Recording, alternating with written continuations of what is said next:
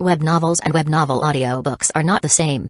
If you simply copy and paste a web novel into an audiobook format, the final result will provide a poor listening experience.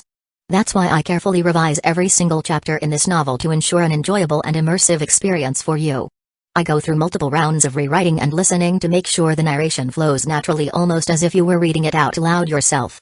This is not just a direct copy of the original novel. However, I do acknowledge that I adapted this novel for commercial purposes, so most chapters are paid content. I hope you understand that this does not violate copyright policies. The reason I do all of this is simple: I'm just a big fan. As many of you know, I love listening to web novel audiobooks, and this is one of my personal favorites. The audio speed is set to 3, but if that feels too fast, let me know. If there's a novel you'd like me to turn into an audiobook, feel free to suggest it, and I'll do my best to make it happen. Thank you for your support. It was even stronger than the feeling he gave of in his more human-like form. In this state, despite not yet being able to draw upon the full might sleeping within him, June was as powerful as a god, not a divine spirit but a full-blown god. He charged through the middle and inner rings, his roar and presence alone crushing the weaker skeletons, and a single idea burst enhanced swipe of his arm killing the skeleton generals that once gave him so much trouble. But it was only once he entered the much smaller core area that June knew the true terror of the Akashic Tower. There were 8 fortresses strung about in an octagon, while a much bigger one stood in the center, covered by an impenetrable barrier. Only by defeating all 8 skeleton lords will the path to the Emperor become clear. Seeing this message, June knew what to do next. What he didn't expect was the level of resistance he would find. He had already felt the strength of the skeleton lords and the bone keepers. Near gods and weak divine spirits. Now this was downright horrifying, but June was a full-blown god, one with primordiality rather than divinity, so with a huge advantage over other normal gods as well. June valiantly charged, holding nothing back, and summoning weapons onto each of his arms that were all combinations of powerful noble phantasms. He felt invincible, tearing through the bone keepers as their strikes bounced off his scales and they crumbled before a single blow of his weapons, enhanced by his idea burst. June fought his way into the fortress, reaching the throne room where a 30-meter-tall skeletal giant made of various bones and smaller skeletons fused together by the looks of it stared him down with a look of disdain. June smirked and unleashed a sword slash that brought forth a wave of apocalyptic flame towards the seated skeleton lord of summoned bone greatswords and just swung down. The slash canceling his attack, nullifying his defenses and threatening to cut him in half. Knowing he could not dodge as the slash seemed to have locked him in, June used true nothingness to phase through it. His true shock came when the slash nearly killed him all the same, cutting him in two and destroying his heart, piercing and damaging his core. June instantly teleported out of the challenge floor and gasped in an emotion he had long forgotten: fear. Not even true nothingness could save him, neither from the slash nor from the fear it brought. In that safety of his tower room, which had enlarged to hold his colossal form, June crumpled to the ground as the wound he suffered refused to heal. Only by drawing upon our Reapoculum was he able to force back the power left in the wound to fully heal it, but it left him dead tired, a state he had long forgotten. He then fell into a deep coma. A few days later he woke and checked his status to see what his own arrogance and overconfidence had cost it, only for the result to horrify him. Apocalypsis, advent of the sinful demon, Ox, broken. That single strike had damaged his noble phantasm to the point of his being unable to use or repair it through normal means. As a consequence of this, his physical parameters all fell to B, and his special abilities conferred by Apocalypsis also were gone. He was still powerful and charming, but now, he looked about the same and gave off a similar feeling as to when he suppressed himself without needing to actually do so. But after the fear passed, June found himself burning with ambition. The reason was quite simple. That skeleton was using the boundary of nothingness that I use. Only his was much better, more refined. He cut apart my true nothingness with an anti-concept slash. June evaluated. I refined that martial skill by fighting the skeleton generals. It would only make sense the lords can use it even better. He beat me, a being with overwhelmingly superior stats, through pure martial prowess. He concluded. He then said one last thing. I can still get much stronger. Much better. Much more refined. I can go even further beyond. Chapter 76, done Skathai with fire in his eyes. June decided to immediately use the Akashic Gate to go and look for the teacher he sought. Skathak. It can only be her. June thought. And so, in an instant, June appeared in front of Skathak's castle in the land of shadows, and a mere blink of an eye later, Skathak herself appeared before him. An unexpected visitor. Truly a first for me. Skathak commented. What brings you to my domain, warrior? She asked. What bring any talent to your domain? A drive to seek greater prowess. June replied. Good answer, and that mere truth that I struggle to see through you tells of your worthiness. But what do you seek specifically? Skathak continued to ask. To forge my body and mind to the limit and find a way to effectively use all of my power. June replied. And what are you willing to suffer for that goal? Skathak asked a final question. We're about to find out. June simply said. Hoo-yah-oo. Indeed we are. The Queen of Shadows responded. And with that simple exchange of words, June's training began. First we'll have a little spar. Come at me with everything you have and show me everything you've got so that I may put together an appropriate training menu. Skathak commanded and June obeyed. Donning his armor, he charged, Phantasmal Origins chakram at his back and already firing a barrage of projectiles towards Skathak. But she gracefully dodged the ranged attacks and dashed to meet June in close combat. This was not the Skathak downgraded into a servant, this was the true Skathak which was much more powerful and had access to all of her skills and abilities. Boosting herself with runes, she raised her physical abilities to cover the gap between her and June, who received a massive boost from his armor, and used her skill Wisdom of Dunscath to attain a knee rank mana burst which, although weaker than June's idea burst, closed some of the gap. June summoned 2 wrist blades from his armor and went forward, his idea burst and armor deflecting Skathak's attack with her Guybold alternative and allowing him to move in. Skathak, however, beautifully dodged his swipes and struck with greater force which nicked his armor but did no more, much to the immortal lady's shock. Taking the opportunity, June used his boundary of nothingness, a +++, to create a multi-dimensional refraction phenomenon like Ragen's swallow reversal or Tsubamegshi. A storm of 9 blades, all from different directions, struck at Skathak, but only an impressed look could be seen on her face and no more. Doing the exact same as June, she dodged 1 blade strike and each of her 2 spears split into 4 to knock away the remaining 8 slashes produced by June. This is about enough. Skathak was satisfied and June stopped. You have great prowess in martial arts and magecraft along with powerful tools, but you lack proper instruction, which led to a jumbled mess of abilities and lack of focus. She evaluated and June had to agree. I can see that you made your own noble phantasms. Your skill in this regard is much greater than mine, so I'll just give you a little advice and let you sort it out yourself. Skathak continued. Let's hear it then. June responded. Try to condense all your item-based noble phantasms into one, thus concentrating the power you have, but give it several different forms which can ideally be used at the same time. Skathak advised. You have great martial prowess but lack a dedicated weapon. You can even make a transforming one, but remember, a weapon for you to use as your trump card, your companion. She further advised. She then led June into her castle and gave him a large room to rest in and take care of the matter they had just discussed before training continued. Now alone, in a dimension outside time, June prepared to follow Skathak's advice. If I'm going to put everything into one, Phantasmal Origin is the way to go. I feel like I've done a full lap in some ways and am back at the starting line. He thought to himself. He then reworked his entire noble phantasm, stripping abilities, combining them and even adding a couple of one to then reforge Phantasmal Origin in its best shape yet. He had taken a lot of things into consideration, but he was mainly trying to fill the hole in his parameters and healing ability left behind by the Broke Apocalypsis. Phantasmal Origin, the first illusion of myriad myths, Ox, the ultimate forge of noble phantasms and mystic codes while being a powerful weapon of war at the same time. Unlimited craft idea, the true form of Phantasmal Origin, a reality marble with unrivaled production capabilities, records and stores copies of any noble phantasm designed or observed by the user. The more noble phantasms stored within, the greater its power becomes. Brahmastra idea, convert any stored noble phantasm into a powerful projectile with a lock-on feature and enhanced power as well as the ability to ignore defensive abilities. Wrought iron idea, the ability to materialize noble phantasms out of pure magical energy without a degradation in abilities in a spell format. Utopian idea, ultra-fast repair of damage to the user as well as reinforcement of the body, granting a toughened metal-like body along with the ability to reduce all damage to 10% of its original value. Aga's idea, a powerful armor with integrated weapons that ignore defensive abilities and mana-based type boosters that enable high-speed flight and dimensional travel.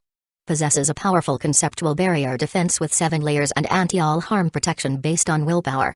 Idea Force, a multi-shaped weapon for any situation, having 7 forms. A Vedra, a warbow, a huge great hammer, a chakram that can change its size, an ornate side sword, a large great spear, a crystalline dagger. Deus Ex Machina, the god from the machine, combines all previous abilities and turns the user into a powerful god-killing machine as a weaponized exoskeleton. Not bad if I do say so myself. June said to himself while appreciating his new creation. By adding the ability to gain power from all the recorded noble phantasms, June eliminated the necessity to constantly rebuild it as it would grow with him from now on. Since he had the time, June decided to also extract he broke remnants of Apocalypsis. Namely, the essence of the body of 7 seals, voice of 7 trumpets, blood of 7 cups and beauty of 7 sins, as well as his broken origin core of sin. Demonic Apocrypha remained but was downgraded to A rank, so he let it stay. The Book of Akasha was the exact same as before. After he did so, he went to find Skathak once again, and noticing this, she came to him. "Looks like you suffered quite a big defeat recently," she commented. "Yes, one from an enemy whose raw power was significantly lower than mine," June confessed. "Let us make sure that will never happen again. Tell me of your skills and progress with you noble phantasm," Skathak said. "I'm done on the noble phantasm," June revealed while explained the previous specs as well as the new ones. "Well done, if you can master it, it will be quite the ideal tool," Skathak praised. June then explained his skills to her, and she immediately made one comment. "True Nothingness and Demonic Apocrypha will be sealed until the end on the training, since they are good for real-life situations but a crutch in training certain abilities, so you will only use them when I allow it," she declared. "Very well," June accepted. "Good." Skathak nodded. "Show me what materials you have and I'll check if there is something useful for training," she requested, and June acquiesced. He was planning on making the most of his new teacher's wisdom, even if it cost him most of what he had. Even the mighty Skathak became utterly speechless at June's stash of treasures. "Goo-ya-ya-ya-oo." She started laughing with a crazed glint in her eyes. "With this much?" She trailed off without finishing the phrase. And so, June's hellish training began. It was divided into physical training, mental training and combat training. They were pretty self-explanatory, and the first 2 often went hand in hand, while the last one was either fighting the powerful beings in the Land of Shadows or simply sparring with Skathak. June had no problem with the combat training other than not being able to use True Nothingness to hide and dodge attacks, neither Demonic Apocrypha to predict his enemies' moves. The other 2, however, were far more demanding. If June had thought his previous training was harsh, he had no idea what was coming. Chapter 77, Dunscath 2. The mental training focused on honing June's instincts, sealing his senses and then putting him in dangerous situations. First, there were 5 years of training, where each sense was blocking for an year before moving on to a different one the next year. Then 5 more years, each year having 2 senses blocked before keeping one blocked and switching the other every year. Following that, was 5 more years, but this time, 3 senses were blocked and cycled each year in similar fashion as before. Predictably, the following 5 years, all but 1 sense was blocked, which was cycled each year, but it was not over yet. Seeing June's unrivaled talent and his fearsome adaptability, Skathak had him do something she did not think possible. She commanded him to spend the next 5 years with all of his senses blocked. Truthfully, June struggled, even with his honed instincts and that fact that he was used to living without his senses. It was nearly impossible to know where he was, in what position and doing what exactly, but, after months of failure, a light shone from within that pointed out the path. An instinct so honed it could read the environment and his own body and thus allow him to move even more accurately than he did with all of his senses. It was truly marvelous, and even Skathak was extremely impressed. "You have surpassed my every expectation," Skathak praised. "Should you keep this up, I might have to prepare a special rewards for you at the end of our time together," she added. "I'll be looking forward to it then," June cheekily replied, making his teacher chuckle. All this training also produced a change in June's martial skills. True Nothingness was absorbed by Boundary of Nothingness, turning it into an X-rank skill. Its power was quite tremendous as well, but more importantly, what had once been an ability obtained from the root had become a skill learned through training. Next up was what Skathak affectionately called the Pit. It was a huge hole filled with a mixture made from Skathak's techniques and magecraft with June's materials, including the essences extracted from his broken Apocalypsis noble phantasm. The end result was quite interesting and terrifying at the same time. It was a cursed pit filled with liquid holding curses, poison and heat that would burn and corrode even an immortal soul of a god, but it also held unimaginable healing powers that would repair all that damage. June was commanded not only to bathe in the pit but also to train in, breather and let it fill his lungs, drink from it while performing training exercises. The power of the liquid would sustain his life, making even breathing unnecessary, but the suffering Skathak wanted him to purposely throw himself into was unimaginable. If he completed this training though, he would possess a mind and body forged to their absolute limit. There was no cheating, so he would face the pain with nothing but his willpower. As soon as he jumped in, Skathak sealed the pit and hoped for the best, that June would not only rise to the challenge but surpass her expectations once again. "I'm looking forward to your growth, June. You might just be the best student I ever had the pleasure of training, and you certainly brought enjoyment to my stale existence," Skathak said to herself. June's first training was 25 years, this one was even longer. At first, June could only twist and contort, nearly breaking from the torture, but he held on and, in due time, he got used to it. It was abnormal, even for him. There was not getting used to that level of pain that went all the way through to the core of one's soul. Even the greatest of heroes and gods, even if they could weather it, never would they get used to it, never. But June did, and so he trained to pass the time. In the boundary between life and death, as his entire being was destroyed and repaired at a rapid pace, June's martial acumen rose even further beyond. So long as he could make one more step, he would reach it, but he was held back. For the first time in a long while, June was held back by his power. His skill had surpassed his raw power at this time, and said raw power was not enough to reach the next level of his martial art. 50 years later, Jun shattered the seal and flew out on his own, noticing the liquid of the pit was no longer affecting him in any way, shape, or form. "Welcome back." Skathak greeted a naked June with a smile. He formed close with his magical energy and said with a smile that made his teacher's hair beat faster. "Good to be back." Name, Hikami June. Race, human. Gender, male. Parameters, strength, B upgrade to endurance, B upgrade to agility, B upgrade to amana, X luck, X skills, Scion of the Void, C or X, initial connection opened. Root access, C, Book of Akasha, Demonic Apocrypha, X greater than A, innate mystery, X greater than A, boundary of nothingness, a +++ upgrade to X, integrated true nothingness and on the cusp of evolution into something greater. Ideal apotheosis, X, denotes the user as the possessor of a transcendent ideal form. Ideal body, a perfect body with powerful charm and function. The user can distribute 6+ modifiers among their physical parameters with a limit of 3 per parameter. The user's body is immune to all ailments such as but not limited to poison or curses, and possesses accelerated healing. Ideal face, a potent charm effect that boosts the prowess of allies and diminishes that of enemies. This type of charm might not be the strongest in terms of power, but is unaffected by charm resistance, magic resistance and abilities of that sort. Delivers continuous damage to enemies if the user draws upon their magical energy, with extra if they look upon it. Ideal voice, an alluring voice carrying a potent charm and magical effects. Allows the user to mimic any sound and can use various sound-based attack or even guide magical energy through one's voice for raw damage or to improve magic chance. True sight, X, the ultimate understanding of oneself and one's surroundings through senses sharpened to the very limit. Can predict moves and negate disadvantages brought upon by the loss of senses so long as one remains unhampered. The user can easily distinguish sounds from one another, even when they're mixed, and trace them, differentiate smells and guess various pieces of information from a target by it. A greater understanding of items through touch and a natural sight equal to low-level clairvoyance. False sight, X, the ability to innately understand one's surroundings. As it is born from the user's instincts and not senses, it is false but as real as the true sight, and its nature born of falsity prevents it from being fooled by means that would fool one's senses. Noble phantasms, Domina Coronam, the abominable golden city and the 7 hills of evil. X, heptagon-shaped flying fortress city of massive proportions. 7 hills of evil, 7 great flying fortresses and automata factories docked at each of the 7 corners of Domina Coronan. Fully made out of a golden or alchem alloy. 10 crowns, incomplete. Crown of Babel, Becatamorum Crown of Knighthood, Camelot Phantasmal Origin, the first illusion of myriad myths, X, the ultimate forge of noble phantasms and mystic codes while being a powerful weapon of war at the same time. Unlimited craft idea, Brahmastra idea, wrought iron idea, utopian idea, Aegis idea, idea Forsaea sex machina, Starchild, the one blessed by the myriad stars, X, myriad star crown, X, grants powerful blessings based on the stars within and allows for powerful attacks based on them as well. Sagittarius, a powerful and precise anti-unit attack from the sky. Its blessing is one of wisdom that increases one's learning speed of any skill. Scorpio, B+, an anti-army attack consisting of a rain of poisonous arrows. Its blessing is a powerful poison immunity and poison production. Umbral Star, X, a powerful anti-world attack, but its full potential has yet to be reached.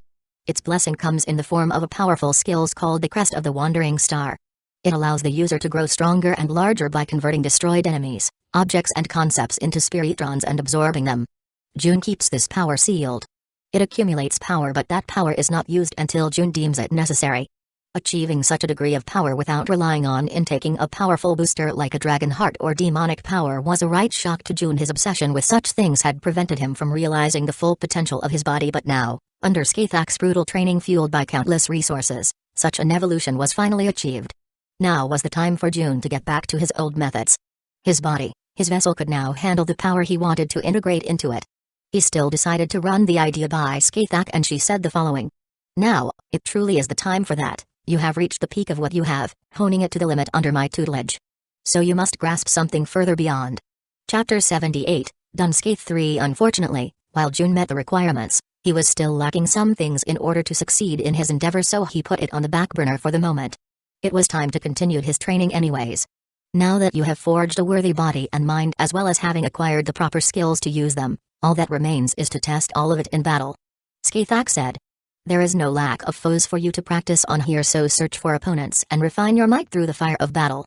She commanded and June obeyed, setting out in search of enemies. It was like this that June passed his days, slaughtering foes without rest and polishing his skills against fallen divine spirits that roamed the land of shadows. But to the current him, they posed very little threat, not on the basis of his raw power which, while high, was not all that. Instead, it was his transcendent martial skill that enabled him to accomplish such an impressive feat. The years went on and it was time for the final exam. You have spent a long time training in my domain, but it's time for your final exam. Skathak declared. A duel between you and me. She revealed. I figured as much. June replied. Indeed. Now for the stakes. A single request that the other must honor no matter what, that is it. Skathak said. Fair enough. June agreed. Her request will probably be from me to grow stronger and kill her since I have that potential, mine however. He thought to himself. Alright then, take as much time as you need to prepare yourself and I shall do the same. Skathak said before leaving June to his own devices. June got right to work. In this realm where time did not matter, he wanted to perfect a few things and why face Skathak immediately when he could still do more. First order of business was to use root access to manipulate his skills, like fusing compatible ones and improving their power. There were two things he wanted to do in this train of thought. First, he would fuse true and false sights into the weakened demonic apocrypha since they had great compatibility. The other thing was the matter of his magecraft. Lots of beings had powerful magic resistances, so June tended not to use magecraft as much as he could, at least for the purposes of battle. But, he had noticed that his boundary of nothingness, despite coming from his martial arts, was not at all incompatible with magecraft.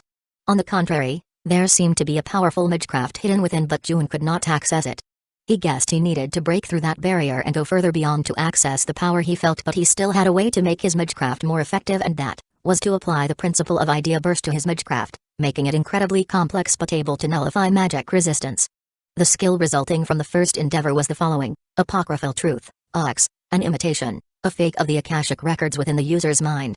Records the past, present and future on a large scale and with complete detail. Only possible to recreate due to the user's connection to the root. Grants the user massive mental processing capabilities, greater than even the moon cell, but requires the deadening of emotions and senses to use at full capacity, and even such information is read, potentially overloading the user's mind and body if such a measure is not taken. By absorbing the Book of Akasha, the original language, the skill further approaches the real Akashic records, storing the information in that same language. A truly powerful skill that nearly equals the crest of truth the Umbra Lark robbed him of in some ways and even surpass it in others. A fusion of the Book of Akasha, demonic apocrypha, true sight and false sight. The result of the second endeavor. Ideal craft, a complex form of adaptive magecraft that subtly changes its internal properties to enhance itself and nullify enemies' strengths while preying on their weaknesses. This magecraft would be highly cumbersome and inefficient without massive processing capabilities and the original language of the root to assist in casting, as well as innate mystery to provide a powerful connection. Yet another powerful skill created that would make all of June's learned magecraft much more useful, as its flaws are perfectly covered by his abilities, thus allowing him to take full advantage of its benefits. A fusion of innate mystery with the addition of original language from the apocryphal truth and the mechanisms and principles of idea burst and breath. Armed with this new power, June found Skathak, already at their agreed battleground, awaiting him. He had taken a few months to do the work required to create those two skills, so he wondered how long she had been sitting there, but such things were not really important. Ready? Skathak inquired. Ready. June replied, and Skathak was already charging, but June had seen it coming. Skathak had set layers upon layers of runic protections and enhancements to be able to match June's parameters and used her wisdom of Dunscath to obtain a powerful A-rank mana burst. Meanwhile, June was already covered in idea eggs as he jumped up and back to dodge Skathak's charge and summoned the Vajra form of idea force, sending it barreling towards his teacher through his telekinetic control over it. He used his ideal apotheosis status boosts and distributed his 6+ modifiers onto his stats, making them STR, a plus, and a ++ and ag. A +++ agility is best, Our movements methods are about equal since teacher is a freak in all kinds of ways, but with my superior agility, I can maintain our distance. June thought faster than lightning. Teacher might be a genius of runes, but she is even more dangerous in melee combat, so no reason to fight at close range from the get-go. He planned. Skathak jumped back suddenly to avoid the oncoming Vajra as it caused a huge explosion on impact into the ground, and readied herself to use the throwing version of her Gaibolg alternative, but a massive chakram was already spinning rapidly as it flashed towards her. Noticing the huge amount of power June had put into it with his idea burst, she gave up her attack and stepped on the air to dodge. She hasn't shown that move before, June thought with some surprise.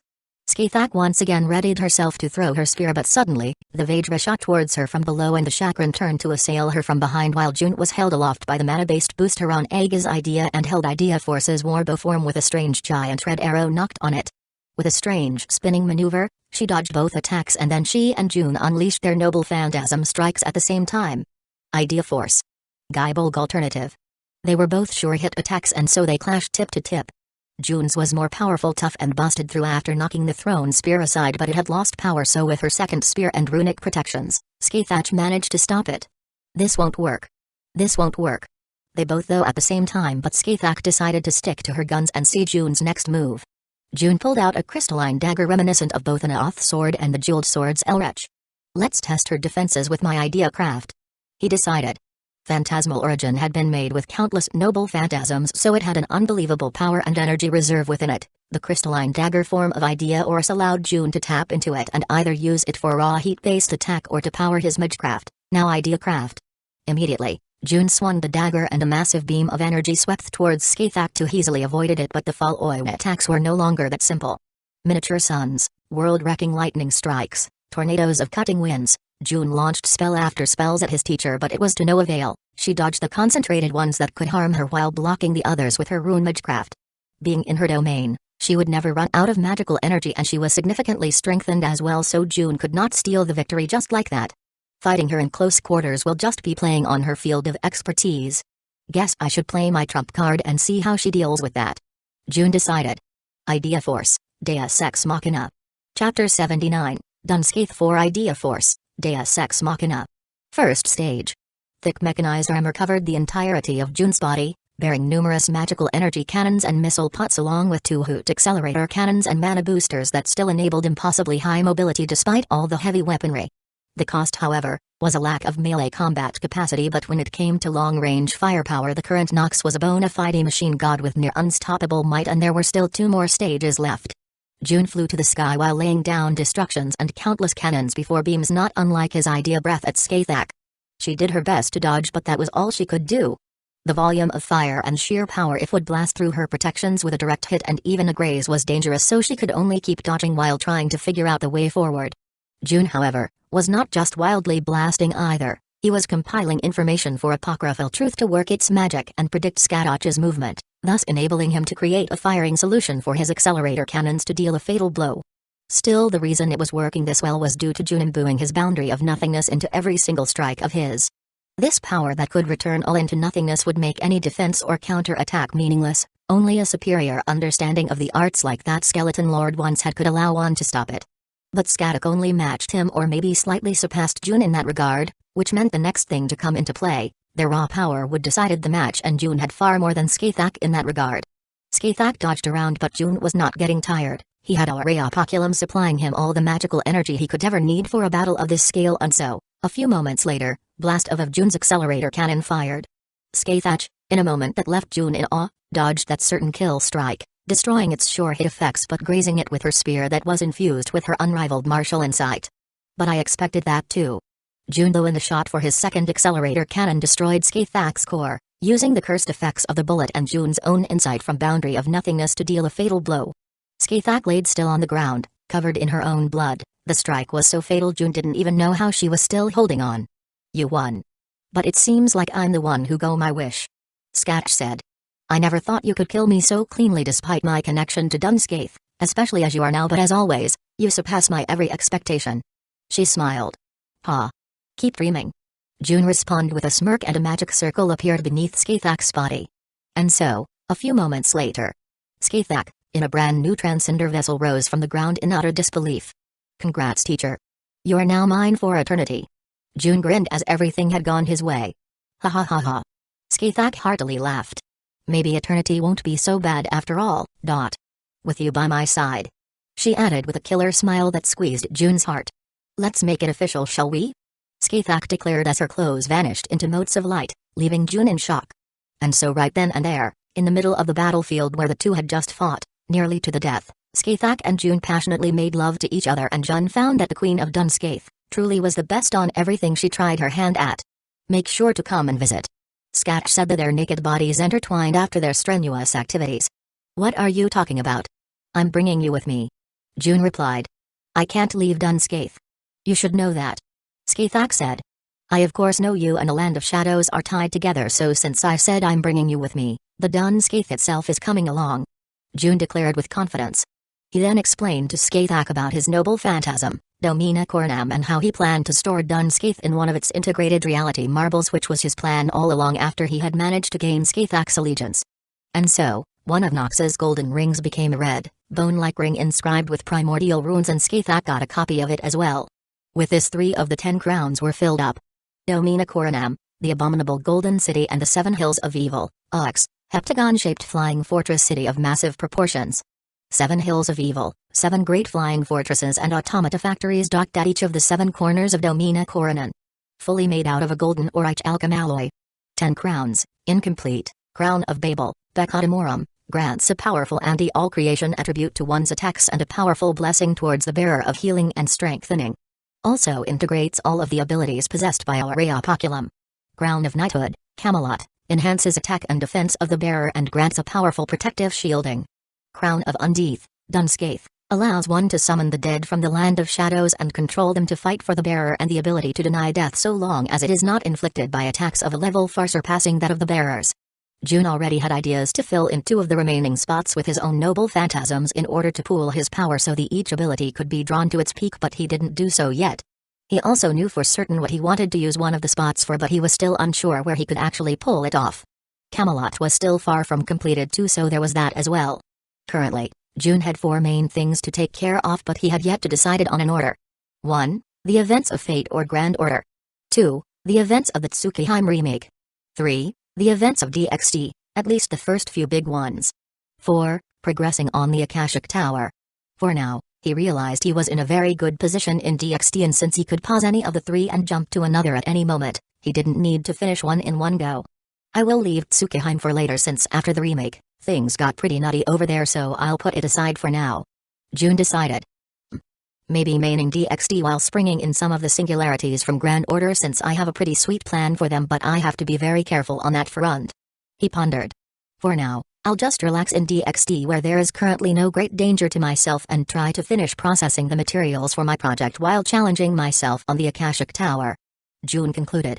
I need the power I'll gain from it to challenge some higher grade foes without using plot armor, which I'm not quite sure I have, at least not of the kind that magically solves problems without me doing anything. There is one self-modification I can do ahead of time, even right now though, and is to integrate the origin eyes of Akasha. I have the perfect use for them, as they will synergize perfectly with my apocryphal truth skill and serve as a good focus to use the skill's power more efficiently and effectively. June took the 2 eyes and fused together with the crafting powers of phantasmal origin into a single eye, which then became a 3rd eye on his forehead that would open up with a vertical slit whenever activated. The integration with apocryphal truth was seamless and even more beneficial than June was expecting. The result was as follows: apocryphal truth, AX, an imitation, a fake of the Akashic records within the user's mind. Records the past, present, and future on a large scale and with complete detail. Only possible to recreate due to the user's connection to the root. Grants the user massive mental processing capabilities, greater than even the moon cell, but requires the deadening of emotions and senses to use at full capacity, and even such information is read, potentially overloading the user's mind and body if such a measure is not taken. By absorbing the Book of Akasha, the original language, the skill further approaches the real Akashic records, storing the information in that same language. 3rd eye, drastically enhanced the range and effectiveness of the information-gathering capabilities of apocryphal truth both in space and in time. Allows the user to see through any target, thus figuring out weaknesses and hidden information. The user can also see the lines and points of origin that all being that originate from the root of Akasha possess. Just like how tracing or piercing the lines and points of death bearing about a target's death, Doing the same for the lines and points of origin returns them to nothingness, a much more final and complete demise. Also, whereas there are beings that lack the concept of death, nothing lacks an origin, thus making the ability effective on anything. Finally, the third eye can release a beams that triggers the lines and points of origin, thus allowing the user to return a target to nothingness by just looking at them. Well, that was a lot better than I had hoped, June said to himself. Chapter 80, A Dragon Once More. Well, that was a lot better than I had hoped, June said to himself. The parts where he could see better, even the lines of origin which he already knew existed, was his plan, but the eye beam that could trigger then was certainly a welcome surprise for him. One he tested thoroughly before leaving unscathed. As it turned out, using his third eye to directly glare his opponents out of existence was a costly move and tended to work less if the opponent was stronger, but even then, it caused great amounts of damage and could reduce an unbeatable opponent to a level where June could actually reach. Returning to DxD, June now started to work of his big project. It was time for his draconic powers to return stronger than ever. He could then focus on interfering with various events without worry of getting clobbered. After all, Forgo was a game. The changes were not small and June had perceived some of them through the Akashic Gate. It didn't look good at all. Just go Uchiha, the first big baddie, was a monster the current June could not even resist against. That's how powerful that memed boss actually was without getting screwed over by game mechanics to make him beatable. Then there was Seven of the End, whose true powers were still unknown, along with all the overpowered monsters from the Lost Belts. Safe to say, while the Grand Orders had the potential to give June benefits he could only dream of now, they were also incredibly dangerous, so he had to make certain preparations to ensure his success. Or at least improve his chances to the limit. The first step was increasing his true power through his big project, while the second step was to complete all singularities while passing as a very talented magus rather than a being as powerful as a god. This was to fool Seven, who was watching carefully as to how powerful he actually was, giving him an advantage in the Lost Belts where he would go all out. The third preparation was summoning servants. Both using Chaldea's system and his own, but he had an idea to enjoy such benefits in a clandestine way. June would summon the relevant servants he knew would be called during a singularity and then set things up so that the versions he had summoned would be the ones called, thus converting summoned servants easily into allies rather than having to convince them on the spot. There were exceptions though. Servants directly summoned by the enemy would not fall into this category. As such, for example, having Mordred ready would allow June to make sure she was the Mordred summoned to the London singularity, but he would not be able to replace the Mordred summoned by the Lion King. Another example would be Atalanta. While June could make sure to replace the one summoned by Jason in Okinos, which he checked, he would not be able to replace the one summoned by Joelter in Orleans. June had yet to figure out the limitations of this method, but at the very least, he could also summon other useful servants and then call them using Chaldea's system so as to not ring any alarms in the enemy superior powers watching. First though, it was time to create.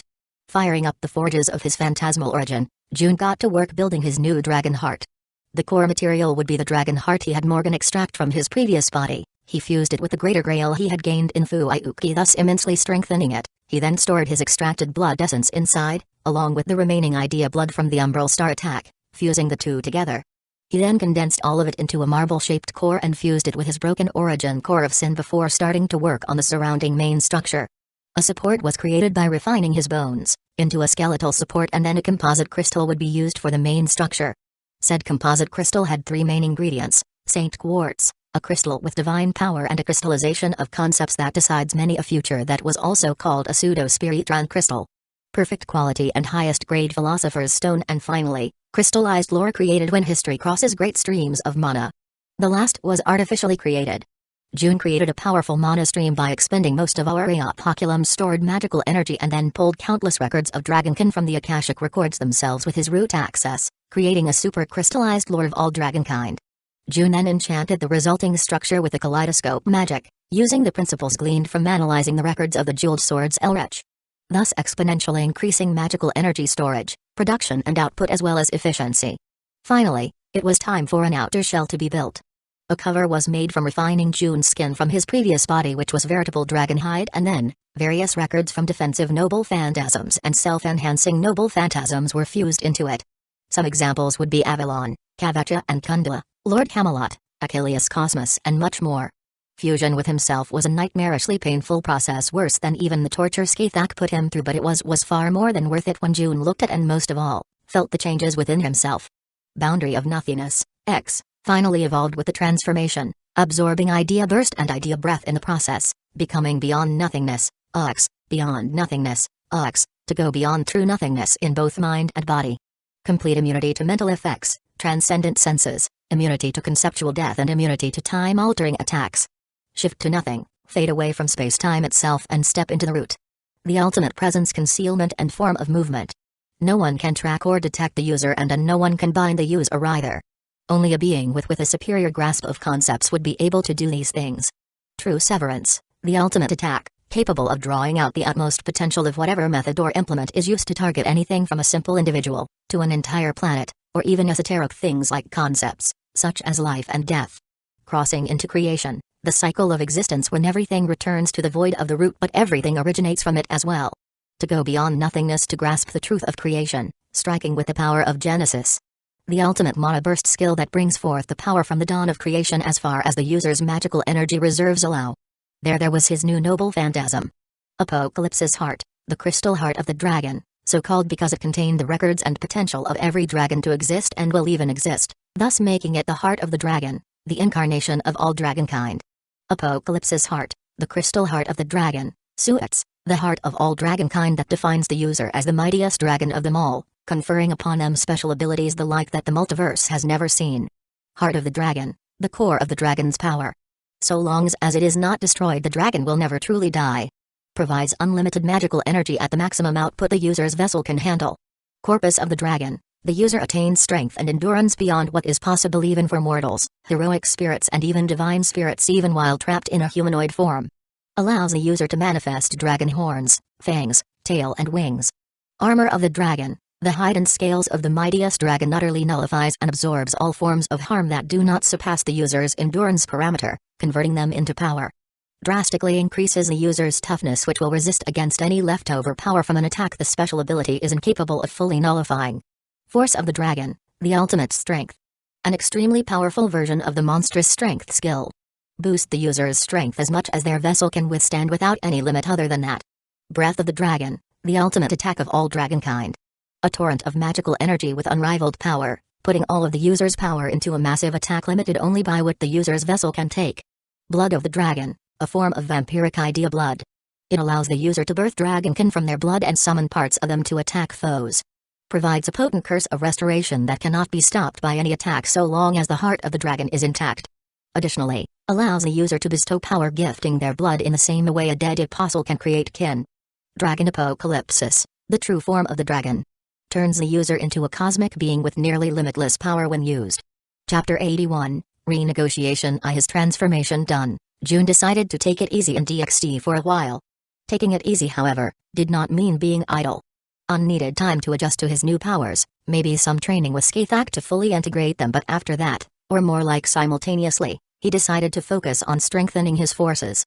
Whether in DxD or in the Nasuverse, there were countless beings June might feel inclined to pick a fight with or simply end up in conflict with them for one reason or another. He wanted to make sure his girls could actually help him fight opponents that he would feel hard-pressed to fight alone. After all, an enemy the current him couldn't defeat. Maybe even if all his girls threw themselves at them it wouldn't matter. In the Nasuverse scale of power, June found himself a few steps below beings like Uchiha and Seven of the End, or Tiamat, but he still had room to grow. He had yet to fully achieve his potential, as he could still be considered to be in a larval state as a manifestation of the dragon. Still, he did not feel the need to rush just yet. His power would grow in time. What he needed now was to increase his forces in both quality and quantity. Thought currently, the former was more important. There were certainly ways to do so that were currently available to him. His blood of the dragon was certainly a way as he could bestow power through it, and, as he grew more and more powerful, the might provided by this ability to others would increase as well. The problem was that his blood was far too potent for most. If a being was to receive June's blessing of blood, a certain standard of power was required, or, even if they survived, the blood would overpower and overwrite their entire existence, making them nothing but a hollow slave to him.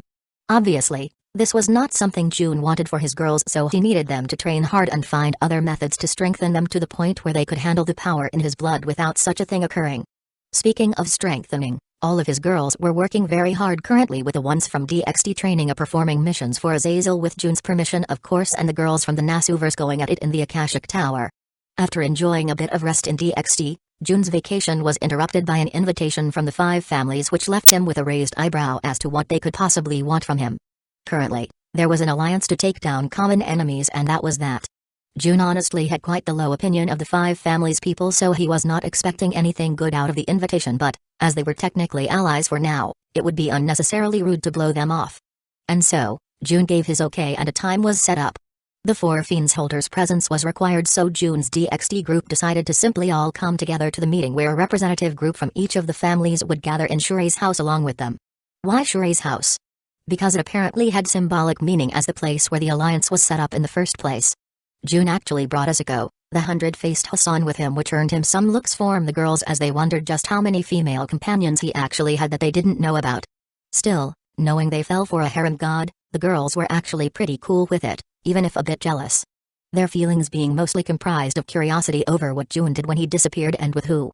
The group arrived early at Shuri and Akeno's Shinto shrine home, where the two were waiting for them, with Akeno throwing herself and June on site. "They're there. I missed you too." June smiled and patted her head as the half-fallen angel rubbed her head on his broad chest. "You're looking more handsome every time I see you, June-kun," Shuri commented. "And I haven't even showed off my true appearance. Being too handsome really is a problem." June thought to himself. "Beautiful is more like it," Asaka commented in June's head, much to his annoyance. "And you're looking more and more beautiful, Shuri-san," June complimented back. Shuri gave a gentle and refined laugh of appreciation. "Please come in." She then invited, and the group settled down, drinking some tea with a harmonious atmosphere while waiting for the five families people to arrive. After they settled, the group casually chatted. "You know, Nox-kun, Akeno is always wistfully staring into nothing when you're not around. You should really visit more often," Shuri commented. Akeno turned into a ripe tomato almost instantly. "Okasama," she poundingly complained. "What? You need to be honest about your feeling or June-kun won't recognize them, you know?" Shuri continued to tease her daughter. Akeno just buried herself in her mother's breasts while sneakily throwing glances at June, who smiled at her, only making her more embarrassed with butterflies fluttering in her stomach. Meanwhile, the DxD girls were intent on prying some information from Asuko. "Asuko-san, yes?" Clearia asked. Asuko just nodded. "How did you and June-san meet?" Natsume inquired with narrowed eyes. The heroic spirit of assassination pondered on an accurate answer that would reveal anything her master might be trying to keep secret. "I was a servant of his enemy, but while my master abandoned me, he granted me my most dearest wish, and so, I pledged myself into his service." Asuko gave her reply. "Your wish?" she asked with curiosity. "To become one once again," Asuko esoterically responded. June was having a blast listening to the girl questioning Asuko, getting truthful answers but still remaining none the wiser regarding what actually took place during his outings to the Nasuverse. Shiden, however, grabbed onto a different piece of information. "So June-san is actually fighting enemies when he disappears off to somewhere?" she asked. The rest of the girls intently looked at Asuko, waiting for an answer. The Husan looked back at June, who just nodded, authorizing her to share some more, something which didn't slip by the girls, who grew not only curious but also more motivated to grow stronger so that they might help June deal with these mysterious endeavors he had going on. June-sama of course has enemies that hamper his ambitions. Enemies that I and his other servants seek to remove from his path, though he does fight himself sometimes, Asuko shared. Clearia immediately grabbed onto a certain word. "Servants. Technically, I am also a special kind of existence called a servant. I wonder if that's what Asuko was referring to." She pondered. There was a more pressing matter to ascertain in Clearia's mind, though, and Lavinia was the first to try and ascertain it. "So what exactly is the relationship between Asuko and Juu-kun?" Lavinia asked. "I am his eternally loyal servant," Asuko dutifully replied. She meant to ask if you are lovers. Valia went straight to the point, being tired of all the dancing around the subject every single one of the girls was most interested in knowing. Asuko actually paused, which left Nox, who was listening on the side and thought she would simply deny it, as there was no inkling of such a relationship between them, curious for her actual answer. "If June-sama wishes for me in such a way, it would be joy to oblige," she said with a near imperceptible blush on her dark skin while looking at June, who had his brows raised in surprise. Meanwhile the rest of the girls nodded in understanding while encouraging Asuko to be more forward. "No. Something like asking for it myself. It would be rude when considering my position," Asuko replied to the girl's advice. This in turn made the girl glare at June, who shouted injustice in his heart as he didn't think himself deserving of those glares, at least not for the reason they were being pointed at him. If the girls were actually glaring because of his philandering, then he would have no choice but to swallow it. June could only be glad Kuroka was not there, as the Nekozu would undoubtedly share some of her womanly wisdom that would aggravate the situation. Thankfully, she had taken Sharon to Kyoto to meet with the yokai there. She had done so both to train with more of her kind in order to grow stronger as well as to sing Jun's praises to the Kyoto yokai and create goodwill so that Jun would be welcome there in the future and thus find it easier to forward his plans for the area. Back to the shrine though, the girls were still glaring when suddenly, Asako got more serious and gave Jun a signal. "Looks like our guests are arriving," Jun said to everyone. Chapter 8, Renegotiation 2. Looks like our guests are arriving, Jun said to everyone. The overwhelming information that flowed in from having apocryphal truth active on a wide range bothered him significantly, so he kept it restrained and left wide area surveillance to Asako with her countless incarnations. Ever dutiful, the Husan noticed the approaching group of 6. Baraki Ila accompanying the inheritors of the 5 sacred beasts. I'm Juna Suzaku, by Akko Shinra, Duman Genbu, Kashashi Sairyu and Nekiri Aryu. Baraki Ila led the 5 up the hill and entered the shrine when Jun and the rest were waiting for them. Aryu was a traditionally dressed handsome young man in his 20s, a cautious person yet confident in his ability, perhaps a little too confident as he took his seat with barely any greeting towards those already present. Suzaku, already being closely acquainted with everyone other than Asako, greeted everyone before taking her seat. Akko was a boisterous-looking shaved-head young man that seemed to be glaring at Jun the whole time, not out of ill will but in the sense that he wanted to test this rumored strong one with his fists. Sairyu was quite meek before Jun's presence as he had been quite intimidated by their last encounter, giving a curt greeting to everyone before sitting down. Finally, there was Genju, a silver-haired little girl with a yellow, turtle-themed outfit that politely greeted everyone with great decorum before sitting down. After they were all seated, Jun opened the discussion. "So fellows from the 5 families, to what end did you call for this meeting?" he inquired with the proper decorum. After all, they were allies for the time being, so Jun would give them proper respect until they stopped deserving it. Not that he found the 5 families very deserving of his respect in the first place. "We called for this meeting to further discuss the terms of our alliance." Aryu spoke as the leader of his group. Suzaku and Genbu seemed not to be too into it though, the former especially, and Akko was too preoccupied eyeing Jun, so only Sairyu was actually fully in support of him. Hearing Aryu's words, Jun began thinking. Although my sense of time is pretty messed up due to my forays into the Nasuverse, I could swear that only about 2 weeks passed since the initial agreement and they're already coming with complaints. I thought everything was going pretty well from the reports, especially since I helped reduce the enemy's strength quite a bit before moving on to other matters and leaving the rest to 4 fiends plus Lavinia and Valia. Jun pondered. "And what exactly do you want to discuss?" he asked. Aryu looked at him intently. "We believe your party has not been pulling its weight in this alliance," the Yellow Dragon Inheritor declared. This of course drew hostile glares from the boys and girls that thought they were actually doing a pretty good job and, if being honest, thought they were doing more than what they saw the 5 families do. "Oh?" Jun questioned. "I heard my team has been doing quite well though," he argued. "Humphrey. I admit they have had decent enough results. That's not the problem," Aryu responded. While the decent evaluation left much to be wanting for the team, knowing their work wasn't the problem left them feeling a bit better and not as hostile anymore. "Then what is?" Jun asked. Aryu looked directly at Jun. "Your lack of participation is the problem," he pointed out. "What has that have to do with anything?" Jun questioned. "The agreement," Aryu began, but Jun wasn't keen on listening to his bullshit. "The agreement was a cooperation between Grigori, the 5 families and my group. That's it. There is no mention of me having to personally take the field. In fact, there isn't anything about the obligatory participation of any individual," Jun pointed out. "That may be so, but both we and Grigori's leadership have other important duties. You party, however, as a small group with lesser strength and no other concerns beyond our common enemy, should of course employ your full strength," Aryu argued. Jun just looked at him as if looking at an utter and complete idiot and then just shook his head. "Do not mistake lesser numbers for lesser strength," Jun pointed out as if teaching a child. "Other than you 5, the 5 families are full of easily disposable small fry, while in my group, there are actually quite a few individuals that could beyond doubt, by their lonesome, annihilate all of you and your families." He continued disparagingly, "As for important duties, you have no way of knowing what duties I have. I'll just have you know my faction is larger than just the individuals you know, and that we have multiple important concerns. So just remember this, Nekiri Aryu. The only reason I haven't taught your 5 families a lesson they will never forget, just on the basis that I find you all to be immensely irritating, is the fact that I haven't had a good reason to get into a scrap with the shadow gods behind you all," Jun warned.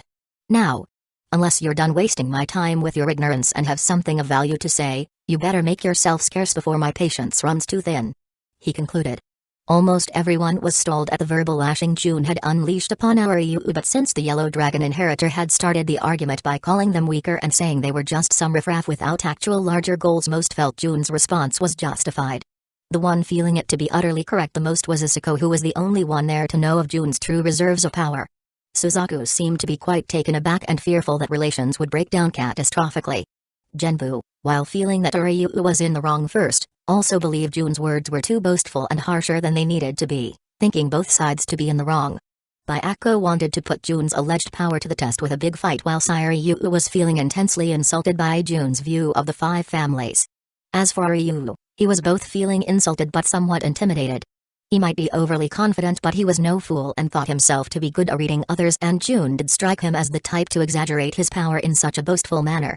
Still, he was also not one to take such an insult lying down, and though his instincts told him this was a fight he didn't want to pick, his pride and logic that told him June could not have that much power in reserve got the better of him. Then how about we put that power you claim to the test? Aoryu challenged. If you want to be humiliated that badly. Who am I to refuse? June smiled. It only pissed the other party even more though. I have to admit I'm a little curious about the limits of the power possessed by the 5 sacred beasts, so why don't you all show them to me? June casually suggested a 1-on-5 battle like it was the most natural thing in the world. Aoryu and Byakko, though June was looking down on them again, but this suggestion actually set off all kinds of alarms on Suzaku, Genbu and even Aoryu's heads. The first was supremely confident in June's ability in addition to having feelings for him, thus, she wished to avoid a fight at all costs. Genbu didn't see June as foolish despite not liking his previous words, but the aura of sheer confidence he gave off made her reconsider her opinion that June was overly boastful and that perhaps his previous words were nothing but the cruel truth. Aoryu was also feeling stifled by June's confidence, but the arrow had already been loosed, he couldn't back down now. Normally, he would suggest a 1-1-1 between himself and June, but with his diminishing confidence and June actually calling for the 1-on-5. Then let's do it your way if you're so confident. He tried to present his words in a if you want to be crushed that badly then okay kind of way. Quite unfortunately for him though, Genbu and Suzaku immediately excused themselves for the fight. I'm against this whole idea, so don't count me in. Suzaku said. Humphrey. You seem to be very partial to this guy, Suzaku. Letting your personal feelings get in the way of your duty? Aoryu accused. He was immediately shut up by Genbu, however. I actually agree with Suzaku-san. Count me out. She said. Byakko, who had been raring to fight since the beginning though, very much liked the suggestion even though he would have preferred a 1-on-1. Looks like it will be a 3-on-1 then. June said, silently mocking that Aoryu could not even get his supposed fellow to all participate in the battle. And so, the showdown was about to begin. Chapter 83, Renegotiation 3. With the fight going to happen, June snapped his fingers and the scenery around everyone suddenly changed into a barren plain. What the? Along with multiple other exclamations of shock and surprise could be heard from all around. I took the liberty of creating this little dimension for our little. Well, calling it a duel would be too serious and you're not competent enough for a spar, so. Bullying session? June grinned. With those words, everyone just looked at him in awe, fear and shock, even his supposed opponents. After all, he had literally created an entire dimension, even if a small one, with a single snap of his fingers. Such a feat was on the level of a powerful Longinus class sacred gear, yet June did it without any gear and with apparent ease. Well then, let us move away from the bystanders, shall we? June suggested as he slowly walked away. His 3 opponents walked off in a different direction so that they would end up far from both the audience and June the moment they took some distance. A dome of magecraft formed around the audience as a form of protection, something which they had understood June did. Won't having to maintain this dimension and even our defensive barrier put June-san at a disadvantage? She innocently asked with worry. Asuko was swift to respond. There is no need for any concern, such a minor effort from June-sama will not influence the result in the slightest. She spoke as if but a matter of course. The 2 opposing parties faced off. June smirked as he used Beyond Nothingness, crossing into creation, which could be said to be the very pinnacle of alt mana burst type skills. He didn't attack, just materialized a prismatic colored storm of magical energy with heat values rivaling that of the dawn of creation, even if at a much smaller scale. The sheer oppression from the release of magical energy that was pumped out endlessly from within June's apocalypse's heart made the entire dimension creak. While the viewers inside their barrier could only see the effects happening, the 3 unfortunate sacrifices that deemed it possible to actually put up a fight against June were feeling it in their own bodies.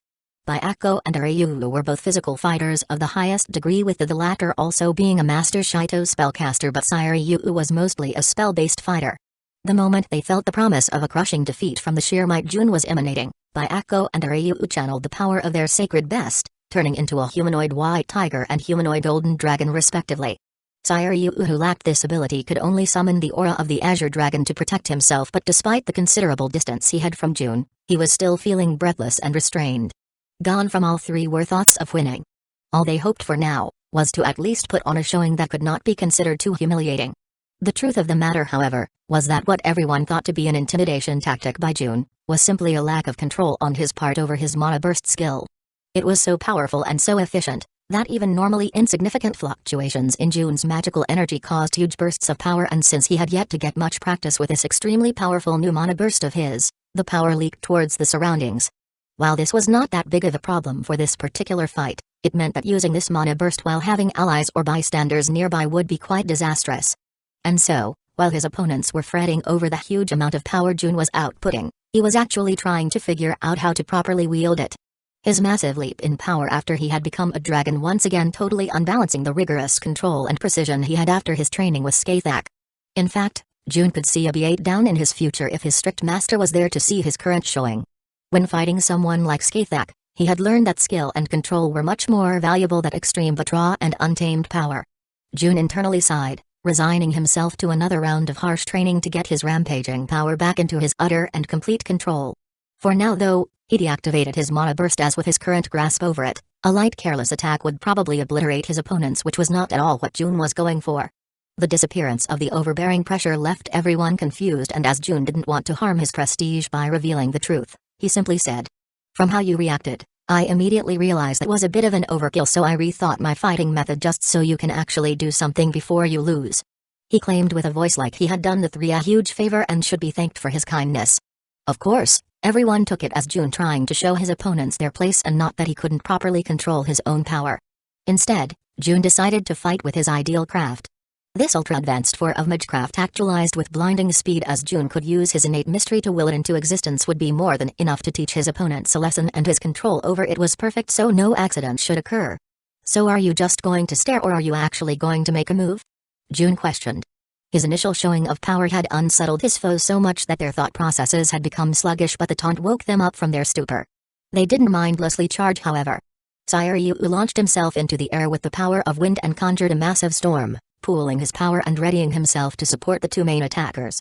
Ryu, in his golden dragon man form, began using his powers that allowed him to draw colossal amounts of energy from the earth by tapping into underground ley lines that were also known as dragon veins.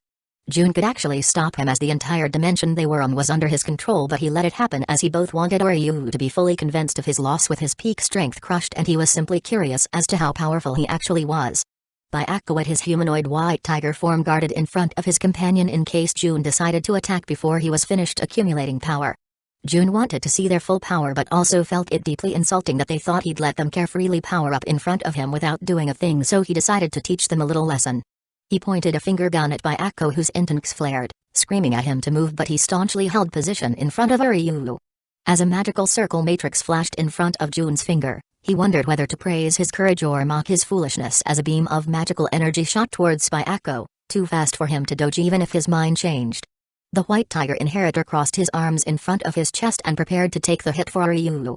The thing was, ideal craft adapted to nullify enemy strength and prey on their weaknesses, so defending against it is utterly impossible unless one's defense is truly flawless. Byakko's wasn't. The beam hit right where his arms crossed, obliterating them and opening a huge hole on his chest before curving upward so as to not hit Ryu behind him. As Byakko fell down in critical condition, June spoke. "Next time, power up faster." Then with a bit of spatial manipulation, he sent Byakko into the barrier and gave Asako some orders before turning his attention back to his opponents. Asako grabbed an elixir June provided to all his subordinates that originated from our Apoculum, and she poured a bit onto Byakko, resulted in the hole in his chest closing up and his arms being regrown. Those around could only stare in awe and wonder what other miraculous means June and his people possessed, but they could clearly see that even his supposed team was shocked and didn't know just how deep his reserves were. It only left them curious to how much he was hiding and who was Asako to have his trust. Ryu and Ryu, however, had no idea of what happened inside the barrier and thought their companion had been crippled or possibly even killed. It frightened them, how simple and easy it was for June to do it, but it also sparked their rage far better than any mocking could. The two remaining sacred beast inheritors were out for blood and vengeance. The real question, however, was, would that make a difference? Chapter 84, Renegotiation 4. Under the erroneous assumption that Byakko might be dead or crippled, Sairyu unleashed the full power he had been accumulating in his magical storm. A rain of countless lightning bolts descended from the sky, blanketing Jun's position with unrelenting ferocity. A dome-shaped magical circle, however, gave rise to a barrier that blocked them all. Sairyu could only stare in shock as his mightiest strike harmlessly bounced off Jun's barrier. Sairyu controlled the earth beneath Jun's feet to strike at him. Or tried to. As it turned out, the barrier Jun deployed was not a dome but a sphere. As such, Sairyu could not extend its powers to control the earth with the barrier. He still tried to attack the barrier with the earth outside, but no matter how many earth spike he created, or how he tried to have the earth swallow Jun, or how he even raised mountains from the earth and tried to squash him between them, none of it worked. Jun, feeling quite deviously playful, spread his magical energy upwards and, with his ideal craft, hijacked Sairyu's storm, unleashing its lightning on the sacred beast inheritor still within and causing his charred body to fall from the sky. The poor inheritor of the Azure Dragon didn't even realize what was happening until it was too late, and so he was fried by his own special move. Teleporting Sairyu into the barrier and commanding Asuko to heal him like it had been done to Byakko before him, Jun then turned his attention to his last opponent. Sairyu, despite seeing no chance of any measure of victory, was still determined to go down swinging, wanting to at least return a single blow before his inevitable end. Supported by the colossal amounts of energy he drew from the earth, which was in fact Jun's power he had let Sairyu steal, the sacred beast inheritor changed from a dragon man into a giant majestic oriental golden dragon. He covered himself in ki, an ability Byakko had also possessed, and soared at Jun. Sairyu opened his dragon maw and fired a golden breath of dragon aura that impacted against Jun's barrier with great strength, shaking it but not doing much else. He was not done though. While still firing his breath weapon, Sairyu charged headfirst, intending on crashing his colossal dragon body into it. As he made his approach, his breath got more and more intense and cracks began to appear in Jun's barrier, which only drove Sairyu into putting more and more power into his offensive. With blinding speed, he crashing into the dome and shattered it with a victorious roar. He didn't stop there though, continuing with his great momentum intent on crashing right onto Jun. When Sairyu looked at his opponent expecting a look of shock or even fear, though, he only saw slight surprise. In truth, the power showed by Sairyu, while impressive, was certainly not enough to threaten Jun, but it was still above his expectations, as when he created the barrier, an adaptive barrier bereft of weakness, he didn't expect Saryu's charge to be able to break it. Still, with overwhelming strength, Sairyu had successfully done so. Despite it not being a barrier created with Jun's full power, it was still created with the intent of stopping any and all attacks of the sacred beast inheritors without a scratch, so Jun was indeed surprised when Sairyu was able to break it. The result, however, would not change. Jun used his skill ideal body to redistribute the plus modifiers that affected his physical parameters. While he normally kept them at a balanced STR, A++, AG, A++, and End A++, he switched it up to STR, A++, AG, and End A++. With his boosted endurance and armor of the dragon, he effortlessly took Saryu's attack with his own body while using his enhanced strength to deliver a brutal punch whose forge shattered the golden dragon, leaving behind a mangled Sairyu. Jun tossed him into the barrier and Isuko restored him like the other two before he undid the reality marble he created for the battle, resulting in everyone returning to their original positions in Shuri's house, though Byakko, Sairyu and Sairyu were still unconscious. Jun's show of power was still in everyone's minds though, and so, an uncomfortable silence plagued the entire room until Genbu opened her mouth with a pertinent question. When will Sairyu-san, Byakko-san and Sairyu-san wake up, Jun-sama? She inquired. Sama? Jun internally questioned. They're just deeply asleep, but a good slap will wake them up right now. Jun pointed out before signaling Asuko, who, without any hesitation and with utmost efficiency, got up and slapped all three of them across the face, leading to them jumping up in a confused state. There. Jun casually said. Suzaku then calmed the three down before they remembered their annihilation at Jun's hands and went very quiet. Jun then began speaking. While I could take this opportunity to put some pressure on you five families to get some better terms. Out of respect for Suzaku-san, who has been very accommodating, and Genbu-chan, who has been nothing but polite and cordial, I will simply maintain the previous terms of our alliance. Hearing this, the five sacred beast inheritors breathed a collective sigh of relief. Suzaku felt quite flattered by Jun's words, and Genbu was further convinced that her ideology that everyone should be treated with respect was indeed correct. Even Byakko, Sairyu and Sairyu found themselves to have developed a whole new sense of appreciation for Jun and his way of dealing with things, cultivating a great deal of respect for him in their hearts. Ryu thanked Jun for his leniency and apologized for the trouble he had caused before leaving with Ryu, by Akko and Junbu with Suzaku remaining behind. Baraki left to report the events that took place to Azazel as he was technically there as Grigori's representative. In truth, he could have done it later, but ever since their disagreement, Baraki felt incredibly awkward in Jun's presence. Shuri did not at all appreciate this but just sighed in disappointment before giving her husband a bento box as he left. Then, she retreated into the kitchen with Akano to prepare a meal for everyone, leaving Natsume, Shiden, Lavinia, Gi, Dobio and Lavinia to crowd over Jun with countless questions and requests like, "What are you doing when you go away? Do you have more hidden lovers? How did you get so strong? Can you help us become stronger?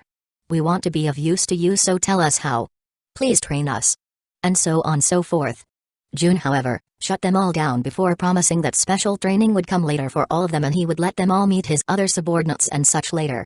With those two promised from Jun, the boys and girls quieted down.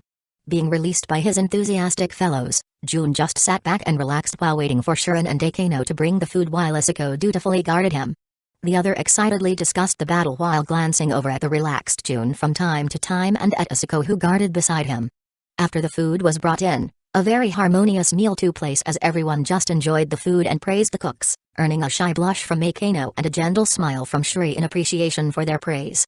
Under Shuri's insistence, they all spent the night there. Suri taking her own room, Ki and Tobio taking another and the rest of the girls and Jun taking another. Asuko was a bit preoccupied about sleeping in the same bed as Jun, worried over overstepping her boundaries as his servant, but was quite happy and pleased to do so after receiving his express invitation share his bed. Jun, however, didn't feel much like sleeping and so, sank deep into his mind, conversing with Asaka throughout the night as his body rested despite not needing it. The topics of their conversation ranged from critical ones like Jun's plans for the future to utterly mundane things. In fact, Jun was quite comforted by Asaka's presence as the only true constant in his life ever since his reincarnation and loved making small with her when he had nothing to do. From what he felt, Asaka appreciated these conversations with him as well, only motivating him further to maintain them. Despite many of their topics being meaningless, however, a few very important matters were also typically discussed as Asaka always had valuable advice for Jun which he very much appreciated. On this particular conversation though, a very serious warning was given. Apocalypsis. This noble phantasm of yours is not what it seems. Or at least it is not as simple as you believe it to be. Asaka warned. Jun was quite alarmed at the never-before-felt alarm in Asaka's warning. What could warrant such alarm in regards to Jun's apocalypsis noble phantasm? Chapter 85, Apocalypsis True Nature. What could warrant such alarm in regards to Jun's apocalypsis noble phantasm? What about apocalypsis? And it's apocalypsis heart now, by the way. Jun communicated. The little additions do not really matter. Apocalypsis, a true name that signifies the collapse on an order so that another may rise in its place. Asaka revealed. It is not a power capable of ending all but simply the embodiment of that end itself, she continued. The only reason you have been able to use it as a source of power to transform into a mighty demon and after that was lost into a powerful dragon, was because those two existences have served as vehicles for the ending of certain orders. In other words, once the true nature of apocalypsis awakens, such superfluous manifestations of its power will no longer be possible. Asaka explained. But it's not like the power itself will disappear though, right? Even if it takes a different form, Jun began but was interrupted by Asaka. It's not as simple as you think it is, I told you.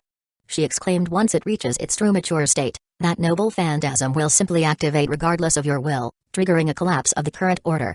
Like I said before, it is not a great power that will destroy everything but more like a virus that will infect the current order, causing it to self-destruct.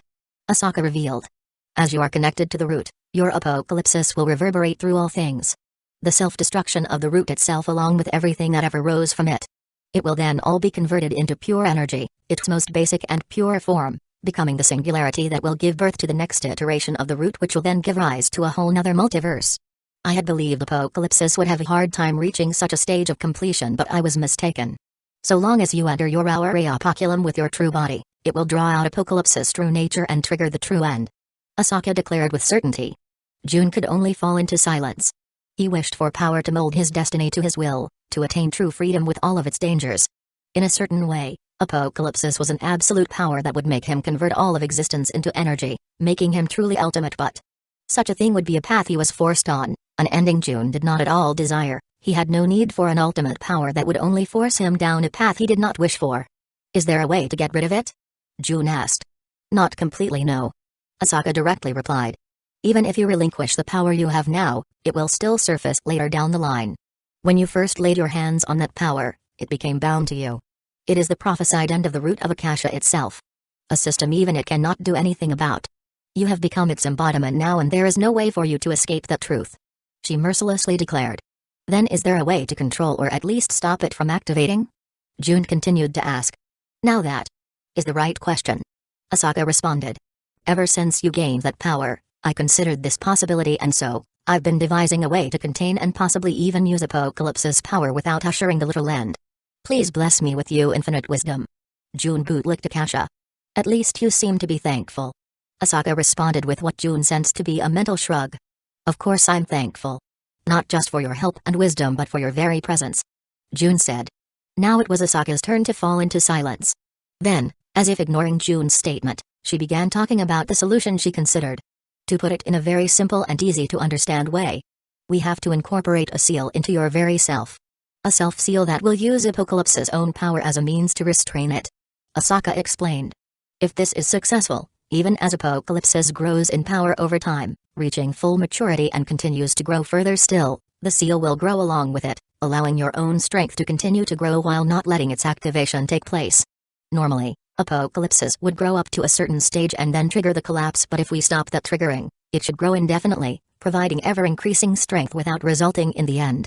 Asaka concluded. So how will this work? June asked. We need 3 things. Your true body, a terminal and a seal. Asaka declared. I see. Since I embody the end, my true self must be sealed, so I will need a terminal to interact with the outside of my seal. June realized. That's right. Asaka confirmed. Build a terminal, download your consciousness into it and seal your true body.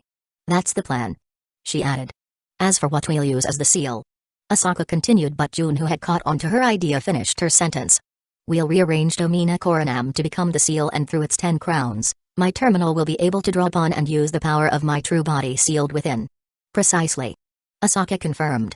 But then a realization came to June. Won't this mean I'll get a major nerf once again? He questioned. True.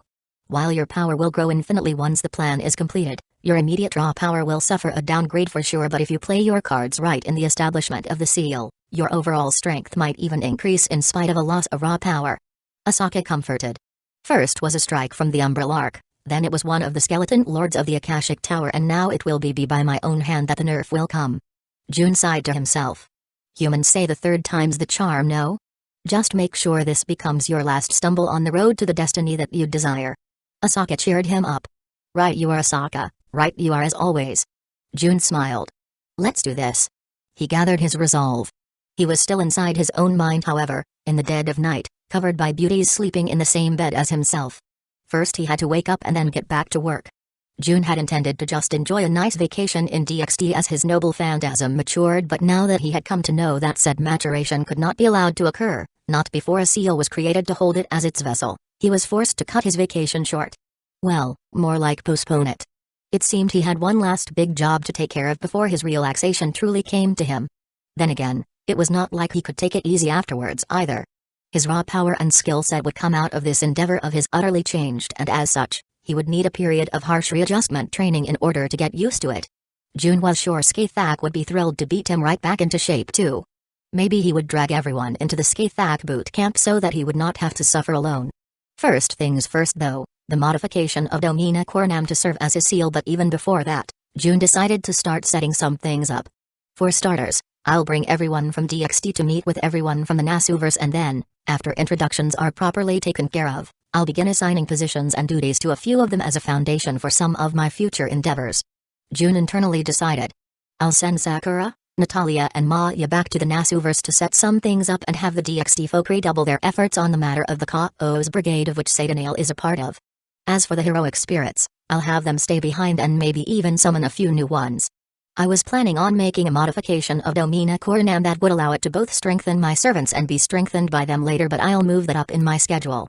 I'll be sure to make use of these summoning to not only strengthen my forces but to also set up a few pre-prepared measures to deal with the troubles I know I will encounter in the future.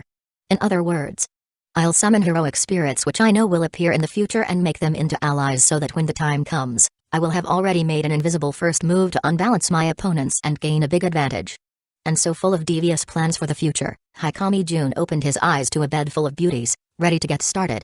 Chapter 86, Gathering Eye. Jun unceremoniously dug himself out of the pile of women on top of him, waking most of them up in the process, and they would have complained if they were not mesmerized by the seemingly burning will and lust for power that shined in his eyes. Shuri prepared breakfast for everyone, and after a very tearful and unresigned goodbye from little Akano, the group departed. I'm going to introduce you all to the rest of my people today and share some very important information as well, so come by my koa workshop in the evening. Jun dropped a massive bomb for the curious DxD party and grabbed Izuku before disappearing into thin air. Those that remained behind could only stare at each other in shock and excitement as in their minds. Jun revealing more information was the same as his trust in them having increased and that they had become more reliable for him, which was one of their major goals. To repay Jun for saving them, giving them a home, and even provide for a means for them to grow more powerful and achieve their goals. As for Jun, he went straight for the Tower of Akasha and called a meeting with the Nasuverse group that had made it their home. Maya, Ira and Natalia, who could not actually do that well in the tower due to their still lacking raw power, spent most of the time doing training to build up that power or taking care of Sakura and Ilya in Ira's case. As such, that group arrived immediately with the two little girls clinging to Jun on sight. Have you been good girls? He asked while patting their heads. Both profusely nodded with big smiles. But we've missed Jun. Ilya exclaimed. Ah. Ilya-chan, you're not supposed to say that. Sakura complained while blushing with embarrassment, covering her face with her hands. Why? Ilya innocently asked with a teasing expression on her face. Ilya-chan is a bully. Sakura pouted. There. Ilya hugged Sakura to comfort her. It seems like Ilya's sadistic tendencies from day or night were not just the result of the environment she was raised in but somewhat innate as well. Jun inwardly evaluated. Natalia seemed quite amused by the girl's antic while throwing suggestive glances at Jun, while Maya was utterly expressionless. Even so, Jun could tell she was missing him as well, only sucking at expressing it. Irie was the most normal of the three though, just happy that her daughter made a little friend, even if she was a bit too mischievous towards said friend and teased her a lot.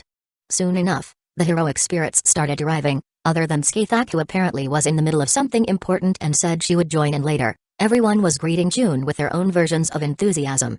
Which in Morgan's case, was walking up to Jun and planting a French kiss on him in front of everyone. Penthesilly saw this as somewhat of a defeat as a wife, thinking to herself that's what she should have done on arrival as well.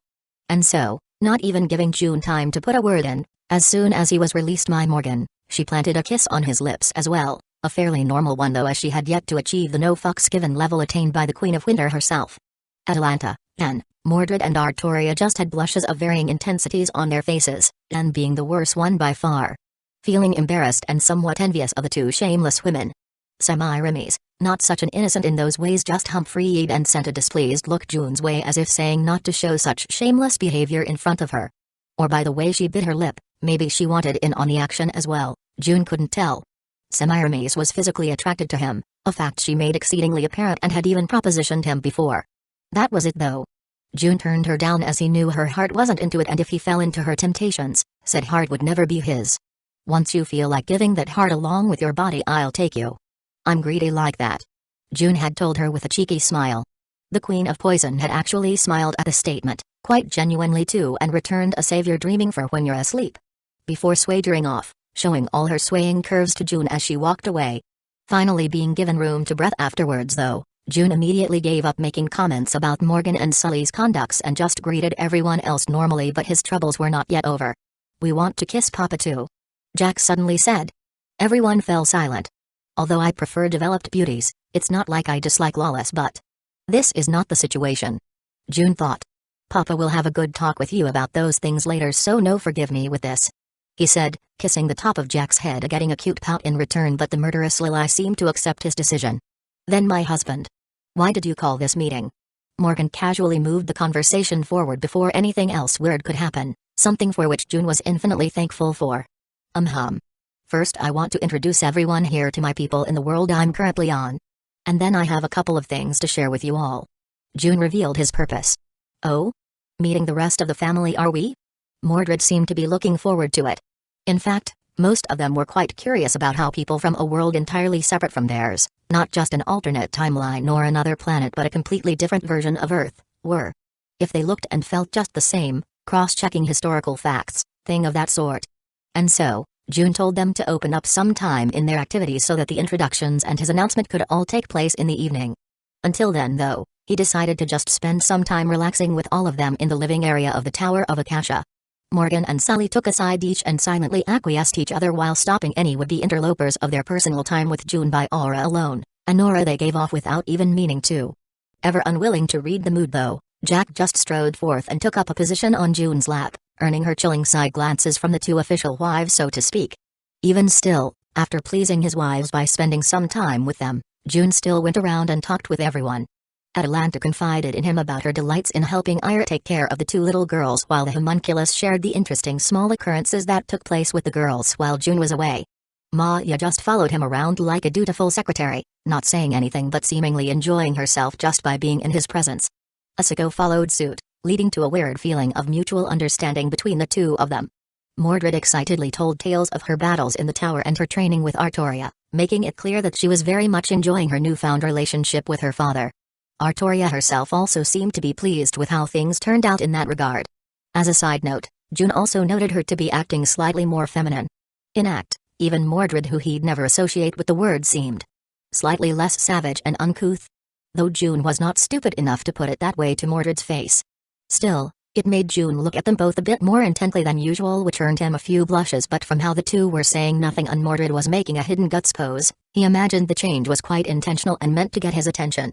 It was flattering really, and it put a big smile of June's face as he went to talk with the remaining folk. As he moved away though, he could hear Mordred whispering something along the lines of "We must be more proactive, father or mother will take it all and not even leave scraps behind."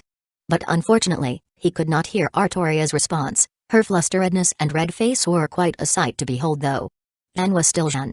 Probably the most normal out of everyone.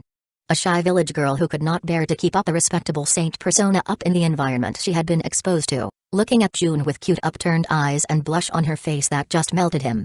Apparently, Natalia had been corrupting her with tales of her many experiences and enjoying the sight of poor Jeanne squirming.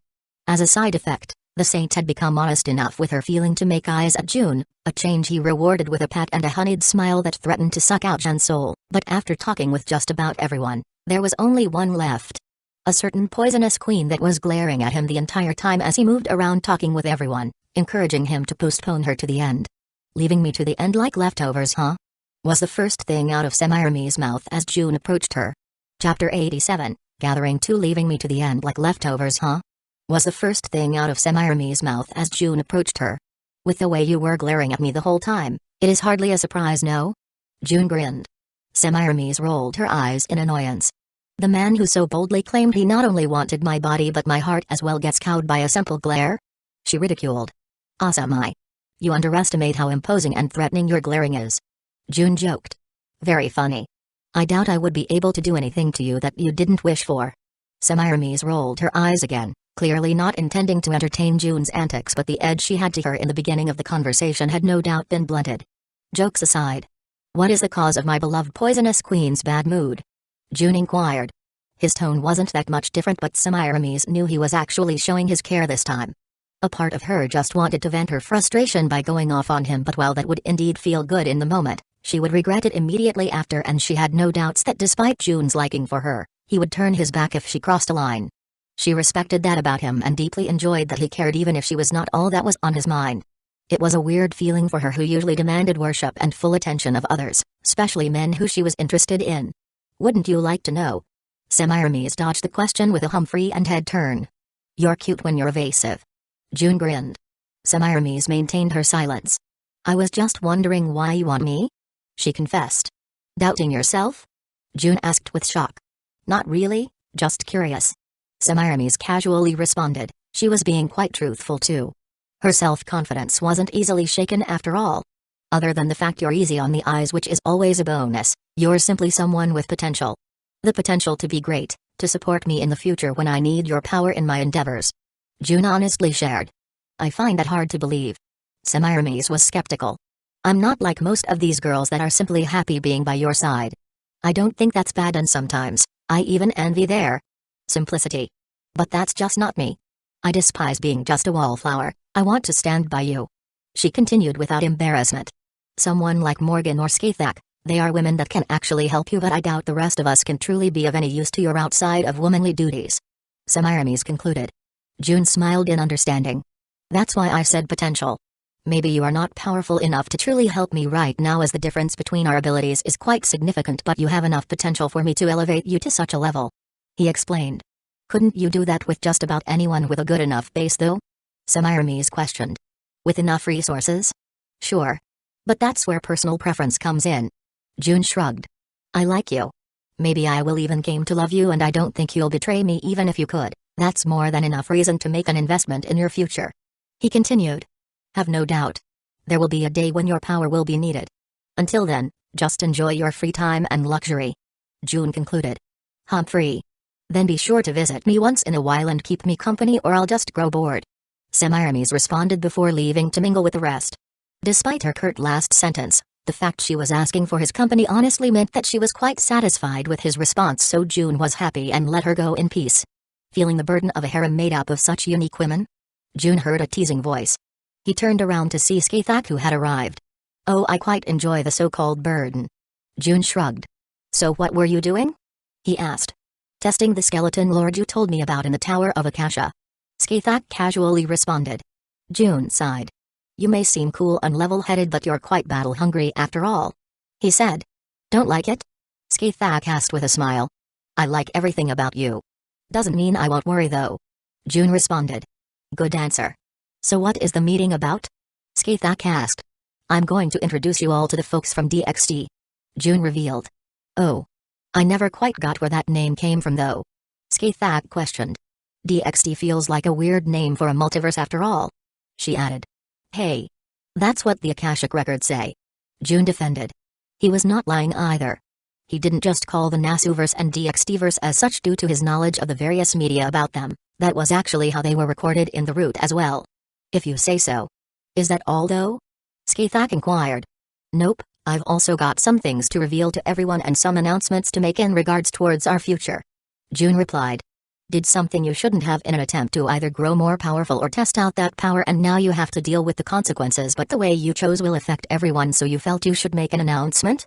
Skathak questioned. Ah. You know me too well, my dear master wife. June said, utterly unrepentant. Skathak could only shake her head in response. From your attitude, I assume you were able to twist things in the favor of everyone here then? She continued to ask. Right once again, but you hear the specifics later since I plan to be quite transparent this time. June replied. I'll take your word for it. Skathak said before throwing her arms around his neck and deep kissing him, making the eyes of everyone who always spared some attention for June when he was in the room widen slightly, as everyone had their own thoughts about the show of affection.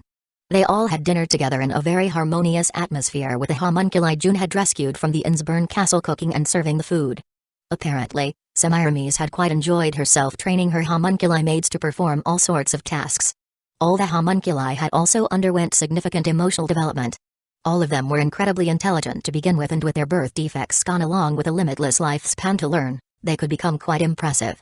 In fact, June had his own plans to strengthen them, but those would be left for another time. For now, all the maids were delighted to serve June, and by extension, the others as well.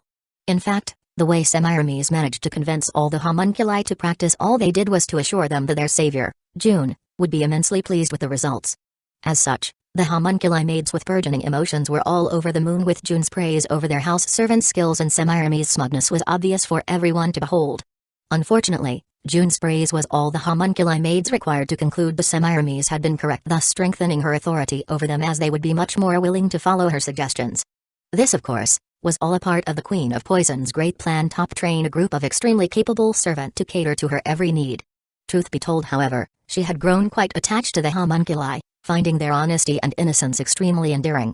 After dinner though, it finally came the time for the big gathering, as Nox opened up a portal to his Koa workshop, and all of them, homunculi included, passed through to arrive in the DxD-verse. June's workshop in Koa was palace-sized. It could be considered a temple-class workshop in fact, and until the team from DxD arrived, the Nasuverse group went about exploring it. It was pretty outdated and mostly served as June's residence in Koa and as the core of the various bounded fields that covered the city. Other than that, most of June's important stuff was placed in his Domina Coronam, where he did most of his work nowadays. Those that felt like exploring quickly grew bored at the ordinary and not that impressive sights. Sure, for a normal magi from the Nasuverse, It was an incredible workshop that they would kill to get their hands on, but for the esteemed personages of his group, it was nothing too impressive. After all, they got to see far more impressive stuff already, most of them also provided by June himself, and the Tower of Akasha provided everything they could possibly need in facilities, while June's Aurea Poculum took care of the resources and power required to make use of them. But while the place was nothing special, they were all looking forward to meeting their compatriots from another verse. From the excitable young ones to the more jaded veterans who were interested in meeting their juniors or subjects. And soon enough, they arrived. Chapter 88, Gathering 3. Arriving at June's Koa workshop, the DxD group, at least some members of it, cursed June for not giving them an exact time to arrive, leaving them in doubt there they were actually early, late or right on time. After hearing about the gathering where June would introduce them to his secret subordinates, Kuroka and Sharon rushed from Kyoto to be present as well, and now, all of them were outside the compound where June's workshop was, all feeling slightly nervous. They wondered what kind of people were June's subordinates. They already knew they were not simple subordinates and that there were probably some lovers they had no clue about included in their number. Additionally, June's talk about their power when he was talking down to Nakiri Aryu left them quite shocked at the supposed prowess that these individuals should have. The group was not too shocked when June popped up out of nowhere in front of them and welcomed them in, and as the two groups met, a stare down ensued while they evaluated the other party with interest. The hardest part was explaining the existence of an entirely different world other than their own. Well, not entirely different, but with some very stark differences indeed. The DxD group was shocked beyond belief when June revealed to them that in said world, there existed a system, a ritual that enabled one to summon heroic spirits from history and myth as servants, and that many of his subordinates from said world were exactly this type of being. The mentioned heroic spirits were also quite interested in hearing about their counterparts in this new and foreign world, hounding the DxD group for answers. Unfortunately, most of them did not know the specifics of such legends in their world. June watched with pleasant feelings as both groups mingled with the two boys amidst a crowd of women finding themselves highly uncomfortable and seeking refuge beside June almost immediately after the initial greetings. While they appreciated the trust, they felt really uncomfortable with the environment, and after much begging with their gaze, June just sighed and let them wander off somewhere. So much for trying to have guy friends. I need some with more resistance. Maybe finding a cool married fellow who would not be bothered by the women. June thought to himself, unaware of the conversations between the various women pertaining to himself. More accurately, the women were quite busy ascertaining the relationship their new companions had with June. This went for both sides. June had completely failed to notice it, but while Iris seemed quite harmless and just focused on taking care of the two little girls, she had other interest as well. Despite swearing off romantic relationships for at least a while, she was immensely interested in the various bonds and desires the girls had, especially relating to June, and so, she might have taken the opportunity to guide some of the less romantically experienced of the girls, like Atalanta, who spent a long time helping her with the little girls, and who was quite innocent regarding such matters, and the somewhat ignorant Tartoria and Mardred. Needless to say, her own romantic experience was quite limited and her view on the matter was quite skewed, as her single relationship was far from normal in any sense of the word. Still, with her teachings in mind, the girls tried in their own way to get closer to June while fighting their insecurities, except Atalanta, that was still held over by her vows of chastity. As such, when they found out that despite having technically spent more time with June due to his relatively long stay in the Nasuverse and their excursions into the Tower of Akasha, the DxD girls had managed to progress further in their relationship with him. After all, they had already crossed the kissing hurdle that still eluded many of them.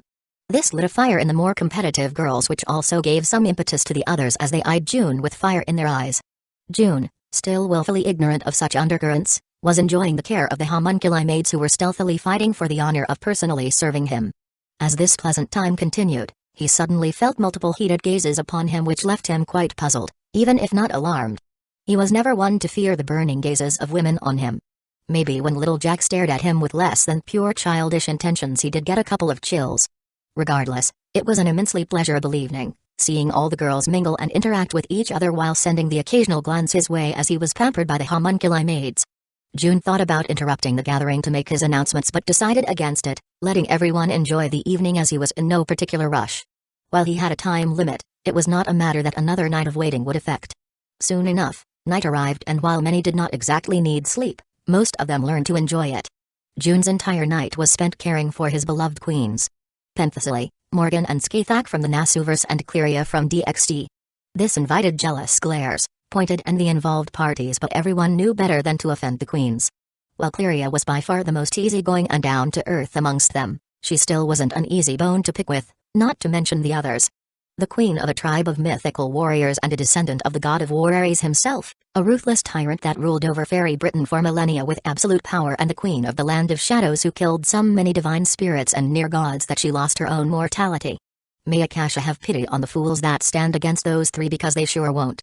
After a night June dared say was even more pleasant than the evening before, everyone gathered again, but this time, the atmosphere was more solemn. Time had come for June's announcements to be made. They knew they had great importance, otherwise he would not have gone through the trouble of gathering them all. Porky and Tobio were excluded since June totally put them out of his mind ever since they opted out of the gathering due to their mere discomfort. Though he could partially understand them, he had no patience to humor their sensibilities. After all, some of the girls could not have been too comfortable meeting the full extent of what June secretly liked to call his harem, but they stuck it out anyway. To start, I'm going to tell you about a problem which I came across, personal one but whose solution will affect every one of us positively. Well, depending on your level of commitment and strength, but more on that later. June started. Many of the girls were shocked already as they had a near-omnipotent view of him, but Skathak and Morgan, who seemed to be more in the loop than the others due to their wisdom and ability to figure things out with what little info June let slip, were completely expecting it. Despite Morgan not coming to June like Skathak, she too showed a high understanding of her husband, perhaps even more so than the mistress of Dunskaith. Whatever their opinions though, everyone kept their silence and waited for June to continue. It seems that in my endeavors to grow more powerful, I've laid my hands on power with, let's say, undesirable repercussions. June continued. It is called apocalypsis, and he kept going but was interrupted by Skathak. The embodiment of the end, the incarnation of a change in order. Skathak shook her head. If it was just that, you wouldn't be considering it a problem, so I guess the order your power is meant to change is quite high up on the scale. She shared her views. Perceptive as always. June said. While many of you may not fully realize what that entails, I am connected to the root of Akasha, the literal source of all things and all worlds. As such, apocalypsis manifesting in me means, well. He paused. The literal end of everything. Wouldn't you just be incredibly powerful? Enough to destroy everything, but you could simply choose not to do it. Cleria said in confusion. It does not work as such. This time, it was Morgan who spoke. For existence is on our level, our power and abilities also define who we are to a certain extent. In husband's case, he would eventually become a pure embodiment of the end whose entire purpose would be to usher in the ultimate change in order. She explained. Exactly. June confirmed. And all hell broke loose. Chapter 89, Gathering 4. Almost everyone freaked out at the sudden reveal. After all, the object of their affection, their savior, benefactor, whatever each girl saw June as, they cared for him. As such, hearing that he was on a countdown to what could essentially be called self-destruction, the kind that would take everything with him. Well, needless to say, the news were very concerning. To put it mildly, very mildly. Some of the less experienced of the girls entered into a panic, which was exactly what June wanted to avoid, but even the more mature ones had a somber look. June tried calming them down, being somewhat successful.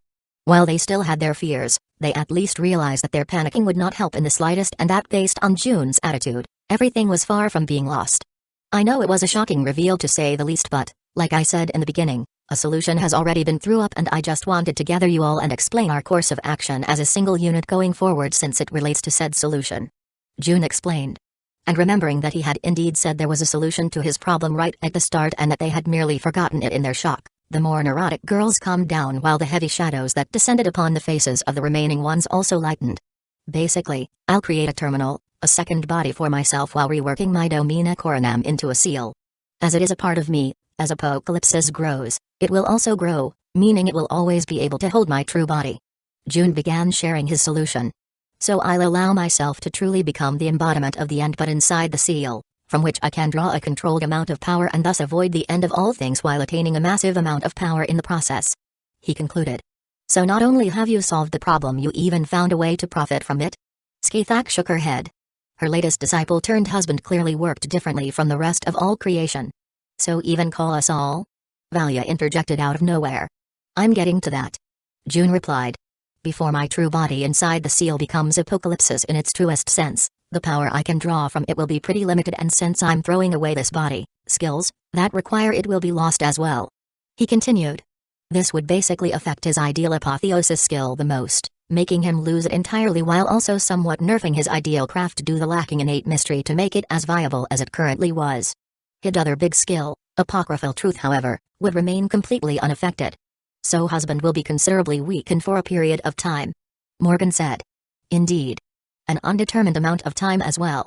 It can be as short as a couple of days or as long as a couple of years. June confirmed. As such, I devised a way to both attenuate my weakness during the transitional period while also improving the power of each and every one of you. He added. Now we're talking. Mordred started getting fired up. Well, I have to admit we haven't been able to properly perform our duties as servants, so being of help to you, Master, will be a most fortunate development. Atalanta, ever the straight-laced huntress, commented to the agreement of June's other servants. Semiramis, while not saying anything, was one of the most pleased to hear that their power, which would include her power, would be needed. June smiled at his servants' desire to support him through thick and thin. After all, so far, he was the main force and pillar of all endeavors, making them feel a bit directionless and unnecessary. As some of you may know, Domina Coronam, my flying fortress city, is still incomplete, but using something incomplete as a seal will result in leakage, the extremely deadly for all creation kind in this case. He explained. That being the case, I'll have to bring it to a sort of preliminary completion. June added. I see. Husband's plan involved procuring resources in the following adventures to fill in its holes that were left on purpose during construction and slowly bring Domina Coronam to the state you envisioned, allowing its concept to change and evolve over time. Morgan started. However, as you need the concept to be solid and without holes for it to work, you are planning on strictly defining the concept of the noble phantasm, in other words, the meanings of the 10 crowns right away. She continued. Then using the resources you are planning on acquiring later to bring to full power and completion, the nascent crowns who despite their high-level concepts will lack raw power in the beginning. Morgan concluded her deduction of June's plans. As expected of my dear fairy wife. You are complete correct in your deduction. June praised. Morgan's expression remained the same, as did her posture, but for some reason, everyone could feel a sort of aura of smugness and self-satisfaction from her. June actually found the gap quite adorable if he was being honest. Now, as for what exactly I need from each of you, it is quite simple and easy. June continued. After I'm done establishing each of the 10 crowns concepts, each of you will choose a crown and bind yourselves to it. With that, Domina Coronam's power will flow into you, empowering you, while the opposite will also occur. All of you will be strengthening my Domina Coronam as well. He explained. While I make the changes, however, I want each and you to think long and hard about this. Should you choose to bind yourselves to Domina Coronam, our bond will literally become unbreakable. June cautioned. Gone will be the chance to separate from me, and even I will be unable to send you packing without wrecking my own noble phantasm, which will result in the breakage of the seal, so it ain't gonna happen. He added, and on that note, he excused himself to start his work. Truth be told, most of the Nasuverse group, with the exception of the young ones who would not be making such a decision anytime soon, were pretty sure they wanted to take June's offer and bind themselves to his Domina Coronam. Most of them were heroic spirits with enough wealth and experience to figure out June's offer might as well be the best deal they would ever get in their second lives as servants, while the others were far too attached to him to do anything else other than accepting the offer. It was in the DxD side of things that it got more complicated, as Natsum, Shiden and C were still far too young and ignorant to make such a big decision. Cleria, Lavinia, Valia and the Nekozu sisters, however, were fully intending on going all in. The 3 queens of the harem, Penthesilea, Morgan and Skathak, closely evaluated the others for any sign of doubt or weakness. Even if June offered to take them all, they would not easily approve of those they found unworthy. And, in their trained eyes, the 3 girls from DxD who still harbored doubts were far from ready for such a commitment, despite being ahead of some of the Nasuverse girls in terms of romance. Then again, it was all subjective. June might not be going around making out with the likes of Artoria, Mordred and Jeanne for example, but the trust and reliance he felt comfortable showing to them was far greater. They might not be in a romantic relationship just yet, but they were certainly closer. They said nothing, however, and just trusted that June would see it too and make the right choice. It was not like they would never be able to bind themselves to him just because they refused the offer this one time. Even then, they were determined to advise June if his choices veered off the path. He unfortunately had a history of unpredictability that made it hard to just let go and leave it all up to him. But, even if that wasn't the case, the 3 would not be asserting themselves as June's wives and queens if they lacked the will to share his burden. They had taken upon themselves to remind June of himself should he stray too far from his own path, and to support him in his decision while not forgetting to advise and admonish him when they felt it was necessary. As for June himself, he floated quietly in the center of Domina Coronam, ready to fully shape its nascent force so that even despite being preliminarily completed, it would still be capable of evolving into the shape he originally envisioned, or perhaps even go further beyond. Let's get to work. Chapter 90, Domina Coronam. Let's get to work. June declared to none other than himself as he focused. Just like the time before the Umbral Arc, the wandering star Velber took him down a peg. June was once again putting all of his eggs into one basket that was Domina Coronam. This meant that when fielding this noble phantasm, June would be at his strongest, which would be overwhelmingly powerful as time passed and his sealed true body grew in power, but it also meant that should he even be overwhelmed, that was it, everything went poof, game over. On the other side of the spectrum, so long as he didn't field the core of the fortress, he would be pretty much invincible, as even the utter destruction of his terminal would only represent an inconvenience. That, of course, came at the cost of not being able to exhibit his true power both offensively with the Domina Coronam's powerful armaments and defensively with its virtually impenetrable barriers. Even so, Velber had taught June not to show his hand to the Nasuverse or he would be royally fucked. As such, on completion, he would be sending Domina Coronam into the root itself where nothing could ever reach it. Only summoning parts of it when he thought the possible benefits heavily outweighed the risks or when he was sure that the fortress would not get demolished by an unexpected enemy with overwhelming force. Domina Coronam, the abominable golden city and the 7 hills of evil, heptagon-shaped flying fortress city of massive proportions. 7 hills of evil, 7 great flying fortresses and automata factories docked at each of the 7 corners of Domina Coronam. Fully made out of a golden or alchem alloy. 10 crowns, incomplete, Crown of Babel, Becatamorum, grants a powerful anti-all creation attribute to one's attacks and a powerful blessing towards the bearer of healing and strengthening. Also integrates all of the abilities possessed by our Reopoculum. Crown of Knighthood, Camelot, enhances attack and defense of the bearer and grants a powerful protective shielding.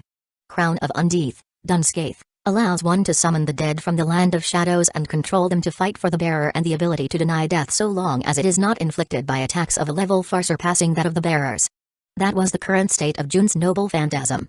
While the Crown of Undeath, Dunscaith was already there in terms of imbued concept, the Crown of Knighthood, Camelot was just a transitional concept and not the final one June had planned for, while the Crown of Babel, Becatamorum, needed to be reworked to function as the core of the seal and thus changed. June entered our Reopoculum in the core of the tower that was the Crown of Babel and fully linked himself to Domina Coronam as he prepared to use his 3 Grails power to mold it into a completed concept. He used the power of his corrupt Grail to literally tear apart his own Saint Graph, namely, the small pieces of it that constituted his phantasmal origin, the first illusion of myriad myths and Starchild, the one blessed by the myriad stars' noble phantasms. Each of these would be used as the basis for a crown. First, though, he constructed the core of the seal around himself, beginning to activate the Tower of Babel as both his sealing device as well as the conduit of his true power. While his true body along with our Reopoculum would become a sort of power source and foundation for the abilities of the several crowns, the core crown in the center would be a conduit for the true power of Apocalypsis.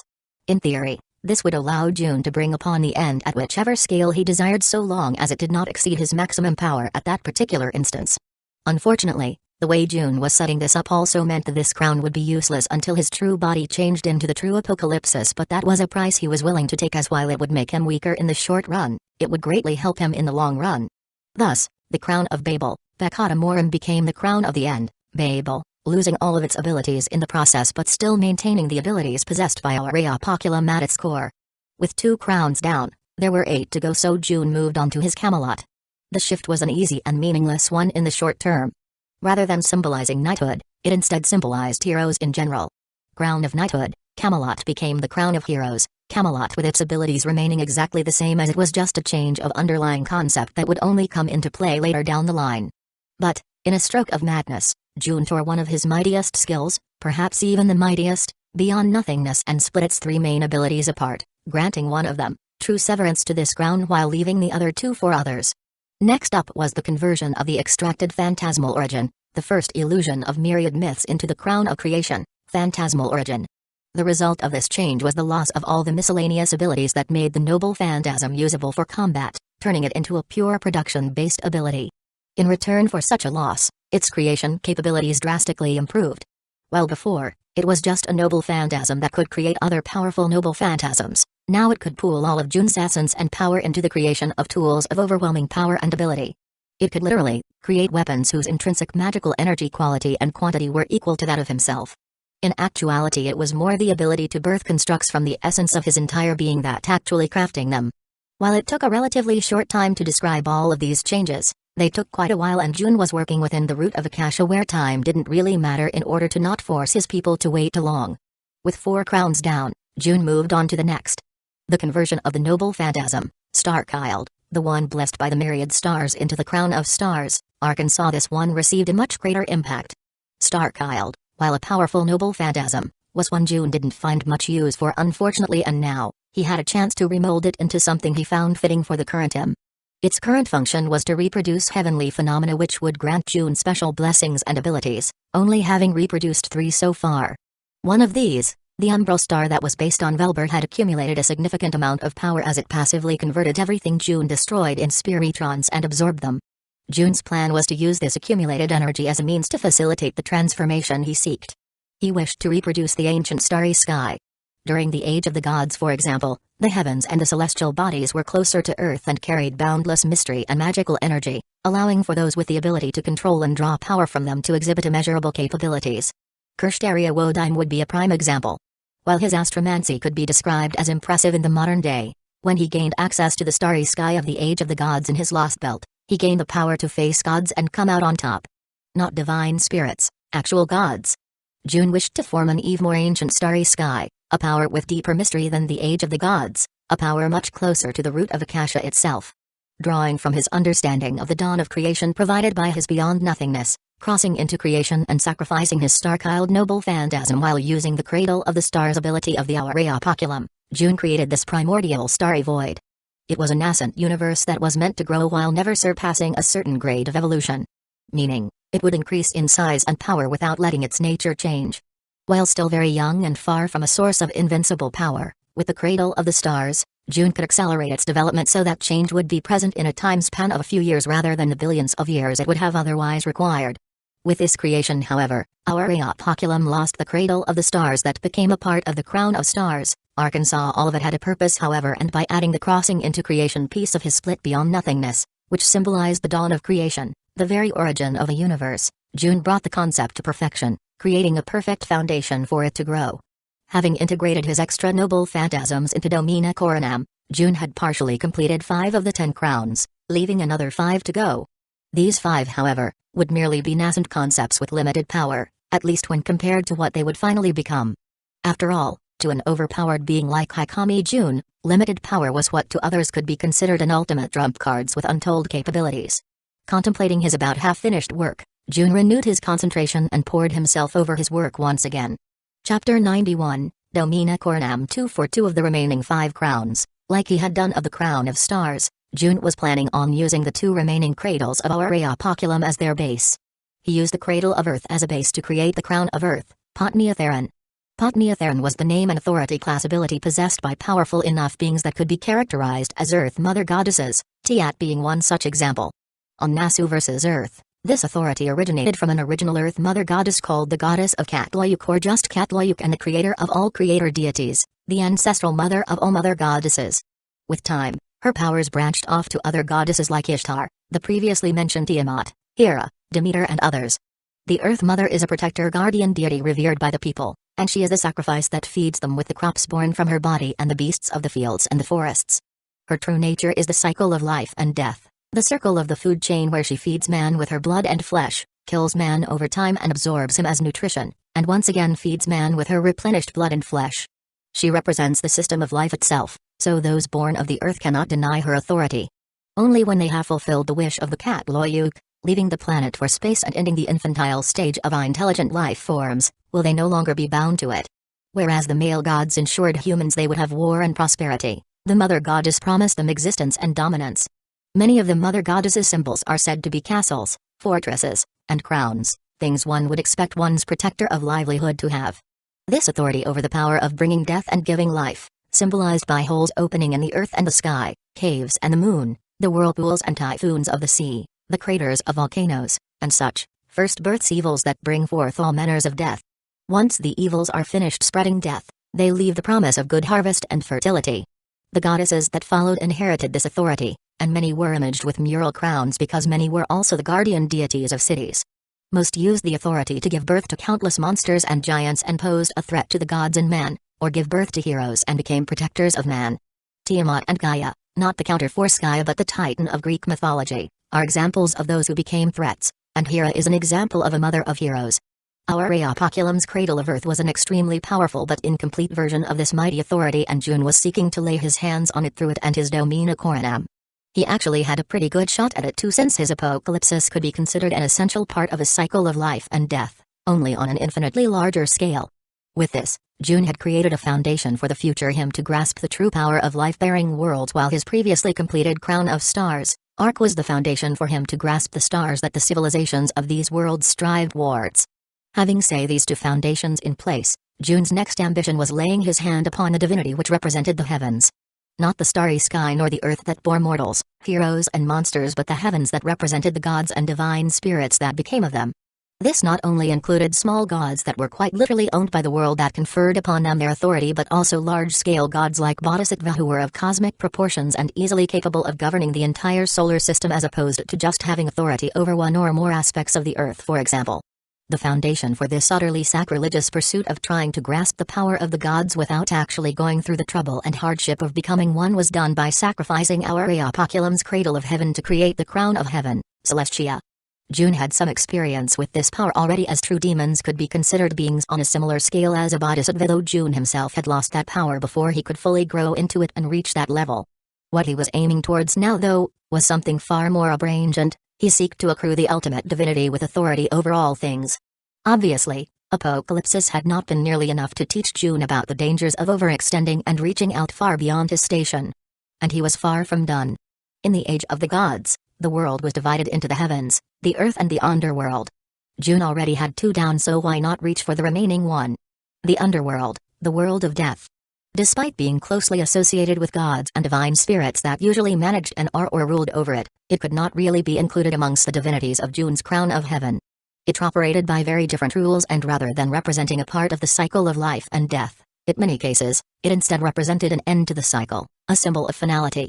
Though this was not always the case, as in Buddhism, the underworld-like realm of the 6 realms of samsara were just a part of a cycle of reincarnation. June chose the theme of finality for his rendition of an underworld in Domina Coronam. Rather than a place for beings who were neither living nor dead as Dunscaith was, it was instead a world for the truly dead.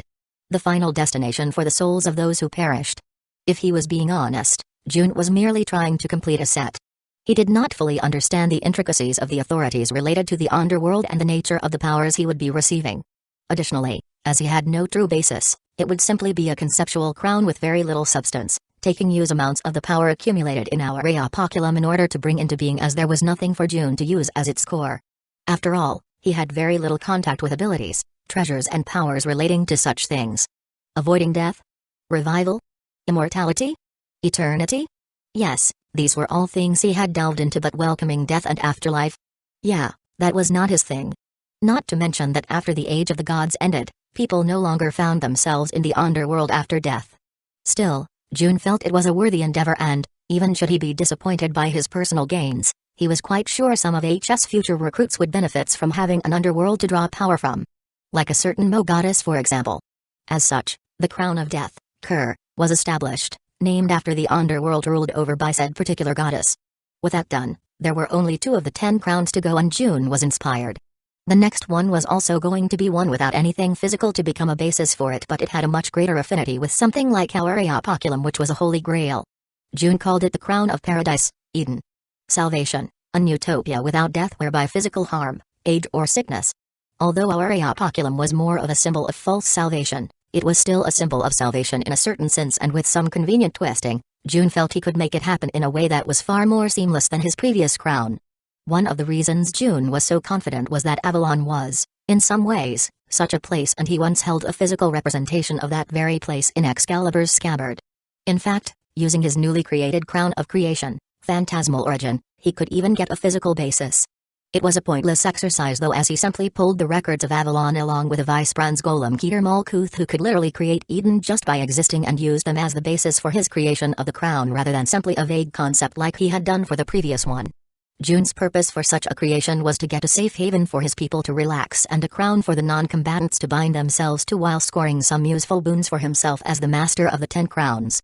He was going to set it up to give those who did so outrageous protection and denial of harm which erased all wounds, curses and such, simply because they do not exist in Eden. However, as conflict did also not exist in Eden, it would result in a total loss of combatability. Complete invulnerability, perhaps even more perfect than June's own, in exchange for becoming completely harmless and useless in battle even if possessing extreme amounts of power.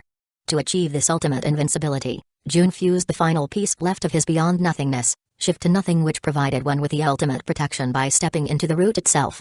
And so, only a single of the 10 crowns was left. But what would June make of this last crown? Chapter 9, Domina Coronam 3. Only a single of the 10 crowns was left. But what would June make of this last crown? He called the crown of Magecraft, Lemegn, named after the lesser key of Solomon, the king of Magecraft. Leaving aside the obvious naming, after all, naming the crown of Magecraft after the king of Magecraft made total sense to him. Why would June choose something as simple as Magecraft for his last crown? For someone who tried to grasp authority over all creation, lay his hands on conceptual powers that were literally multiversal as scale, it just seemed a bit small time. After all, Magecraft was said to be on a much lower level of mystery than other things like the many authorities June had tried to grasp, and powerful beings who did not require such a thing to enact mystery looked down upon it. For example, fairies who possessed divine marks rather than magic circuits had no need for Magecraft in order to enact mystery, and thus looked down upon those who required it. In truth, however, Magecraft was simply a system used to artificially enact some kind of mystery, and so, its ranking in terms of mystery wildly varied from something anyone with a modicum of magical energy could negate, to literal world-ending feats. The examples of this were multiple. Most magi in the modern-day Nasuverse could only enact low-level mysteries, resulting in the bad rep that Magecraft got. Even in the Holy Grail Wars, casters, though much more powerful than modern magi, were often shat on outside of games, since powerful heroic spirits always had means of resisting or outright nullifying their Magecraft. On the other side of the coin, in the conditions of his lost belt, Kirshtaria could use his Magecraft to such a level where wiping out scores of powerful servants and even matching or surpassing literal gods was entirely possible. Another great example June though was greatly overlooked was Beast Eye, Uchiha himself. He was a big part of the reason June decided to name his crown of Magecraft after Solomon. Uchiha, a beast, an evil of humanity with a second planetary-class magical energy signature, the highest ever recorded and the single strongest foe Chaldea faced in the Grand Orders, at least up until the penultimate Lost Belt. At his core, however, Uchiha was Solomon's Magecraft. Solomon himself said Uchiha was a Magecraft formally designed to watch over humanity. That's right, Uchiha was a form of Magecraft with its own sentience that ended up becoming a being of untold power. Magecraft, with the right user, enough magical energy and an appropriate set of external variables, could match or even supersede any other enactment of mystery. And so, by making Indomina Coronam the foundation for his Magecraft, June intended to be able so surpass the need for the external variables and make sure his Magecraft was always in tip-top shape. Thus making this crown yet another exercise of trying to reach for the unattainable. The worst part of it all was that he had a fair chance of success, at the very least a partial one, which even then, would make him the most powerful being in DxD and an extremely powerful being in the Nasuverse, which contained all sorts of broken cheat existences. June's ideas for this crown were much more solid than his ideas for some of the others, and he had a whole structure thought out for it as well. Keeping it in theme with its name Lemegn, June was planning on setting up inner divisions based on the separate books of the Grimoire, which were also related to the name of Solomon's 3 noble phantasms. They were Ars Thurga, Ars Paulina, Ars Omidal Salomonus and Ars Notoria, which was also known as Ars Nova. Ars Thurga was to be June's own version of Uchiha, which he was intent of making better than the original. Using his powers of the end, he wished to make 7 unrivaled demon gods that would feed on his omniverse-ending power to become cosmic-class beings. Ars Paulina was Solomon's temple that was outside time. June wanted to make it his own temple, which was basically a ridiculously high-grade magus workshop, and carve the foundations of his own form of Magecraft, his ideal craft, into it. Ars Omidal Salomonus was going to be his ultimate Magecraft, but he was still working on its specifics, even though he had some very outrageous ideas. At least part of it would be based of Uchiha and Solomon's own Ars Omidal Salomonus. Ars Notoria, which June decided not to call Ars Nova due to having a completely different purpose when compared to Solomon's Ars Nova, was going to be a repository of informations, June's personal Akashic records that he was going to create by using his apocryphal truth as its base.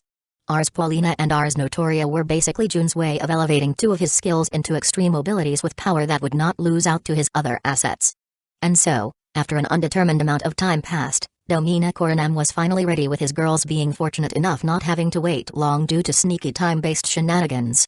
With everything set in place, June created a terminal body which, while good, would never match up to the original, one of the unfortunate things about the change. His original body had been created with the ability to adapt to any skill and power based of the Nasuverse. June's ability to extend his reach to something as broken as Apocalypsis was precisely because of this. The reason he was able to wield the crazy noble phantasms he made in his past was because even though his body was too weak to let them exert their full power, it was still able to grant him the right to wield them. This even extended to the self-modifications he made with our Apoculum. It wasn't as if the Golden Grail could make anyone achieve the results he achieved. His true body was just that moldable, and so, June could push it to extreme limits. The fact that he managed to get a skill as crazy as Ideal Apotheosis, which brought his body to a level of utter godlike perfection through training alone. Scathak's training was good, but not good enough to turn a Rondo into a god. And now, he was going to lose that big advantage, only being able to hope that Domina Coronam makes the payoff worthwhile enough for him to feel slightly better. Apocalypsis was the ultimate ability to devour all of creation and use it as fuel to birth of its next iteration. Through the seal he had concocted with Asaka's advice, June would be able to attain unthinkable power in the future, but for now, he had to deal with the reality that his true body was gone. He had undergone many changes in relatively short life. June was never attached to his humanity, becoming a dragon hybrid, then a true demon, and then a true dragon. But despite all of these changes, he was still himself. His body unchanged, but it was still his body. Now though, he was being forced to give it up because of his gung-ho attitude when it came to seeking power, and it devastated him. The reality of it all only sunk in at the moment when he was done with the seal and was about to begin the construction of his terminal body. At the moment, he was inside his seal, knowing that as soon as he was done, he was never going to get to be in his original body again. As time passed, his true body inside the seal would just become a mass of energy embodying apocalypsis, not even a real physical body of flesh and blood. A wave of regret suddenly flooded June's heart as he completely stopped his work. For a short instant that felt like an eternity, he considered all kinds of stupid things. Like living the rest of his existence and enjoying it to the fullest before his inevitable end, and damn the consequences. Just giving up making a terminal and live inside Domina Coronam for the rest of eternity. He even thought about how weird it might feel to be with his wives using a body that was not his true one. The fact that it wasn't anyone's body but something he made lessened the feeling, but it also left him with a weird idea that he was simply downloading his consciousness to a sex toy for his wives to use, which he wasn't sure it was better. Asaka noticed this turmoil but didn't really know what to say. Despite her near omniscience, she was utterly incapable of understanding what June was feeling, because to her, who didn't even have a real body, his so-called troubles were quite meaningless. After all, even if it was not his original body, it was still his and nobody else's. But what could she say to him? As she watched her partner spiral down into a hurricane of useless thoughts and feelings, Asaka began to understand the human feeling of worry but sincerely didn't know how to deal with it. No matter what kind of danger June was in during his past encounters, Chapter 93, embarrassing snag. As she watched her partner spiral down into a hurricane of useless thoughts and feelings, Asaka began to understand the human feeling of worry but sincerely didn't know how to deal with it. No matter what kind of obstacle June had faced in the past, he was always looking and moving forward, learning and adapting, keeping his cool in most situations. To see him genuinely stuck on something Asaka considered to be completely silly was shocking, to say the least. She knew it was an idiotic concern. All she had to do was to show him that. Considering June's personality, I merely needed to give him a logical explanation on why he is being an idiot, and he'll acknowledge it, moving forward without doubting his decision. The question is how. Asaka pondered to herself. June was being held by a stupid bout of self-doubt, and Asaka was far from being in touch with such emotions, so she was confused as to how to get him out of that impasse. Apocalypsis could both be seen as June's most costly mistake but also as his ultimate achievement. It was a path to unlimited power that came at a cost too heavy to bear. Not wanting to pay the cost, June, with Asaka's suggestion driving him, conceived a way to lower that cost, which was the destruction of all things, into just the loss of his original body while only increasing the time he needed to achieve said level of power. Of course, the time it would take would be untold billions of years, but even if he never achieved that sort of multiversal energy level, the obstacles that he would have to face in his path would require far less power to defeat. Even Velber, that sensing his potential threat, sniped him from a distance he could not even imagine and nearly annihilated him, resulting in the loss of much of his accumulated power would be nothing but a small pebble in due time. Chaos, the origin of the machine gods whose might was indecipherably extreme, would also be a foe June could easily triumph against. The true issue was, would they came to find trouble with him before such a time came as when he was ready to face them? Asaka had told him Velber paid a price for its actions, as they had consumed massive amounts of energy and could not be reproduced anytime soon, but chaos was still out there in the Nasuverse somewhere. However, this was all academical if June could not find it in himself to complete the plan change. That was why the fact he was being held back by such a simple issue was idiotic, since he literally had no future if he did not proceed with the change. He would simply devour everything, ushering the end, and lose his ego, becoming the new Akasha for the next Omniverse. June knew all of this. He definitely knew his attachment to his original body was that strong to still hold him back. Asaka knew that he knew, which was why she didn't even try to convince him with that path of reasoning, as she knew how pointless it was. No, she needed to find a new view of the body swapping that June had yet to think of.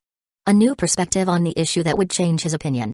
June had no problem being convinced by logic, especially he said logic pushes him towards the option he knows it's best for him, even if he doesn't particularly like it, so Asaka liked her chances. After a lot of thinking in a deceptively short amount of time, she concocted an explanation that would no doubt persuade June, not another way of looking at his situation but rather the pointing out to him of another situation that emphasized the idiocy of his concerns. June, Asaka called out to her companion. June stopped his tumultuous thoughts for a second to listen to his greatest ally's wise counsel, which never seemed to disappoint him. You are worrying over the sacrifice of your original body, that you will not be the same afterwards, correct? That it will cause some, as you call it, weirdness. Asaka continued. Right? June responded while trying to figure out where his lifelong partner wanted to go with this line of thought. Technically speaking, however, none of the heroic spirits you have summoned are in their original bodies, you know. They were summoned into special vessels that changed to better suit them as they filled them. Asaka informed. June froze. Time trickled by as June.X crashed hard, mostly due to sheer embarrassment. After all, he had been willing to sacrifice the benefits provided by his original body and was only plagued by the sentimentalities of abandoning it and living out the rest of his days in a body that was not truly his own. Asaka's simply point, however, highlighted his stupidity to such a level that June was honestly embarrassed to the point of wanting to trigger apocalypsis and end everything just to escape it. Let us just forget I've ever hit this snag and proceed as if nothing at all happened. June said, greatly deflated. You're welcome. Asaka replied and went silent. Having been slowly learning to feel by binding herself to June, she realized seeing him so utterly embarrassed brought her some kind of joy or perhaps amusement. June, however, rather than wanting to think further of the matter, was simply eager to move on effective immediately, and so, he began the creation of his new body, his terminal to interact with the omniverse beyond Omina Coronam. Only after downloading his consciousness into this new terminal would he finalize the seal and lock up his true body for good. There were several routes June felt he could go. Limited as they still were, he had access to all the crowns except for the crown of the end, which bore the purpose of channeling the power of apocalypsis when his true body's shift occurred within its seal. Other crowns, however, like the crowns of Earth and Heaven, already had considerable power and could prove extremely useful in the creation of a powerful new vessel. It was then that June had a phenomenal idea. He would create the vessel of the 10 crowns, but what did he mean by this? One might ask. The 10 crowns were to be the final form of June's power, at least he had intended for them to be so. One of the major flaws June found in his past self was the hoarding of abilities and powers that he simply didn't find purpose in. He followed the rule of cool, constantly developing new noble phantasms and abilities based on the fact that he liked their concept, even if he did not particularly have a use for them. The 10 crowns were to be his final form, a set of versatile abilities that would evolve with time to suit his needs. Another problem of his was that he made abilities and items he simply was not able to fully make use of, wasting his resources and eventually finding himself losing said items and abilities when faced with an opponent strong enough to bring to the surface his inadequacy of wielding his own power. The crowns were meant as abilities with nearly infinitely high ceilings, but whose power fully depended on June. Never would they be too powerful for him to use, and never would they become redundant and useless due to his growing power. At least, that was the intention. The vessel of the 10 crown, as June named it, was not be a vessel, a new body whose purpose was not maximum power but the ability to perfectly channel the power of the crowns. In other words, June intended to create a vessel that was a malleable blank slate and let it conform to the power of the 10 crowns and his own consciousness that would inhabit it. Basing it of the Transcender class vessel he gave his servants that was built to allow them to be the absolute best they could be, June attempted to create a vessel just like it, but, as he was not giving it to someone, he could not do it through the Akashic Grimoire, and thus the job became much more difficult. June, however, persevered, and slowly but surely, consuming significant amounts of energy, he created a perfect empty vessel, the purest of blank slates, ready to be dyed by his color. And so, without further ado, his consciousness flowed into it. Chapter 94. The women's thoughts. A torrent of magical energy poured into the prepared vessel of the 10 crowns along with June's consciousness, and what was previously a vague colorless terminal began turning into a visage resembling its possessor's previous form. Tall but not overly so, a slim figure filled with lean and compact muscle, divine facial features and pitch black hair along with prismatic eyes. June moved around in his new clothless vessel, seeming satisfied by how well in fit but also feeling somewhat restrained. Despite this feeling of restraint, however, he was far more free than he was before. Thanks to the incredible innate power of his previous body as well as its obscene levels of charm, June had to exercise restraint at all times he was with someone else. Now though, thanks to the crowns, represented by 10 rings with different designs being the source of his power and his vessel only being a conduit. So long as he kept the rings inactive, he had absolutely no need to restrain himself. The feeling of restraint that he felt was merely his sharp drop in power. His vessel was naturally strong, far stronger than your regular servant without a noble phantasm but still much weaker than before. With a grin however, June activated the 10 rings establishing an active connection to Domina Coronam and drawing on the power of the 10 crowns 9 to be more accurate since the crown of the end was still incapable of providing benefits for now.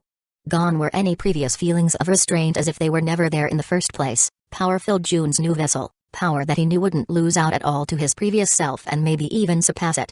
And so, June turned an unavoidable nerf into a nice power-up that would propel him even further once the crown of the end, Babel, became operational and granted him the limited power of apocalypses to wield as he pleased without omniverse-ending consequences. After getting a nice feel for his new body and sensing the power of the 10 crowns coursing through him, June decided to analyze his saint graph, which had no doubt undergone drastic changes due to his actions.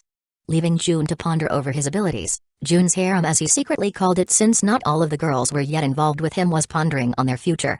June was to come out of the root of Akasha a few days after he had left, not due to restraints but to give the women of his household time to ponder on their choice and make their mental preparations for the future.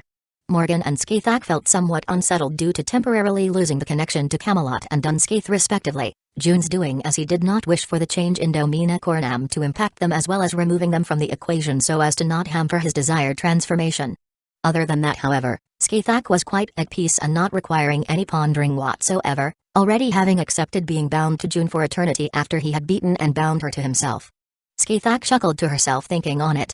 When she put it that way, it painted June as a perverted fiend that beat up a proud warrior queen and bound her to his will.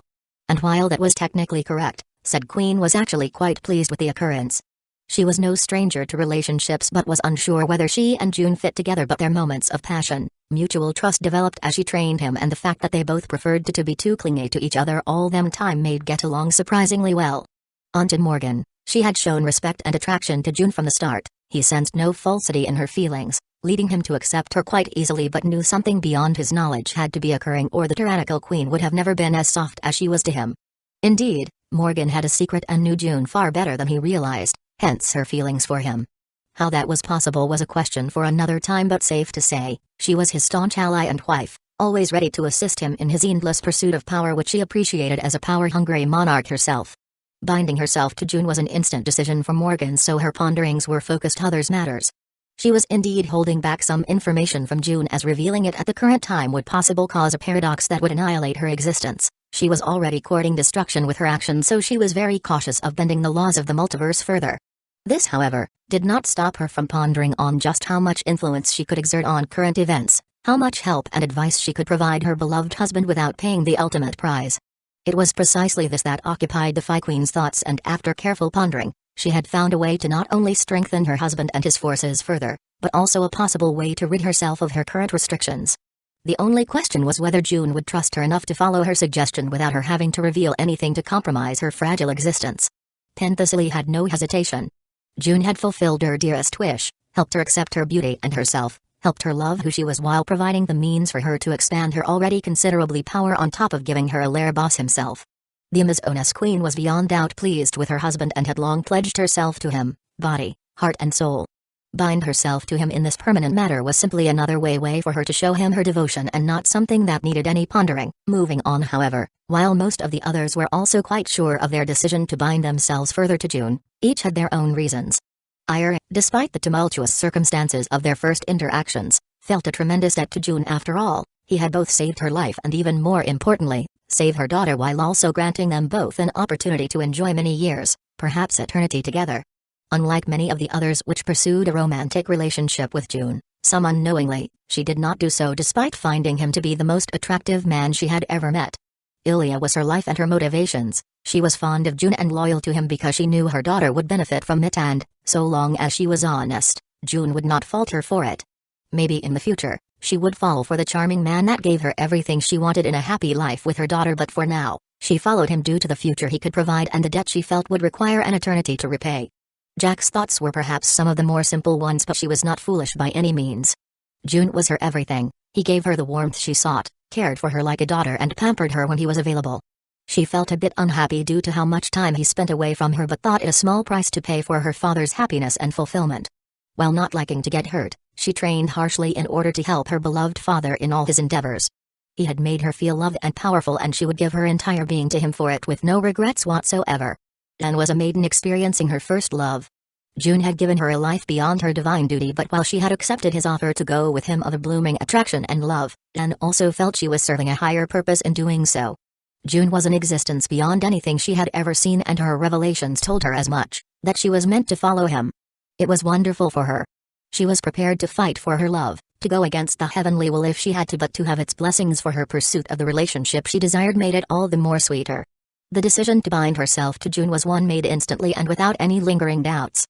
Her lack of experience in such matters and shyness in regards to them hampered her progress, but her love was strong and she was sure that June held a spot in his heart reserved for just her. Atalanta, on the other hand, while making her decision almost as easily, doubted herself.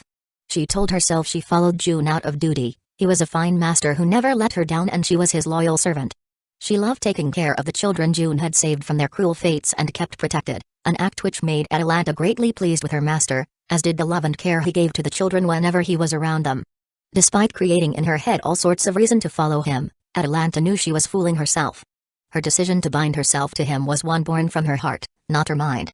It was not that rare an occurrence for her vows of chastity made to her beloved goddess Artemis to be tested by her urge to give her to baser impulses and offer herself to her master. She knew he wanted her and it stoked her desire, but he was also very respectful of her.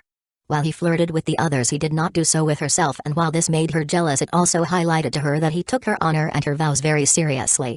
Try as she might, Atalanta had difficulties in denying she had feelings for her master June. For now, however, she was content playing the loyal servant. For how long, though, that remained to be seen. Then there was Semiramis. Chapter 95, The Women's Thoughts too. Then there was Semiramis. Unlike Atalanta, who strove to deny her growing feelings for her master June and looked for other reasons to justify her willingness to follow and bind herself to him, Semiramis was quite honest with herself. Ever since she first saw June's real appearance, she had been extremely attracted to him and wished to make him her consort in the capacity of an obedient bed warmer for his queen to enjoy. When his power and unbreakable will became apparent, however, her opinions changed and she affiliated herself with him as she felt him more worthy than her former master, who fell from her grace in his failed attempts to bring about his vision of the world. The Assyrian queen entered June's service with the intention of seducing him, bending him to her will through soft methods rather than the more extreme methods she had planned for when she thought him weaker. As time passed, however, despite the obvious attraction the two had for each other, nothing happened. The two found the other attractive and lusted after one another, but their desire for dominance prevented them from moving forward with their relationship. It didn't take long for Semiramis to accept that June would be the one true authority in any relationship he was a part of, but she refused to be just a pretty wallflower, nice to look at but useless otherwise. June knew this and respected her greatly for it, offering her chances to improve her own power in various ways while assuring her that her might would be needed by him in the future. It was precisely this that made Semiramis' feelings begin changing from pure attraction to romantic interest. She began falling for him but never took it further due to her lacking confidence in playing the obedient wife and the thought June's words about needing her power were just empty comforting. When June revealed his current plight and how they could bind themselves to him, increasing their own power while adding on to his, however, Semiramis was pleased beyond measure. Leaping at the decision to bind herself to June, she was enamored with the very concept of the idea. A relationship where betrayal was self-destruction, where June's power would support her and in turn, her increased power would flow back into him, raising him even higher. It was a dream come true for Semiramis, and after her repeated thoughts on how ingenious and perfect the idea was, her mind turned towards what kind of reward she would give her soon-to-be husband for such a development. In Isiko's case, for the hardened assassin whose life's wish June had granted, to bind herself to him was not a big decision but an unrefusable reward of the highest degree. To be bound to her master's service so long as he stood and perish with him should he fall. For the devoted Husan, such an honor was wasted on her, and she would spend an eternity by her master's side doing her best to prove that his decision of rewarding like so was indeed correct. The last two heroic spirits that were faced with the choice of taking June's offer of eternal binding were Artoria and Mordred. The father and son pair, with their steadfast loyalty towards their masters, swiftly made the decision to bind themselves to him when it was offered, but if they asked themselves whether loyalty was the sole or even the main reason that they had made this choice, should they be honest to themselves, the answer would be no. Loyal knights they were, but there was no denying the growing feelings for their liege that bloomed within their hearts. To both of them, this was a golden opportunity to secure a place beside their beloved master for eternity, and as such, An offer too good to pass up. Mordred felt attracted to June for quite a while. Despite her deceptively young age, having the pan-human history Morgan as her mother, a paragon of vice, she was quite aware of such emotions, and as they grew inside of her, she quickly made notice of them. Treating herself as a man for the entirety of her short life and demanding that others do the same, Mordred was quite confused by her feelings even if she didn't let it show too much. She did not avoid or refuse to acknowledge them but lacked the confidence to turn them into action. She was brash, rowdy and acted like man as a default, and those truth deeply worried her. Mordred felt insecure that June would find her attractive and care for her in the way she did for him, and so she tried keeping her feelings to herself. The turning point, however, came when she and her father met in their second lives as heroic spirits. June had given her the opportunity to settle things with Artoria, and as she reconciled with her beloved former king, Mordred's feelings for June grew to an unprecedented level. He had given her a new life, granted her power, trusted her to be his knight despite her treasonous reputation and insecurities, and now, he even gave her the opportunity to fix all of her life's regrets. How could she not fall in head over heels for him? On Artoria's side, June had allowed her to reconcile with her estranged family. Not only Mordred, however, as despite not being the sister she knew, Artoria still considered Morgan to be her sister. And though their relationship was not the best, to be standing on the same side as Morgan and seeing glimpses of the caring sister she once knew shine through every once in a while, Artoria was deeply satisfied. Despite her growing feelings for her benefactor that helped cleanse her mind of her deeply ingrained regrets and helped her let go while also reuniting her with her previously estranged family, Artoria was not at all versed in the matters of romance. She became unaware of how to interact with June when his every look, every gesture sent about waves in her maidenly heart. Mordred noticed this too. It was really not that hard after all, and duly informed her father that she was in fact experiencing the feeling known as love, which only made the King of Knights more self-conscious about June. It was then that Tyra got involved, and though she had only one relationship to speak of for experience, and one that ended in absolute disaster to boot, there was no doubt that she was more well-versed in such matters than Artoria and Mordred. And so, she taught them how to be more proactive and reassured them who were insecure about their beauty and womanliness that June did indeed find them attractive. The pair took her words to hear and started thinking on ways to approach June, a difficult endeavor since he was always running about and disappearing to do things. His plight that led to the offer of binding themselves to him provided a way for them to secure a spot by his side without having to face the trials of actually making a move on him, but they were still worried. Knowing that due to his noble phantasm's nature, June would be summoning more servants to bolster his power, Artoria and Mordred worried that their love would become at risk of being unrequited, as June quite obviously preferred female servants to summon. Due to this, the pair began planning an assault on June after the binding was successful. Reassuring each other that the object of their love would not refuse them, the two seeked Tyra's veil for advice on how to seduce their master while admonished themselves as perverted knights. Then there were the final two Nasuverse denizens. For Maya, June was everything. It was as simply as that, and to be by his side for eternity was the ultimate luxury. This mindset made her get along surprisingly well with Asako, and the two became June's ever-dutiful subjects. The only stark difference between both of their mindset being Maya's staunch insistence on serving June in his bed as well, while Asako was considerably more conservative in this regard despite wishing to do so as well. Then there was Natalia. If someone had asked her if she would ever be willing to make such a commitment in the past, she would have laughed in their faces, but now she just wanted her lover to tie her up, figuratively and literally. What started out as a casual relationship to someone she felt a debt for saving her life turned into a passion she felt utterly unable to escape from, as June stole her heart with an ease that left her feeling lost. Still, she had no regrets, and June was the type of lover she could see herself with for the rest of time. And so, the hardened mercenary made her choice and tied the noose around her neck of her own free will, binding herself to the true love of her life. Finally, there was the DxD group. Cleria, who was granted a new life after death and deeply fell in love with her savior as time passed, was all for the idea of binding herself to him. At first, she had accepted to be brought back for revenge, to punish the corrupt Great King faction led by House Bale for their misdeeds and for the death of her previous lover. As she spent more and more time with June, however, her main source of motivation for returning to life and living her second life became being by her savior's side. Cleria still wished to punish those that wronged her and Masami along with many other devils, but she was no longer a prisoner to that thought. See, Natsuki and Shiden, like was mentioned before, despite their burgeoning feelings and love for June, were not prepared to make such a commitment. Something with June found to be quite reasonable and even commendable. After all, jumping to an eternal commitment to a guy they have only been dating for a relatively short time while being just teenagers seemed to be quite rushed and perhaps even foolish, even though June would have done his best to prove their decision right should have they accepted. Lavinia, on the other hand, was absolutely sure of her decision. She loved June with all of her heart, and to be able to follow him and be by his side for eternity was an offer she found far too appealing to refuse, and so, she embraced it without hesitation. And for the Nekozu sisters, especially Kuroko, who had been saved in her greatest moment of weakness, she saw no better course of action than following her beloved savior and lover until the end of time itself, and possibly even beyond. The fact that by doing so, she would be paving the way for her sister, still too young to understand her burgeoning feelings for her nice and handsome big brother that her sisters seemed to like very much. Chapter 96, June's new saint graph. As the women came to their decisions and thought about their future with June, he returned from the root of Akasha after thoroughly evaluating his powers. Name, Hikami June. Race, homunculus. Gender, male. Parameters, strength, B endurance, B agility, B mana, B luck. X skills, Scion of the Void, A or X, powerful connection opened.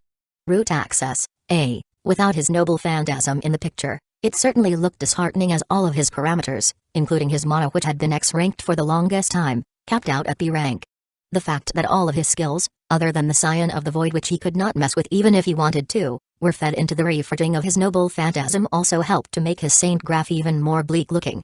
But as previously mentioned, June had built this new vessel of his in order to channel the power of Domina Coronam's 10 crown in its full capacity rather than being something with inherent power of its own. And June's newly reforged noble phantasm did not disappoint his expectations in the slightest.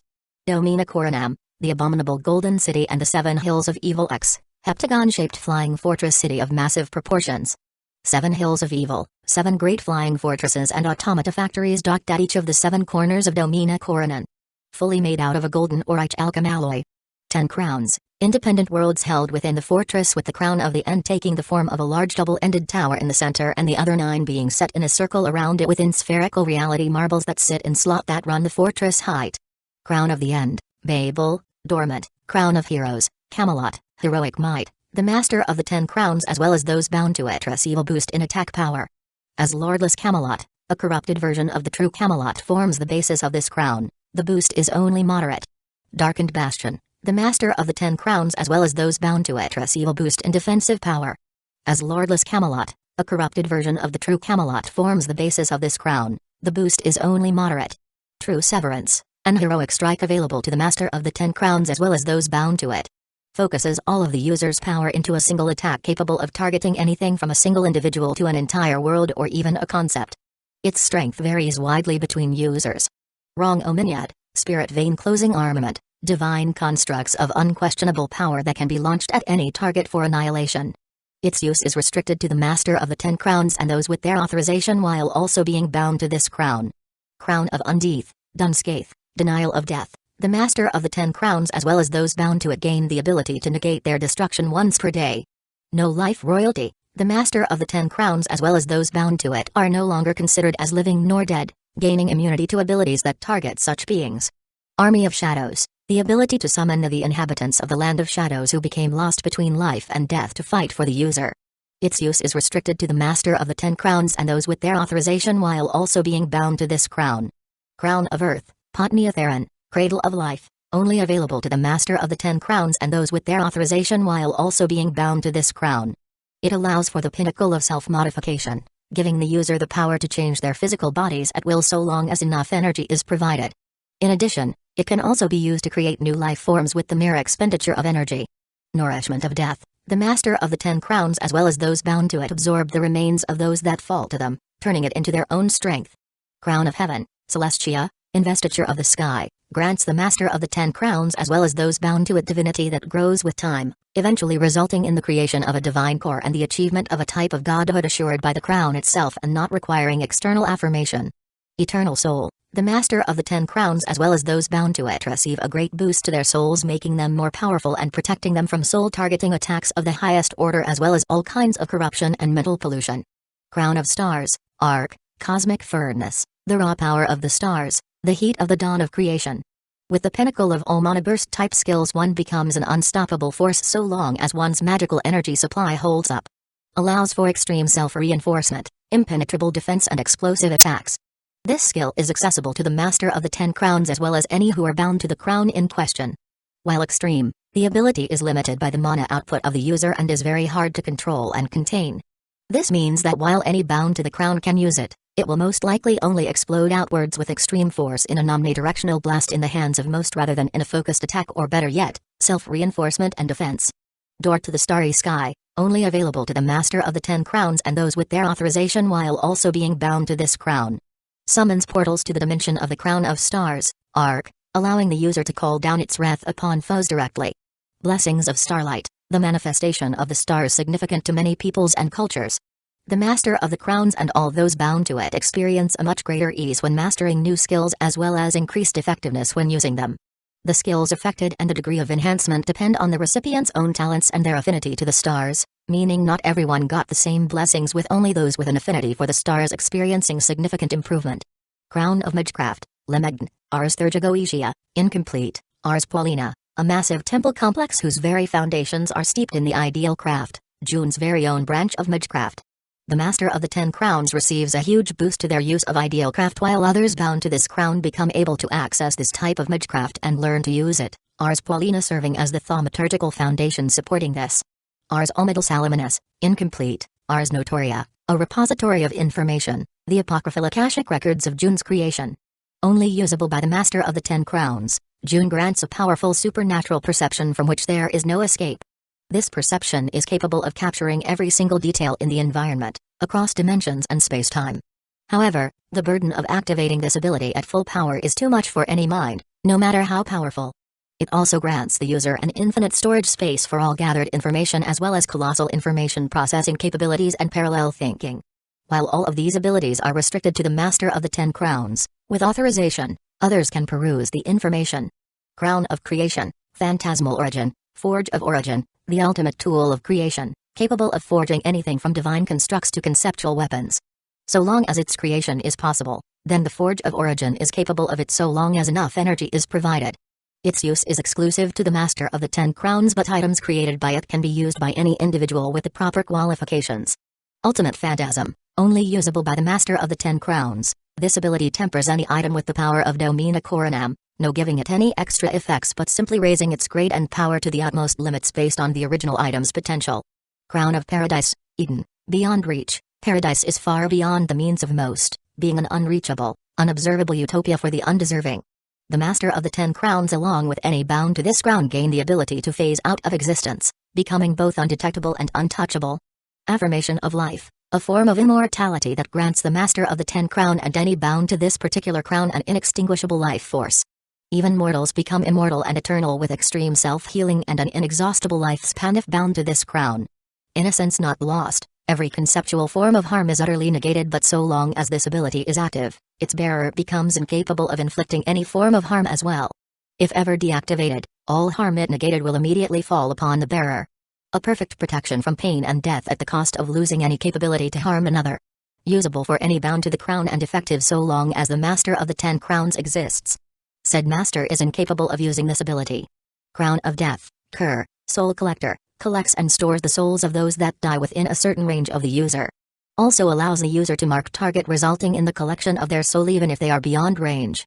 The Master of the Ten Crowns and any bound to this crown obtain this ability. All souls are stored in the crown regardless of who collected them. Chapter 97, Rejoining the Ladies. Domina Coronam did indeed live up to expectations, and it was still nowhere close to reaching its full potential. The only thing holding June back was his own output that was capped at B rank, even though his body could actually support the power of the 10 crowns. This was not an oversight, however, simply a limitation of his constructed vessel, but there were a way to fix this problem. First, his vessel was closely connected to the crown of the end, Babel, and, when it finally awakened, June predicted that his output problems would disappear and he would gain a few more abilities to go along with the release from his current limitations. A quicker way would be to use the Cradle of Life ability granted by the Crown of Earth, Potnia Theron. With its powers of self-modification, June could build himself a monstrous body capable of much more. This body would be a mere shell, however, something formed around his vessel which would serve as his cerebral corpus. While not a permanent solution like the awakening of Babel would be, it still gave June an usable option in a time of need. It was not all sunshine and rainbows, however. But more of that matter later. For now, June was going to reunite with his beloved girls who he had not seen for quite a while, despite how quick time had passed for them due to his own care for such matters. Arriving back at his veritable palace in Kua, June quickly met the ladies, who gathered instantly upon his arrival, asking him how his endeavor had went and how they could play their part in what was to come. Having been surrounded by a bunch of people that had no hesitation in binding themselves to June for eternity, the girls who felt unable to decide right away were left a bit embarrassed and wondering nervously what both the others and June himself would think of them for their indecision. June knew this was quite probably too big a step for these high school girls to take at the moment and had only extended the offer so that they didn't feel excluded or lesser. As such, he was actually quite proud of them for not blindly following or give in to the pressure of those surrounding them. Learning that they had left, June quietly decided to meet them later for a nice talk about their decision so as to clarify any possible misunderstanding. Contrary to his understanding of matters, however, some of the women were not nearly as forgiving to what they perceived was a sin of the highest order. To have their beloved's affection and yet refuse the honor of being bound to him. It was unthinkable. Penthesilly found them quite unworthy and felt that they would need to prove themselves to all of them before being granted such a chance ever again. Morgan thought such ignorant little girls were simply not deserving of June's affection and that their refusal of his gift was only more proof of the matter. Skathak, while not nearly as invested, also thought that despite young, one should have the courage and decisiveness to grasp what one wanted. Her abilities let them perceive that the love the girls had for June was indeed real and strong, so for them to refuse his offer proved to be quite disappointing in her eyes. Cleria was by far the most understanding of the queens of the forming harem, with her views being much the same as June's. Unfortunately, in the meritocracy that was June's harem, by the will of the harem itself, she was ranked the lowest of the queens and so, she deferred to her sisters. Back to the current situation, however, June assured his enthusiastic girls that everything went fine. Those of them whose senses were more attuned were quick to point out how his parameters seemed much lower, but he swiftly explained that was but a temporary matter and that despite that, his new abilities made him as powerful as he used to be and perhaps even more. This of course brought the Im much relief, but the one most pleased was Skathak due to June's following words. "Looks like we'll have plenty of training ahead for me to get used to these new abilities, Master," June had said to her. The mistress of the Land of Shadows might not be a clingy woman, but she would not at all be displeased with having her beloved husband all for herself for a significant amount of time, and hearing him call her master again made her feel some kind of way too. For a woman who was not the most expressive, the light smile and piercing eyes told everyone around her, who had came to know her due to their joint ventures in the Tower of Akasha, just how pleased she was with the current development. "If you were successful, my husband, then I assume we can proceed with the binding then?" Morgan interjected. "Indeed we can. I shall share with you each of my crown specifications and you can then choose whichever you think fits you best," June replied. And so, he used the master-servant bond to transmit the relevant information to his servants first before sharing some unfortunate news that were the reason it was not all good as previously mentioned. "For those of you who are not my servants, it appears binding is not quite achievable. Well, to put it more accurately, it is rather pointless," June revealed. "May I ask why, and can it be fixed?" Ira interjected. She might not be the one most interested in binding herself to June for herself, but she was sure that her daughters, yes, she had started arbitrarily calling Sakura her daughter as well, would wish for it, and she was paving their path forward, so it was indeed worrying for her. "I'm not quite sure why, but I assume it must be due to the unique characteristics of servants that simply make them more suitable for such things," June theorized. "As for fixing it, I can just make you into servants like I did for Cleria, and don't worry, there is no need to die first," he added, much to the non-servant lady's relief. He was not quite done, however. "Unfortunately, the remodeling of my Domina Coronam was quite a bit more costly than I expected, as so, my material and magical energy reserves are quite depleted and it will take some time for the Aurea Poculum inside the core crown to replenish them," June shared. "So the plans you had for summoning more heroic spirits will also be put on hold, I assume?" Penthesilly inquired. "Unfortunately, yes," June confirmed. But while he felt it was unfortunate, many of the ladies guiltily felt great about not having to worry about more competition for June's attention so soon. Morgan, however, was quite disappointed, as her existential crisis might have been solved with the summoning of a few specific heroic spirits. Such a solution would also enable her to share the secrets she unwillingly had to keep from her beloved husband. Whatever the case, June's current lack of energy and resources meant that not only would new summonings be out of reach, even just turning the women into servants was too costly, as June wished to give them all transcender-class vessels. Only the best for his girls after all. While the non-servants had to leave with some disappointment, a few more than others, all servants went ahead with the binding, as it would strengthen both them and June while increasing the rate at which his noble phantasm generated resources.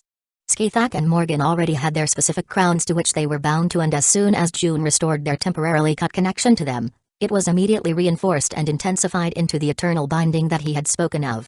Artoria and Mordred wasted no time either. There was a crown literally named after the city they had called home after all. It was the crown of heroes, Camelot all the way for them both. Semiramis, A demigoddess in her own right had her choice made for her as the empty sky of the crown of heaven. Celestia acquired her hanging gardens of Babylon when she bound herself to it. This greatly empowered Semirami's noble phantasm while also giving June authority over it should he require it. Penthesilea was quite torn between the crown of heroes and the crown of heaven, but as a daughter of Ares with an even higher degree of divinity than Semiramis along with a powerful noble phantasm of the gods, she ended up choosing Celestia. Jan also chose the crown of heaven, Celestia despite possessing no divinity of her own. Perhaps due to her life in service of God, however, she felt it suited her the most. Jack chose the crown of death, Kerr, intent on becoming a true demon from hell, in the service of her beloved master and father. Cleria followed the murderous Lily as being a devil, a crown H that embodied the concept of all underworlds was what she felt the right place for her. Asuko surprisingly decided to follow Skaithak instead, binding herself to the crown of Undeath. Dunskaitha she felt that as an Husan, she was already a being between the boundary of life and death, so being completely removed from those two concepts felt like a natural progression to her. Finally, there was Atalanta. In truth, she was quite conflicted. She had felt a connection with both the Crown of Heroes, Camelot due to her heroic aspect, but her more bestial side pulled her towards the Crown of Earth, Potnia Theron. In the end, however, feeling her greatest potential lied into the power of the magical beast aspect that June had given her full control of, Atalanta chose the latter and completed her binding as well. And so now, all June had to do, was wait and watch his power and resources growing until he felt comfortable in making bolder moves. First, however, he had a foundation to set in the Nasuverse, though one that did not require his presence there. Chapter 98, New Mission and Results of Refusal. Meeting with Iris, Natalia, Maya and calling for Asuko as well, June decided to give them a task to perform back in the Nasuverse. Calling us so soon after that disappointment? Natalia joked. Maya said nothing, maintaining her stoic silence, but June could actually feel the disappointment just wafting off of her. Hers was in fact more serious than Natalia's, who had actually spoken. Iris was the most understanding and didn't at all mind the waiting period, but she decided it would be fun teasing June, and so she joined the other two, throwing looks of disappointment at him. Asuko didn't at all know what to do and was a bit at a loss since as an heroic spirit and servant, she actually got the privilege of binding. She felt out of place in the group of four, but was also secretly very pleased with the fact that she had the privilege of eternally binding herself to her beloved master when some who had known him for a longer time did not. You all need to learn some patience. The binding will come. It will just take a little bit more time than I expected, all right. June said, and thought that didn't lessen their disappointment. It did help them, mostly Maya, who was the most disappointed out of the three, moved past it somewhat. Let us move on to the mission, however. He continued, and the women got more serious. I'm sending you all back to the Nasuverse along with Sakura and Alea. June revealed. Why? Iris was confused while the others, being more used to the way mission briefings went, simply waited for June to elaborate. I'm sure Sakura is missing her sister despite all the care we've given her, and this is a chance to let her have a proper school life in her hometown along with said sister. It is also an opportunity to let Alea experience this as well. June explained. My. When you put that way, it does indeed sound like a wonderful idea. Iris seemed to be thrilled with this mission of theirs. I'm glad you think so. June commented before moving on. Natalia and Maya will be setting up connections to the clock tower and other magical institutions for our merry band's future endeavors.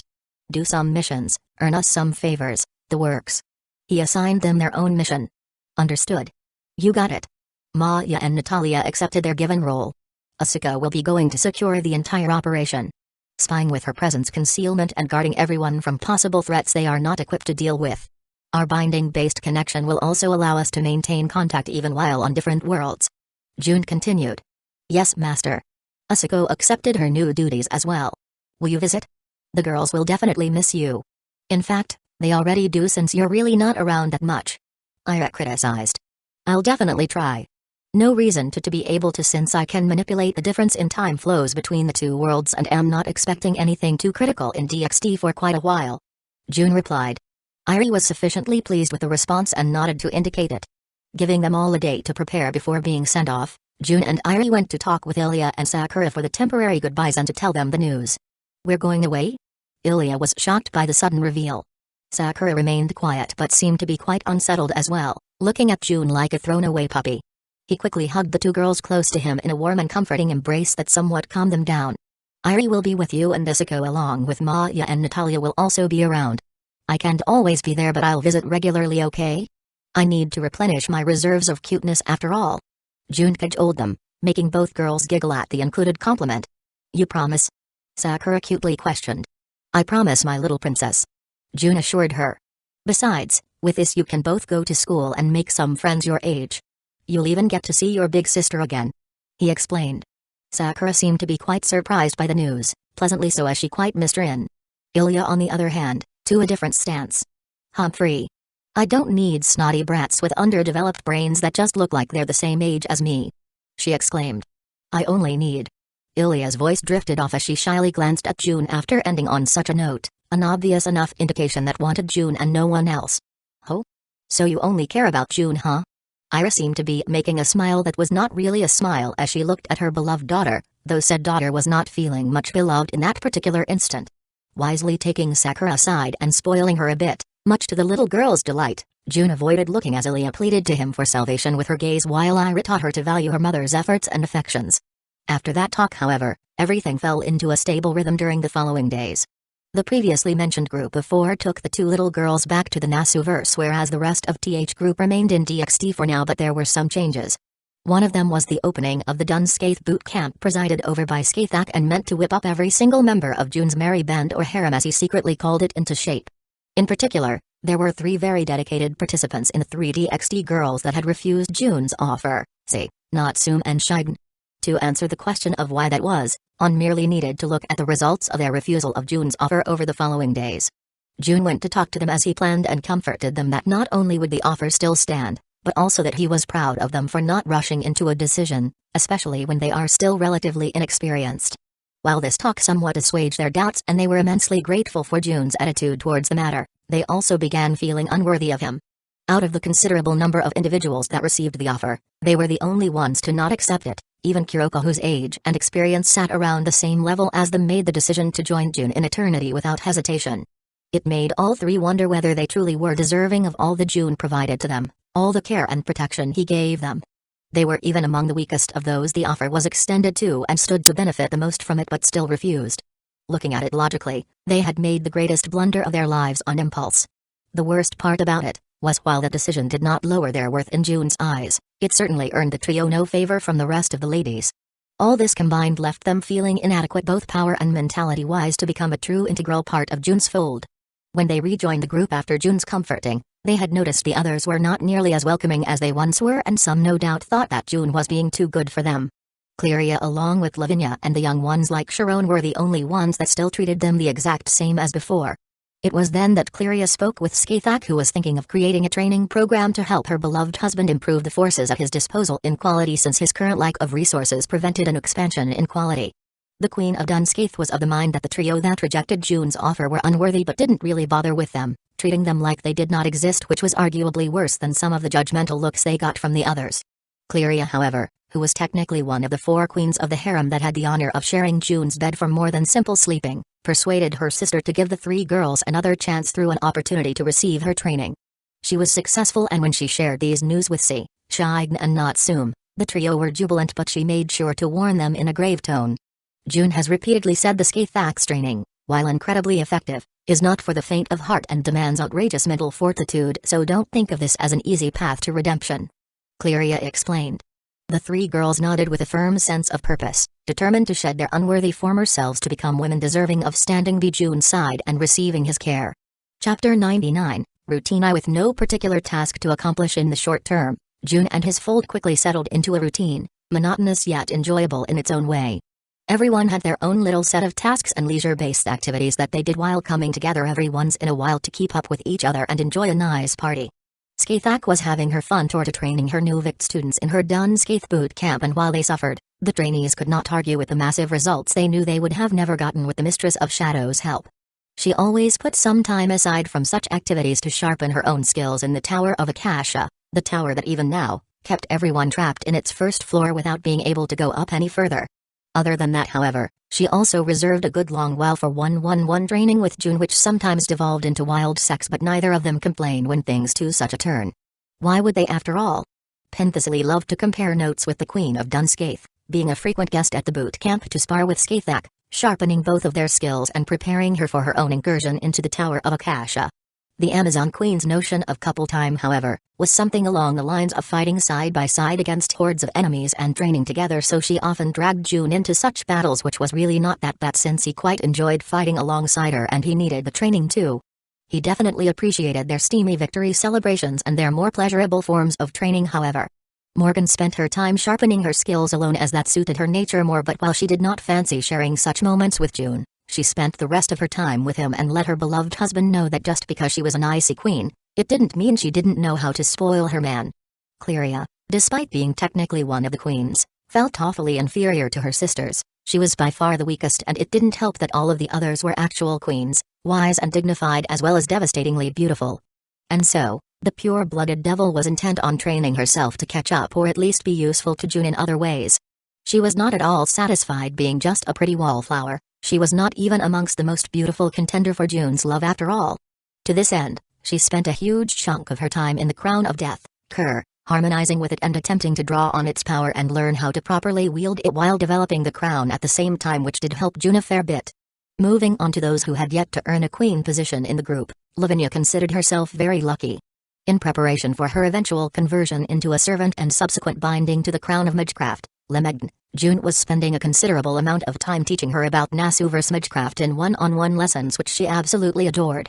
Said lessons were of course punctuated with lots of cuddles and occasional steamy make-out sessions when Levi was feeling particularly bold. She seemed to love teacher and student role plays, even though she always felt embarrassed to the point of suicide afterwards. Kuroka and the young Sharon acted almost always as a single unit, which left the older sister a bit frustrated at her lack of time and privacy to engage in more adult activities with June, even though she loved her little sister more than anything in the world. Still, she spent most of her time honing her jutsu and senjutsu skills while teaching her younger sister those traditions and guiding her as she explored her developing powers. Other than that, she also took her sister into yokai territory to better connect with her roots and establish good relations between June's group and the yokai. See, Natsume and Shiden, whose decisions earned them the dislike of many amongst June's fold, remained hard at work under Skathak's brutal supervision, trying to earn back the acknowledgement they had lost and train themselves to be worthy of June by their own metrics. Other than this training, they generally hanged out with Cleria and Lavinia, whose opinion of them hadn't really lowered and thus still treated them almost the same as before. On the upside of things, the trio had gotten incredibly close with each other and showed both remarkable teamwork and mutual support over their shared difficulties. Atalanta was a bit more unhappy than before. June's decision of letting Sakura and Ilia go back to the Nasuverse with Iris, despite earning points with Atalanta for how it showed his care for them, it also left her feeling a bit listless as she quite enjoyed taking care of them both. Still, she used her training as an outlet of those frustrations and to get more in touch with her bestial side she usually kept hidden under lock and key. June had played a significant part in said training as he helped her maintain control by suppressing her when she went berserk. This was needed because even though Atalanta no longer had a control issue after June modified her Agrius Metamorphosis Noble Phantasm, her delving into her bestial nature and power through the use of the Crown of Earth, Potnia Theron, unbalanced her again. She had gotten considerably more powerful, however, and could command a much greater control over her beasthood. Her constant training with June that involved her showing her flaws and vulnerabilities to him also led to them becoming much closer than before. The Huntress truly appreciated what he did for her, and, even though she still denied having fallen in love head over heels for him, she could no longer deny the obvious attraction and even lust that her enhanced bestial side made very difficult to ignore. Jack fully took advantage of her ability to produce copies of herself with the Noble Phantasm natural-born killers, creating multiple selves and using them to train while hounding her dear Papa June for attention at the same time. Murderous and sadistic as she was, Jack could certainly be very cute, and June truly enjoyed spoiling this daughter of his, showering her with affection and getting her unflinching dedication for it. June's time was spent on two things. One of them was her acclimatization to her newfound divinity, gained after being bound to the crown of heaven, Celestia. She worked hard to understand this new power and fuse it with her previous abilities to complete a transformation that would make her considerably more powerful. This of course helped June, as the more servants synchronized with their respective crown, the greater the positive feedback June would get. Other than that, however, Anne gathered her resolve and began trying to get closer to June, often inviting him out on dates and trying her best to make some relationship progress. If he was to be honest, June knew he could just take the initiative and Anne would not only be okay with it, she would even be grateful, but seeing the saint who didn't consider herself one, cutely trying to get close to him despite having zero experience in such matters was incredibly endearing, and so, he let move at her own pace. Mordred was one of the few that genuinely enjoyed Skathak's training, not just for the results it provided. She just loved pushing herself hard, and the feeling of her power and technique being refined to a whole nother level was pure ecstasy for her. Artoria, who had bonded with her son, accompanied Mordred in her training with Skaithak, reminiscing while comparing her current training to her past training with Merlin. Needless to say, Skaithak and Merlin were complete different in their training philosophies, and Artoria believed they each had their merits as she felt her skills getting further refined. She was a master swordswoman for sure, but her main advantage lied in her massive amounts of magical energy that reinforced her body beyond reasonable limits. In terms of pure swordsmanship, she was far from being the best. Now, however, she was learning to focus that extraordinary power even more efficiently, maintaining her current fighting style but making a few valuable adjustments. Besides training, however, Artoria and Mordred seemed to be getting more and more proactive in their approach of June in his off time, taking advantage of their similar features but radically distinct temperaments to double-team him. Mordred was much more forward, literally sticking herself to June without shame but reeling from embarrassment when he actually returned her gestures of affection. Artoria was the exact opposite, however, and June could really see her as a noble and gentle maiden filled with her particular brand of cuteness despite the kingly disposition she showed in other situations. She was shy in her approach of June when compared to Mordred, but when he returned her affection, she just leaned in and enjoyed it, unlike her son who really could not take it. It left Mordred bowing in admiration towards her father's wooing skills. If there was someone truly happy and fulfilled about how things were going, however, it was Semiramis. Chapter 100, Routine 2. If there was someone truly happy and fulfilled about how things were going, however, it was Semiramis. In terms of growth and power, she could only claim to be second, but in terms of developing her relationship with June, she was number one in her mind. Although she had yet to seal the deal, clearly enjoying the game they were currently playing, the pair had gotten much closer to each other than before. Semiramis was defined by history and even in her own mind as a passionate woman who went to war over a single man she wanted to claim. As such, she knew from the first moment they had met, that she wished to claim June for herself. Alas, his overwhelming power and later, his caste of queens who she loathed to admit were leagues more powerful than her and just as beautiful, since Semiramis would never admit another woman surpassed her in that regard, made her realize she would never be claiming him as she intended. Still, her passion went nowhere and, in her heart of hearts, she knew that should she give herself to June, she would be his pampered and respected queen and he would never intentionally treat her wrong. At the same time, however, she loathed women who let themselves fall completely to the wiles of a man and were pulled around by them with no agency of their own. This came of as a result of her mother's actions of abandoning her to pursue a man, something which bred everlasting resentment and disgust in Semiramis. Now, the Assyrian queen knew that June would never rob her of her agency in such a manner or try to force her into something she wouldn't want. Semiramis' fears laid somewhere else. What she doubted was not June but herself. She didn't trust herself not to fall completely and just start basing all of her decisions on June and his desires. Although she didn't speak of it, she was deeply afraid of turning out like her own mother. She despised her mother and her way of being, resolutely swearing she would never fall as low as her, but at the same time, Semiramis felt that, given a good enough opportunity, she would break like her mother did. June was perfect in her mind, a proud and ambitious man, greedy and possessive, qualities which she enjoyed, and powerful beyond belief, as well as willing to share that power with those that he had a place at his side. Faced with such a prospective husband, Semiramis' heart wanted to fall even as her mind vehemently refused to let such a thing happen. Her desire was to achieve a position like that of Morgan's. Semiramis saw her a powerful and beautiful queen who was a foundation for June, a pillar of support who influenced his actions for both their benefit. The problem was that she found herself lacking for such a role as much as she hated to admit it. She was beautiful, she was wise, but power. Morgan was more powerful than a true goddess. How could she hope to compare? And so, Semiramis felt unable to further her relationship with June, but, with the binding to Domina Coronam, that soon began to change. Despite her overall thoughts on her mother, the Syrian mermaid goddess Turkido, Semiramis was thankful to her for two things and two things only: bringing her into the world despite the fact she had abandoned her, and for the divine blood that ran in Semiramis' veins. Durkato was not a powerful or high-ranking divine spirit by any measure, but a divine spirit she was, and so, her daughter was born with C-rank divinity. This divinity, despite not being at that high of a rank, brought many benefits to Semiramis and laid at the core of her prodigious power. As the daughter of a mermaid goddess, she also bore the ability to summon the scales of the sacred fish for defense. Binding herself to the crown of heaven, Celestia, while already possessing considerable divinity and the blood of a goddess running in her veins, gave Semiramis a colossal boost that only Pentheusly surpassed due to having the same things but of a superior quality. Her noble phantasm, the Hanging Gardens of Babylon, which became truly a part of the crown, turned into a divine domain ruled over by Semiramis. Its defenses, power and even mobility were drastically increased, as was the boost its owner received while standing within. Over time, Semiramis' divinity rose to a rank, enough to form a divine core and become a true divine spirit, though she had yet to grasp that step. This boosted her abilities to an unimaginable level and, even without the gardens, she was more powerful than her previous self with them. At the same time, when summoning the gardens and taking her throne inside, Semiramis' powers became that of an extremely powerful divine spirit, very close to a near god. Though she was restricted to her throne if she wished to wield such power, it was still extremely impressive. Such a colossal change did two things for Semiramis. It filled her with confidence that she could be one of June's pillars and not just someone who stood on the laurels of his success, and it reinforced that June was indeed the greatest husband a proud and power-hungry queen like her could wish for. As a result of these changes, Semiramis, who was a very assertive woman that knew what she wanted, became much more forward with June, flirting all the time when they were together, brushing up against him, stretching in suggestive ways when he was around. She was enjoying this phase where they stalked around each other a bit too much though, dangling the prize right before June's eyes before sauntering away with a spring on her step and a hypnotizing sway on her hips. June loved her for it though, and she knew it too.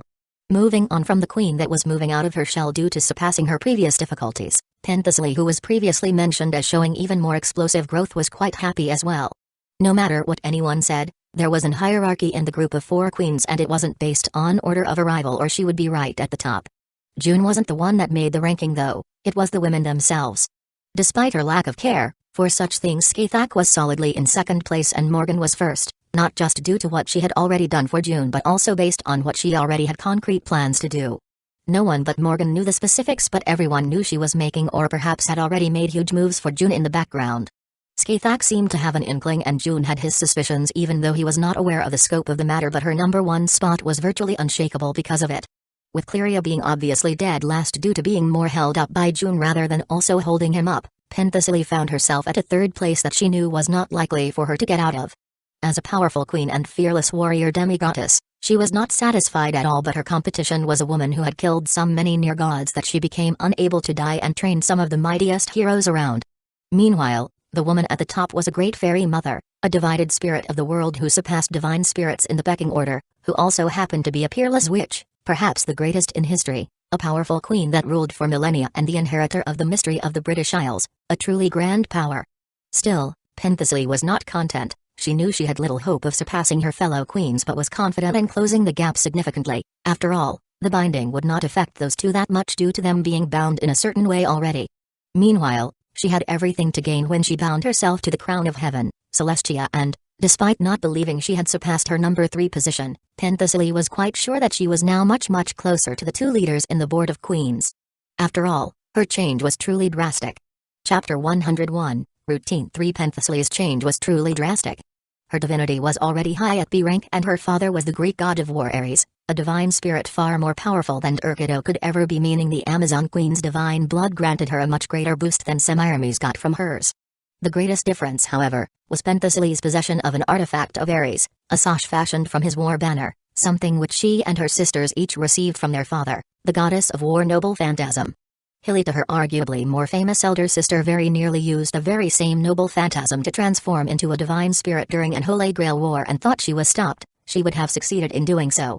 A rank in divinity means ascension to divine spirit after death, just like Heracles exists as both a demigod heroic spirit and an actual divine spirit, raised to such a rank as a rewards for his completion of the 12 labors. With a goddess of war to make up the difference, however, B-rank divinity was enough to take that step. Penthesilea, after binding herself to the crown of heaven, Celestia, swiftly received a boost in divinity, achieving greater quality, purity and quantity in divine energy with a very high A rank. She could have waited and tried achieving ascension on her own, but why would she? It was an opportunity. By using her Noble Phantasm, which had been strengthened by her connection to the crown of heaven as well, to trigger her ascension, Penthesilea would gain a powerful divine construct that would truly become hers rather than something she borrowed from her father. In addition to that, however, she would be able to appropriate some of Ares' power as well, making her considerably more powerful than she would be if she chose to ascend based on her own prowess and divinity alone. Doing it through Goddess of War would not only net her much greater boons, it would also mean a greater boost for the crown of heaven that would be receiving a significantly greater influx of power, resulting in more benefits for Penthesilea's beloved husband as well. And so, the Amazon did not waver in the slightest, her ascension producing so much energy that June's Domina Coronam was affected, enough to speed up his transformation slightly and get a little head start when it came to the refilling of his spent energy reserves. After her ascension, the changes were truly staggering. Penthesilea was a woman who possessed the golden rule of beauty, who gave her a body and features that would make some goddesses jealous. Now though, she was a true divine spirit, and as it turned out, perfection could in fact be improved on. Beyond a shadow of doubt, the woman who once hated her own beauty to the point of choosing to be summoned in a younger and weaker form, was now beyond doubt the most beautiful in terms of body and features out of all women around. June, goddess of war, her noble phantasm recovered its functions as a war banner, enhancing not only Penthesilea herself, but all under her command, allowing the Amazon to create a divine army worthy of the goddess of war she had now become. Her parameters were also raised substantially, especially the agility that had always been her weakness. Penthesilea was still not a speedy fighter when compared to other heroes of her caliber, but she was not slow anymore either. Extremely satisfied with her change, a change that not only did not require the spending of June's resources but actually increased them, much to her delight, Penthesilea still remained quite aware that June was instrumental to such a change and, being the fair queen she was, saw fit to thoroughly reward him. It was so that the Amazon Queen hogged June all to herself for quite a while, making full use of his time-manipulating methods to test out her even more monstrous stamina in more ways than one, and enjoying the effects her enhanced beauty had on him. Needless to say, days-long sex marathons with a newly ascended goddess of war was most pleasing for June, even if his other girls, except his beloved queens, gave him and Penthesilea strange looks with varying emotions like embarrassment, jealousy and disappointment that they could not do the same. Still, Morgan, despite giving him no such looks, casually pulled him aside and showed him just how good she could actually be, and June had to say. Penthesilea was a divine spirit with incredible beauty, but Morgan knew what she was doing. Her period of being a lustful witch and model of vice definitely taught Morgan some kinky stuff, and thought Skathak was a very close second. She was the best June ever had the pleasure of being with, and she knew it too. Cleria also grabbed him for some away time, much less though, not for lack of wanting but for lack of stamina to keep up, yet another reason for her to deepen her connection and understanding of the crown of death, in order to increase her abilities and hopefully, her sexual stamina along with them. Skathak was the only one totally unbothered, something which left the other three queens feeling somewhat defeated for some reason. The Queen of Shadows kept her schedule with June the exact same, training with him so that he could adjust to his still changing abilities. After all, binding others also gave him access to their power, just like his power became more accessible to them. Of course, the warm-up for the training sessions was done in bed, as was the cool-down after training, something to which the ladies that trained along with them found very envious. As for the changes to everyone else, they were significantly less drastic, even though they did in fact take place, even if more gradually. June had his own routine, spending time with each of his girls, including the visits he made to the Nasuverse to hang with the ones he sent there, as well as some time put aside for his more personal matters, mostly research and whatnot. Kua's resident young devils, Sona and Ryaz, seemed to have been bothering him more than before, but not enough to warrant suspicion or annoyance, so he just let them do as they wished. Despite the steady routine, however, as time passed, June was a part of a couple of memorable events, some started by him, some initiated by others. 2 such events were in the DxD verse, while 3 others occurred within the Nasuverse. Starting with the events in DxD, one occurred a while after everybody settled into their routine, and it was an invitation, one made by the leader of Kyoto's yokai, the 9-tailed fox Yasaka, and the leader of the Kanto yokai, Narration. It was the result of the 2 leaders who had gotten close to Kuroka and Sharon, with Narration even being acquainted with their deceased mother, becoming so curious about the 2 girls' benefactor, therefore asking Kuroka to extend an invitation for June to meet with them both. The other DxD event was June looking for a new addition to his growing DxD team that was currently under Cleria's supervision while being trained by Skathak on the side. As for the 3 events in the Nasuverse, one was June taking the initiative to procure some new talent to join his group, or harem as he, still secretly, called it. It happened shortly after the Nasuverse group settled in the Rita Temple complex, June's base of operations in that world. The second, however, was a result that June was hopeful of getting from his previous actions, but one he had zero idea he would get so soon. It still happened a few years down the line, however, and it was the latest big occurrence in June and the group's lives. One event that happened shortly after the first, however, was completely unexpected. A rather peculiar set of people approached Natalia and Maya asking for June, not by name but by a vague description they thought could only be him. Other than these few special occurrences, however, June and his fold were able to spend a good few years in relative peace, keeping to their routine, but those particular events also set some things off in the group. Particularly, having new additions of the female gender, since June going out of his way to look for guys to join his fold was something that didn't really happen. Such new additions provided a decent enough shock for certain ladies to become forward enough with June about their feeling in order to progress their relationship, which in turn set off others. Such stories, however, were to be told later. Chapter 10, Talent hunt high in the Nasuverse, the group sent there was set up comfortably in Rita with Sakura and Ilya attending school together. They went to Hamurahara Middle School with Ilya being a third year and Sakura being a first year, which led to a meeting with Rin, Sakura's elder sister, who attended that very same school as a second year. Maya and Natalia, under the leadership of the later, began setting up operations, working for the Mages Association and some of the more prominent mage families in order to build up connections and reputation, getting started with Natalia's old contacts. Ira took care of the girls and was their legal guardian, taking the parent role at home and for official school purposes. Asiko's job was mainly information gathering and bodyguard duties for all the others, using her multiple bodies to efficiently take care of all tasks simultaneously. After everybody was set into their routines, June visited to hang but also to scout out a talent he had his eyes on. Using his ideal craft that had been sublimated through his noble phantasm, he traveled to the British Isles through spatial transportation and visited a certain location where he was certain that he would find who he was looking for.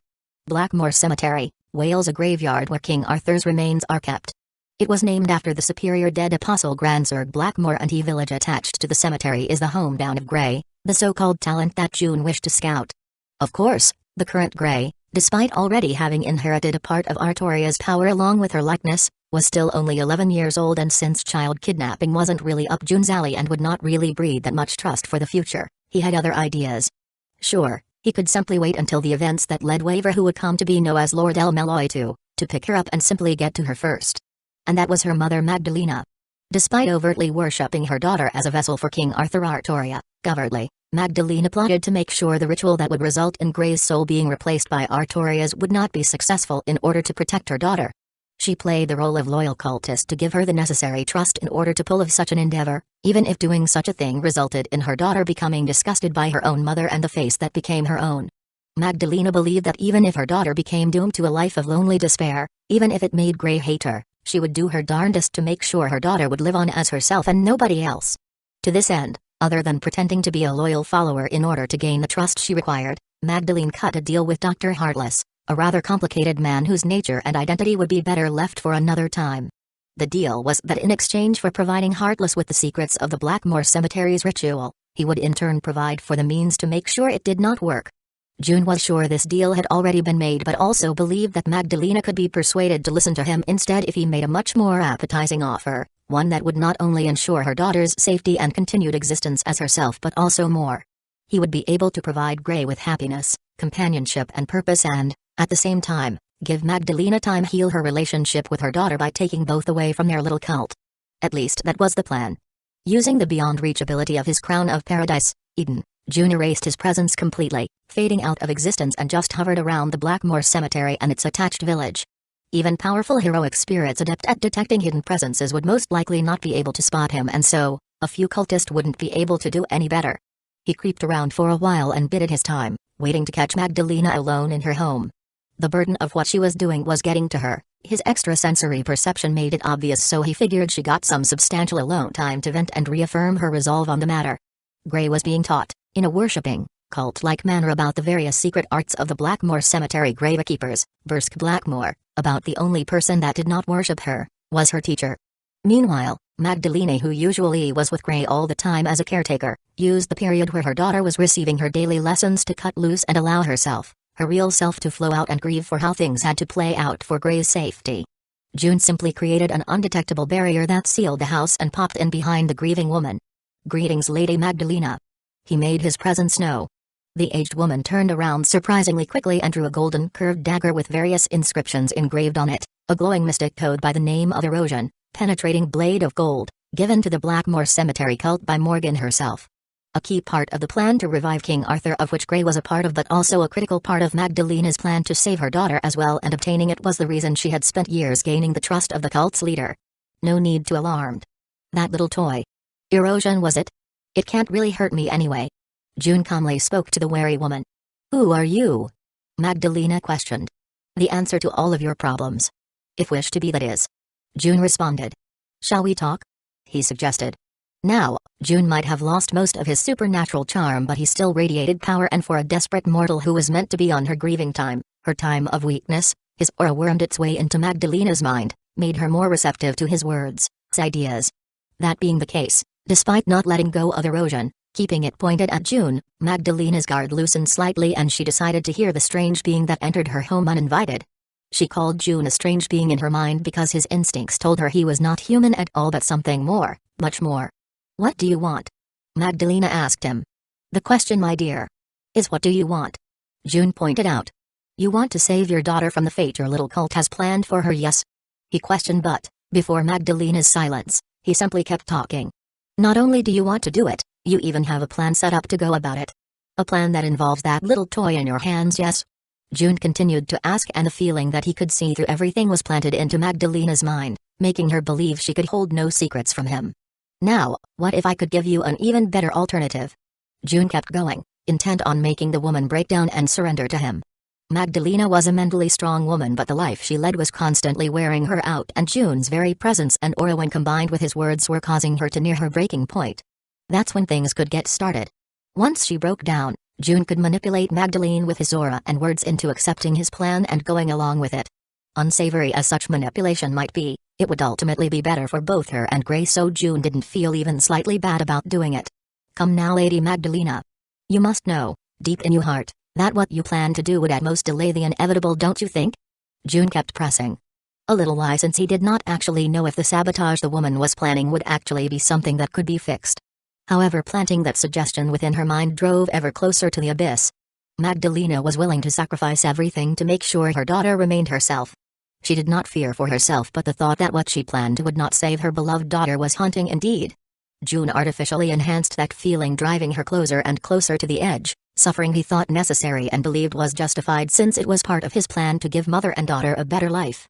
It was all made possible by his aura that he projected. Otherwise, June was just an home invader whose words did not deserve any trust, and it was the pressure from the aura and June's subtle manipulations that finally managed to tip Magdalena over. Thinking her plan was useless and that her daughter would be sacrificed as a vessel to somebody else, even if that somebody was the King Arthur, Magdalena broke down, dropping erosion and falling to her knees. "Now it begins," June thought to himself. Chapter 103, Talent Hunt 2. Now it begins, June thought to himself. Magdalena crumpled onto her knees, sobbing at the truth that June had just revealed to her. If she had been in a normal state of mind, she would have never bought June's words, same if he had not carefully manipulated his supernatural presence to prey on her mind and make his words more believable. June realized he was being a cruel and manipulative asshole, but figured that since his plans would ultimately benefit both the mother and daughter, a little callous manipulation would not really matter that much. Magdalena was more resilient than June gave her credit for, and gathered herself in a few short minutes, trying hard to see through June with a burning gaze. She was not stupid. She realized June had the solution to her problem, perhaps an even better solution than the one she had planned for, considering his self-referencing as the solution to all her problems. The issue was, at what cost would said solution come? Magdalena knew for a fact that she had nothing that June, who she considered to be a powerful individual, might hold an interest in. No, like always, this was about her daughter. Her question was whether what June wanted for or from Gray would be better for her little girl than what her cult wanted for her. Considering the cult's plans, it would be hard to come up with something even worse, but she figured it could easily end up in a damned if you do, damned if you don't situation. Still, she was desperate, and a desperate person is far more willing to go to extremes. Should Jae-un give her a remotely nice offer, she would be very hard-pressed not to accept, and he knew this, which was precisely why he pushed her to the brink in the first place. "What is your price?" Magdalena simply asked. June smiled. "It is always a pleasure speaking with smart people." "Well, not always," he finished with shrug. Magdalena did not appreciate his response though, so June got right to the point as well. "My offer is simple. I will make sure your daughter will not be eroded by King Arthur's existence any further in such a way that she'll never have to worry about not being herself ever again," June proposed. "I'll even let her keep the factor of the dragon that she inherited, which will allow her to grow into a powerful existence in her own right," he added. "And in exchange?" Magdalena questioned. "You and your daughter will follow me. I will offer protection, power and an eternity together, along with a solemn vow to treat you both well and always take your feelings and thoughts into consideration, but in exchange I demand absolute loyalty." June named his price. It was essentially eternal servitude, and Magdalena knew it. Still, what he offered in exchange was certainly good enough for such a price. If he offered to give us all that without such a binding condition, I'd be suspicious instead, the woman thought to herself. It was a chance for a better life, a life of servitude, but a much better one that she had ever imagined for her or her daughter. Many people were happy to serve, and she knew that neither she nor her daughter were the decision-making leader type and were much more comfortable in a subordinate role. Not wanting to rush into a decision that she might come to regret, however, despite how terrible the alternative was, Magdalena asked a series of questions, mostly on what her and her daughter's servitudes would entail. June honestly answered. Magdalena herself was honestly an afterthought, and he didn't have anything specific in mind for her, while Grey would be trained for a combat role considering her talents inherited from Artoria. Combat meant danger, but it was not certain death, and June assured that he was not interested in finding disposable subordinates and that Grey would undoubtedly become a valued member in his group considering her potential. With this in mind, there was no reason for Magdalena not to accept. Both June and her cult wanted to use Grey for their own purpose, but June clearly wanted Grey herself, while her cult just wanted her as a sacrifice, and the benefits offered in exchange to both her daughter and even herself were incomparably better. And so, Magdalena made her choice. "I accept your offer," she finally said. "You'll come to see that this decision is the best you have ever made." "That's a promise." June replied. "I most certainly hope so," said Magdalena with more strength in her voice. Settling on a path had let her gaster her resolve once more, and she was nothing if not determined when the situation was tied to her daughter and said daughter's future. "How are we going to do this?" she asked the costly savior in front of her. "I was thinking about waiting until you two were together in this house before using spatial transportation to get out." June mentioned his simple yet effective plan. Truly, the most troublesome part was about convincing Magdalena to take her daughter and come willingly with someone who she had just met, but after some manipulation to make that happen, June could just warp everyone out with not problem. Such abilities belonged to the domain of magic. Magdalena was shocked. A magus she wasn't, but still aware that manipulation of space was a power reserved for magicians, at least in the modern day, and spatial transportation was something only Zeltrech could pull off under normal circumstances. But, from the way June was casually referring to such a feat, Magdalena correctly assumed he could easily pull something like that off, immediately raising him up further in her mind and making the woman more sure of her decision to take June's offer. "Ah yes, my magecraft is more powerful than that of an Age of Gods magus, so such feats are really not that difficult for me," June explained, leaving Magdalena confused as to what kind of being he actually was. With that, June faded from existence right before the shocked woman's eyes, further reinforcing his prestige in her mind, even though at this point, he was only acting cool because he liked it. All that was left now was wait. From June's surveillance, there was no one powerful enough to notice his presence in the village, much less run interference, so he merely needed to wait for Grey's lessons with Bursk Blackmore to end and for Magdalena to pick her daughter up and return to the house. June wasn't satisfied, however, and though that since he was already screwing the village over, he might as well do it completely and maybe go even further, be extending his reach to not only the Blackmore Cemetery cult but also their associates, the Atlas Institute. Atlas was one of the three major branches of the Mages Association, along with the Clock Tower and the Wandering Sea, specializing in alchemy. Despite its name relating to Greek mythology, its founders were actually Magi, descended from the goddess Isis, the ancestor of Magi in Egyptian mythology. Possessing a low number of magic circuits with a quality that was not great either, Atlas alchemists instead relied on their genius intellect to discover their greater truths of the universe. Also known as the Titan's Pit and the Institute of Aggregation and Analysis, it was a place where there were no taboos and no penalties to prevent the creation of the most unethical of weapons. Their only one rule was that things which were created there must never be allowed to leave. Such was their founding principle. There were, however, exceptions. These came in the form of several contracts of Atlas. 7 such contracts were issued at the founding of the Institute and made it bound to cooperation with those in possession of one at their demand. Recovery of these contracts was a goal of Atlas. Blackmore Cemetery just happened to be in possession of one such contract, which allowed them the use of Logos React, one of Atlas' 7 super weapons. Said super weapon was currently held in the Blackmore Cemetery, and the various safety measures protecting it would be wholly incapable of stopping June from taking it, something which he was most certainly contemplating. Quickly coming to a decision, June located his prize and slipped through all of the bounded fields protecting it with ease due to his ability to fade out of existence completely. The moment he reached Logos React, however, something happened. Chapter 104, Talent Hunt 3. The moment June reached Logos React, something happened. A projection manifested in front of him, a projection of Zepia Ildnamatlasia, the current director of the Atlas Institute. If he was being honest, June expected something of the sort would happen, which is why he kept his form and presence blurry and vague even after materializing back into the real world. "Greetings, stranger." Zepia greeted him.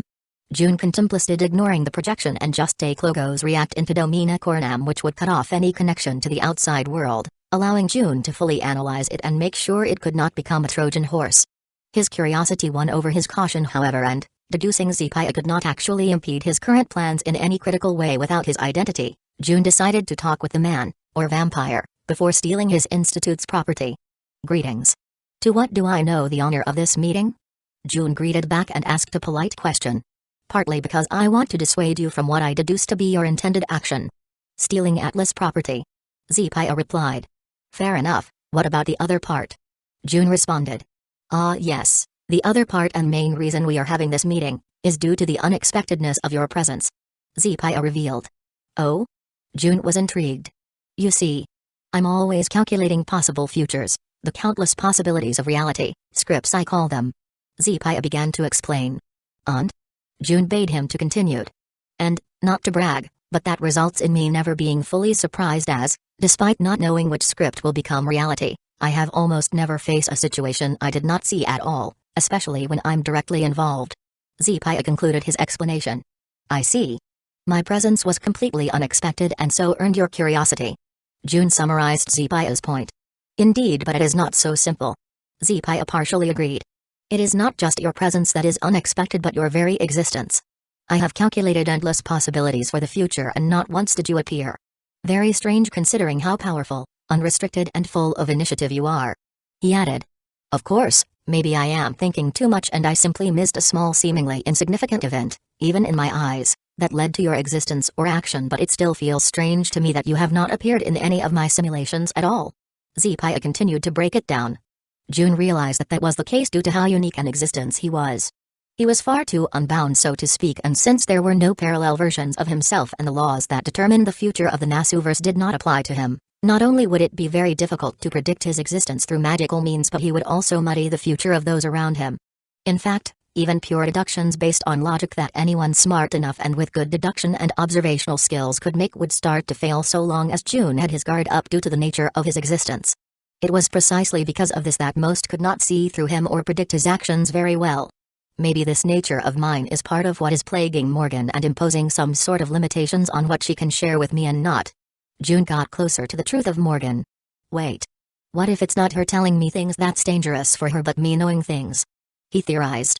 Realizing that just by trying to figure out Morgan's situation by himself might end up screwing her over, June immediately stopped all of his thought process that were working on that and simply decided to wait for his dear queen to give him the answers he sought when it was safe for her. He trusted her that much by this point. Thank you. June suddenly and honestly said to Zephia. For what if I may ask? Zephia inquired. For helping me realize something quite important. June replied. Oh? You're quite welcome, though I imagine you still won't solve my doubts. Zephia responded in good humor. Nope. June confirmed. However, seeing as you helped me and that I was only planning to steal Logo's React because I could, I have decided not to do it. He added. Well, this was a fruitful conversation. Zephia chuckled, quite pleased at having such an interaction full of unknowns. Quite true. June agreed. But. He started drawing Zephia's attention. I will still mess with it a bit. He concluded. And then, June carefully extracted the Corpse King from Logo's React and made sure that it could not be reproduced again. As for what the Corpse King was, it was a reproduction of Artoria's mind. Such was one of the function of Logo's React, recording and reproducing minds, though that was far from its full potential. The Blackmore Cemetery cult's plan to resurrect Artoria involved the joining of Grey's body as the flesh, the Corpse King as the mind, and the soul of the heroic spirit version of Artoria for a full resurrection of King Arthur. Another use for the super weapon, and perhaps its main use, was to take the user's desired conditions as an input and from them, simulate a limited observable environment in which to conduct a thought experiment in a virtual world that is essentially indistinguishable from reality. Its parameters could be set however the user liked, so it could create real experiences through a dreamlike state. On a limited scale, it could be used to see how hypothetical versions of history would play out. Another example was Ad, a replica of Logo's React that, other than having reproduced the mind and personality of K, Artoria's adopted brother, could use its massive computing abilities that were normally used to make simulation to instead seal wrong omniad inside itself. Back to the present situation, however, June's actions gave Zephia some valuable insight. I see. Your true purpose here has to do with the planned resurrection of Arthur that this village's cult concocted with Morgan Le Fay, so long ago. To prevent it most likely, and benefit from it in some way in the process. He immediately deduced. Far more interesting, however, is how easily you were able to manipulate Logo's React despite the fact that it should be your first time actually interacting with it. Zephia shared his thoughts with June, something to think about. June simply replied. Indeed. Zephia's projection eyed him with even greater curiosity. As for how June was able to so skillfully operate Logos React, his Ars Notoria for his crown of Magecraft, Lemegn, allowed him to immediately create a full record of Logos React as soon as he perceived it, even before June had actually approached it. Then, with his massive processing abilities, absorbing that amount of information proved to be no challenge, allowing June to near instantly know everything required to manipulate Logos React in whichever way he pleased. This, of course, was information he had no intention of revealing, however. Well, it was a most pleasant talk, but I'm afraid I must be away. June broke things off. What a shame. I do hope we can chat again. Zepaya replied. We shall see. June said and faded out of existence. Ending his projection, Zepaya, inside his room in Atlas, smiled. Something good happened? A purpled-haired female that was in the room with him asked. Indeed it did, Cyan. Zepaya replied. I have just found a most interesting subject. He added to the now-named Cyan's curiosity before clamming up with the same interested smile never leaving his face. As for June, he returned to Magdalena's home as she had left to pick up Gray, which meant his planned departure was close at hand. Chapter 105, Talent Hunt. For June returned to Magdalena's home as she had left to pick up Gray, which meant his planned departure was close at hand. His mind, however, at least part of it, was focused on his gains from the little side quest he undertook in the relatively short amount of time between his talk with Magdalena and her departure from her house to fetch Gray, and the gains were not small. The biggest one was without a doubt the greater insight June gained into the nature of his own existence. He could clearly see himself and his parameters, but getting a sense of how others, especially an individual with great knowledge, perception and prediction capabilities, saw him, enlightened him quite a bit. It let June realize that his high perception had prevented him from realizing certain truths. His sight was so advanced he could see just about anything, but there was a lot to learn, a lot of information to be grasped from the fact that seeing something in a certain way was not possible.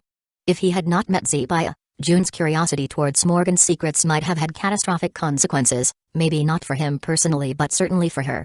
Hence, he considered this new depth of understanding towards his own nature to be the biggest gain he had earned from his little excursion. It was far from the only one, however. Analyzing and interacting with Logos React had given him a great deal of ideas and actual raw data to improve certain aspects of his Domina Coronam, namely, his crown of Magecraft, Lemegn. The massive computation ability that was at the core of most Atlas super weapons was something his Ars Notoria could easily reproduce, but the true gain was the insight into how he could apply that computation ability for purposes he did not consider up until this point.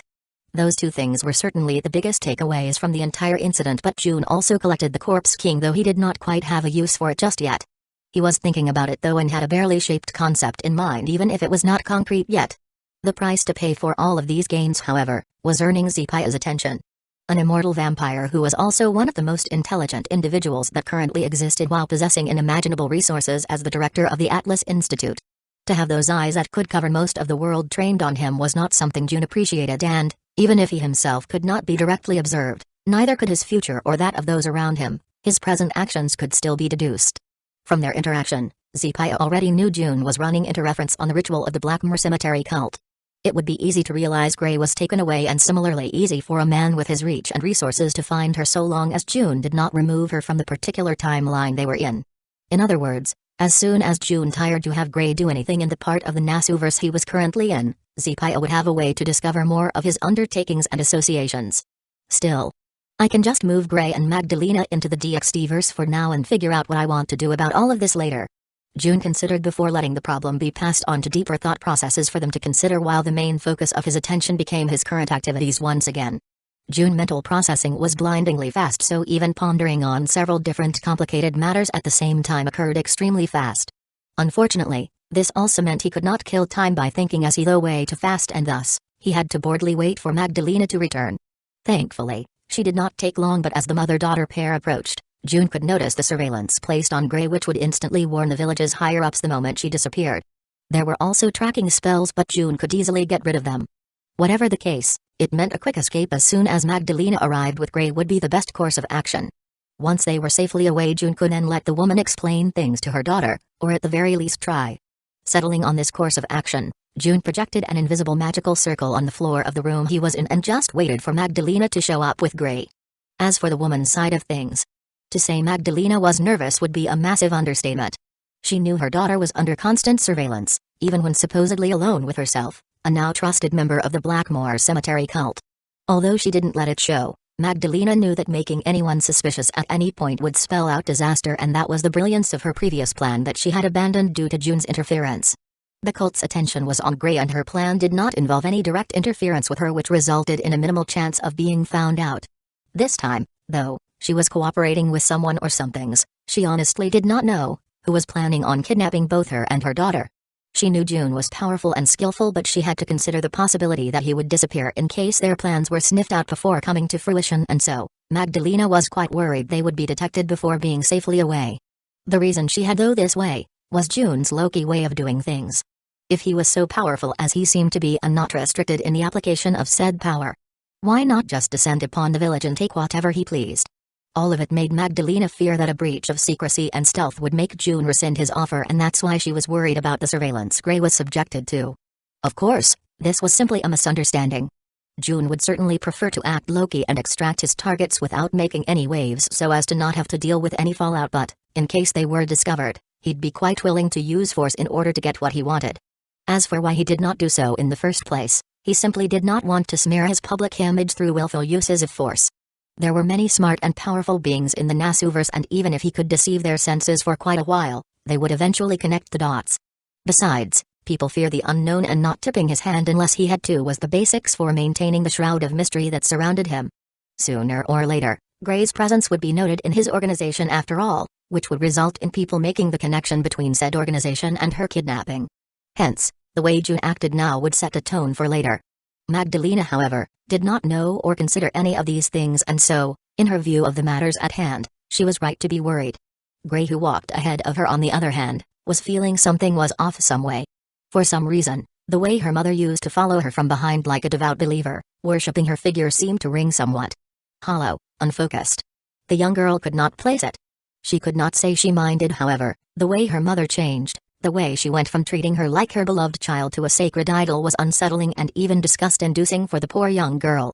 The lack of attentive worship from the woman she once saw as her beloved mother was actually a bit of a relief, even if it left her slightly confused as to why it was like so on that particular day. She didn't complain, however. Minding the gazes of her village's cultist ever since the change she had cursed so much occurred, Grey became quite perceptive to changes in the way people looked at her. Even though she could not really understand what had changed or what was different, she knew there was definitely something. Each with their own thoughts, mother and daughter walked towards their home, though it stopped really feeling like a home for little Grey. What came as unexpected, however, was the presence of an old woman in their path that set off all kinds of alarms in Magdalena's head as she reverently bowed. "Grandmother." She greeted the director of her family's suffering. Just when freedom was in sight, the leader of the Blackmore Cemetery cult, known only as Grandmother to the cultists, barred their way. Chapter 106, Talent Hunt v Grandmother. Magdalena greeted the director of her family's suffering. Just when freedom was in sight, the leader of the Blackmore Cemetery cult, known only as Grandmother to the cultists, barred their way. Grey just silently and respectfully kept her gaze low before the fervor the old woman showed when she looked at her. She was both scared and creeped out immensely. "Your Highness." The old woman greeted Grey, who just nodded in response. Grandmother referred to her as Your Highness due to the fact she believed Grey to be the second coming of King Arthur, but, as she had yet to completely become the king, she was not yet referred to as Your Majesty. The old woman surely had some purpose in coming to meet them both out of the usual routine, but, like Grey, she too noticed something was off about Magdalena. Unlike the inexperienced Grey, however, she almost immediately saw it as nervousness. Despite this, Grandmother still did not doubt Magdalena's loyalty, which in her mind had been proven time and time again, and thus only deduced the woman had some problem she had difficulty sharing, and since Magdalena was now a valued member of their community, she wished to help her. "Is there a problem, my child?" Grandmother asked to Magdalena. "No at all, Grandmother." The younger woman tried to keep her cool. "Let us go to your house and talk there," the old woman suggested. Magdalena imperceptibly stiffened a bit as she wondered what to do, while countless questions sprung up in her head. What if Grandmother did something that messed up their escape? What if her mysterious benefactor, though she had snitched on him to the cult due to her arriving home with its leader in tow? What if even if he didn't think that way, here though the risks, and decided to escape by himself? Suddenly, however, salvation arrived in the form of June's voice, speaking in her mind. "Just bring the old woman along, it will be all right." June's voice carried some sort of soothing effect that helped Magdalena calm down and refocus. And, since all of it happened in an instant inside her mind, there was not suspiciously long silence to give Grandmother any hints. "Of course, Grandmother." Magdalena replied to the old woman's previous suggestion, causing her to nod, and so the trio walked steadily towards the mother and daughter's house. It was a silent trip, Magdalena only slightly jitterish after June calmed her down, Gray even more withdrawn than usual due to grandmother's presence and the old woman still thinking of helping what she thought was a troubled child of their cult. When the trio finally reached the house and entered it, however, things immediately got more serious. A bounded field suddenly sprung up, sealing everyone inside the house, and while it was noticeable from within, none was the wiser outside. Grandmother suddenly got defensive, more so after noticing how unfazed and actually relieved Magdalena was. The old woman began eyeing Gray, but noticing this, Magdalena swiftly placed her daughter behind her while slowly backing away. As for Gray, she was quite confused. She had received enough training and possessed sharp enough sense to know she was inside a bounded field. She had also noticed that grandmother felt threatened by its emergence and that her mother immediately moved to protect her. What confused her was Magdalena's protectiveness and confrontational attitude with grandmother when she had been nothing but the most obedient and reverent servant when Gray saw her with the old woman. June then materialized in the middle of the room, still using the blurry vague image. The transportation circle is in the other room, we can leave now if you want, the old woman can't do anything if I don't let her. June casually spoke to Magdalena. Who are you? Grandmother aggressively questioned. Sure you want to know? June inquired, and the old woman seemed confused for a second. It'll drastically lower your survival chances if you do, he casually warned. Then he turned back to Magdalena and Gray saying, shall we leave? But grandmother was far from done. You are trying to steal our success, she accused. June turned to her again and nodded. Yes. Yes, I am. This only infuriated the old woman, who was getting angrier and less scared by the second. King Arthur will return and punish you for this slight, she clamored. Wow. I thought she was more of an evil mastermind plotting to revive Artoria because she thought it would bring her village glory and status and whatnot, but she actually a nutty cultist like her followers. June thought to himself. I Artoria Pendragon personally and sincerely doubt she will punish me. Not that she could even if she wanted to. Besides, why would she be angry for stopping her return when she's already back? June casually spoke. Magdalena, Gray and grandmother could only freeze in shock as they somehow sensed the pure truth in his words. To be honest, I doubt she would even appreciate being brought back in such a way, he added in conclusion. Were you to summon Majesty in a Holy Grail war? Grandmother questioned. Not, but her master was so shitty she decided to come with me instead, June casually revealed. By this point, he was only using the conversation to share some info with Magdalena and little Gray, who was listening attentively and was not planning on letting the old woman walk after giving to her all that information. Humphrey. That is not the true king, grandmother shouted. Merely a pale imitation without a true body, she added. Oh no. Not at all, June once again casually began. Unlike you idiots that need to sacrifice little girls, giving a soul a perfectly fitting body with virtually unlimited potential is actually not that hard, he boasted. So yes, it is a full-blown return to the mortal coil. Well, she's immortal now, so not quite, but loose enough. Am I right? June concluded with a shrug. Then why do you want me? Gray surprised everyone by actually interjecting. While June talked with grandmother, or more like, riled her up with the truth, Gray was analyzing the situation and trying to take it all in before figuring it all out, like a detective in her favorite novels. Analyze the information before her and find out the truth. She had already realized that June seemed to be there to bring her away from the hell she was living in, which immediately improved his impression in her young mind, even if she had no idea where he was actually going to take her. Gray had also figured out her mother was in cahoots with the mysterious stranger, something which left the little girl in shock, as her mother always seemed so enthusiastic when it came to the cult's ideas. It planted a little seed of hope in Gray's heart that maybe she would get her mother back. The only thing she could not quite understand was just what June wanted with her. He seemed so powerful and unknowable, and she believed his words about King Arthur, so why would he want her? Gray couldn't possibly understand what such a seemingly great being would get from helping someone as insignificant as herself. And so, she found it in herself to call out to him and ask. June turned towards her and kneeled down to get their eye levels closer before turning off his disguise and showing his near-perfect features, shiny black hair and prismatic, rainbow-like eyes. The three women, irrespective of age, were a bit taken aback by his perfect appearance, but, as his supernatural charm was nearly completely dormant due to his most recent transformation, they were able to snap out of it pretty quickly. I want you because I see your potential to become great. Not as another King Arthur, but as yourself. And I believe this future you will be able to help me down the line. June truthfully spoke to her. It was a prettier way of saying he wanted to forge her into a powerful subordinate, but putting things more nicely for children was a matter of course, right? Can you stop me from becoming someone else? Gray cutely asked. It is precisely because I can do that your mother decided to cooperate with this little operation to steal you away. June responded positively and even threw in some words to help Magdalena with the possible future reconciliation. Gray was happy at the confirmation but then turned quizzically to her mother who, while thankful to June for his words, did not really know how to act with her daughter after putting her through such much suffering with her actions and act. Utrate grandmother began to shout but she could only see a smirk in June's lips as her blood seemed to freeze from the chill she felt. Ars Notoria carried the effects from his sight that formed part of its spaces, so seeing the lines of origin in a target and returning them to nothingness was definitely within its power. A flash of prismatic light burst from June's rainbow glowing eyes and grandmother was simply gone, erased from existence. Gray and Magdalena could only stare in awe at the display of power. Neither were strangers to death unfortunately, but seeing someone literally glared out of existence was definitely a first for them. So, shall we leave? June jovially suggested like he had done nothing of note.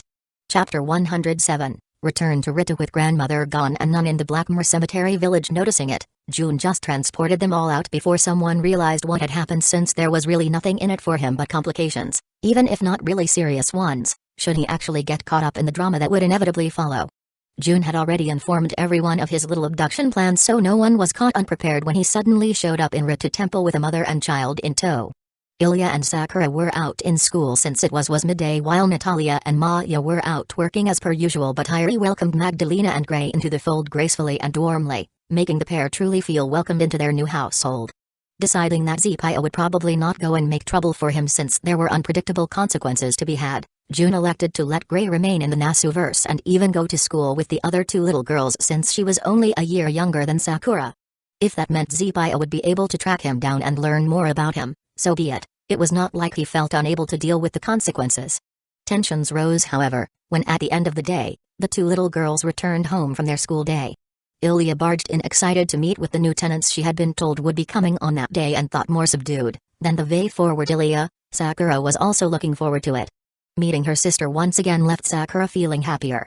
She had always blamed her father for selling her away and her mother for not stopping him, but the little girl kept her big sister very dear to her heart. If June had not stopped Zkin from getting her, she would come to resent Rin as well, but since that did not happen, Sakura still cared greatly for her sister and with her new family's encouragement, decided to approach her. From what June heard, Rin herself was also over the moon due to having her little sister back, and while they only hung out at school due to Tokyomi's rules, they did recover much of their previous closeness. Back to the present, however, Ilya, who was originally the most excited to meet the new arrivals, was now glaring at June. Magdalena did not bother her at all, but a new cute little girl like Gray. It was treason. Sakura could only sigh at her adopted big sister's antics, while Riley smiled at her daughter's thought process. June petted Ilya and ran his hand through her long white hair characteristic to Innsburn homunculi while she resisted the urge to purr in satisfaction. "Don't think you can bribe me like this," she whispered before capitulating seconds later. She approached Gray, put her tiny hand on her shoulder and solemnly said, "I am Ilya, Ilyasvi van Innsburn. You can call me Ansama from now on." To Gray, it was all a new experience and she was actually curious towards having a big sister, so she just shyly smiled as she responded. "I'm called Gray, nice to meet you Ilya Ansama," she said in a low voice. "Kyuan." Ilya felt as if she had been hit by a cupid's arrow in her heart from all the cuteness. She pulled Gray away before the smiling mothers while Sakura followed with a smile of her own, leaving the adults to talk. "That went quite well, I think," June commented. "Indeed. You've gotten very good at handling Ilya," Ira commented. "I sincerely hope that was a compliment, Ira," June replied. "What else would it be?" she asked in a clearly fake cutesy tone while tilting her head and putting a single finger against her cheek. June just stared at her with a really look on his face until Ira giggled in response. The pair then turned to Magdalena, who bowed deeply to them. "Thank you for this opportunity. And I'm glad my daughter will have some friends close to her age," she said. "No problem. In fact, I was planning on having Gray attend school here in town if both you and her are okay with it," June responded. That seems wonderful." Magdalena instantly agreed. "Also, you should have a talk with Gray. She's a smart kid. It may take her time to heal, but she'll understand if you tell her," June advised. Magdalena sighed. "I know, I'm just dreading tea since I had already fixated myself on the coward's way out with my previous plan," she responded with sadness. "You did the best you could with what you had," June said with a hand on her shoulder. "Thank you. It is comforting to hear it." Magdalena gave a weak smile.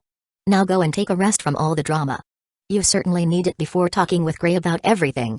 Ira and I will look after the kids," June advised, though Magdalena was hesitant to just go to sleep and leave her daughter alone in a strange new environment, seeing that she had already decided to trust June and she had felt no deception from him or those around him. Magdalena caved and pretty much passed out after Ira guided her to a bed, leading to the homunculus tucking her in.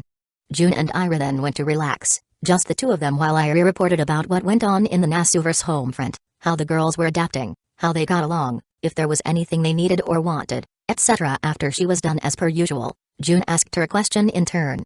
"What about you?" "What about me?" Ira asked for clarification. "How are you doing?" June made it a little more specific. "Good as always. I love taking care of the girls, the simple routine relaxes me," Ira revealed. "Although," she continued but trailed off. "Although?" June bade her to continue. "I wouldn't mind if you came around more often," Ira said with a near imperceptible flush. "The girls miss me that much?" June chuckled in response. "Well, yes. But I'd also appreciate if you hung around a bit more even when the girls aren't here." Ira began to trail off again. June was honestly a bit surprised, since Ira had never shown that much interest in him in such a way beyond sharing she did find him attractive. "Is that so?" June was intrigued. Ira blushed a bit more obviously, since it was clear he caught her intentions. "Only if you're not against it, of course," she responded. "I'm certainly not," June replied positively. The pair spent a few minutes just eyeing each other with smiles on their faces. It was not an awkward moment thought, just an evaluative one. "Wondering what brought this on?" Ira inquired. "Can't you read my mind?" she added in teasing. "I could, but I respect and care for you enough not to do it," June seriously responded, which was more effective than teasing at making Ira blush again. "You did that on purpose," she complained. "Did what?" June played dumb before the two chuckled at the good time they were both having. Knowing that he did want to know what brought her change in attitude towards him, however, Ira decided to enlighten June all the same. "To be honest, I don't really know why or when I began looking at you differently than before," she shared. "I always found good looking, hard not to. Seeing how good you were to my daughter and how happy you've made her definitely helped, but I honestly don't know how the line was crossed," Ira explained. "It doesn't matter though. I don't want to jump into your bed either. I just want us to spend some more time together, see where this goes," she concluded. June confidently took her hand and held it. "I'd love to spend more time with you," he said. "Good," Ira replied with a smile, and the pair just enjoyed each other's company for a while until the girls returned from showing Gray around and playing with her. Chapter 108, To Repay Received Grace. After June and Ira chilled for a bit, talking about life or just enjoying each other's presence, the three little girls finally returned from their quest to show Gray the place and play with their new friend and even sister perhaps. Sakura had the same gentle smile she always seemed to have on her face as a default, while Gray seemed to be quite excited and happy to have made some new friends her age who played with her, something which she would have never gotten in her village.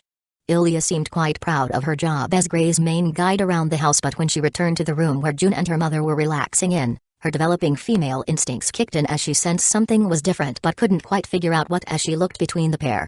June and Ira both noticed this but pretended not to, as they did not feel like revealing the small change in the nature of their relationship until they figured out if it would actually become something serious. As such, June turned to Gray and talked with her, since he intended to do so in the first place, and now, it would also take Ilya's mind from whatever was she sensed, at least for the current moment. "So Gray, how did you like the place?" he asked. "It's great, thank you for having me," she shyly replied. Gray tried to speak up but could not quite find the words. "Don't worry, you can ask anything you like," June reassured, assuming she wanted to ask him something. Gray nodded and asked her question. "How should I address you?" June chuckled. "You can call me what you like. So long as it's not insulting, that is," he replied. "I would never." Gray raised her voice in protest, shocking everyone. June just laughed and patted her head. "I was only joking, Gray," he said, making the little girl blush furiously in embarrassment. "Though I appreciate the respect," June added in praise, which made Gray feel better. "Is Gray coming to school with us?" Ilya then asked, just a teeny bit jealous over the head pat, just a teeny, and thus motivated to move the subject along. "Gray's younger than Saga, so only next year, and just if she wants to," June responded. "Do I have to?" Gray asked with a low voice. "Don't want to?" June inquired. "I don't like going to places with a lot of people and showing my face," Gray squeaked out.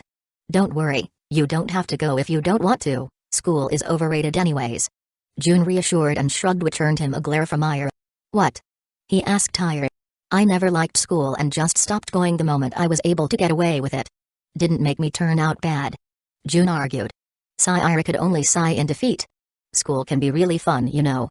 Ilya said to Gray, but she just wasn't into it. I'm sorry, was all she said. You have nothing to feel sorry about. June comforted and patted her head again. Yes, I'm the one who should be sorry, Ilya said in support and patted her new little sister's head as well, making everyone including Gray smile and embarrassing Ilya in the process. After that little cute joyous moment, Gray looked around for a bit and realized her mother was not around, so she turned towards June once again. Master. Where is? Gray paused, wondering how to refer to Magdalena before finally settling on my mother. Master A? Well, whatever makes you happy, June commented before answering Gray's question. Magdalena is resting. It was quite the exhausting day for her after all, he said. I see, Gray acknowledged. So why Master? June asked the little girl. Because you saved me, and that's something you call to someone to whom you owe everything and swore to obey. I see, June responded while thinking that Gray didn't really act her age. Maybe her change is not only physical. Perhaps, even if to an incredibly small degree, some other changes, more spiritual or even mental, might be taking place. He theorized. Better get the ritual to ensure her individuality done as soon as possible, June decided. Maybe I can call you Sir instead if Master doesn't feel right, Gray nervously suggested, thinking June had some issue with her previous appellation. June just patted her head again. Sir is fine with me, he said, and from then on, Gray became a part of the Rita household. Magdalena, on the other hand, was having a rather tough time adjusting. It was clear to her, as June never bothered concealing it, that she was not his goal and merely an accessory to Gray, who he wanted to recruit. She was eternally grateful since he had provided her daughter with a much better life than she would have received, especially since she would live as herself and even helped Magdalena herself, providing her with a comfy life where she could just watch her daughter grow. His considerations helped Gray integrate quickly in her new home and family, which she appreciated infinitely more than her previous one, but Magdalena found her position far too ambiguous, and while that did not bother her too much, it didn't mean she could not try to fix it. Her concerns were her lack of usefulness towards June and Gray. Simply put, there was not much she could do for June with her capabilities, which left her feeling quite guilty as she could not repay the massive favor he had bestowed upon her. As for being useful to Gray, rather than a matter of capabilities, it was Magdalena's self-doubt that prevented her from becoming a proper mother to her daughter once again. Simply participating in her daughter's rescue through cooperation and the fact she had plans to thwart the village cult's ritual in the first place was not enough to magically undo the years of suffering inflicted upon Gray by her zealous cultist act. Gray was a lot smarter and more perceptive than even she gave herself credit for, and since her rescue, had came to understand her mother's actions from seeing the drastic change in demeanor from Magdalena's previous self. All of it, along with a couple of hints inadvertently dropped by Magdalena and purposefully dropped by June and Gray, figured out her mother had always tried to look out for her in the best way she could think of. Smart as Gray was, however, she was still a child. Knowing her mother had good intentions was one thing, but accepting all that pain, despair and suicide-inducing depression and move on was not something that could be done so easily. Learning the secrets of the Gravekeepers had given Gray an insight on death that most children lacked. More than once had she considered death as a solution to her suffering despite her young age, but knowing of ghosts and her extremely high spirituality, she feared that even if she killed herself, she would end up wandering the earth as a spirit. This fear trumped her desire to escape her torturous life, and so she bore the suffering inflicted upon her by her fellow villagers with little other choice. This being the case, it was understandably difficult, maybe even impossible, for mother and daughter to fully mend their ties and become true family again, but only time would tell. In the meanwhile, however, Magdalena thought that it would not be right to simply accept June's graces while making no attempt to be useful to him. One might consider that he kept her just as a favor to Gray, but Magdalena doubted her daughter wanted her around that much. She especially doubted Gray would risk antagonizing her savior, which she almost worshipped, quite ironically since she hated others worshipping her, over her estranged mother should June want to get rid of her. Alas, Magdalena could not find anything in her of worth that June could possibly find useful, but there was a surefire way of knowing if there was any hope for her, and that was asking June himself what she could do for him, regardless of the cost she had to pay. However, bothering June with her own concerns and problems seemed rude to her, so she decided to go with her concerns to someone close enough to June to know something, someone who was by far the most welcoming of everyone in this new home. Chapter 109, To Repay Received Grace. To bothering June with her own concerns and problems seemed rude to Magdalena, so she decided to go with her concerns to someone close enough to June to know something, someone who was by far the most welcoming of everyone in this new home. That someone was Iris Veal. So you feel bad about not doing anything to help June back and want to find some way to be of use to him? I asked Magdalena for confirmation and got a nod in return. Well, now I feel kind of bad for doing nothing but look after the girls and not trying to do anything else in particular for June despite all he blessed me with. Irie reflected to herself out loud, realizing she was being quite spoiled by June without even realizing it and just taking it for granted. Magdalena was left a bit flustered as she did not want her words and request to be misconstrued as criticism towards Irie, but the homunculus reassured her that it was not like that at all and that she had simply been given a much-needed wake-up call and that it was high time she started making something of herself rather than just relying on others' kindness. Now then, the only way to go about this is asking June about it, since I'm positive he'll have some ideas so long as we bring up the subject to him. Irie declared. Magdalena then mentioned her previous worries about bothering June and that he might end up wasting more time and resources just to make them feel fulfilled, but Irie enlightened her on a piece of knowledge she had gleaned from observing June. June is certainly very kind, but whenever he does something or is considering to do something, he always analyzes the cost or return ratio for his plans. Many of his actions may seem purely altruistic, but while he is certainly well-intentioned, he always finds a way to profit from his good deeds. Irie shared her views. I, for one, have learned to admire this kind of attitude. I've seen firsthand what a desire to save others and enforce justice without regard for personal cost and sacrifice can do to someone, the damage it can inflict, the burden it can be. Irie continued. June does good and doesn't mind helping so long as he finds someone worthy of his help and the benefits outweigh the risks. He and I talk when we're relaxing and I like to inquire into his reasoning and thought process and always find his answers quite enlightening. She kept elaborating. While June has a bad habit of going too far with regards to his own self and that has landed him in trouble before, one occurrence being quite recent in fact, he says that as someone whose existence supports others, he needs to be careful about what he does. Self-sacrifice, while noble, will have serious repercussions on those that rely on him, so he will almost always refrain from making investments if he thinks they will result in a loss, though he is a believer in calculated risk. June's latest screw-up was basically an investment that returned way too much to the point it became dangerous, but he still found a way to benefit not only himself, but our entire group in the long run. But I have gone on a tangent. Conclusion, if we bring our request to be useful to June, he might make an investment of resources into us, but he'll do so only because he has definitely found a way to recoup all those expenses and even turn a profit. Irie concluded her sharing of what she gleaned from her talks with June and her own observations of him. Sorry about the rat. Irie blushing apologized at the small essay on her thoughts of June she had just regurgitated to someone she hadn't even known for that long. Nothing to be sorry about, Irie's VEL. In fact, I found it to be very enlightening.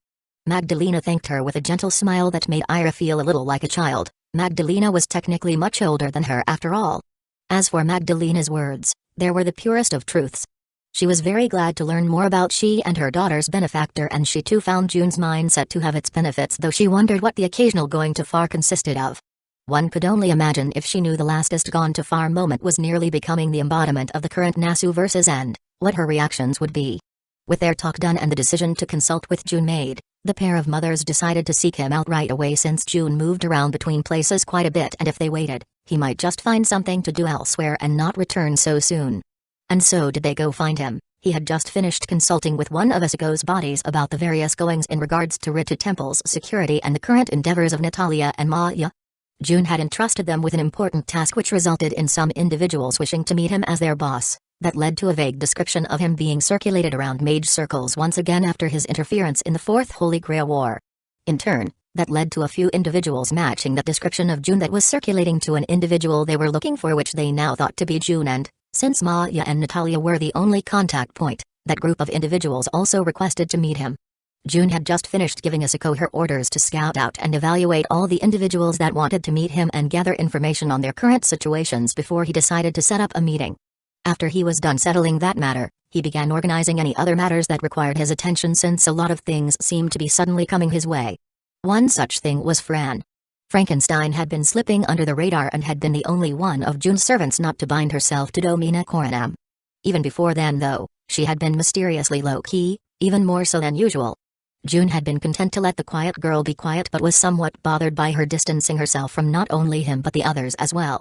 She was quite taken with him before and quickly came to June's side when he was visiting, but seemed much more collected than she already was. Fran was usually like a puppy, following whatever June deemed best and not very good at taking the initiative and making decisions. She stuck to the background during the gathering and passed mostly unnoticed by everyone. Oren, author included, since I kind of forgot her for a bit after purposefully putting her into the background as part of my plan for her character growth. It's quite hard to keep track of everything sometimes. It doesn't really affect the story since I was planning for her get isolated, but it would have been better if I had remembered to reference this process during the Gathering and Domina Coronam chapters. Onwards with the chapter though. After June had rebuilt Domina Coronam, however, she had taken up residence in the Crown of Paradise, Eden, having a huge flower field of her own with a small cottage where she spent most of her time alone. June had hoped she would begin to take more initiative and come to him with whatever her issue was, but Fran seemed to be as passive as ever despite the supposed increased closeness between the two of them. She seemed to be isolating herself more and more and not seeing anyone else, so June finally gave up on encouraging initiative by letting her come to him and instead decided to go and see what was up and help Fran with whatever was troubling her. Beyond that, he still needed to draw the blueprints for the work Domina Coronam would need in the future, plan for the summoning of more servants when he had the means for a mass summon, plan strengthening programs for said future servants along with those he already had under his service. As it seemed, June actually had quite a bit of work to do when he carefully thought about. It was precisely while he pondered on this issue that Ira and Magdalena came looking for him to add on to his workload.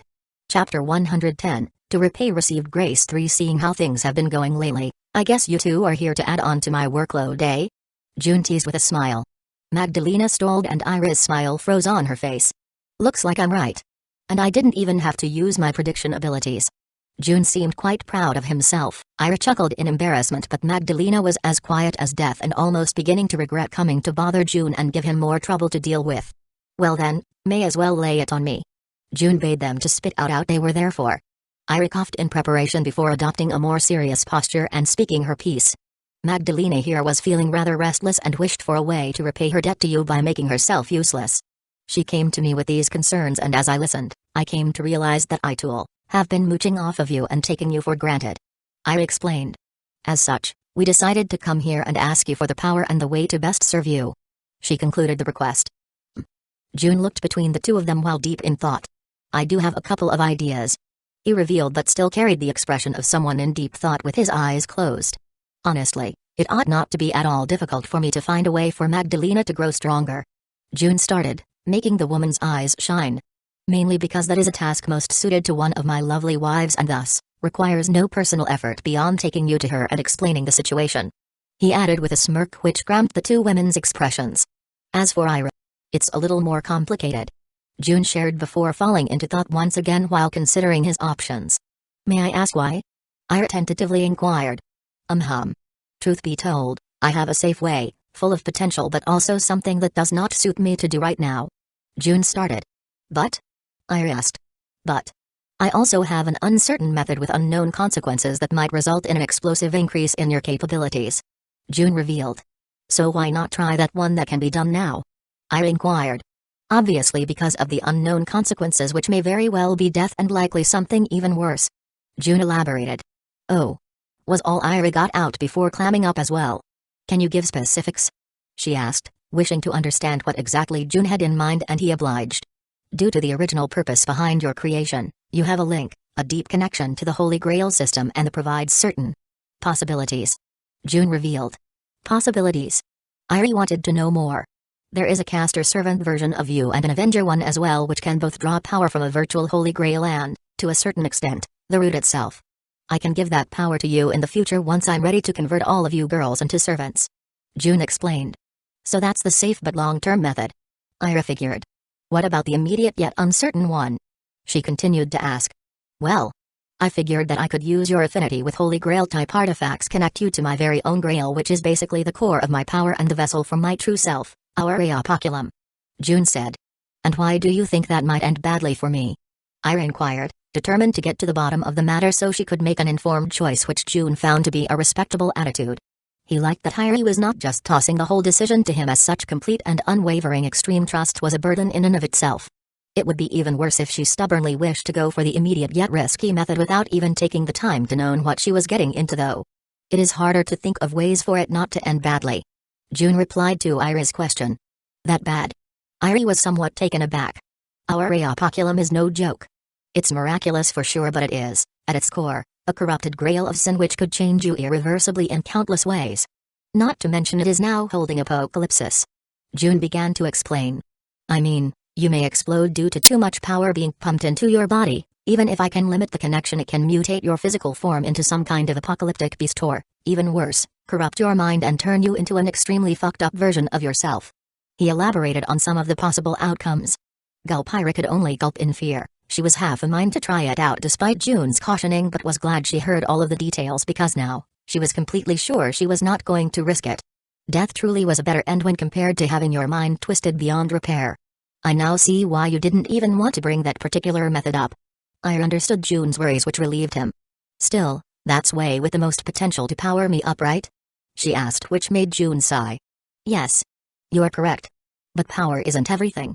June said. You're right, June. So, isn't there any way to make it work? Ira insisted with an impish smile. Why are you suddenly so interested, Ira? You seem to be content just hanging about and caring for the girls until now. June questioned. Well, I simply had a change of heart. Ira huffed. In truth, during the conversation, Ira had begun thinking to herself about her budding feelings for June. She still was not sure it was going to go somewhere, but the question was, what if she came to truly love him? Would June accept her as his actual wife even if she was so useless when compared to her future sisters? He probably would. Ira thought. But would her sisters be okay with that? Would she be okay being nothing but a pretty burden to her husband?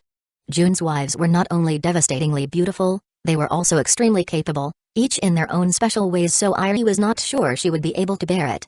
And so, a healthy thirst for power was born in the generally content Iris v. Ilvanensburn. She wanted to be worthy, in the mind of others, but more importantly, in her own, and that required her to be better than she currently was. It was one thing if there was no way to grow stronger, but since there was, it would make her unworthy to not even consider it. Clearly, Irie was falling a tad bit into extremism, and June's attitude in his quest for greater power, the attitude that sometimes got him into serious trouble, was beginning to rub off on her. As for June, he was looking at Irie with a deadpan stare as if asking, really? So, is there a way? Ira asked again, and June just sighed in defeat. Technically, if we use the safe way first to boost your strength as a vessel and I take my time creating countermeasures, it shouldn't be impossible and will at the very least mitigate the impact connecting to our Reopoculum would have on you. June told her. Seems like I'll have to wait anyway then, oh well. Ira took the news that there was nothing to be done for now quite well in June's opinion.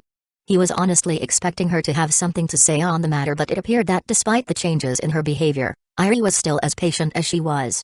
So long as it was possible, she could handle the wait, it seemed. Right then. For Magdalena though, I'll take you to individual that holds the key to your potential soon enough. I need to finish up a few things first and then I'll take you and Gray to meet the rest of the group, said individual included. June informed the other woman, who waited quietly on the side while he had his discussion with Iris Veal. And so, June solved the two women's concerns to some degree and got started on the path of solving the issues he was currently swamped with. Though it seemed that one of his methods was tossing the problems to his future self, which could be argued was procrastination rather than solution, but oh well. Chapter 111, Making arrangements with Ira and Magdalena squared away for later, June paused for a bit and considered the identities of the various individuals that wanted Maya and Natalia to arrange a meeting with him. He knew all of them from his substantial knowledge of the Nasuverse, even without needing to tap into the root for answers, but as he was not aware of their particular situation and goings, June still decided to have Saga with her multiple bodies and superb presence concealment check them out. The ones June knew would want to meet him due to the task he assigned his two mercenary girls, were easy enough to understand. Rains Elmeloy Archisort and her adopted brother, Waver Velvet, now also known as Lord Elmeloy II. During the Fourth Holy Grail War in Fuiuki, June collected Kenneth, the former Lord Elmeloy's magic crest, after Maya killed him by his command, leaving mere scraps for the Archibald family he commanded behind. He was originally planning on keeping the body and use the entire package as a bargaining chip, but he doubted the Elmeloy faction would survive without at least something, so he just took over 90% of his magic crest and delivered his body to his lovely fiancée's location.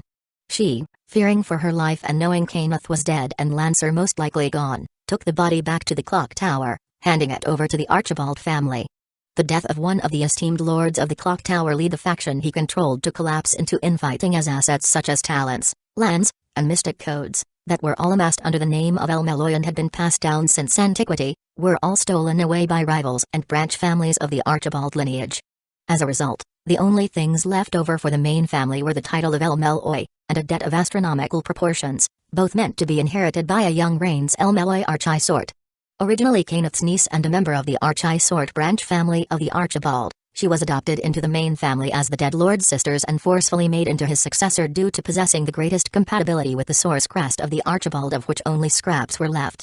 Repairing it would take generations, and Rains was still far too young to take up the mantle of Lord Elmeloy, and so she coerced Waver, who, for some reason, probably stealing his former teacher's catalyst, felt guilty of his death, to take up the mantle for her until she came of age. She did this due to Waver's excellence despite his poor talent in magecraft, which she observed, the fact that he was a survivor of the Fourth Holy Grail War, but more importantly, because she felt able to convince him into doing so. And now, Maya and Natalia, whose reputations were rising in the Mages Association, in both good and bad ways, came to her with Kenneth's crest in almost perfect condition, courtesy of their boss. It was no wonder she became interested. After some digging and prying, considering Waver had actually met June, Rains quickly found out the two ladies' so-called boss was most likely the winner of the Fourth Holy Grail War, the mysterious and elusive June Hikami, who seemingly appeared out of nowhere.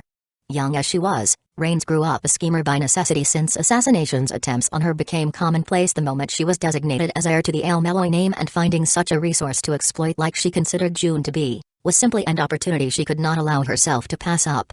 All of this, however, was under June's predictions. In fact, things were moving exactly in the way he wanted them to in regards to Rains and Waver. The surprise that came from beyond his predictions, however, was the second group that was looking for him at the moment. Said group only had a vague description of the individual they were looking for, and simply thought June's description that was floating around in Magi circles fit nicely, and thus decided to try and get confirmation. June, however, was almost certain that he was exactly who the group was looking for, and that was due to finding two individuals within said group that shared a very critical similarity with himself. More specifically, a connection to the root of Akasha. The connection all three of them possessed was different. Meaning that while all three individuals, June included, were connected to the root, their connections varied in form, function and benefits provided. June had known they existed from the start and had even pondered on the matter of meeting them, electing to seek them out when he had no other matters to take care of that were more pressing in nature. He didn't, however, expect that they would band together and gather a few other individuals to help them seek him out. After all, as far as he knew, the two individuals had no contact or interest in each other in iterations of the Nasuverse where he himself did not exist. As such, now that they had joined with the apparent goal of finding him, June deduced that his presence was the determining factor for the change. The only question and his only doubt was how exactly that was the case. Whatever the case, June trusted Asako, who had been both enhanced by him and the binding to his Domina Coronam, to gather information with no one catching any hint of it, and so, he elected to wait for the investigation's results before setting up a meeting with the group seeking him out. While Asako took care of this, however, June decided not to waste time and begin dealing with some on the other matters on his table. Namely, he was going to deliver Gray and Magdalena to their respective trainers and visit Fran in order to try and figure out what was bothering her. In the end, June informed Magdalena and Gray that he wished to see them in the next morning after Sakura and Aaliyah went to school, and after that, he went to work out his stress with Skaithak.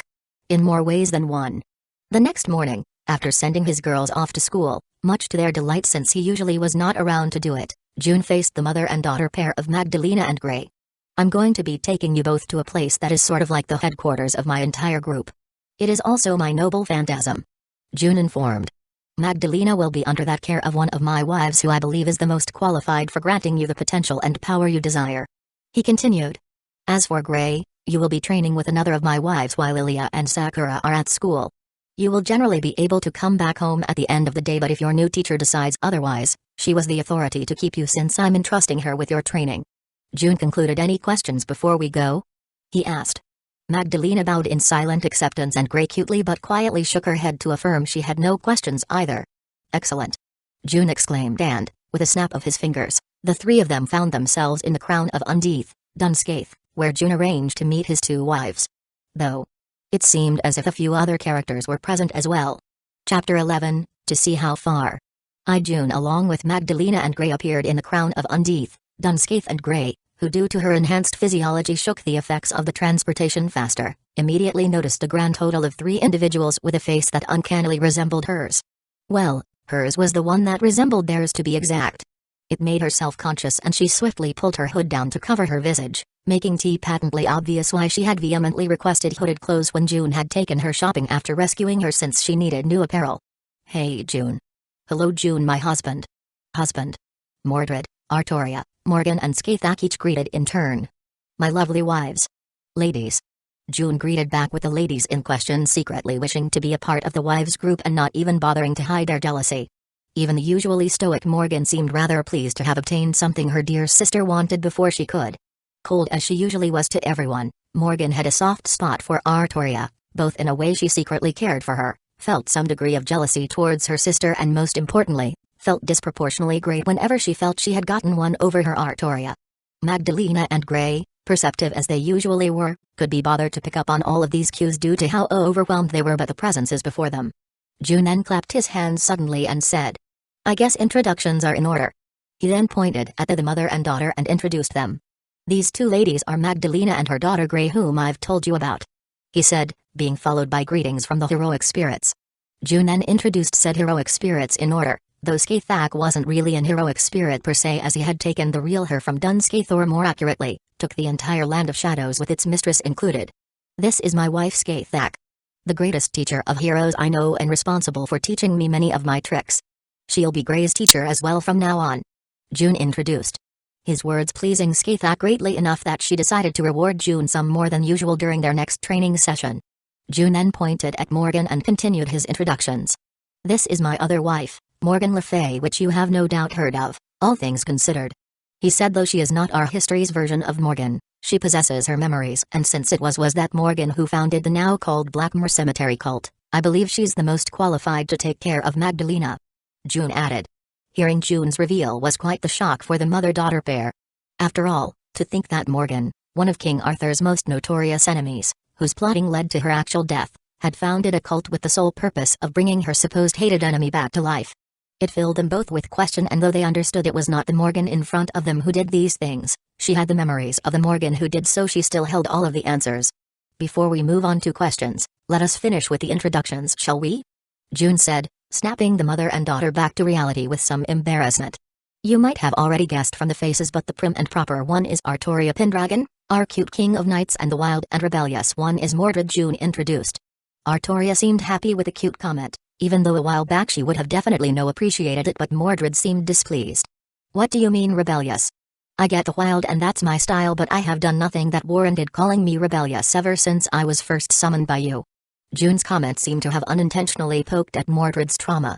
June was slightly taken aback, and even Mordred herself seemed taken back by her own overreaction to June's comment. So she began to apologize, but June interrupted her by patting and rubbing her head. "Relax more. I know you would never dream to betray me. There's a reason I chose you out of all the knights I could have summoned with a piece of the round table as a catalyst after all. Besides, I love your rebellious look despite how deep your loyalty runs," June said with a smile. Mordred fought hard not to let a full-blown blushing smile to form on her face, and failed miserably as her entire head became steaming red with a beaming smile that no embarrassment could stop graced her features. Unable to hold on any longer, Mordred used her special authority as a servant bound to Domina Cornam to immediately transport herself to her bound crown, instantly disappearing from the spot she was in as she could no longer bear to be there out of sheer embarrassment. Artoria seemed happy for her though, and even Skathak and Morgan had small smiles on their face from Mordred's cute display. In fact, even Magdalena and Gray, who were a bit confused and out of the loop, smiled slightly at the adorable showing of the notorious Knight of Treachery. Soon though, Gray's attention returned to Artoria. There she was, right in front of her. The king her cult so desperately wanted to bring back, to the point of ruining Gray's very existence. She had to admit that some resentment towards this ephemeral figure did arise in her in the beginnings of her suffering, but soon afterwards, Gray let go of it all as she knew that the dead king was not responsible in the slightest for her circumstances. Now that Gray laid eyes upon Artoria in the flesh, she hated to admit she came to slightly understand her former home's obsession. Just by standing before her, Gray could feel a warm and bright aura, confidence rose in her heart, and she felt protected and at home. Perhaps the lingering effects of her transformation, even after June had stopped it, enhanced this feeling in some way, but the young girl could not stop the rising admiration for the figure before her.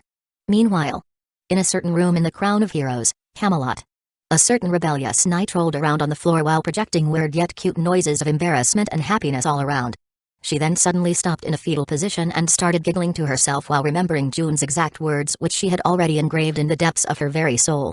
"He could have chosen anyone out of the Round Table Knights, even father, but he chose me instead," Mordred exclaimed to herself.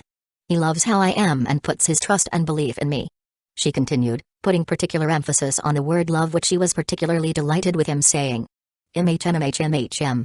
Mordred began making weird sounds again before jumping onto her bed and sighing. "What perversion of fate allowed a third-rate knight like me, a twisted creation of a vicious witch, to find such an incredible master, to have gained his admiration, trust and respect, not despite being who I am, but due to who I am instead? She asked herself. And what kind of self-respecting knight falls in love with his master? Mordred continued to question herself.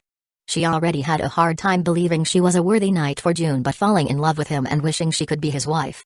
And to think I used to blow up at simply being referred to as a woman. Mordred self-mockingly thought out loud. Now I want to be someone's wife. She was getting even more embarrassed just thinking about it. But June said he loves me for who I am. And Mordred is a knight who strives for her goals even if the very world determines her as unworthy. Mordred said to herself, firming her resolve to seek June's love. I might not deserve it. But I won't let that stop me from trying to get it. She exclaimed with firm willpower. Before she was suddenly and forcefully teleported somewhere against her will. What the hell? Mordred shouted as she got her bearings. Morgan, who was clearly responsible for her teleportation, stood by her while Skathak, Morgan and the mother-daughter pair from before stood around as well. It was then that Mordred discovered a screen made by means of Magecraft, Morgan's no doubt, that showed June facing off with Artoria in a what seemed to be an endless plane. What's going on, mother? She immediately asked Morgan, even slipping and calling her mother, which she never did in her presence. To explain how things got where they were, however, one had to go back in time a little while. Chapter 113, to see how far. 2. To explain how June and Artoria end up facing each other on a custom reality marble battlefield, however, one had to go back in time a little while. After Mordred executed her tactical retreat out of sheer embarrassment, June began discussing with Morgan about whether there was potential in Magdalena or not, while Gaia silently observed Artoria, who in turn was staring at June very intently as if she wanted to say something. So Morgan, do you think there is potential to be dug out at Magdalena over here? June asked. Morgan observed the woman intently, analyzing her with her supernatural senses before swiftly coming to a conclusion. In a way, you woman, would be considered a failure by your cult for your inability to synchronize with Artoria's existence. Morgan started by revealing something that Magdalena herself already knew. But then, came a new piece of information she was not aware of. In the root of your failure, however, lays the potential to be great in an entirely different way. Morgan continued. You see, your failure to synchronize with Artoria came not due to your inability to properly synchronize at all, but due to the fact your compatibility was skewed to another member of the Pendragon family. Namely, me. The pan-human history version of myself, that is. She revealed. Everyone was shocked, even June, as he did not know this, and he usually refrained from using his Ars Notoria unless necessary or critical, as he did not enjoy the overload of information. The light version he kept active at all times did not dig deep into an individual's core to find such hidden characteristics, so June was caught off guard. So you're saying that if you adjust the synchronization target to yourself, Magdalena here could acquire all of your physical talents? June inquired. While Magdalena would not receive Morgan's spiritual abilities or her profound knowledge of Magecraft, receiving the sheer might that came with Morgan's flesh was no joke, as it would give her the potential to become an extremely powerful being in her own right. Magdalena herself seemed to have her spirits lifted, while Artoria seemed to be quite unsettled by the possibility of having to handle to Morgan's. Though she loved her sister at heart, it didn't stop them from having little clashes which would make a two-on-one extremely undesirable. Unfortunately, that is not possible. Morgan doused water on the expectations. As you well know, there are three facets to my existence. Morgan the human, Morgan the witch, and Morgan the great mother fairy. She began to explain the woman's compatibility is solely with Morgan the human and, to some extent, Morgan the witch, but completely missing any possible connection with Morgan the great mother fairy. Due to this, while it would be possible to gain my physical talents for battle which match Artoria's before her dragon reactor core fully developed, and a relatively minor part of my talents for magecraft along with the black magical energy from my bloodline lineage, that would be it. The bulk of my raw power, the source of my overwhelming magical talent, lays in my status as a great mother fairy, a divided spirit of the world itself. As such, this woman would never be able to come close to my full potential. However, she can be trained to the level of a decent heroic spirit regardless. Morgan concluded her explanation. Decent by your standards means top tier for most people, so let's do it. If Magdalena is okay with it, of course. June responded. Magdalena simply bowed deeply towards Morgan and calmly said, I am under your care, your majesty. With that done, June then turned to the adorable king of knights who had been staring intently at him for a while now. Excellent. Now Artoria, you can tell me why you have seemingly been attempting to fulminate me with your gaze during that entire conversation. He teased, somewhat embarrassing Artoria. She near instantly got a hold of herself, as the matter which she wished to discuss with June was quite serious, for her at least. June. I request a duel with you. Artoria declared. June raised his eyebrow while eyeing her suspiciously, wondering what had brought this request on.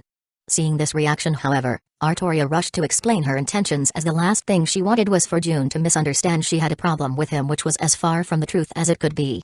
I simply wish to see how much further you are. What is the goal I'm aiming for? I want to fight beside you, to truly be of help to you as more than just an heroic spirit under your command. She explained herself. I wish to see how far the top truly is. Artoria finally declared. I understand. June seriously replied. Then Artoria began speaking again, but Morgan interrupted from the side. You need to understand your position better, Artoria. And, if you truly wish to be by Master's side, then you ought to pay more attention to his circumstances. Morgan said in a scolding tone. Artoria was slightly taken aback as memories of scolding from her big sister during her sweet innocent childhood rose to the surface until the actual content of the scolding sunk in. What do you mean? Artoria questioned. I'll take it from here. June said from the side, drawing Artoria's attention to himself while Morgan deferred to his decision to explain his circumstances himself. What Morgan means is that challenging me to a duel right now will either not give any inkling of my real prowess unless I'm willing to throw away significant amounts of progress and resources. June revealed. Despite the inadequacy of my current body, if I properly use the powers of the 9 crowns I have available, I could give you a good showing. However, I have previously mentioned I'm in a transitional state, waiting for the awakening of the final crown. He continued. I remember you mentioning this, June, but you also said that you could still output as much power as before with the remaining 9 crowns to back you up. Artoria responded. True. If I let the awakening proceed normally, however, it would take a virtually endless amount of time. As such, I have dedicated most of Domina Coronam's power to speed up the process. June revealed. This unfortunately means I can't use that power for anything else because I'll lose all progress made towards the awakening if I do. Understand? June concluded his explanation. Of course, if I find myself in a situation that I absolutely need more power to solve, I can make that sacrifice. It's a significant amount of time and resources wasted, but what can you do? I'm not, however, quite willing to pay that price for a serious spar, however. He added. Artoria immediately realized her mistake, but truth be told, it wasn't her fault as she did not know the intricacies of June's situation and he told her as much. No worries though, you didn't know, so I can't blame you for making such a request. I can give your duel at a later date, however, or I can do it with my currently available power. It might not give an idea of my true strength, but it might be enlightening either way. June comforted and suggested. Humphrey. You didn't tell me either, but I still figured it out. Skaith acted as well. Morgan jabbed from the side, unable to let an opportunity to bully Artoria a bit pass by. Artoria seemed to take a hit to her mood because of it, feeling down and thinking herself inadequate for not properly paying attention to June's state of being. Here I'm speaking of catching up to him and fighting by his side while secretly wishing for his love as well, but I couldn't even truly see how June was. She beat herself up in her mind. June just casually placed his hand on her head. It had become his habit when comforting the ladies of his group and said, Don't mind Morgan, you know how she is.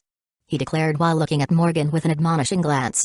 Besides, she and Skaithak only figured it how due to their knowledge and the fact they are technically the rulers of their bound crowns, thus making them much more sensitive to the changes in Domina Coronam. June explained.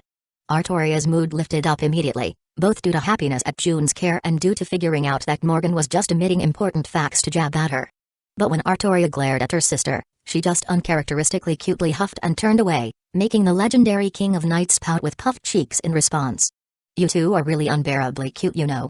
June could only comment as such before that showing, making Artoria want to make a tactical retreat like Mordred before, and even Morgan got a slight blush on her cheeks. Come on no Artoria. Let's work out the stress with that duel you requested. I may not be at my best, but I ain't no easy opponent either. June invited with a smile. Artoria smiled back. Don't regret it, June, that's it.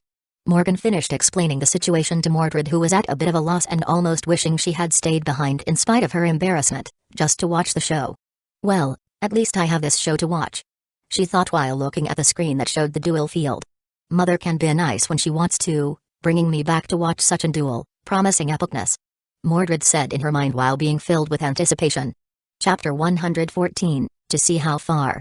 3 Inside the duel field, June and Artoria faced each other with smiles of anticipation for the honorable duel to come.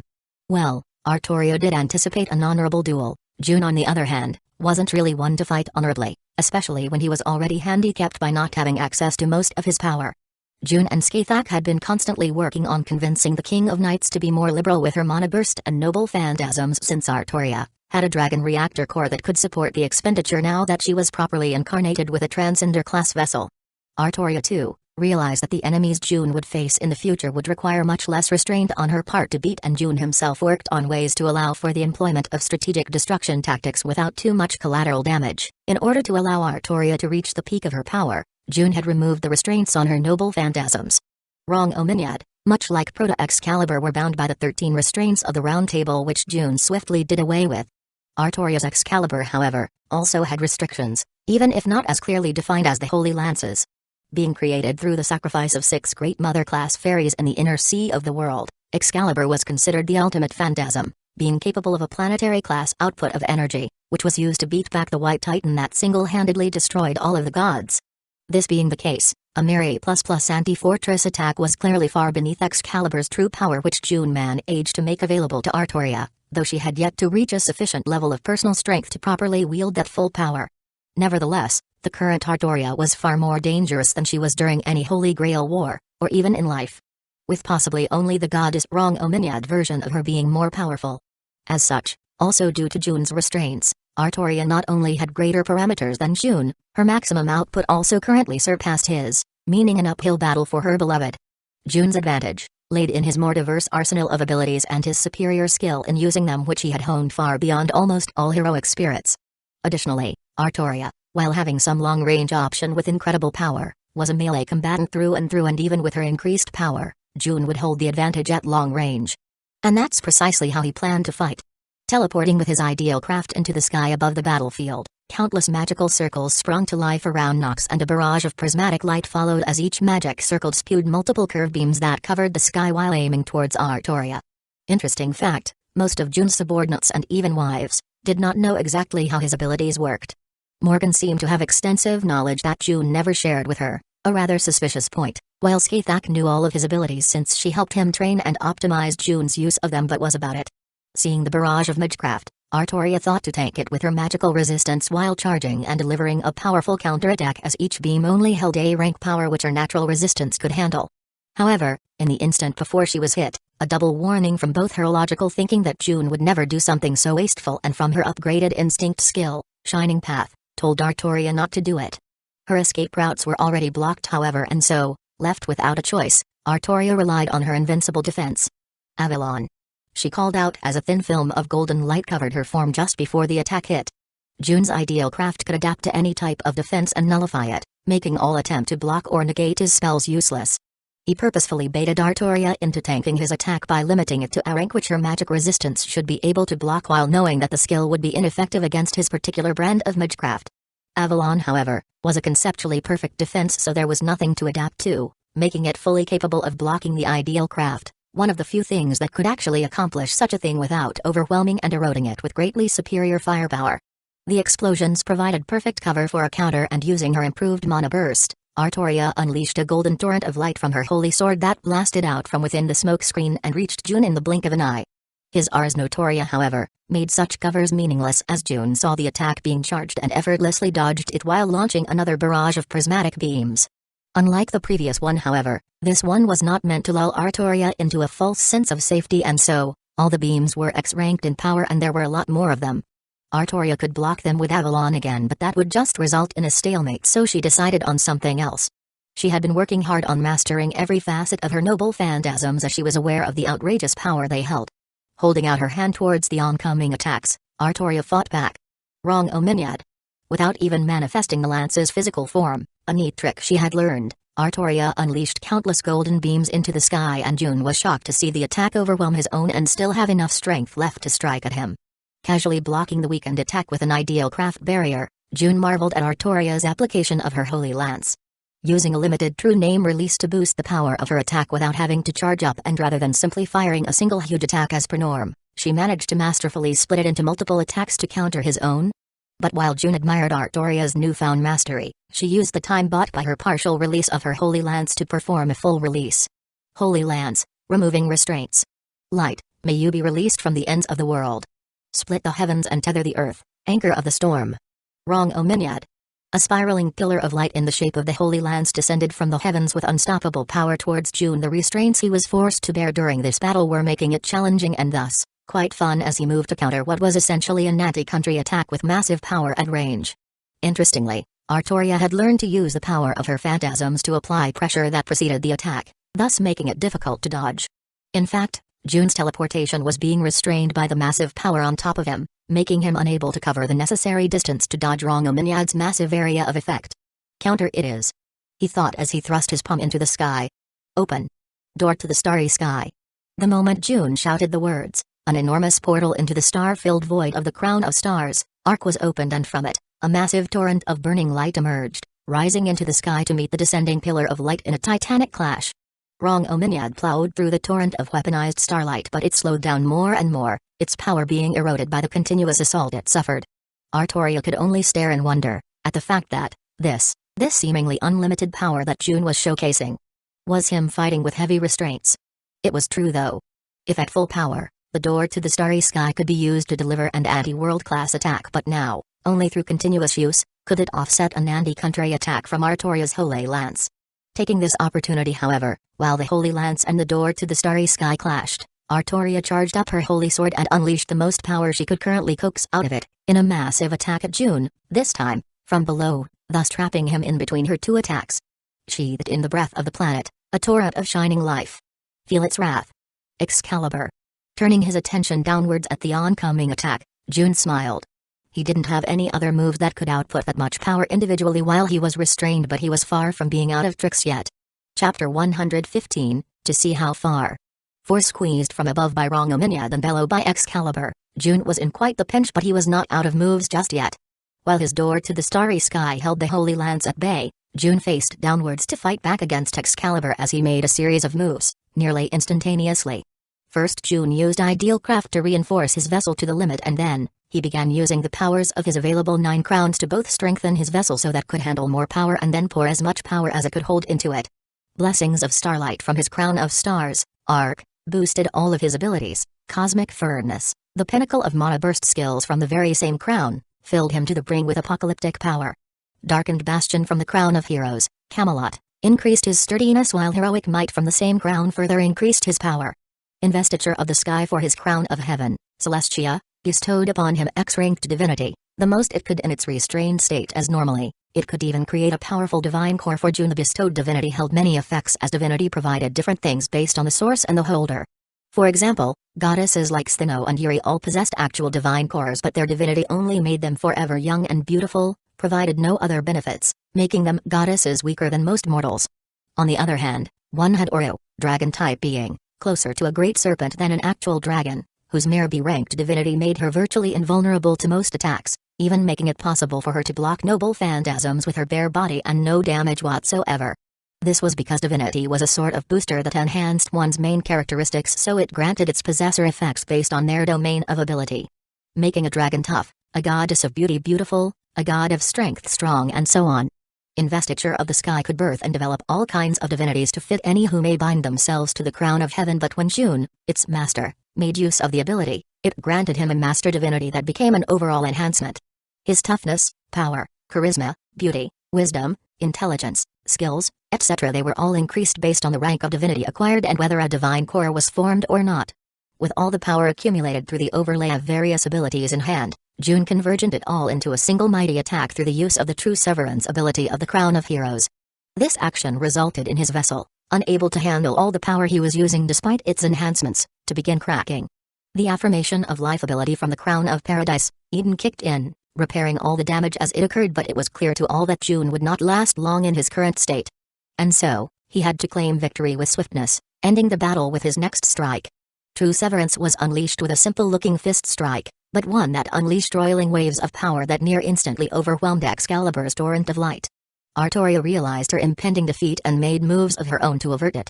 She knew True Severance created an attack that even a perfect defense like Avalon could not stop, but no ability was perfect. The greater the wall True Severance had to break, the greater the energy required, and so, while the ability could not be literally stopped, it could be exhausted. That was Artoria's plan. Being bound to the Crown of Heroes, Camelot, she too could draw upon its abilities for personal use, and that was exactly what she did. Using Heroic Might to boost her attack power and her own True Severance to further refine it, Artoria intensified Excalibur's might, increasing the energy June's own attack required to reach her. Since her use of True Severance was far inferior to June's, whose personal mastery of it became the basis for the Crown's version of the ability, along with the fact that June had harmonized a huge amount of powers in his single strike, however, meant that Excalibur's resistance was still short-lived. Nonetheless, its role was fulfilled as part of June's attack was offset before Artoria activated her Avalon and Arcane Bastion from the Crown of Heroes, not boost her defense. Avalon protected its user by sequestering them in Avalon, the land of the fairies where no attack could reach. True Severance, however, was basically an anti-everything class attack, and so, through a massive expenditure of energy and in spite of drastically weakening, it still reached Artoria, who, along with Darkened Bastion, used her mana burst to the limit to create a virtual armor of magical energy around her while enhancing her body at the same time. And so, holding Excalibur in front of her, Artoria ate the remainder of June's attack head-on. Weakened as it was, however, it still plowed through Artoria's defenses and blasted her away, knocking the holy sword out of her hands, dispersing her mana burst-based protection and shattering her armor while delivering devastating fatal injuries upon the King of Knights. Artoria laid flat on the ground, missing a limb or two while her insides were all mush, but Avalon began doing its magic and enhancing her already significant self-recovery to obscene levels. It would take some time before she could move again, though.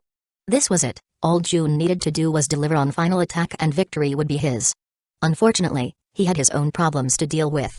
June, who was originally flying, had fallen to the ground because his vessel was far too damaged from the backlash of his own attack to support the use of his ideal craft.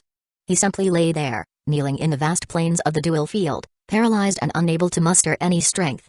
Like Artoria's, however, his state was also temporary as Affirmation of Light rapidly repaired his broken vessel. The question was, who would recover first?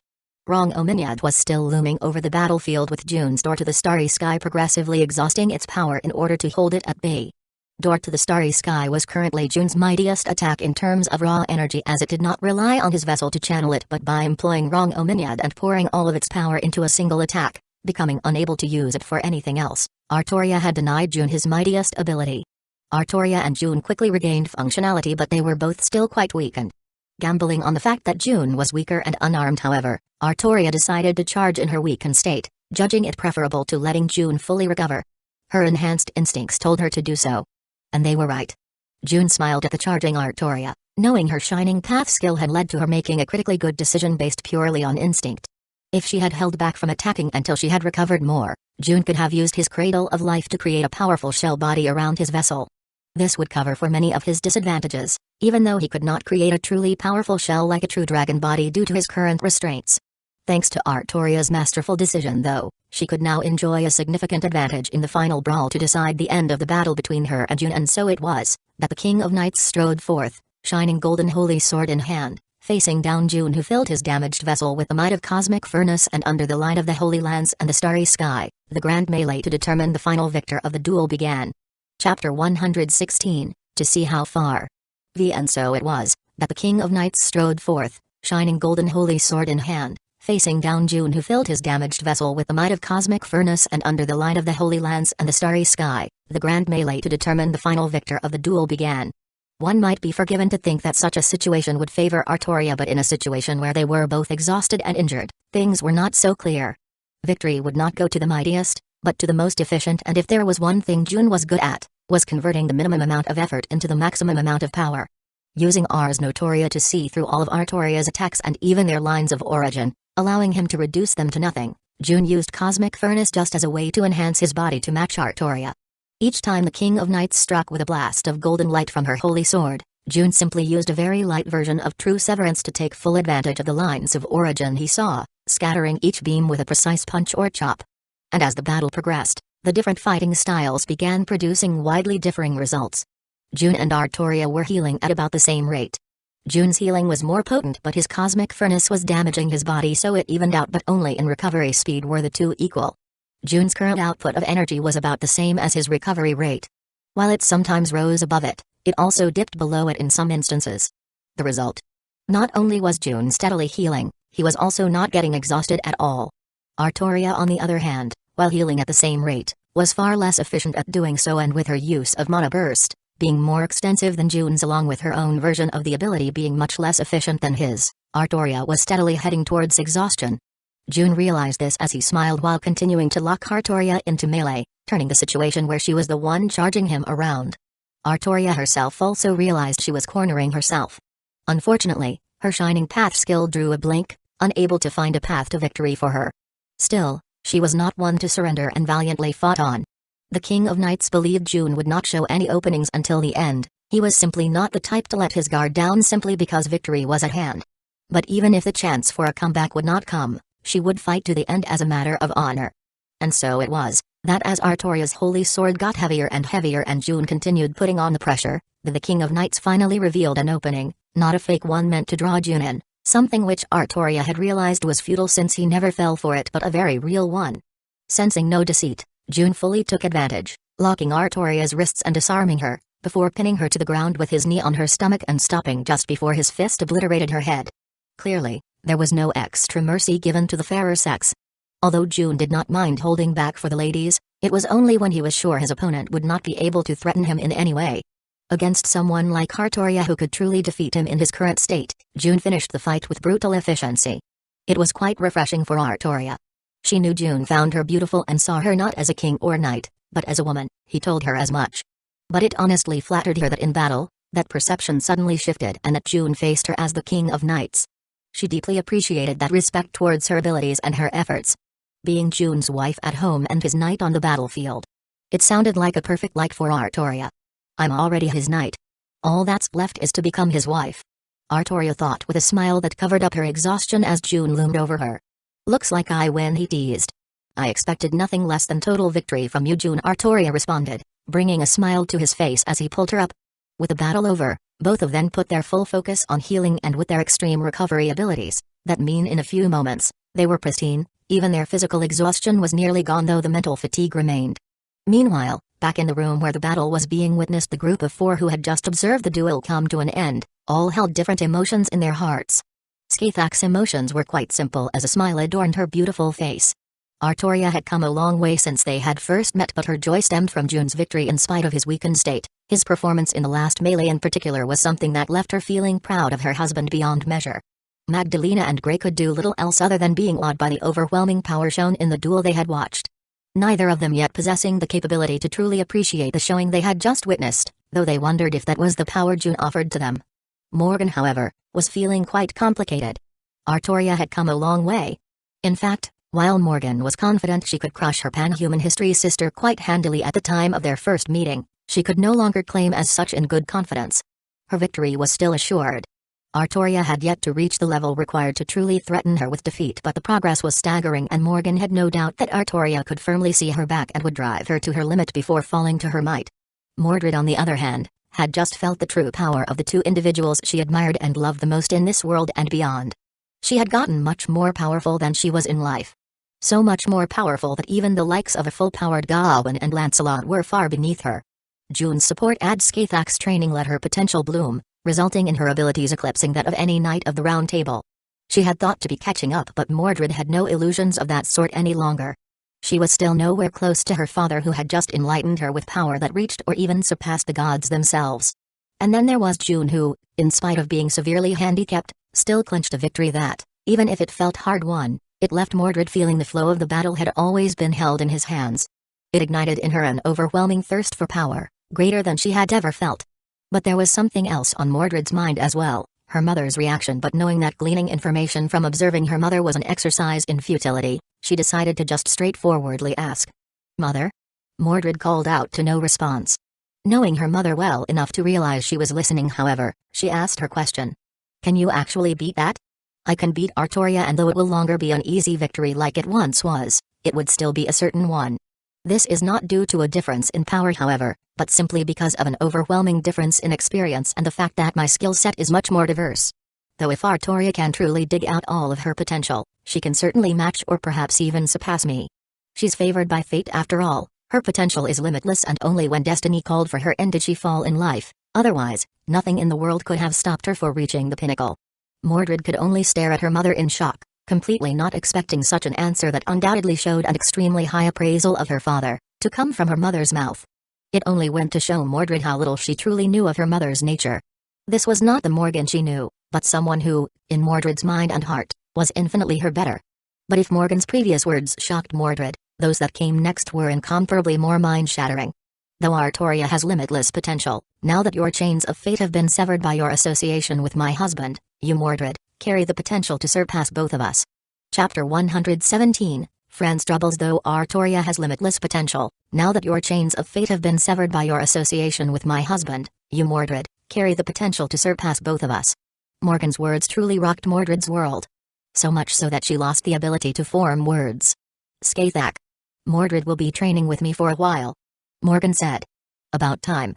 Skathak replied. Apparently she and Morgan had discussed Mordred previously, and it was the Queen of Dunskaith that suggested Morgan to research into what she would now help Mordred attain. After hearing the reply, Morgan simply scoffed and teleported away, dragging Mordred and Magdalena away with her in the process. We shall be going too, little girl, Skathak said to Grey before following Morgan's example and teleporting with the little girl in tow. Artoria, satisfied with both the process and results of her duel with June, graced him with one of the most beautiful smiles he had ever seen, leaving him a bit dazed. It was different from a physical sense of beauty, a more spiritual one that warmed his soul and made his own smile more sincere and heartfelt as well. What is it? Artoria began to grow slightly embarrassed by June's intense gaze. I'm simply find you to be more and more beautiful the longer I look at you, Artoria. He cheesily, yet sincerely replied to her. Artoria blushed but seemed genuinely happy rather than the embarrassed surprise she had shown when they had not known each other as long. Then, as if it was the most natural thing in the whole world, they drew closer to each other. Artoria placed her hands on June's broad chest while he embraced her rather diminutive body.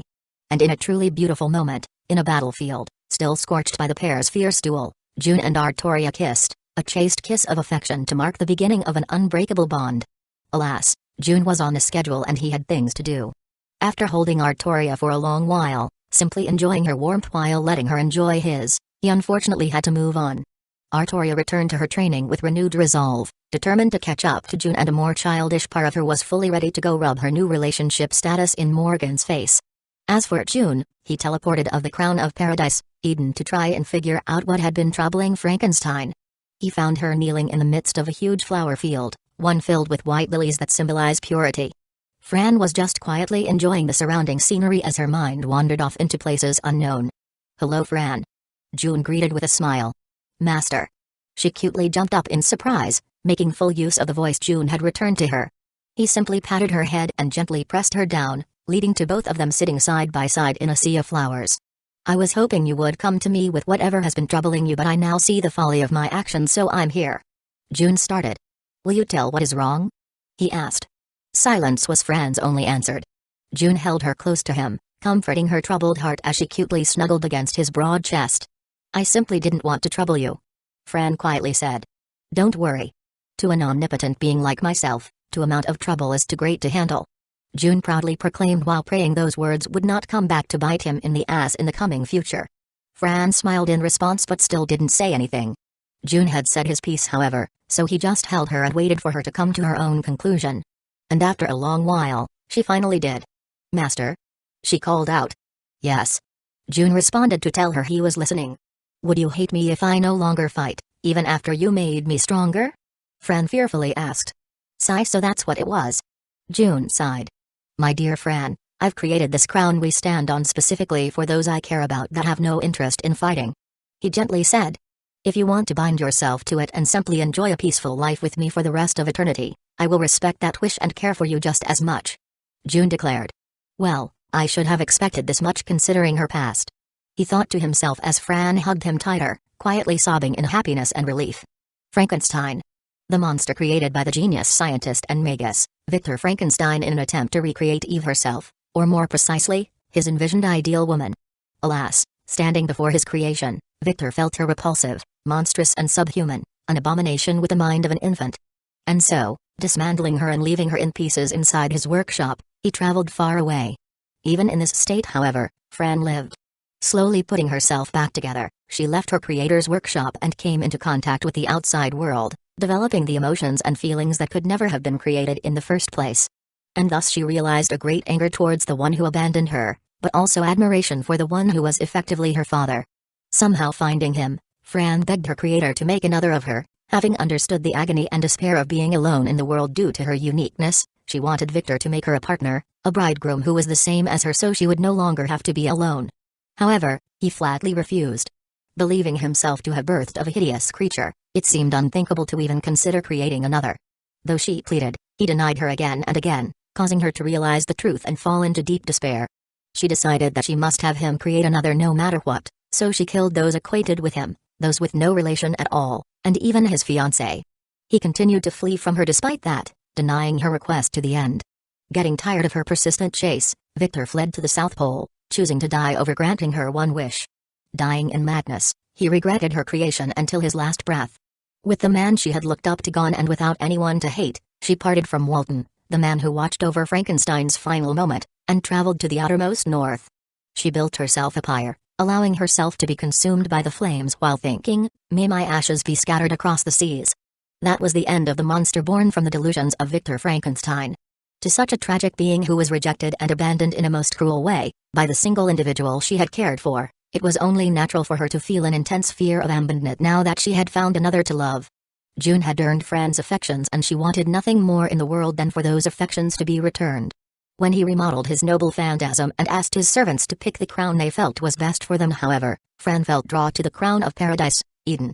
But while there were servants whose worth laid not in their combat ability and so made them a perfect fit for the crown, she was not one of them. Binding herself to the crown of paradise would mean losing the single thing that might have made her useful to June, and so she immensely feared such a decision would cause him to turn away from her. But on the other hand, she had to know. Fran wanted to believe June cared for her not because she was useful to him but for who she was, but her fear of abandonment stopped her from taking that final step. Now that June had endorsed her wish and declared he would care for her no matter what, Fran felt fulfilled beyond measure.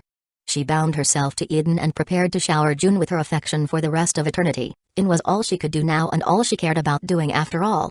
Chapter 118, Discussions. Having delivered Magdalena and Gray to their respective teacher, fought a spectacular duel with Artoria that ended in the blooming of romance and helping Fran move past her trauma-bred concerns, June was about to go out into the world once more. The question was, what world? June did have something to do in DxD, namely, scouting out some more talent, but in the end, one thing he came to realize was that his DxD forces were infinitely less useful than his Nasuverse ones. After all, in the Nasuverse, he could get guaranteed loyalty, power and experience by summoning an heroic spirit that fit his needs. In DxD, loyalty was much harder to find and the power cap was much lower when compared to the Nasuverse, where one could become a star system buster or theoretically, even a galaxy and universe buster, at least he could. And so, June decided to postpone his DxD-based endeavors and continue working on his self-given assignments in the Nasuverse. Next up on the list was meeting the new Lord Elmeloy and his master, Rain's Elmeloy Archisort.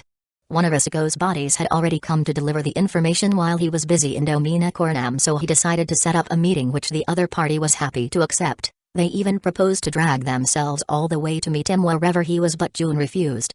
After all, no need to show part of his hand by inviting them to his stronghold just yet. As such, he decided to simply meet them in London at one of Rain's properties. Though that could be considered as putting himself in the hands of the other party, June knew they could not threaten him in the slightest, and even if they could, he doubted they were stupid enough to antagonize him when there was so much more to gain by having him as a friend. And so, a few days later, a meeting was set up in a rather luxurious-looking mansion in London. As soon as June approached it, he immediately saw for what it was, a veritable stronghold filled with bounded fields of various purposes and traps of all kinds. Judging from how fortified it was and the level to which it had been refined, June surmised it was an inherited workshop rather than something set up by the current generation. June's mystic eyes flashed and he saw Rains and Waver in a living room with tea and snacks as well as two couches facing each other, seemingly waiting for him to show. If the various generations of Magi who built the mansion and further refined it over generations knew June was so easily seeing through all of their protections and examining all of its secrets, it could be predicted they would suddenly rise as undead to protest. Arriving normally would simply not be representative of my status. No, I must arrive in style. June thought with a smirk. By style, he did not mean something like an entourage or luxurious vehicle. Oh no, for Magi, to arrive in style was to show their prowess while making one's superiority when compared to one's host, plain for them to see. June waited for the exact time he was scheduled to arrive, noting Rains seemed to be getting impatient, from her words, because despite setting a wide perimeter of surveillance around her mansion, she had not caught any trace of their supposedly coming guest. Rather than deducing it was due to the utter inability of the surveillance to detect someone of June's caliber, she instead thought he was late. Whether that was intentional or not, however, remained to be seen. Of course, she was wrong. The very instant the time of June's arrival came, A spatial distortion formed in the core of the mansion, and before Rain's and Waver's shocked gazes, June materialized sitting on the couch in front of them with a smile on his face. "Long time no see, Waver. And it is a pleasure to meet you, Lady Archisort," June greeted. Rains was still quite too shocked to respond at the spectacle that was on the level of true magic that June just showed to them. Waver, who already had an inkling of June's outrageousness however, quickly calmed down at least enough to respond. "I think your choice of transportation will cause untold chaos that we're soon going to have to deal with." Waver sighed. "If you're talking about the servants and guards in this mansion, they didn't even feel my arrival. I've isolated this entire room in a different space and cast a bounded field they cannot detect that will influence them to keep away from the room," June calmly explained. Said explanation, however, only served to unsettle his hosts further. How had he pulled off such outrageous feats without breaking a sweat? Why did he do so? What exactly was he? How the hell were they supposed to act after knowing a being powerful beyond their comprehension stood before them? The questions were endless. After letting them stew for a bit, June decided to try and move the conversation along. "So my girls told me you wanted me to yes?" he inquired, and it seemed to let them refocus on the matter at hand while pushing aside the various questions they had for later. Who knew, maybe if they established a good enough relationship with the individual in front of them, he might even explain what he did and how. One could always hope after all. "We were wondering how you obtained these items you saw fit to return to us." Rains tried to get the conversation going. "Oh? I thought that was obvious enough," June commented before replying. "I took it of Kenneth's corpse after my subordinate killed him," he casually said. "Well. It was an Holy Grail war and you were adversaries, so I guess such a thing is only natural," Rains responded. June's words were quite alarming considering he was in a position of absolute power while careless speaking of having his people kill her predecessor. "Indeed." June nodded in agreement. "I return those items to you as I don't have any desire to further hostilities between my people and yours. It was a battle, and I won, so ideally, no grudges should remain," he added. However, June's tone became a little more serious, enough for the pair in front of them to notice it. "If your side wants to maintain hostilities, I can always use whetstones for my weaker subordinates." He gave a chilling grin. "Unfortunately, you will have to look elsewhere as we desire no such conflict either," Waver was quick to point out. "Alas. My search continues. I'm not too worried though, people tell me I'm great at pissing others off, so making enemies be easy. I simply have to be myself." June proudly spoke, and his two hosts were a bit taken aback by his weird sense of pride. "Moving on, however, my gifts are not just peace offerings, there is a price. After all, I'm not one to shy away from conflict, so I wouldn't make offering to avoid one, especially one I am certain to come out even better than when I started," he continued. Waver and Rains fought the urge to look at each other with concern at what kind of ridiculous demands the being in front of them would make. "I won't let you go unrewarded, however. I'll even toss in my support for any future endeavors from you two, though I reserve the right to withdraw if I don't feel like it." June dangled even more benefits in front of them. "Why?" was all Rains could say in her confusion. "Why what my lady?" June inquired. "Why give us this much? It is clear as day that there is nothing we could do to refuse you. In fact, you are so beyond my understanding that I doubt you could possibly need anything from us," Rains elaborated. "I do indeed want things from you, and I could tell you some nonsense about how I'm giving you all that I'm giving you in order to make you more useful to me by strengthening you positions, but the truth is much simpler," June responded. "And what is that truth?" This time, Waver asked with curiosity, and both he and Rains attentively waited for the coming answer. Chapter 119, Discussions 2. And what is that truth? This time, Waver asked with curiosity, and both he and Rains attentively waited for the coming answer. "The truth is..." June paused for dramatic effect. "I simply like you too," he shrugged with a teasing smirk.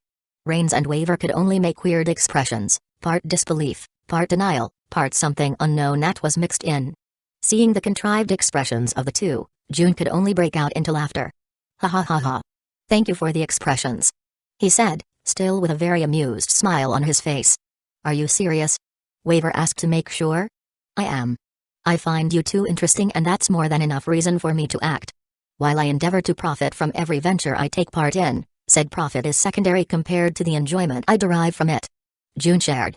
It made sense for the two of them. June seemed like such an overwhelmingly powerful being. He was probably very long-lived too, which, considering all of his time manipulating shenanigans, was true. June was actually quite old by now and thought little of that time was spent in actual interactions and most was spent in states of transformation. It still meant he was quite old, and as mystery increased with age, he was probably unaffected by modern magecraft. Though he himself, who constantly measured himself against planet-class beings, never even bothered to consider such trifling things as his immunity to the means of modern mages.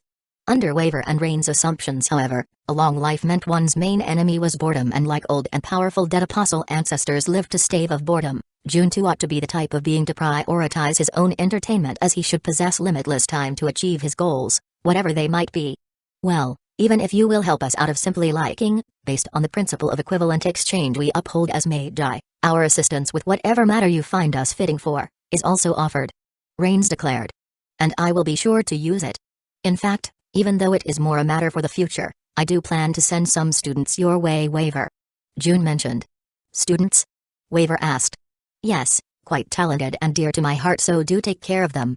In terms of skills and prowess, they ought to be beyond clock tower standards. I merely wish them to learn more of Magus society and disciplines through your classroom.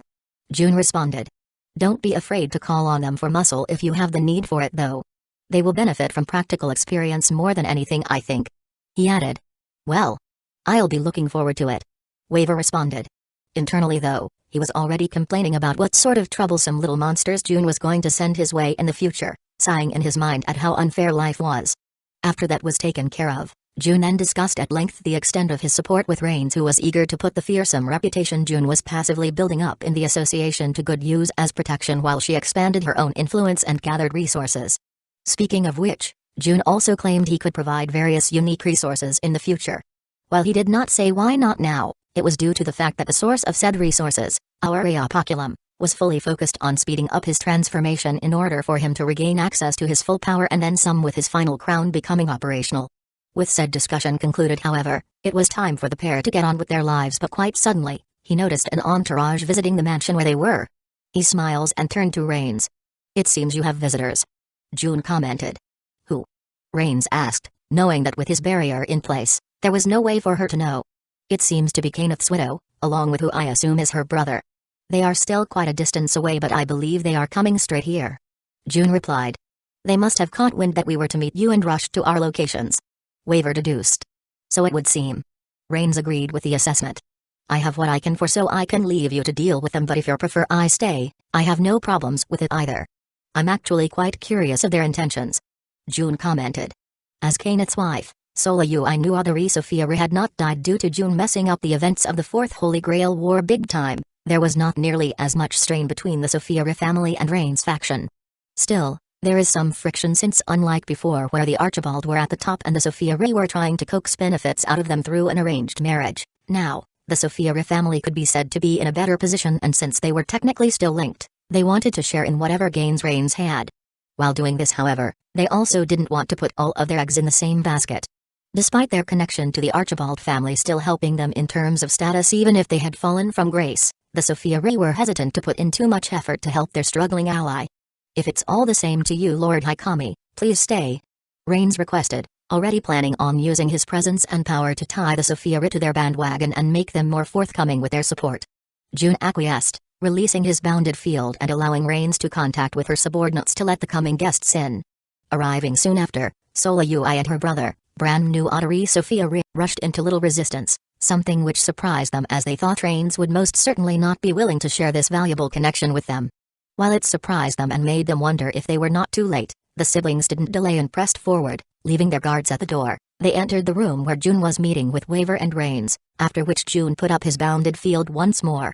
How nice of you two to join us, sister-in-law, brother-in-law. Despite the lack of invitation, you are always welcome. Rains greeted. Her way, however, was filled with barbs.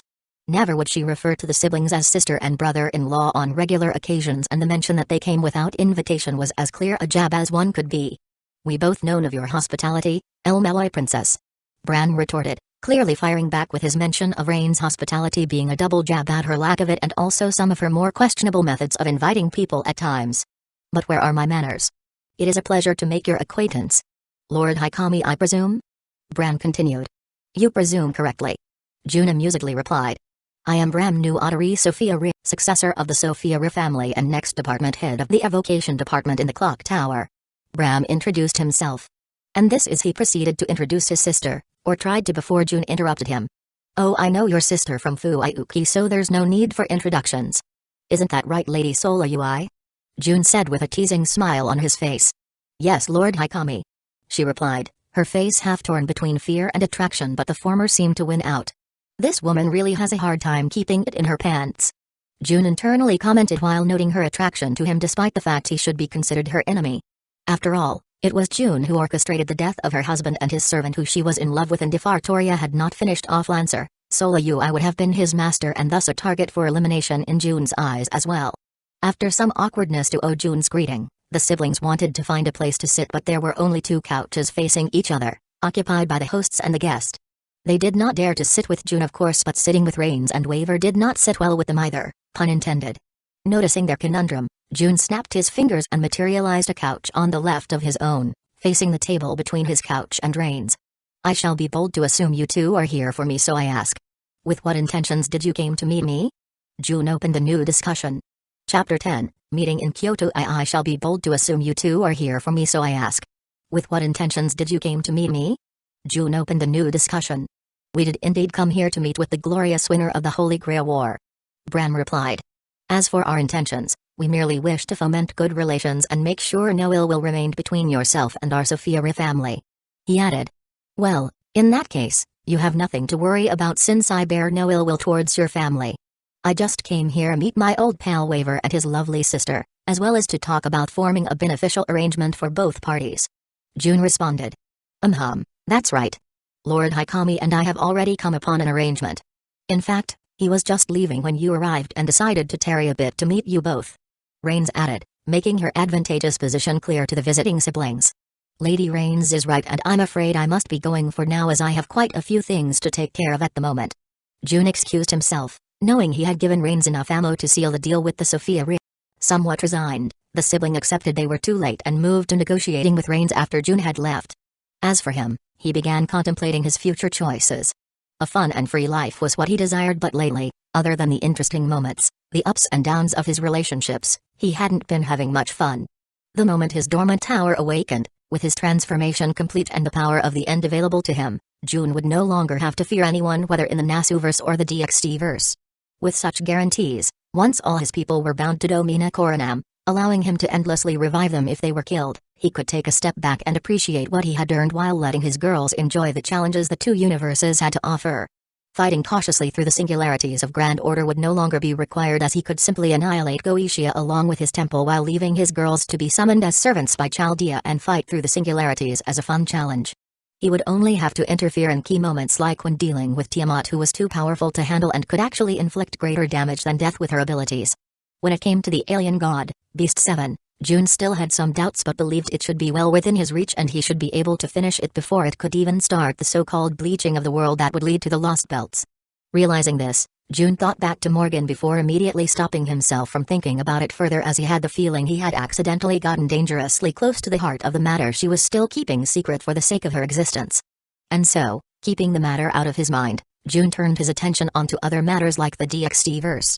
On this matter, June surmised he could simply train his DxD team to fight through the events of the series while supporting them from the back in case any big baddie decided to intervene, rather than playing around himself and ruin everyone's fun with his overwhelming power.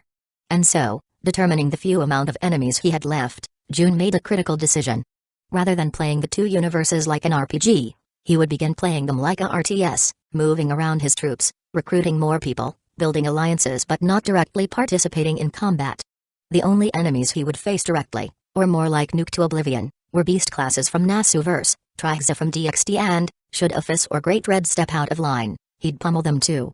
In was a startling realization that he would have very few enemies worth his attention after the transformation, and since June was not the type to derive enjoyment from restricting himself in order to get competition from weaker foes, he realized his journey of power was coming to a bittersweet ending of sorts. It had been fun while it lasted, but watching over his harem, as he still secretly called it, while they challenged the world that would stop being a challenge to him, ought to be fun in its own way. It would be a new chapter of his life, and he would enjoy it as much as the adventure. Preparing challenges for his girls to face, watching over them when they tripped and pick them up when they needed. A different but nice way of living nonetheless. With things on track in the Nasuverse, however, it was time for him to handle some important business in the DxD-verse. The recruitment plan he had going was abandoned since it would be a nice event for his DxD-born girls to experience, but Kiroko had asked for him. Apparently, the Yukai leaders wanted to meet the two Nekos as benefactor, and having just decided to limit himself to backing and socializing, June decided this was an excellent opportunity to get in this new rhythm before his last remaining battles came to pass. Making his way to Kyoto where the two Yukai leaders, Yasaka, the nine-tailed fox and host of the meeting, as well as Nararahan, awaited him. He met up with Kuroka and Sharon to find them wearing some very nice kimonos that match their hair colors, with Kuroka's have golden detail and Sharon's blue detail, clearly going all out to impress a certain somebody. Well, look at these two beauties. Shall I escort you, my ladies? June jokingly greeted them, earning two happy blushes, and the bold Kuroka and shy Sharon flanked him on each side and grabbed an arm each while. We sisters would love to have such an handsome escort. Kuroka joked back while her younger sister giggled.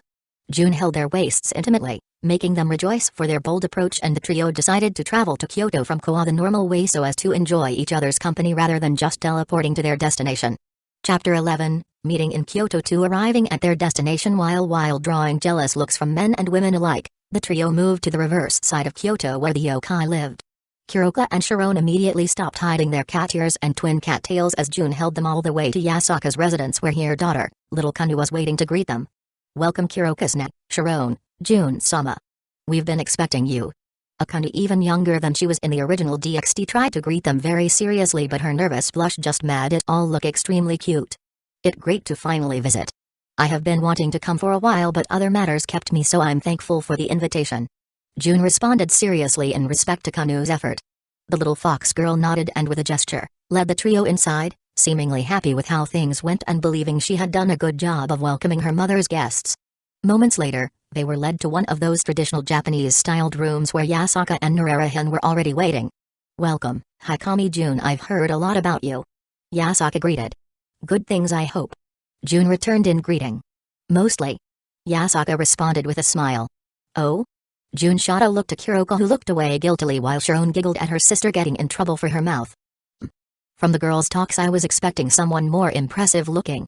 Nararahan jabbed from the side while Yasaka internally sighed at his bad habit of messing with people, while the Nekozu sisters shot him a dirty look.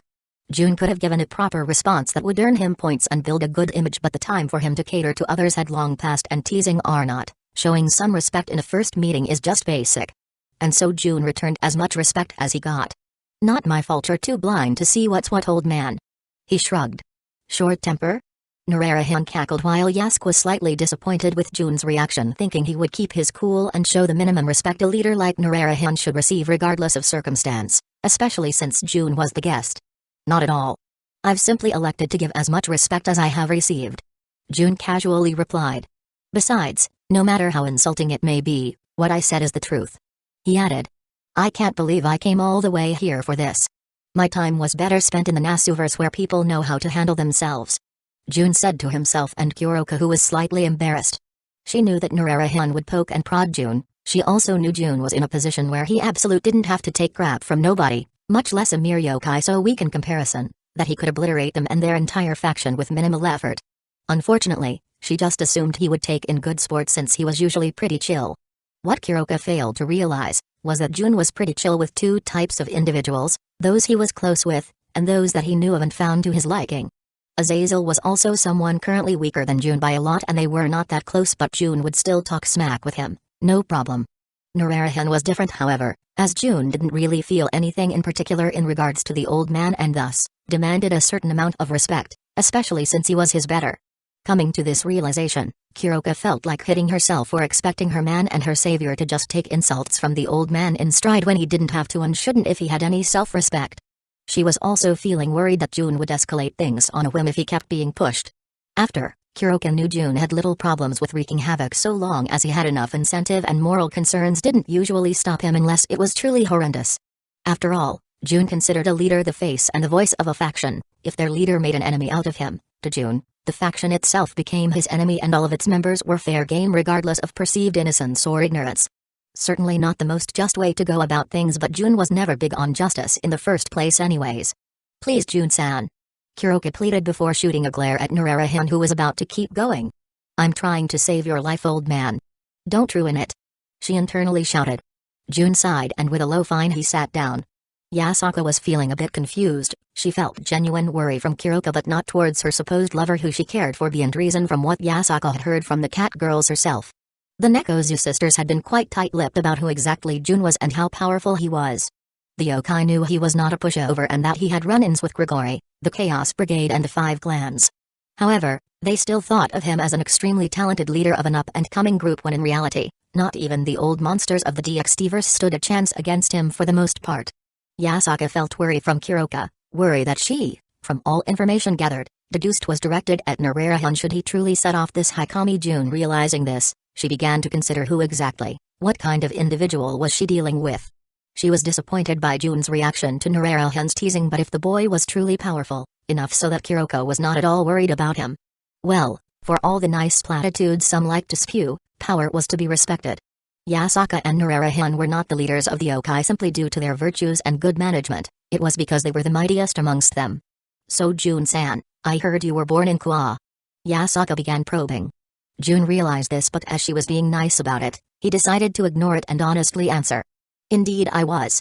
Jun replied. How old are you? Kuroka never mentioned it. She continued to ask, passing it off as simple curiosity. To be truthful, I'm not quite sure. So much time manipulation means I'm significant older than I am supposed to be, considering I was born less than 20 years ago in this world. But all things considered, I might be a couple hundred at least. Jun pondered out loud. That set off all kinds of alarm bells in the 2 yokai leaders' heads. Because Jun's words meant 2 things. First, he had a lot more time to grow stronger than they had, though, enough that he was not really a youngster, though he was far from being as old as those like the Satans. More importantly, however, messing with time to such a degree belied an immense power. Enough so, that Narayan began to regret his initial actions, and Yasaka was getting relieved she didn't let her preconceptions cloud her judgment for too long. For the old man, however, he was beginning to sweat. Arriving at the likely possibility that Jun was powerful enough to wipe him out along with his faction on a mere whim. Me and my big mouth. Chapter 1, Meeting in Kyoto 3. Me and my big mouth. Narayan nervously thought to himself. He always had very questionable habits, like sneaking into people's houses and using his power to make them believe he was part of the family, or hypnotizing young beautiful girls to massage his shoulders while he relaxed. Not being able to resist poking fun at other people was one of his more harmless quirks, but this time, it was the one who had possibly gotten him into trouble. Only now did Narayan realize how Kuroko had been playing favorites for him by smoothing things over, rather than trying to come and protect her boyfriend like he had previously thought. Still, he couldn't just go and apologize, and not simply as a matter of pride. If Narayan apologized, he was doing a lot of things like lowering himself, showing weakness, showing blindness not to be able to appraise others properly, and most importantly, the widely despised trait of picking on the weak while lowering himself before the strong. Remembering Kuroka's various stories about Jun, the old yokai deduced that lowering himself to apologize now would not only fail to improve Jun's impression of him, it might lower it further, and that the best option was simply to avoid annoying him further, as Kuroko had already calmed things down for the most part. But while Narayan got himself into a pickle, Yasaka kept making conversation with Jun to find out about him more from the man himself. Meanwhile, the more she found out, the greater her relief for withholding her initial opinion of him. Yasaka had become quite fond of the Nekozu sisters, and thus, looked forward to meeting the man they thought so highly of. Their savior, protector, and for the older Kuroka, her lover, though they had yet to go hold the way, as the cat girl felt somewhat intimidated by Jun's wives, too much so to let her boldness take over and make a move on him. The fox woman did not, however, know what to expect. The sisters were quite vague on details, as they were not quite sure what Jun would be okay with them sharing about him. As such, Yasaka wanted to meet him, as the man himself might be comfortable sharing more if he's doing it personally. After all, there are a lot of things one does not mind saying about themselves but don't want others spreading it around without their knowledge. It was an understandable attitude in her eyes. After meeting him, however, her slight preconceptions led to her opinion of Jun dropping, but being a very polite woman who didn't want to do something which would undoubtedly embarrass Kuroko, like speaking down to her boyfriend right in front of her, Yasaka remained quiet. Despite this, she was fully intending on sharing her low opinion of Jun with Kuroko when the Nekozu met her alone at a later date. Narayan, however, lacked such considerations and immediately began ribbing the man. And thus, Yasaka saved herself from a pickle due to her general politeness, while Narayan found himself in one due to his lack of it. As Yasaka kept asking questions, her wish to appraise Jun as a possible danger turned into pure curiosity towards the mysterious man before her. Jun, on the other hand, was quite forthcoming about his holdings in the DxD-verse, but kept any mention of the Nasu-verse, his resources there and his forces associated with it, etc., very much close to his chest. Kuroka noticed this and became much more comfortable, knowing what she could and could not speak about. As such, She began talking much more freely and making conversation with Yasaka and Jun, even teasing him by calling herself an abandoned wife because he was always busy. The only one still in the pit of awkwardness and tension was Nararahan, who had none to blame but himself for digging said pit on his own. After a while of casual conversation, Yasaka, who now had a much higher opinion of Jun, not simply due to character but also of his strength and position, moved the conversations towards more official matters. "Say, Jun-san, would you be interested in forging an alliance with the Kyoto yokai?" the foxy lady inquired. Jun was intrigued by the proposal, wondering what she would offer, as he knew she had no doubt realized he was much more powerful than he seemed, and thus not really needing to forge such alliances for safety and not needing them to improve his station. Nararahan, however, hearing Yasaka trying to score an ally for the Kyoto yokai in particular and leaving him on the sidelines, became rather worried for the future. Who knew if the fox would start getting expansionist ideas after getting such a powerful ally? Unfortunately, his early mistake meant there was not much he could do. The old man knew he should be happy that Jun did not seem to be holding a grudge, but trying to form an alliance was overstretching far too much. "Oh? And what would such an alliance entail?" Jun inquired, wondering what exactly Yasaka's proposal was. "For one, you'd get our full support, and while you don't need it in terms of war potential, it would go a great way to reduce hostility from other parties. After all, even if one has the power to face the whole world, why would they want to?" Yasaka replied. "Fair enough. Allying with you would legitimize expansion here in Japan and would net us immediate recognition as an official faction by the other major forces around, making a show of strength and dominance rather unnecessary and streamlining our establishment as a large power." Jun could see the benefits as well. "That is correct, Jun-san. And since you are the most powerful party in this arrangement, we would not mind being allies under your fold rather than equals, thus increasing your standing further in the eyes of the world." Yasaka sweetened the deal further, making it really hard, and really wasteful if not stupid for Jun to refuse. "I must say, this is too tempting an offer to refuse so far. What do you want out of it though? What are your expectations for your faction in this arrangement?" Jun inquired. "Protection from any who would wish to do us harm, the inevitable increase in power and authority that will come with your rise, and a great position as your first major allies." Yasaka put it all so very neatly. "And so I have much to gain and nothing to lose," Jun pointed out, fully intending on moving forward with the alliance.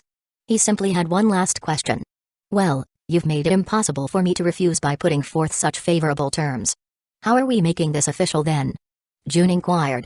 Fufafu. Yasaka gave a sultry laugh and heated gaze. The seductive nine-tailed fox, clad in her lowered yellow kimono that revealed her tantalizing shoulders, collarbone and deep valley, scooted over to Jun's side and held his arm, sandwiching it between her bountiful breasts before saying in a very sultry tone, "How about this? Chapter 13, Meeting in Kyoto 4. How about this? Jun-sama takes me as one of your wives, or even a concubine if wife is too much, and do the same for my daughter when she's of age," Yasaka seductively suggested. Jun stiffened a bit. "I had almost forgotten I was in DxD," he thought to himself. Such an offer so blatantly made to someone you just met a little while ago was something far more likely to happen in the DxD-verse than one would expect everywhere else. Nararahan, knowing how Yasaka was from their long association as leaders of the two biggest yokai factions in the world, was actually the least surprised by the nine-tailed fox's offer, believing it to be rather in line with how she operated. After all, despite going without a husband for quite a while, she was the pinnacle of fox yokai who prided themselves on their charming abilities and their talents in draining me dry of their simum and life. Meeting such a strong and good-looking man probably stirred Yasaka's baser instincts the way Nararahan saw it. As for her daughter, the little girls would louse require a man, and who better than a young, powerful and attractive man like Jun? Whatever the case, it was none of his business. Indeed, the ones most affected by the sudden offer were Kuroka and Sharon, who suddenly grabbed onto Jun with hostile gazes, as if mother cats attempting to drive away contenders for their belongings, a crafty fox seeking to steal what was theirs in particular. Never did the two girls expect they would be attracting more rivals, from their own friends and support group no less, by introducing their man to them. Thinking well about it though, it was quite inevitable, wasn't it? Kuroka thought to herself. Putting a supreme prize like Jun in front of Yasaka would obviously lead to such a result, and the black-haired Nekozu criticized herself for not realizing such a simple thing before it was too late. Wait. She suddenly thought of the matter from another perspective. Wouldn't it then be possible to form a yokai faction amongst Jun's harem if Yasaka's proposal was accepted? Having an experienced woman like her to guide us might be a boon in such matters even. Kuroka pondered. Thinking she could increase her value in the harem, Kuroka was already feeling much more accepting of the nine-tailed fox's offer, almost to the point of encouraging Jun herself to accept it. She knew such a move would do nothing to raise her value in Jun's own eyes, as he cared little for the harem power dynamics so long as true hostility was not developed between his girls, but it would strengthen her position in the eyes of his other women, and that was what she wanted. Kuroka simply wished to increase her value in the eyes of the seemingly transcendent wives of Jun, so that even if she was inferior to them, they acknowledge her existence as a valuable member of the harem. Ignorant of Kuroka's thoughts, and how complex the harem politics of his girls had ended up becoming, Jun pondered on Yasaka's offer. From a purely rational standpoint, I'd be a fool to refuse. I'd be getting a beautiful and capable wife, by DxD standards, an entire faction as dowry, and making my position in DxD far more solid, not in terms of power but legitimacy, which ought to decrease my enemies. Jun analyzed. On the other hand, I'm not really lacking in female company, and getting together with a woman just for benefits isn't really my style, no matter how attractive she may be. He continued to think. In the end, the benefits of accepting are not too great to ignore due to Jun's faction's raw power, while the demerits of accepting were just a matter of personal preference and nothing to be truly concerned about. All in all, in the larger scheme of things, it was a decision Jun evaluated as not carrying that much importance from a purely strategic standpoint. Still, a decision had to be made, and Jun just opted to take a sort of middle ground. You've made a rather enticing offer, Yasaka-san. Jun started while the nine-tailed fox smiled in wait for his response. Her last proposal was only half serious, but she was curious about his reply. Yasaka believed he would shut her down on principle since he was already taken, and doubted his wives would appreciate an interloper like her. As such, she would not at all be surprised or disappointed by a refusal. On the other hand, while an agreement to her terms would indeed surprise her, she would not hesitate in moving forward and would not back out from her own offer. After all, she did consider Jun to be quite the catch, one too valuable to let go if she found any purchase. As enticing as the offer is, however, Jun continued, making it clear he was not going to accept the terms as is, unexpected result for Yasaka. I'm not really the kind of guy to get together with a woman for benefits, no matter how attractive they are. It's a matter of personal preference, he declared. Yasaka froze for a bit at the reply. The refusal was expected as previously mentioned, but Jun's reasoning was off the mark. She had believed he would refuse her out of consideration for his wives, not out of personal preference. Though I have to admit, I'm not really the kind of guy to get together with a woman for benefits, no matter how attractive they are. That's the attitude of a man I can truly appreciate. Yasaka thought to herself, finding Jun's reasoning to be quite to her liking. There are no lack of powerful men under the management of their wives in this world. And while a man who is considerate of his wives is great, a man that lets himself be pushed around too much by them loses some points in attractiveness, the way I see it. The fox lady considered. Not to mention the fact that if he's not the type to look at benefits when getting a woman, he's the type not to stop caring once there are no benefits to be had. She further praised Jun in her mind. Though now, she was quite disappointed she would not be able to get her hands on him for herself and her daughter. But Jun was not yet done with his response. Still, I do find you quite attractive and capable, so I wouldn't be against a few dates to see if something sparks, he suggested. Without even thinking about it, a radiant smile and a blush of anticipation graced Yasaka's beautiful face as she moved to reply.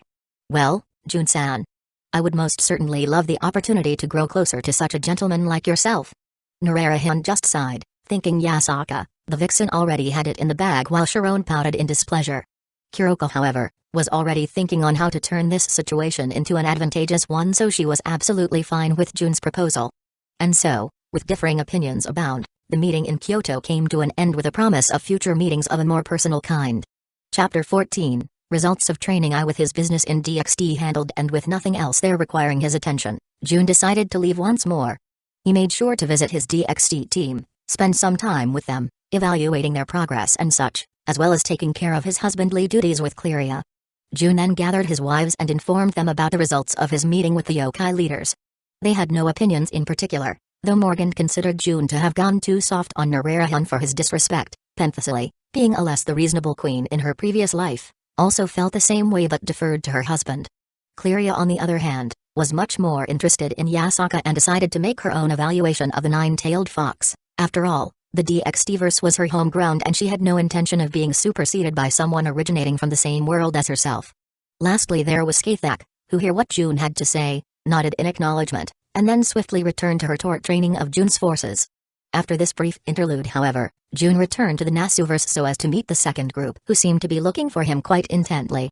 Apparently, only two of them actually came to meet him, and they both had very different aspirations in doing so. All would only become clear, however, once he finally met with them face to face, and so, That is exactly what June set out to do.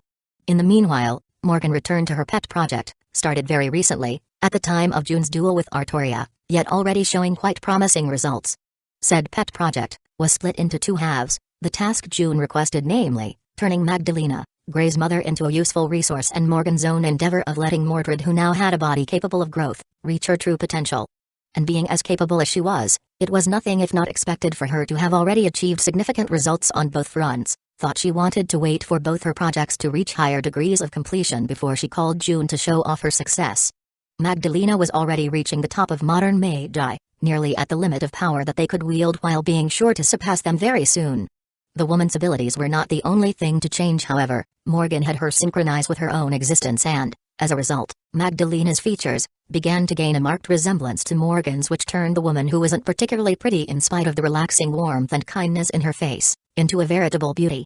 As for her abilities, it couldn't be simpler. Much in the same manner that Shiru in the Unlimited Blade Works Route of Fate or Stay Night was able to easily absorb Archer Emiya's skills and abilities, like pouring water from a glass into another, Morgan used the established connection between her and Magdalena to quite literally cram her skills and power into her. As a result, the formerly powerless normal human without even magic circuits was on her way to becoming a peerless witch of unquestionable magical power and skill. Morgan's second project, however, was the one she was truly invested in. June had previously given Mordred a very degraded dragon core extracted from Sieg, who got it from Siegfried. This greatly helped in the development of her factor of the dragon. The plan was simply to refine it even further, and supplement Mordred's skill set with some magical skills. Morgan had no illusions, and knew Mordred would lack the patience for magecraft, but there were ways to make use of her innate talent. At the moment, Mordred Dragonheart was still inferior to Artoria's, but only because Artoria herself had gotten significantly more powerful than before, as her son had already caught up to her previous self, at least in terms of raw power. Morgan then used her knowledge of divine constructs to upgrade Clarent from B rank to A, resulting in an increase in the power output of Mordred's Clarent Blood Arthur, making it into a rank A++ anti-fortress noble phantasm, same as Artoria's Excalibur was in its sealed state. She also guided Mordred into further refining her Crimson Lightning. Being an expression of her Mana Burst, which was actually standard, Morgan helped to fully make it into a lightning-type Mana Burst. As a result, the boost in speed Mordred got from her Mana Burst drastically increased, and though it now burned extra energy, the raw burst power was further boosted, though her body couldn't handle it being kept up for too long without a break. As for the aspect of magecraft, Morgan just taught Mordred one simple skill that drastically improved her kit: how to direct and channel her new Mana Burst, which had now been turned into Crimson Lightning, a plus, on her Saint Graph, and turn it into powerful and varied ranged attacks. This simple change made Mordred a much more troublesome enemy, who now had a fast and hard-hitting ranged attack she could use with decent precision and very quickly.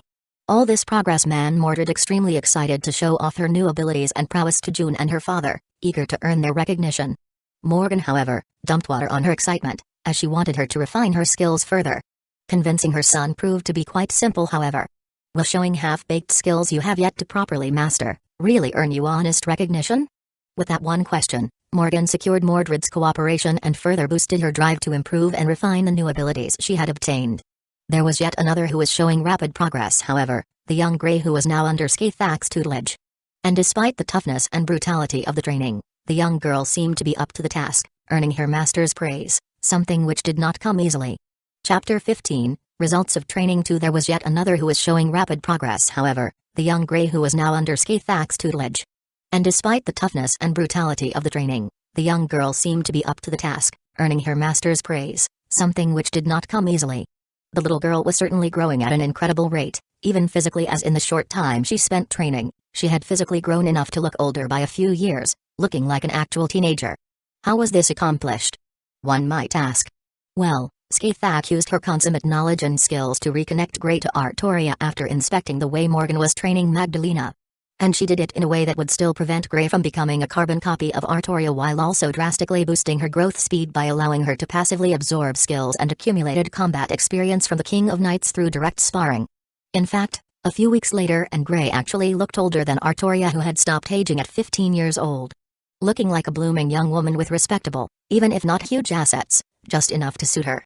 Her features also gained a bigger distinction from Artoria's, and while they could still pass as sisters extremely easily due to how alike they were, Grey had grown beautiful in her own way, having sharper features that made her look quite elegant. While the girl herself was quite embarrassed and uncomfortable with her new stature, she was infinitely pleased to have a face that was just her own once again. It was not her old face and it still looked much like Artoria's, but it was different enough that most people who didn't know them could differentiate. And so, very proudly, despite still wearing massively conservative clothes due to being embarrassed over her maturing body, Grey stopped concealing her face with a hood, walking around with a shy demure smile while showing her face to everybody. She profusely thanked her teacher, but unfortunately, June, who she was most thankful to, was nowhere to be found, leaving the young girl in a young woman's body longing for his presence. Moving on to her actual growth in ability and power though, it was most definitely beyond impressive. Her parameters had completely left the domain of a regular human, and though she was quite far beneath a top-tier servant still, strength, B, endurance, C, agility, B, mana, B, luck, C+. Parameters respectable for a servant, outrageous for one who is a human in modern times. Grey's factor of the dragon had developed enough for her to acquire her very own magic core, though still not yet at its full potential. As a result, Grey developed 2 skills associated with her draconic features. Magic resistance, B, who made it very difficult for modern mages to deal serious damage to her, and mana burst, B, which allowed her to use the enormous amount of magical energy provided by her core to greatly enhance her abilities and destructive power. Additionally, Morgan had made a few improvements upon the Mystic Code sealing Wrong Ominiad and to the Holy Lance itself, removing its restraints and increasing its affinity with Grey, who otherwise would have never been able to wield its true power, as it was meant only for Artoria and her alone. This resulted in Grey being able to draw out an A++ ranked anti-fortress attack from a full release of the Holy Lance and being given the protection of World's End skill at a high A rank, which had the effect of temporarily boosting mana and luck along with resistance to harmful effects. The girl's skill set was indeed great, and as her disposition was extremely different from Artoria's, it also opened for several new possibilities. While Grey would never develop the charisma of a ruler or the raw instinct that Artoria and Mordred possessed, her mindset made her much more suited for learning magecraft, allowing for all that untapped talent in it that someone like Artoria would never take advantage of to be put to good use. She was such a good student, in fact, that Morgan was able to be convinced by Skaithak to give her some lessons, as her magecraft suited Grey much better.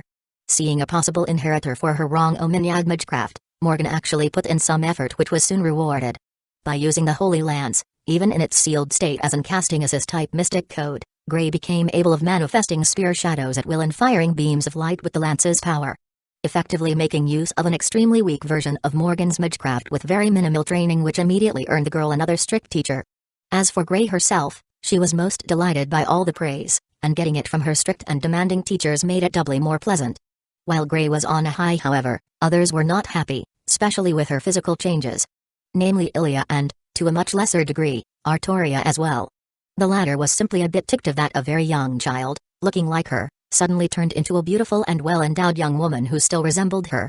This was because after getting drawn to the magic of love, the King of Knights became much more self-conscious. Wondering if her physical training left her less feminine and attractive, while looking jealousy at girl with bigger assets, as her own body was locked into her 15-year-old self. Still, she was not that immature, so she quickly got over it, and despite meeting Grey regularly in training, the young girl never even noticed despite her perceptiveness, meaning it was really not that big of a deal for her. The one truly dissatisfied was Ilia. Out of nowhere, her cute new little sister had grown into a young lady with womanly assets just slightly lesser than her own mother. It irked her beyond reason, and each time the two met, Ilia jealousy glared at Grey while gritting her teeth, leaving the latter flustered, not knowing what to do before electing to simply run away and avoid her. On the matter of mothers, however, Magdalena and Grey had made some progress in mending their relationship after Morgan began tutoring the daughter, as it meant they were often together, learning under Fairy Queen. They had yet to have an actual discussion, but their proximity and general liking of each other's presence, even though they didn't talk much, made it obvious things were going in a good direction, and maybe, in the near future, they would completely make up after a tearful heart-to-heart. But with no other changes to report, it was time to move attention back to June and his meeting with 2 individuals so vehemently seeking him. Chapter 16, Root Admin Meeting. Now, it was time to move attention back to June and his meeting with 2 individuals so vehemently seeking him. They set to meet in a nice house bought by one of them just for convenience's sake, so as to remain close by to the rest of the investigators. June chose to arrive in his preferred form of locomotion, teleportation, appearing in the exact room the 2 were waiting for him. Much to his disappointment, however, only one of them showed a reaction, completely freezing up from shock. The other, while lighting up in joy, clearly over having finally met the one she had been so intently searching for, did not seem shocked or even surprised at all, which admittedly left June a bit disappointed, even though he did not show it, as it was completely childish of him. The shocked one was a girl in her teens, with ink black hair, pale skin color and black clear void-like eyes. She had a sort of tomboyish demeanor about her despite her physical appearance speaking more of an elegant young lady, and her clothes were the strange combination of a yukata-like, single-piece kimono with a red leather jacket on top. The other was a seemingly younger girl's, very early in her teens or possibly even less. She wore a light green western dress with white frills and having light blonde hair and light blue eyes along with fair features due to her half-English, half-Japanese background. "So, I hear you two girls have been looking for me," June greeted. "Yes, June-sama. I have been very much looking forward to meeting you," the younger looking of the two enthusiastically greeted back. The other one just gave out a tch, probably out of annoyance at June's choice of entrance, and considering he was totally at fault and drawing such reactions was his exact intent, he did not at all mind the attitude, finding it a sign of a job well done. This from a man who nearly annihilated an old man out of disrespect. In a very rare occurrence, Asaka felt like commenting on the hypocrisy of June's attitude. He, however, masterfully ignored her very sound argument and kept his attention on the matter at hand. "I assume we call all skip introductions then?" June proposed. "Fine by me." The slightly older girl responded immediately with agreement coming from her partner shortly afterwards. "Since my partner here is not the most talkative sort, I'll explain why we both wish to meet you, and we each have our own reasons," the young girl began. And, long story short, the pair had seeked him out based on a single common characteristic they all shared, even if in different ways. A connection to the root of Akasha. The younger girl of the two was Seiji Manaka and the older one was Ryougi Shiki, and like Manaka had already said, while they both seeked him for their shared feature, their motivations and intentions were quite different.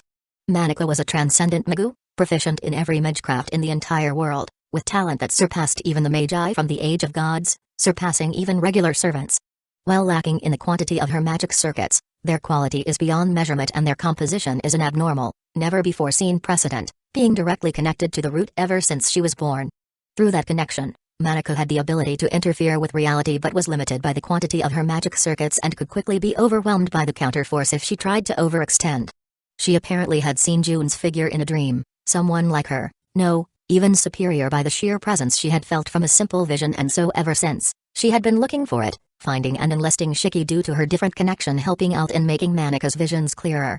The young girl had basically kicked her family to the curb without a shred of pity, remorse or hesitation, despite already being in possession of their crest and her talent being her father's hope made manifest. Her singular goal was to find June and stay by his side in whatever form he preferred, but she had her own hopes. If possible, the position of a wife, or even just a concubine or mistress would be great. She said in shy voice that apparently made Shiki beside her feel sick to the point of nearly vomiting, something made obvious with her surprisingly expressive face of disgust. She was totally and utterly ignored though. "Well, I don't mind having someone as capable as you around me. As for your position, we'll see how things go," June simply replied, and thankfully, such an answer seemed to be sufficient for Manaka. For the moment at the very least. But then, there was the matter of Shiki. In terms of standard strength, she was weaker than Manaka due to a lack of magic circuits, making her a simply very strong human, nearly superhuman combatant. She also had one of the most powerful mystic eyes of death perception on the Nasuverse, at least in the modern world, as technically, the ancient god Balor had a precursor of said eyes that could not only see death, but actualize it with a single look.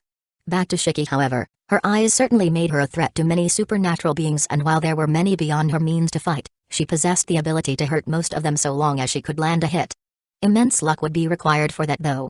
After, even if well-trained and bearing a trump card like a powerful self-suggestion.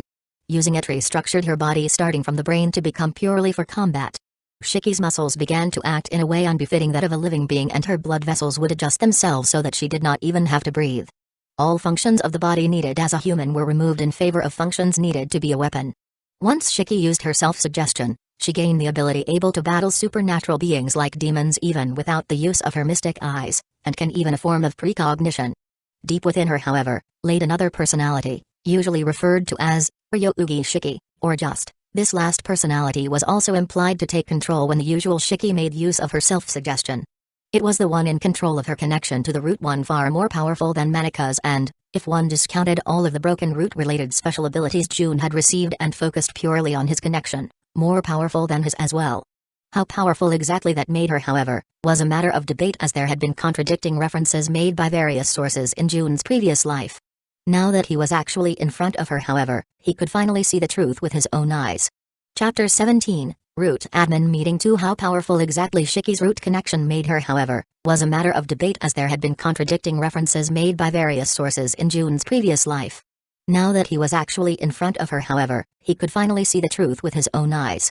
One hand, Shiki, was said to be around the level of Seal from Tsukuheim, not the remake version whose character all received a massive boost in power, but from the original.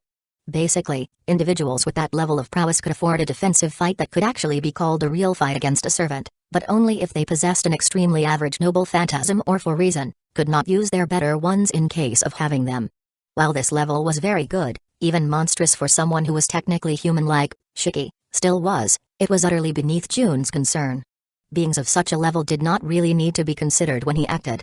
However, the statement that put Shiki around this level was later revised, drastically boosting her up the pyramid of strength, determining her as the second strongest being in the Nasuverse, beneath the full-powered Arcuaid and above primordial demons. This, however, excluded beings such as servants, the machine gods of Olympus, Sephir and such, but it was still an obscene ranking. After all, Arcuaid at a mere 30% of her full power, was said to have the raw power of about 4 first-rate servants, being almost impossible to beat in a 1-1-1. However, due to the nature of heroic spirits and their prowess beyond pure numbers, 2 competent servants could beat her, and servants whose power comes not from their parameters but their overpowered noble phantasms like Gilgamesh would be a terrible match-up for her. This, however, was her at 30%, a full-powered Arcuaid, also referred to as Archetype, Earth, was a virtually unassailable enemy. Even Amaterasu, a powerful divine spirit capable of scattering over 100 servants with her full power, would still be inferior. And supposedly, Shiki was just below that and above primordial demons. As for what exactly those beings were, Kyara, Beast 3 or R, Heaven's Whole, was trying to incarnate as a true demon and would become one if she was allowed to fully mature as a beast, an evil of humanity. Primordial demons are the most powerful of the true daemons, which meant that basically, while a primordial demon might not be stronger than Kyara in her beast form, there were definitely not any weaker. If so, that meant that, according to the revised statement on Shiki's strength, she was stronger than at least some of the beast, the evils of humanity with planetary class energy outputs. Now Jun sincerely wished that was not the case, for none other than the reason that he did not currently want to deal with someone more powerful than himself for now. Once his transformation was complete, he would be virtually unassailable, but before then, he was most certainly not. Before his transformation was completed, Shiki's power based on the second accounting, was indeed superior to his, and worst of all, as it had never been used in the series, he did not know exactly how it worked and how to counter it. Still, his perception abilities would definitely help him out if needed, but before any such considerations, it was now the moment of truth as Jun peered deep into Shiki's core so as to see what was within. Worst case scenario it is. He internally sighed. Not only was he able to verify that Shiki was indeed as powerful as the second statement said, she had also noticed his peeking, and just as Shiki was about to reveal her own motivations for wanting to meet him, Shiki unceremoniously took over to speak with Jun directly. My other self was about to speak her reasons to seek you out, but putting it simply, it is because I made it so. Shiki spoke, her entire demeanor utterly different from Shiki. Shiki appeared to have a cold, exclusive character, with a masculine way of speaking and conduct. Her true nature, however, was helplessly feminine. Fancying herself as a bit of an outlaw, she was in fact quite lonely and bearing a non-san-type disposition at her core. These contrasting attributes came from the fact that Shiki was originally half of a whole, yin or feminine part of Ryougi Shiki, while there was also a masculine yang half referred to as Shiki. When due to a certain incident, Ryougi Shiki was seriously injured, Shiki sacrificed himself, resulting in only Shiki being left alive inside, with Shiki's existence being hidden. In an attempt to compensate for Shiki's loss, Shiki took up part of his mannerisms, resulting in her mixed demeanor.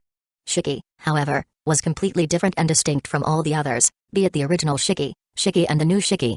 Despite being quite listless, Shiki was gentle. An invincible older sister who knew everything, yet did not say anything meaningful, just enjoys meaningless talks.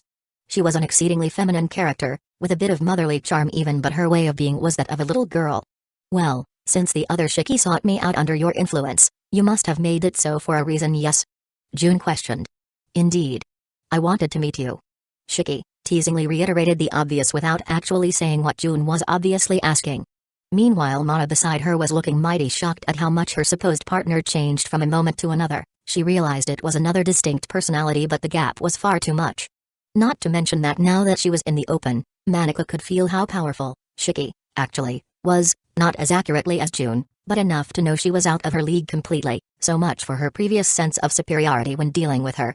The fact, Shiki, was willfully ignoring her did not feel good at all. Maybe it would feel even worse as Manika knew, Shiki, had in fact not done it on purpose but instead merely forgot her presence as something unimportant. Whatever the case, the conversation moved on and hearing Shiki's response that said nothing, June decided to simply reform his question. Then why did you want to meet me? Chapter 18, Root Admin Meeting 3. Then why did you want to meet me? June asked, Shiki. She smiled. Curiosity mostly. Shiki casually revealed. Care to elaborate? June requested. It was then that Shiki revealed the core of her personality, her reason for seeking June and even why she had chosen this particular timing to do so. From the moment I was born, I felt like this entire world held no more mysteries for me. As such, I just elected to sleep, let the other two personalities I created according to my family's wishes and designs take over while I slept. Shiki shared.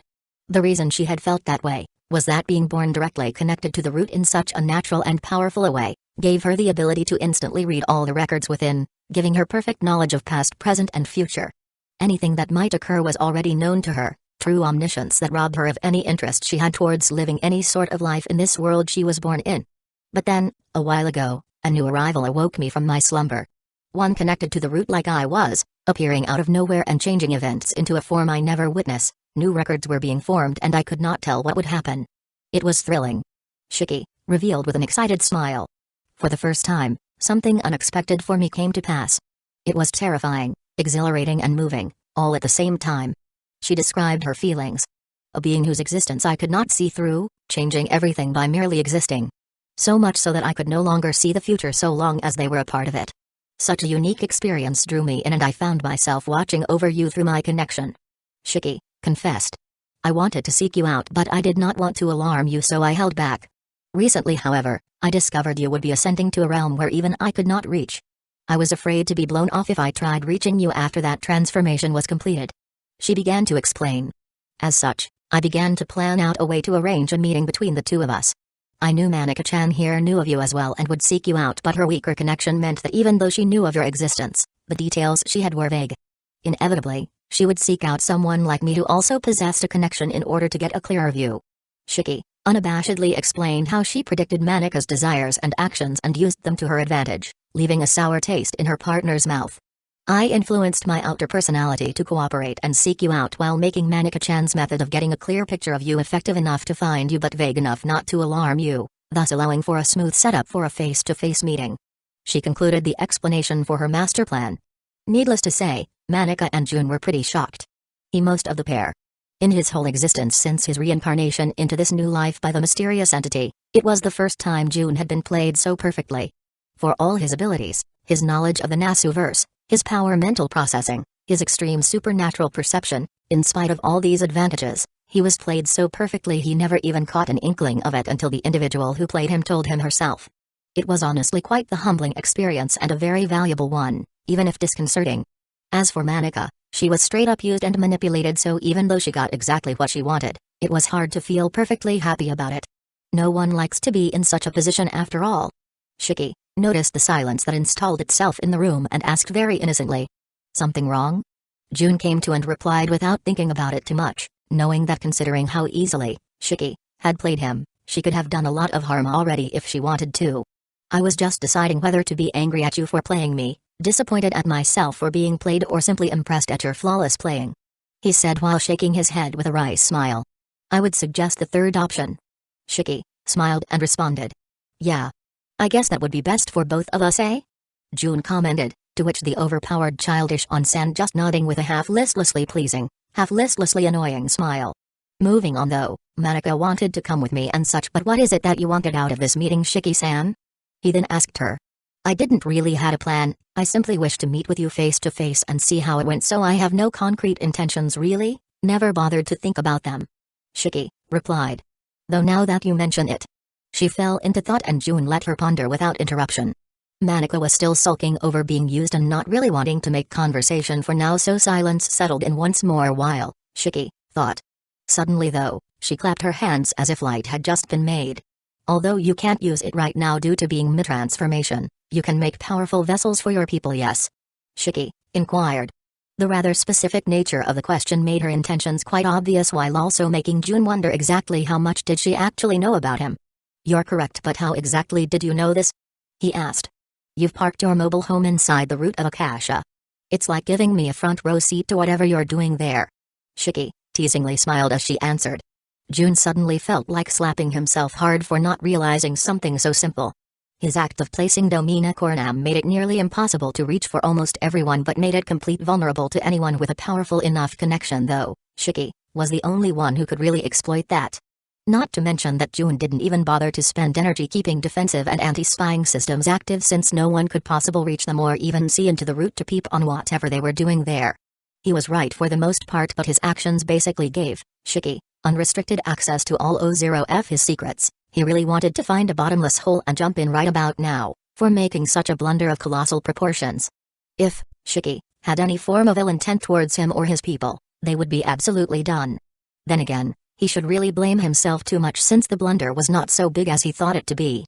In truth, anyone or anything with a sufficiently powerful connection to the root to take advantage of his mistake would have similar personality traits as Shiki, thus making it highly unlikely they would seek to do him harm for no reason.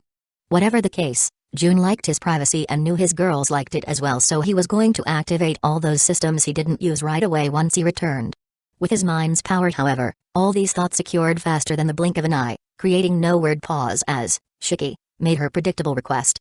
I would like for you to make such a vessel for me once it becomes possible.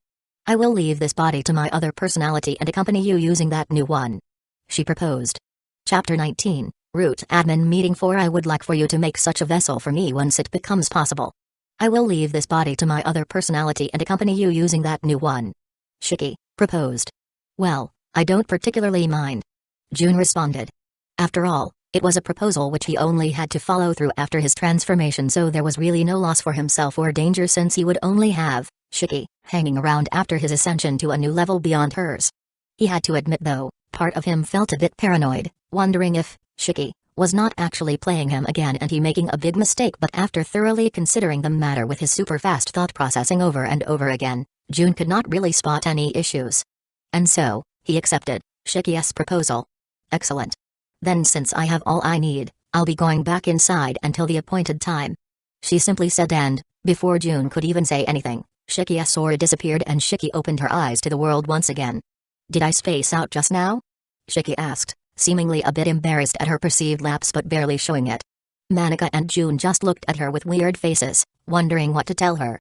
As they were thinking on what to say, however, Shiki happened to glance at a clock in the room, only to see that the time and jumped forward by a huge chunk without her noticing. She immediately looked towards the other two people in the room for answers. What the hell happened? She questioned. June sighed and just bit the bullet as Manika was just fake whistling, intent on avoiding any extra explaining work. Besides, Shiki had screwed her over big time, so she saw no merit in explaining things to her other self for her convenience. Basically, you have a third personality, other than Shiki and yourself. Well, she is actually the first personality, and it was her and created you and Shiki in the first place. It was also her that wanted to meet me and sort of influenced you to cooperate with Manika to seek me out. June just unloaded the truth on Shiki. I was just talking with her now that we finally met, and in those talks we came to an agreement before she absconded inside of you without even giving me a chance to speak further. Speaking of which, June continued, pointing his finger and Shiki and shooting a light into her head. Overwhelmed by June's words, she couldn't even reach and just took it before even realizing what had just happened. That was something I meant to give the other you, a means to contact me if needed. Any questions? June inquired. Unfortunately, June had overloaded the system with too much information and Shiki.X had stopped working, leaving a beautiful elegant girl just sitting there with a vacant look that Manika rudely though wasn't much different for her usual conscious one. Looks like she's out of it. Let us just leave and check on her later, June-sama. Manika sweetly suggested. June just looked at her with a deadpan expression, as if saying really? With a rather accusatory look. It was just a suggestion. Manika shrugged while excusing herself. Meanwhile, Shiki returned to the world of the conscious living once more, and so, June spent a good while explaining what he knew about her other self and about what they had spoken of. Said other self quietly slept, wholly uncaring about the matters occurring, having skillfully pushed all explaining duties onto June. As it turned out, he had been played once again, thought this time. It was rather harmless and he saw it coming the moment Shiki went away immediately after their conversation. Still, this was something he really didn't mind, so he went ahead and let it happen. After several explanations, a lot of back and forth, as well as the occasional Manika quip that added onto the explanation while subtly insulting Shiki, Shiki finally managed to grasp things and thought she had a lot of thinking to do. It was not really something that bothered her too much. After all, she had lived so far without knowing of Shiki's existence, never having felt her, and now, in some time, this unknown existence would part from her to follow the man she had made her seek. It was a conclusion she could accept. For Shiki, who wished for a normal life, the life of a common human without any mystery and magecraft, ridding herself of the source of the most special and mysterious thing about her was actually quite a desirable thing. The trio bid their short farewell, Shiki returning to her clique and Manika swiftly deciding to follow June, not even bothering to say any goodbyes to her cooperators, only carelessly telling Shiki to pass on her thoughts and whatnot. And so, for the first time in a good long while, June found himself seeing the light of lazy freedom at the work of the dark tunnel of actual work. After introducing Manika to the rest of his people, he could literally hang back and do nothing at all while waiting for his transformation to conclude. Only then would he finally be forced to work again. Before doing that, however, June decided to try and decide what to do in the future after his transformation with more specificity. Though after getting Manika into the loop of things and activating the counterintelligence methods of Domina Coronam so that Shiki could no longer spy on him and his girls with impunity, his main priority would be to determine how to enjoy his upcoming holidays. After all, he had been waiting and thirsting for a break from work, so why would he spend that break time thinking only about the work he would have after said break time ended? That was not how one should enjoy holidays, and so, June was determined in planning out a period of no work and all play.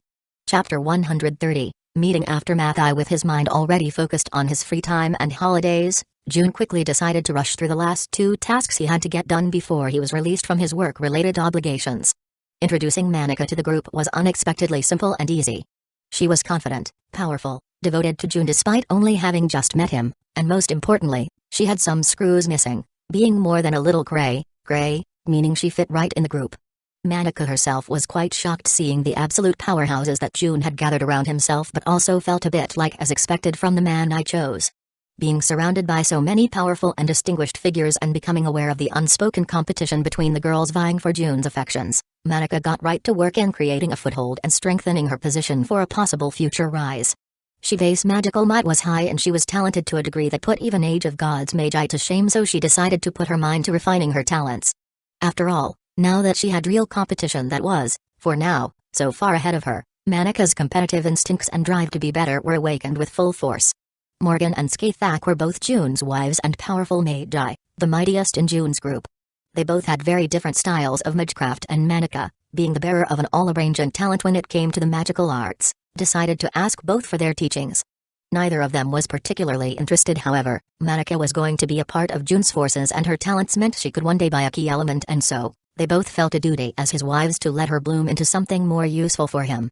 Manika realized why she was accepted, but it only raised her opinion of June based how he had tamed these powerful and dignified women to the point they were willing to forego their personal preferences a bit just for him. But also, wishing to be integrated into June's harem, Manika vowed to impress the 2 ladies and make them revise their opinions of her by awing them with her talents. Alas! One of her teachers was Skathak, and the Queen of Dunskaith rarely, if ever, taught only magecraft to those that came under her tutelage. Now, that was only part of the package, the other part being copious amounts of physical and combat training. And so, Manka's Helshi she did not believe she had signed up for began.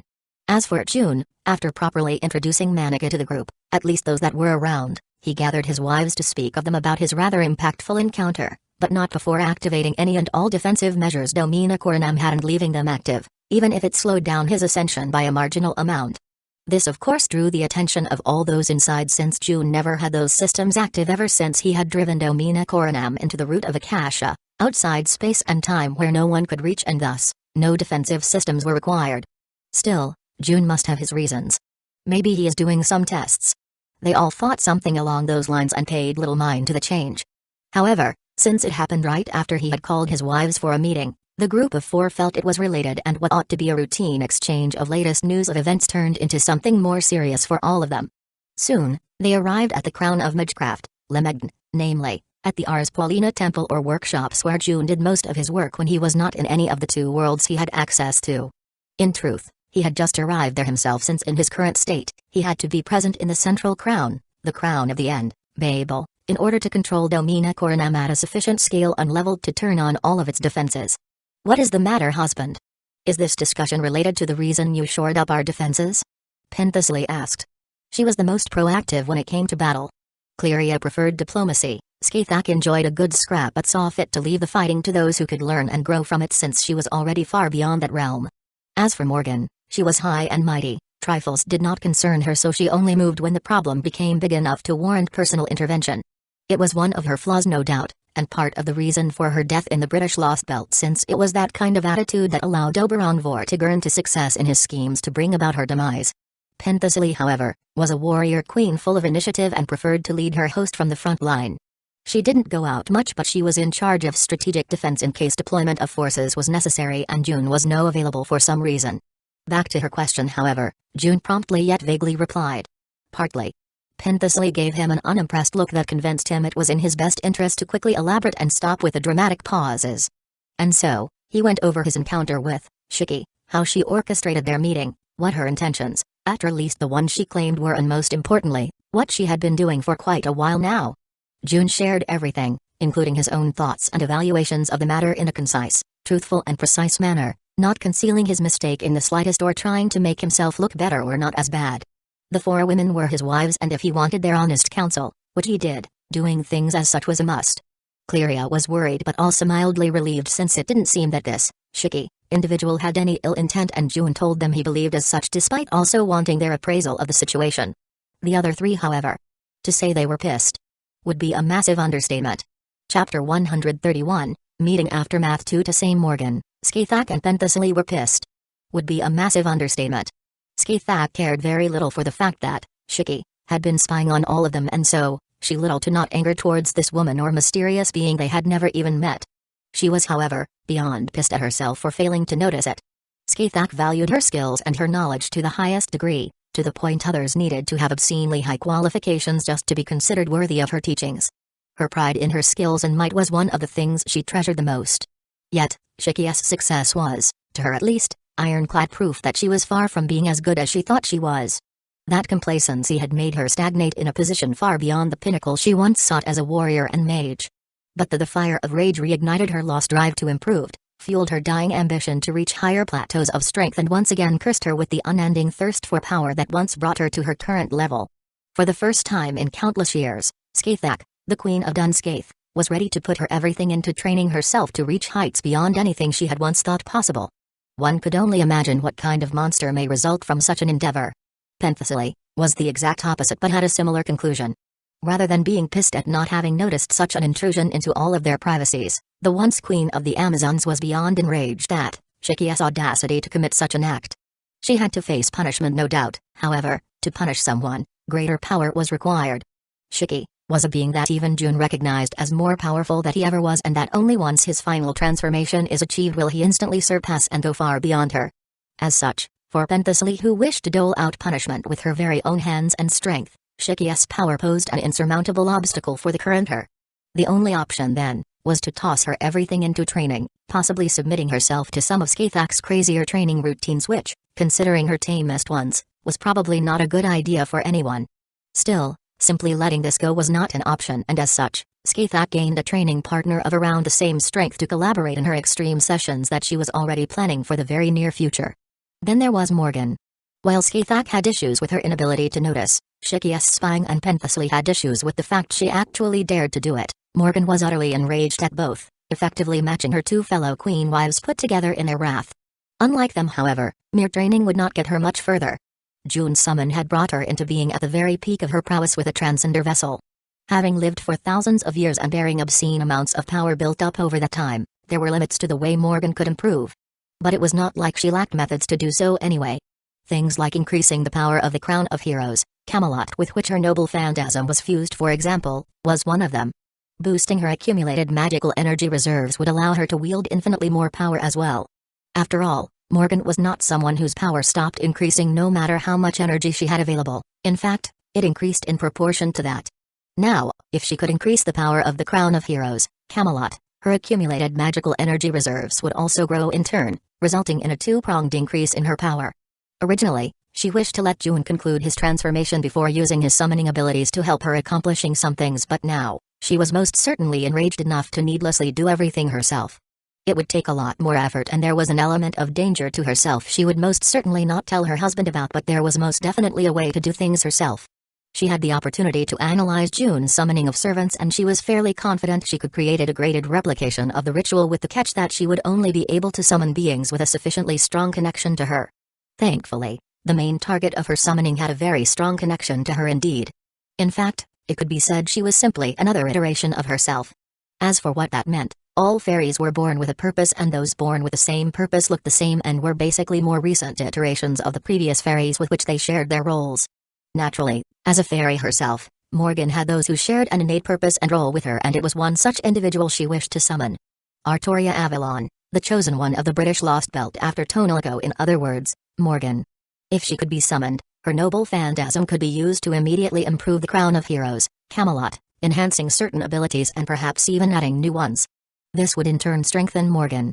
Her true path to power, however, could be found after the summoning was successful. With the two of them working together, they could achieve much more and reach peaks far higher than either could if working by themselves, and that was precisely what Morgan was counting on. As the three queens plotted their paths to power for their own reasons and bearing each a different mentality, June and Cleria watched in silence as they swiftly decided to extricate themselves from the stressful environment and enjoy some quality time, just the two of them. June had no plans to do anything about Shiki for the moment, and could clearly sense that his three beloved wives did not desire an inkling of his help for whatever they were planning. As such, with Cleria, who had no intentions to gestate hostility with Shiki, and was far too below the others in terms of prowess and talent to consider some of their power-seeking ideas, June decided to swiftly retreat and begin his holidays with a nice romantic retreat. Chapter 13, Wives' Endeavors. It was a few days after June's gathering with his wives to discuss his meeting with Shiki, and what he had learned there. He was currently enjoying a paradisiacal retreat with Cleria, on an artificially created environment, a reproduction of a tropical island surrounded by clear water, a nice wooden cabin for the two of them to spend time in, and infinite refreshments. Meanwhile, Skaithak and Penthesilea had begun their brutal training routine, with Skaithak even diminishing her teaching time after warning June and her students. The two warrior queens underwent harsh physical training designed through a joint effort, with Skaithak taking her original methods and combining them with Penthesilea's Amazonas training to produce an even more brutal routine. Part of said routine involved sparring that would only stop when either one of them became unable to battle. Taking advantage of their immortality thanks to being bound to Domina Cornam and Skaithak's power to deny death to a certain point inside her crown of Undeath, Dunskaith, the pair literally clashed like mortal enemies, fully intent of killing the other party with extreme prejudice. One such spar proceeded as such. Penthesilea and Skaithak stood face to face, the latter with her black skin-tight Celtic bodysuit and two red spears, her Gaibolg alternative in her hands, while the former only had some leather covering her breasts and crotch with metal greaves and clawed gauntlets as her only weapons. Despite both of them being accomplished warriors with mastery over a multitude of weapons, Skaithak always held the spear as her best, and Penthesilea's wrath of past, the vestiges of her rage, made her quite partial to her massive clawed gauntlets. Goddess of War, the Amazon's sash filled with divine power wrapped around her waist like a summer sarong, as divine power of colossal proportions coiled around her entire body. Skaithak stood against her fearless, her power and magical energy tightly contained in her taut body and twin spears without the slightest leak. As a woman who slaughtered countless divine spirits and near gods in her day, a little divine energy would give her no pause. Penthesilea's release of it was not show of force or attempt at intimidation. Her authority of conflict as a true goddess of war was coating her entire body, not only enhancing her offensive abilities to the extreme but also providing a very powerful conceptual defense. This was her preparation for Skaithak's anti-unit use of her Gaibolg alternative, the strike that reversed casualty. This meant that rather than a pierced heart resulting from the red spear being thrust instead, the thrust was the consequence of the heart having already been pierced. Same as Cuchulain's, it was powerful ability to deliver certain death, but it was far from infallible. At face value, it was unstoppable since technically, the opponent's was already dead the very moment the noble phantasm was activated, but there were a few ways around it. The first and most accessible way was to keep out of range, since the thrown version of Gaibolg, while carrying more destructive power, lacked the reversing of Calamity effect, making it blockable with purely enough defensive power. As a pure close-ranged fighter, however, this method was not suited for Penthesilea. Another method was a sufficiently high luck parameter, preferably combined with a powerful clairvoyance, mind's eye, false, or instinct-type skill. For example, Artoria, with her luck parameter lowered to be due to Shiru's lack of ability, along with a knee-ranked instinct, was able to turn the fatal blow into a mere flesh wound, serious but far from deadly to a servant. Unfortunately, luck was not one of Penthesilea's strong suits, with her having a mere D rank in it, making Gaibolg impossible to avoid, a matter only made worse by her lack of predictive abilities. Another way to avoid the noble phantasm was to simply lack the concept of death. Granted, this was something almost impossible unless one was not a god or something close, and even then, even gods had destined deaths and could most certainly be killed. Skaithak herself, having lost the ability to die, was immune to the anti-unit use of Gaibolg, causing it to wildly veer of course and miss her completely whenever it was used on her. While the gods of Olympus lacked death in truest sense, being reduced to divine spirits had them lose their absolute immortality, and Penthesilea, being a divine spirit, lacked it as well. With all of the exploits that could be used to avoid Gaibolg's anti-unit attack out of Penthesilea's reach, she could only resort to using the proper way to stop it. Pure defensive power could not usually stop a conceptual fate-altering attack. However, a good enough conceptual defense would stop it in its tracks. In other words, either a conceptually superior defense could stop Gaibolg without issue, and a shield with powerful enough magical energy could overwhelm the spear's own power to stop it even if it lacked a direct conceptual counter. Now, Penthesilea's authority was based on the one possessed by her father Ares. As a result, since he embodied the more aggressive aspects of war and conflict in general, defense was not his strongest suit, but it was still very high as it is a necessary part of battle. And so, by covering herself in massive amounts of divine energy imbued with her authority, Penthesilea could ensure that Gaibolg's anti-unit reversal of Calamity would merely be an unavoidable hit rather than a death sentence. In other words, she had to use this great power just to make sure Skaithak did not instantly one-shot her at the start of the duel. As for how she would fight the Queen of Dunscaith after having to put so much effort just to protect herself from one of her tricks, that remained to be seen. The power ranking of June's wives had Morgan consistently at the top, with Skaithak as second and Penthesilea as third, but she had been closing in ever since binding herself to the crown of heaven, Celestia. Would these spars become the deciding factor in a change of the wife power rankings? Chapter 133, Wives' Endeavors 2. Would these spars become the deciding factor in a change of the wife power rankings? Well, it was time to find out. With both sides being fully ready, almost as if having discussed it beforehand, the two opponents dashed towards each other in perfect synchronicity. A clash that shattered the earth and rent the sky was the inevitable result as waves formed by their combined magical energies ravaged the area around them. However, a clear advantage was soon determined as Penthesilea used her superior brute force to push back Skaithak in an overpowering rush.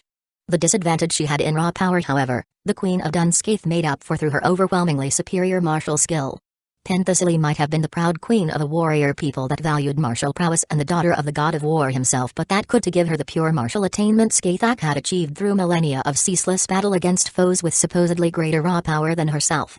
With masterful precision and full of ease, the Queen of Dunscaith redirected the force of the Amazon's charge. A lesser warrior would have stumbled forward at such a sudden change, but while inferior to Skaithak, a lesser warrior Penthesilea was not. Sensing the redirection of her momentum, she immediately planted herself on the ground with a powerful firm step, leaving the two warrior queens face to face at point-blank range as a rapid exchange of countless blows began faster than an eye could blink. At such a close distance, Skaithak's long spear ought to be a disadvantage, especially when compared to Penthesilea's clawed gauntlets that were specifically meant for that very range. Clearly, the Amazon had both things through with her assault, securing such a favorable position. Alas, just because it should be as such, it did not mean it was so, as Skaithak quickly proved that such concepts like dual-wielding spears was a poor choice, and such long weapons were ill-suited for ultra-close-range melees were restrictions that did not apply to one such as herself, whose skill had reached beyond the realm of the gods themselves. With a calm smile of enjoyment that contrasted her opponent's savagely gritted fanged teeth, Skaithak held Penthesilea at bay without issue, despite the fact that the Amazon had managed to set up a battle situation that utterly favored her. The young goddess of war was beginning to realize where June's immense respect for Skaithak as his martial teacher came from, and why the Queen of Dunscaith was still the second place in the power rankings and above herself. It in turn made her wonder briefly at how powerful Morgan had to be to still hold on so firmly to the top spot, but such thoughts were ill-suited in such a battle, so they were quickly discarded as she focused even further. Even if the chances were slim, Penthesilea still believed victory was achievable, and even if it turned out that was not the case, she would make Skaithak work as hard for her win as she possibly could. Still, beating the Queen of Dunscaith in skill was a fool's errand beyond doubt. As such, Penthesilea needed to overwhelm her opponent by means of superior power, so much so that the difference in skill could be made up for. So long as she struck with so violent strength that Skaithak could not fully disperse or redirect, even if victory could not be grasped, she would not be defeated. It was a stamina-intensive approach, but she was already burning energy faster than Skaithak, so in for a penny, in for a pound. In a flash, the Amazon backstepped to gather more striking power through a charge. When she saw the casual smile on Skaithak's face becoming more predator the moment she did so, however, Penthesilea realized her mistake. Pierce through. Gaibolg alternative. Skathak called out, activating her cursed red spear's anti-unit attack. Twisting at impossible angles, one of Skathak's spears drew a jagged red scar on the air as it snaked past Penthesilee's clawed gauntlets to strike unerringly at her heart. Intensifying the magical energy and power of authority cladding her body and focusing it over her chest, however, the Amazon managed to stop the attack dead in its tracks with no damage. Her magical energy reserves, however, were depleted 5 times as much as Skathak's, who fired the attack, a most inefficient defense even if successful. Alas, Penthesilee was not out of the woods yet. Blocking the spear was all well and good, but the clash pushed her into the air and left her hanging there, making the Amazon a perfect target for Skathak's second strike. Soar. Gaibolg alternative. With another shout, even as her arm was internally torn from the recoil, Skathak fired her red spear's second form, a thrown-natty army homing attack, aimed right at the floating Penthesilee. Realizing she had been royally baited by the Queen of Dunscaith, who apparently could read her like an open book, the Amazon had no choice other than to be creative in order to protect herself from the killing blow. In a flash of divine inspiration, literally divine, she grabbed her sash that was wrapped around her waist, Goddess of War, and poured all of her magical energy and authority into it, making it harden up as it covered her clawed gauntlets, which were already crossed in front of her chest to meet the oncoming flying spear. Skathak's eyebrows raised, being slightly surprised, pleasantly so, by Penthesilee's move. In the many futures she saw with her A-ranked clairvoyance, obtained by means of her skill, wisdom of Dunscaith, the ones where the Amazon came up with this defense were few. And as she thought this, the soaring Gaibolg finally clashed with Penthesilee's Goddess of War enhanced crossguard, producing a thunderous crack as waves of deadly magical energy billowed outwards from the point of contact. Chapter 134, Wives' Endeavors 3. The soaring Gaibolg finally clashed with Penthesilee's Goddess of War enhanced crossguard, producing a thunderous crack as waves of deadly magical energy billowed outwards from the point of contact. With a mighty burst of divinity-fueled power, Penthesilee killed the thrown spear's momentum and overwhelmed its magical energy, forcefully stopping the attack in exchange for spending a much greater quantity of magical energy that she required had she chosen to simply endure it. Was it out of pride? Perhaps a wish to show her prowess before the end? A powerful statement that she would go down in a burst of fiery glory? No. It was none of those things. Enduring the attack would only prolong the inevitable while making her already disadvantageous position even more so. As for the shock and awe effect, it would never hold any true meaning in front of Skathak. While such a showing might be seen as a proof of true mettle by the Queen of Dunscaith if done by a brave young warrior seeking new challenges and growth, when performed by Penthesilee from whom she expected focus of victory rather than show, it would only foster disappointment. Thankfully, honing her sights on a single glimmer of hope for victory, was exactly what the Amazon Queen was doing by forcefully stopping Skathak's attack through extra expenditure. While Gaibolg was a powerful anti-army noble phantasm when thrown, especially if boosted by runes like Skathak did automatically since she was fighting an enemy that required it, the recoil damaged the thrower, creating a small gap for a counter-attack. Naturally, a master like the Queen of Dunscaith could swiftly repair the damage right after the throw by means of her masterful use of the primeval runes, while her opponent would be much too busy trying to survive her mighty attack. Had Penthesilee endured the blow, she would have given Skathak time to recover, but by forcefully stopping it, while becoming nearly fully spent, the Amazon Queen bought a small window of opportunity to exploit the otherwise unexploitable gap in the Queen of Dunscaith. With an expression of bestial rage and madness that reminded one of Penthesilee's existence as one of the maddest of berserkers when triggered, the Amazon Queen unleashed her hero-killing technique sublimated into an anti-unit noble phantasm. Outrage Amazon. With a last burst of energy, the Amazon Queen charged her opponent with greater strength and speed than even before, intent of tearing the Queen of Dunscaith apart in fit of bestial rage by exploiting that gap created by Gaibolg's recoil. One could only imagine her shock, when she saw Skathak's calm smile of enjoyment in battle, turn into a grin almost as bestial as the Amazon's. Rather than healing herself like Penthesilee expected, Skathak decided to try out a new move she developed based on a story told to her by June about her most prodigious apprentice. The two red spears, both named Gaibolg alternative, collapsed into motes of light, even as one laid at the distance after Penthesilee stopped it and the other rested in Skathak's left hand.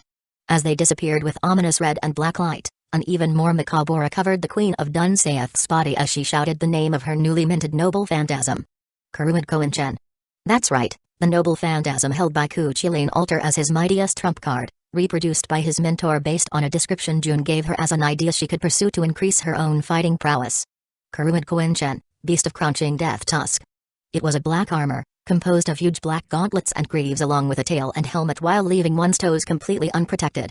This, coupled with the massive red claws, spikes, thorns and horn protruding from it, revealed its nature as an offensive noble phantasm in spite of taking the shape of an armor.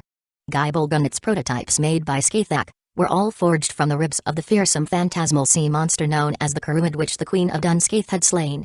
Kurumid Koinchen summoned the skeleton of the beast as armor in exchange for losing access to Gaibulg, and it unleashed the monster's cursed wrath along with its fierce power and vitality. It carried a mat enhancement type raid with it, and it boosted the user's endurance by 1 rank while letting their strength soar high enough to shatter the scale, putting it at the X rank. At least, that was its function when used by its original creator, the alter version of Berserker Uchiha. Skaithak, however, who knew the Kurumid much better and had actually been the one to forge the cursed red spear, could shockingly draw further power from it. This power, however, was even more cursed than alters. Even as Penthesilea charged her, Skaithak let out a monstrous roar that carried uncontrollable madness within it, which ironically drove the Amazon, who was already tapping into her primal rage, even madder, increasing her attacker's power by accident. Skaithak's own power, however, was massively raised even as she struggled to hold back the madness rising within her mind. All her physical parameters shot through the roof, with strength being by far the one showing the most improvement, but all qualifying for the immeasurable X rank, and a bestial instinct was born and refined within her that in terms of battle, was even superior to the A-ranked clairvoyance she usually made use of. In exchange for this great power, far surpassing the one given by Kualter's version of the noble phantasm, the drawbacks were far more serious as well. The cursed red thorns that spread inside an enemy's body, Gaibulg's curse, was now turned on the user as well. Unhealable cursed wounds spread through Skaithak's immortal body, and even as her natural resilience and undying nature prevented her from perishing, unbelievable pain racked her body, which was being held together, tougher than ever, by the very same red thorns tearing from the inside out. As compensation from such massive backlash, however, a single swipe from one of Skaithak's massive red claws crushed Penthesilea's mightiest assault yet, pounding the Amazon with the ground while tearing her body tougher than steel apart and riddling it with cursed wounds. Chapter 135 Wives' Endeavors. For a single swipe from one of Skaithak's massive red claws crushed Penthesilea's mightiest assault yet, pounding the Amazon with the ground while tearing her body tougher than steel apart and riddling it with cursed wounds. The sheer impact from what should have been a very simple physical attack clad in magical energy and not a huge blast, was simply earth-shattering. The very earth of the crown of Dunskaith was sundered, the terrain chaotically torn apart by a greater measure than the entirety of the fight before the final clash had. Penthesilea was completely out, near death in fact, as her divine power struggled to help her recover before the ominous might of the curses assailing her injured body.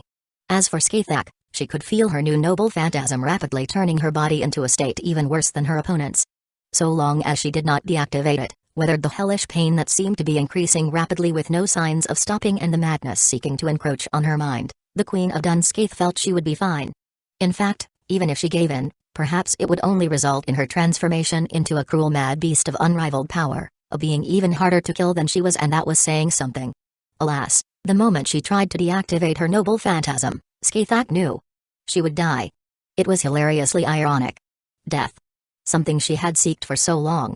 Naturally, she wished for an opponent to come and beat her, overwhelm her might and skill, and give her a warrior's death. Taking her own life was something she never even considered, but it was still funny to think an idea born from a tale of her newly found beloved to grant her more strength would result in her death due to the simple fact that she had tried to harm in maximizing the power she could earn from the endeavor. Skaithak found death the moment she stopped seeking it. It was ironically fitting.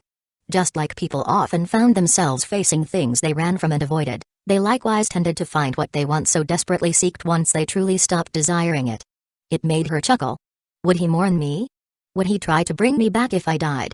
Skaithak wondered, even as Penthesilea struggled to hold on to her life at her feet and her own noble phantasm continuously ravaged her body. Humphrey. Such thoughts. Like a maiden in love. How unbecoming. The Queen of Dunskaith thought. Of course, maidens in love did not usually have such fatalistic thoughts, neither did they ponder on such profound questions under hellish torture. Alas, those heroes of Celtic mythology were always a bit off when it came to such matters. It was not a matter worthy of much thought anyways. Her husband had made sure none of them could be permanently killed while Domina Coronam existed. It was part of the reason for their binding and why she and Penthesilea could go at it without restraint. Yes, bringing them back from destruction would cost resources June was using for his transformation, so fighting to the death was not the plan, but, if mistakes happened, the issue was not an unsolvable one. Regardless, such a method was not required. Completely undoing and sealing the noble phantasm would allow Penthesilea to recover, as the curses preventing her from doing so would be dispelled. As for her death as a result, Skaithak was the Queen of Dunskaith, the queen that ruled over of Domina Coronam's 10 crowns, the crown of Undeath. As such, Her use of its unique abilities was the greatest alongside June himself. The moment Kuruid Koinshin was undone, one of these abilities kicked in. The denial of death. With this ability one could completely deny a fatal incident and erase that even completely from reality, making as if they had never died in the first place. Doing so, Skaithak was suddenly in pristine condition as started using her runic magic to help Penthesilea, who was now slowly recovering due to the absence of the curses plaguing her, heal faster. Such was the first, yet definitely not the last of the so-called spars being conducted by the two sister wives under the guise of training. After Penthesilea was up again, considerably humbled by her crushing defeat, the Amazon Queen took a break to digest what she had learned from the battle while Skaithak too took a time out to add some refinement to her new power. It was thus that their training was conducted, periods of self-improvement and reflection punctuated by fierce battle that left one wonder if the two queens were mortal enemies who could not wait a moment longer to eviscerate the other with extreme prejudice.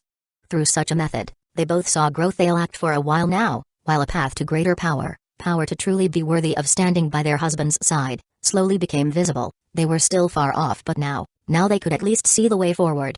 And so, Skaithak and Penthesilea each honed their powers, the former her new noble phantasm from which she could sense near limitless potential, at least on a conceptual level, while the other focused on refining her authority and divine power, intent of working her way into becoming a full-fledged goddess rather than a mere divine spirit. But while the two warrior queens underwent this extreme training of theirs while cutting back on the time they spent helping others, their fellow queen Morgan, she too spent less time training and developing her subjects, now being fully immersed in her endeavor to create a summoning ritual capable of bringing Artoria Avalon to her. Chapter 136, Wives' Endeavors v. While the two warrior queens underwent this extreme training of theirs while cutting back on the time they spent helping others, their fellow queen Morgan, she too spent less time training and developing her subjects, now being fully immersed in her endeavor to create a summoning ritual capable of bringing Artoria Avalon to her. Unfortunately for the Winter Queen, as she was sometimes called, the endeavor was running into a very critical problem. Truthfully, said problem was only a problem due to June's current state. However, if Morgan waited for his ascension to be complete, it would be meaningless to proceed with her own summon of Artoria Avalon, as June could do it himself with much greater ease. Amidst her breaks to refresh her mind and welcome new ideas, Morgan took the time to observe of her two fellow queens and their rather barbaric methods to accrue greater power. And, while Penthesilea had yet to show the means to pose a threat to the Phi Queen's hegemony on the #1 spot in the harem, Skaithak's new drive to seek greater heights was definitely a danger she could not ignore. Morgan had always seen great potential in Skaithak, a woman who, despite being born as nothing but a talented human, became someone capable of killing near gods, time and time again. The Queen of Dunskaith had killed so many wraiths, heroes and divine spirits that not even death itself dared to claim her. When compared to Morgan, who was born a great mother-class fairy and required a drastic change in the progression of human history to achieve the power she had, it was clear to see that while lacking in ultimate attainment of power, considering starting points, Skaithak was a dangerous opponent for the current #1. With her drive to improve and reach greater heights reignited, her desire for death gone, and a willingness to do unspeakable things like creating an outrageously cursed noble phantasm to pursue that peak of power, Skaithak stood a very good chance indeed. That, however, was something the Queen, who always had to have her way, who always had to be #1, could not tolerate. Alas, hampering Skaithak, or even worse, seeking to eliminate her, would draw the ire of her husband, something Morgan would never ever want to do, not to mention she got along surprisingly well with her sisters despite their extensive differences.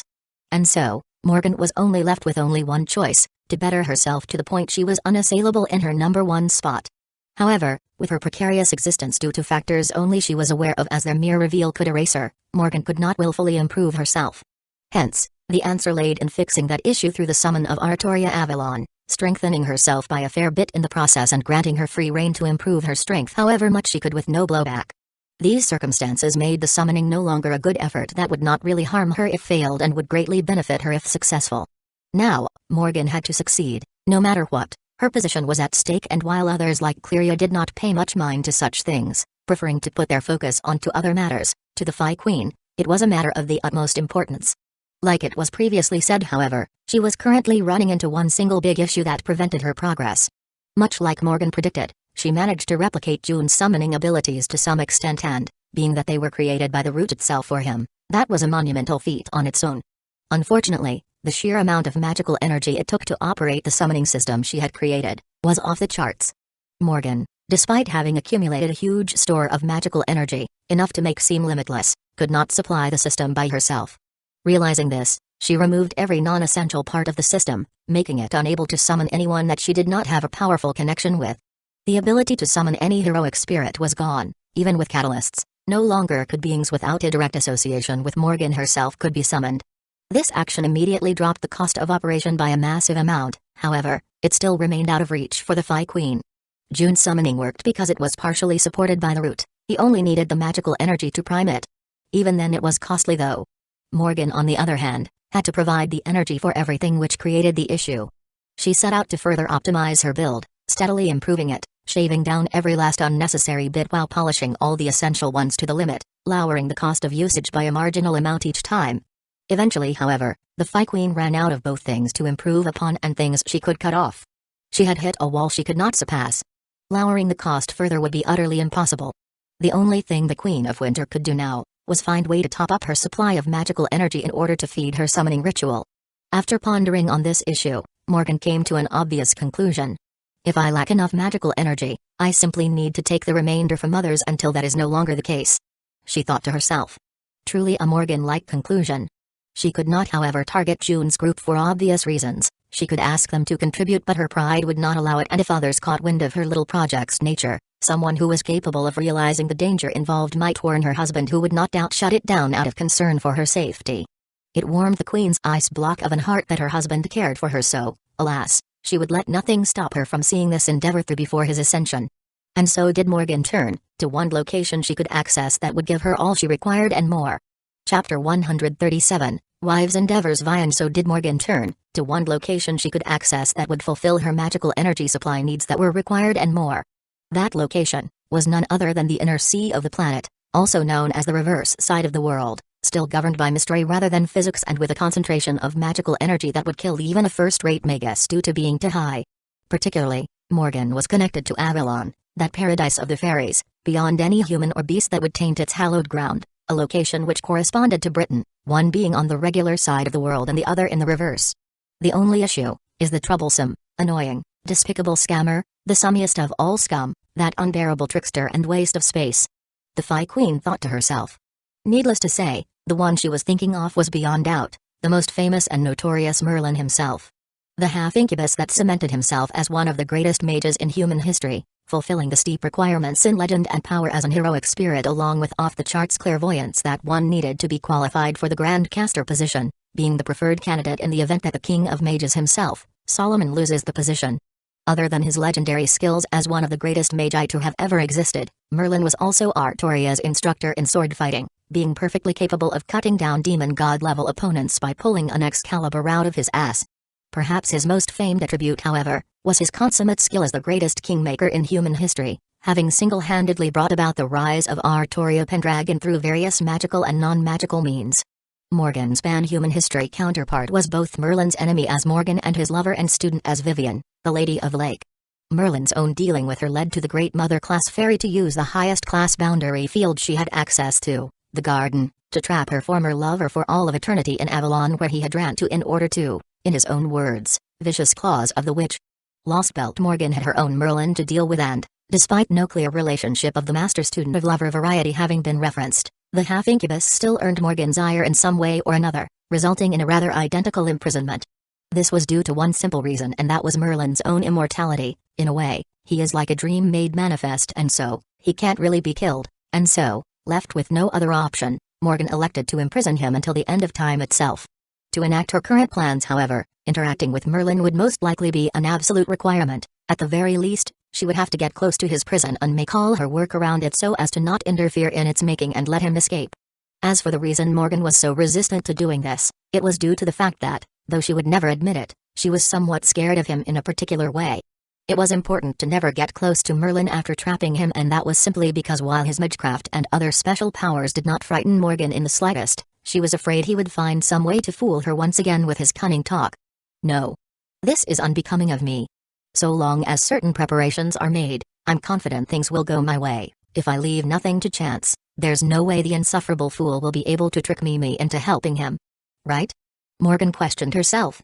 If June could see his icy wife behaving in such a fragile way due to another man, he might just waste some extra energy to erase Merlin's existence utterly from the current timeline. Alas, he was not there to see Morgan, and so, Merlin escaped death once more.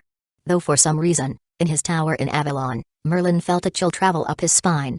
A beauty must be scheming against me somewhere out of unrequited love, he sagely declared, being rewarded with a cute paw strike to the face by a mysterious fluffy white creature. What was that for? He claimed to his longtime companion, who simply cutely eyed him with pure and utter derision in its shiny eyes. Back in Domina Coronam, however, having found a solution to her problem, though said solution created several other problems on its own, Morgan got to work devising a way to deal with her Merlin issue before moving forward with her summoning project. She could not kill him. Over her millennia-long reign, Morgan had came to terms with that fact. However, if she wanted to claim Avalon as her own without having to bring the menace himself into her and her husband's life, the Fae Queen had to concoct a method to rid herself of him. After some careful deliberation, she came up with an idea, one that made use of Merlin's damnable dreamlike characteristics that gave him his immortality against him. The plan she made would almost entirely deplete her magical energy reserves, but, with a Merlin-free Avalon on her hands, Morgan was confident she could make up for it all.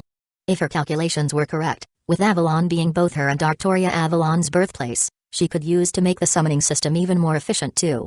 Now all I have to is not fall for Merlin's tricks while setting this up.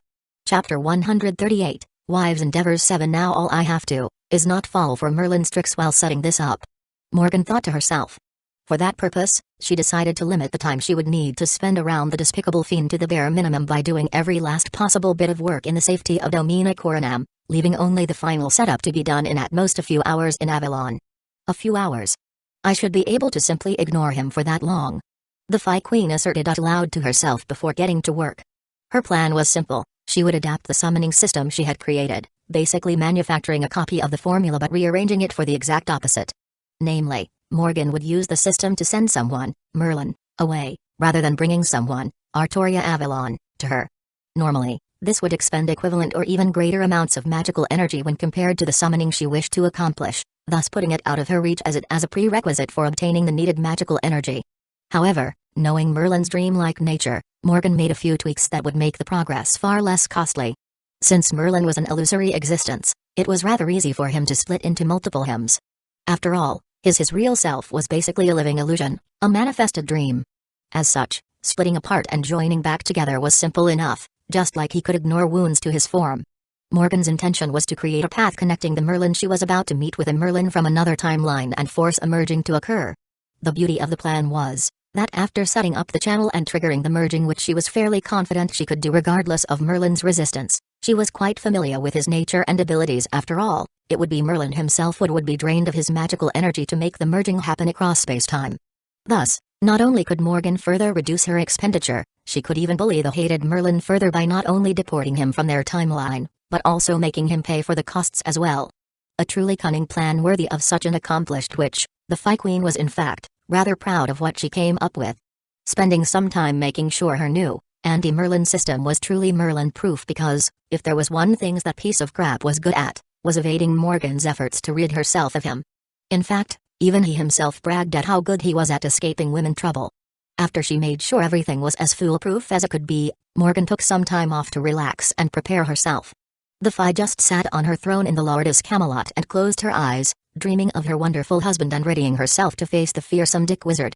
An undetermined amount of time later, the Queen of Winter opened her eyes, her face an icy mask of unflinching resolve to go through with her plan no matter what.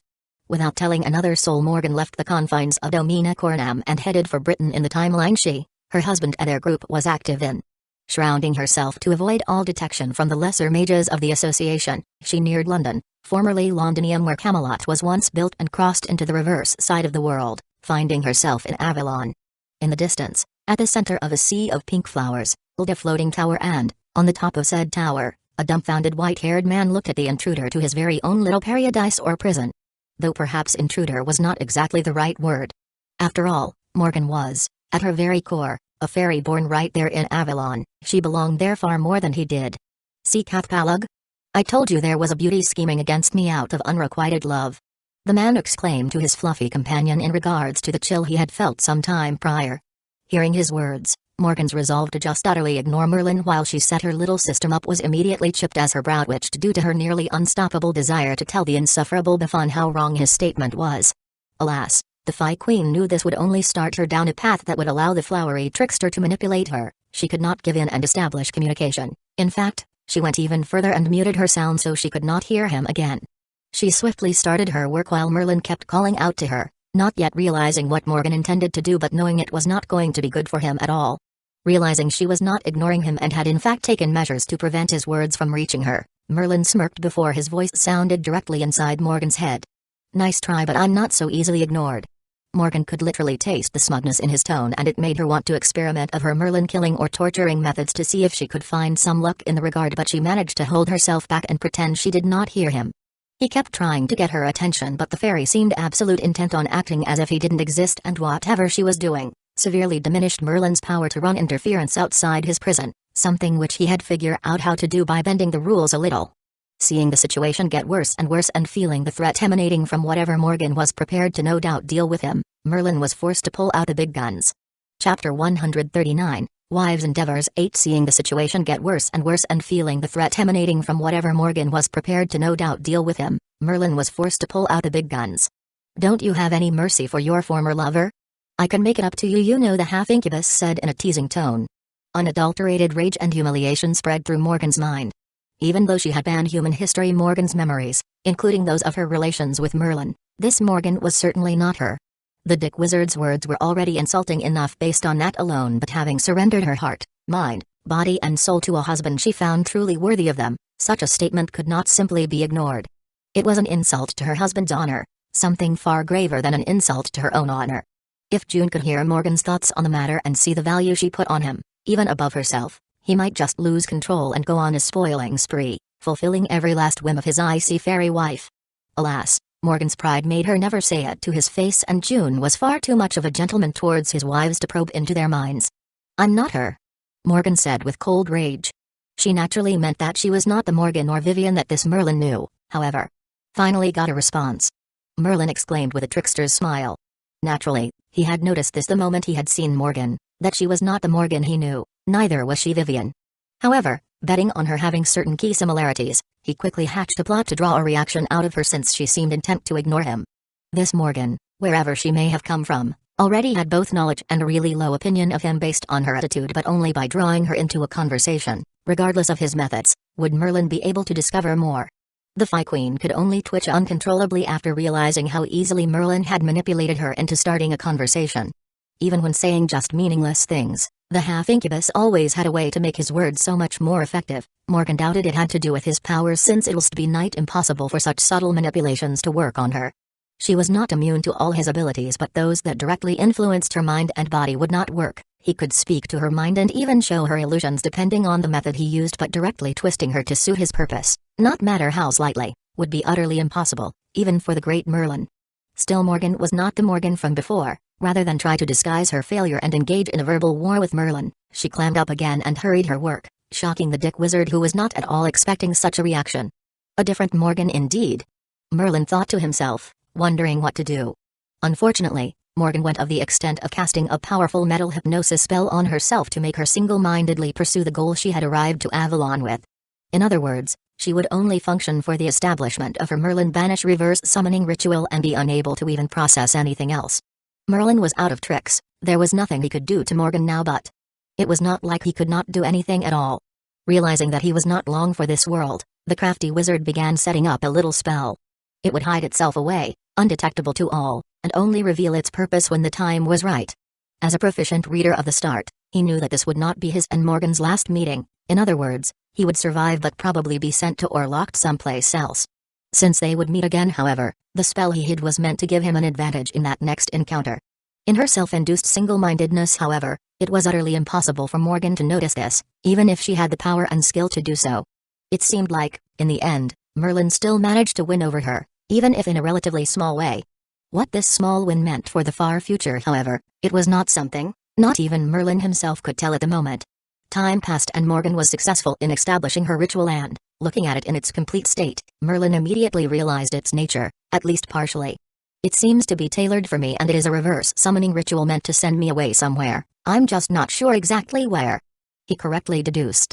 Finally recovering her normal mind after she was finished setting up the ritual and completely unawares of Merlin's secret plotting, Morgan activated the formation to start the ritual, and the half-incubus didn't even bother putting up any resistance. It was certainly off-putting, but, confident in her preparations, Morgan forged on ahead. There was no big impact like space folding unbending, much less the tearing of a hole in the fabric of space-time. No, it only seemed as if Merlin was slowly fading away from existence and a stare but cute white-furred creature cheered on the side. Is this the way to act when your master of several centuries is vanishing? Merlin thought with outrage as the fearless white beast cheered for his demise. In the end, as he was fading, Merlin realized he was fusing with another self from another timeline. Looks like this Morgan will come to the timeline I am being sent to. She probably wanted to get rid of him by fusing me with another self, thus annihilating one of our existences. Merlin correctly guessed. Ha. Too bad, little fairy, looks like it will be double trouble for you once you go to that timeline. He internally chuckled as the unknowing Morgan sighed in relief when he was finally gone. Chapter 140, Wives' Endeavors 9. Looking at the Merlin-free Avalon, Morgan felt like patting herself on the back, completely unaware of the fact she had just concluded the process of dooming her future self to deal with not one but two Merlins at the same time. It was then that a mysterious white creature ended up right in front of the fairy queen. Foo-oo-you. It cutely cried. His familiar stayed behind? Morgan thought. She scanned it with her fairy eyes, then with a couple of spells but nothing suspicious came up. It seemed like a juvenile member of the breed of Calamity, but nothing else seemed to pop up. Clearly, Merlin had been thorough with his tricks. Even with all her methods, Morgan failed to find any of his preparations. Not only that, the half-incubus had even directly predicted what would happen should Morgan find his left-behind familiar by deducing her personality based on what he had observed and the personality of the Morgan he knew from his own timeline. Ha! Not did I get rid of him, I will even take his familiar, such a sweet victory indeed. Even the icy Morgan could only smile at finally getting such a big one over the hated trickster. Alas, it was only her pride, arrogance and most of all, her desire for success that made her drop her guard and actually take Merlin's familiar, a move her normal state self would almost certainly deem too risky. It was like this that even though Morgan's plan to rid herself of Merlin temporarily worked, the half-incubus still managed to set up a flawless counter trick to earn back all his losses and perhaps even more. Poor Morgan, it seemed as if no matter the timeline, no matter age, Merlin always found some way or another to trick her for his benefit. Still, this was a problem for future Morgan to deal with. For now, it was time to collect the Merlin-free Avalon. Morgan had no intention of setting up her all-important summoning system in Avalon. No, she had a much better way of doing things. In trying to just fix the problems in her summoning method, the Fairy Queen had actually devised an ingenious plan that would not only allow her to experience a massive increase in strength, it would even greatly help June, even before Artoria Avalon was summoned. If I do that much then husband won't blame me too much for doing something so dangerous behind his back, right? Was Morgan's thought process when she came up with her master plan. Her idea was to carve out the entirety of Avalon, the entire Isle of Avalon, from the reverse side of the world, absorb it into the Crown of Heroes, Camelot, and make it dual side with two layers. The Crown of Heroes, Camelot as the front side and the Crown of Fairies, Avalon as the reverse. Morgan seemed in her mind. Hey. We'll see if anyone even dares to lay a claim to my number one wife in the harem position. She thought to herself. Those other two might be honing their strength to help husband, but I shall directly increase husband's power while also drastically increasing my own and even getting him another powerful ally in Artoria Avalon. The Fairy Queen had truly outdone herself, or so she thought.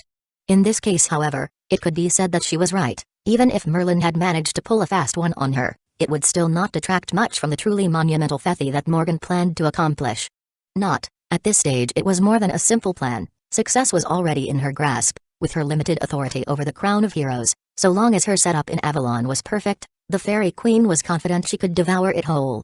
With her status as a great mother-class fairy, the other fairy harmlessly going about their carefree lives in Avalon did not bother her. In fact, they even paid their respects, which Morgan took as an absolute given while she did her work. Naturally, all of these fairies would be her subjects once her crown gained its reverse side. After all, why leave such precious resources like countless pure fairies behind when she was already taking the whole isle? After Avalon was swallowed by Domina Coronam, the fairies there would have no choice but to submit to its master, and as a ruler with peerless experience in the rulership of fairies, it stood to reason that none other than Morgan herself would be burdened with the responsibility of being their queen. It was nothing if not her birthright after all. With her setup complete, Morgan opened a passage back to Domina Coronam with her authority. Normally, it would only allow for her passage and the passage of a few of her choice, but by abusing said authority, and through her control of one of the 10 crowns along with her own connection with Avalon combined with the formation she had set up, a powerful channel that forcefully widened the passage bit by bit was created. It was like widening a hole by driving a rod through it and letting said rod expand gradually.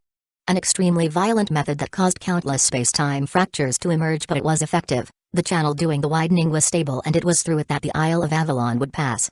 The thing was, even if he was not inside, could such big movements be hidden from the Master of Domina Coronam himself? Chapter 141, Wives Endeavors X. Even if he was not inside it at the moment, could such big movements be hidden from the Master of Domina Coronam himself? The answer was of course no. Morgan made sure no one inside Domina Coronam would be able to feel what she was up to. Even those within the Crown of Heroes, Camelot, would be utterly unable to sense her undertaking, much less those in other parts of the Flying Citadel. Alas, since her actions were less about bringing something to Domina Coronam and more like a full-on upgrade to one of its 10 crown, a true modification, there was simply no way that June, the owner of the noble phantasm that could be said to be literally a part of him, would not notice.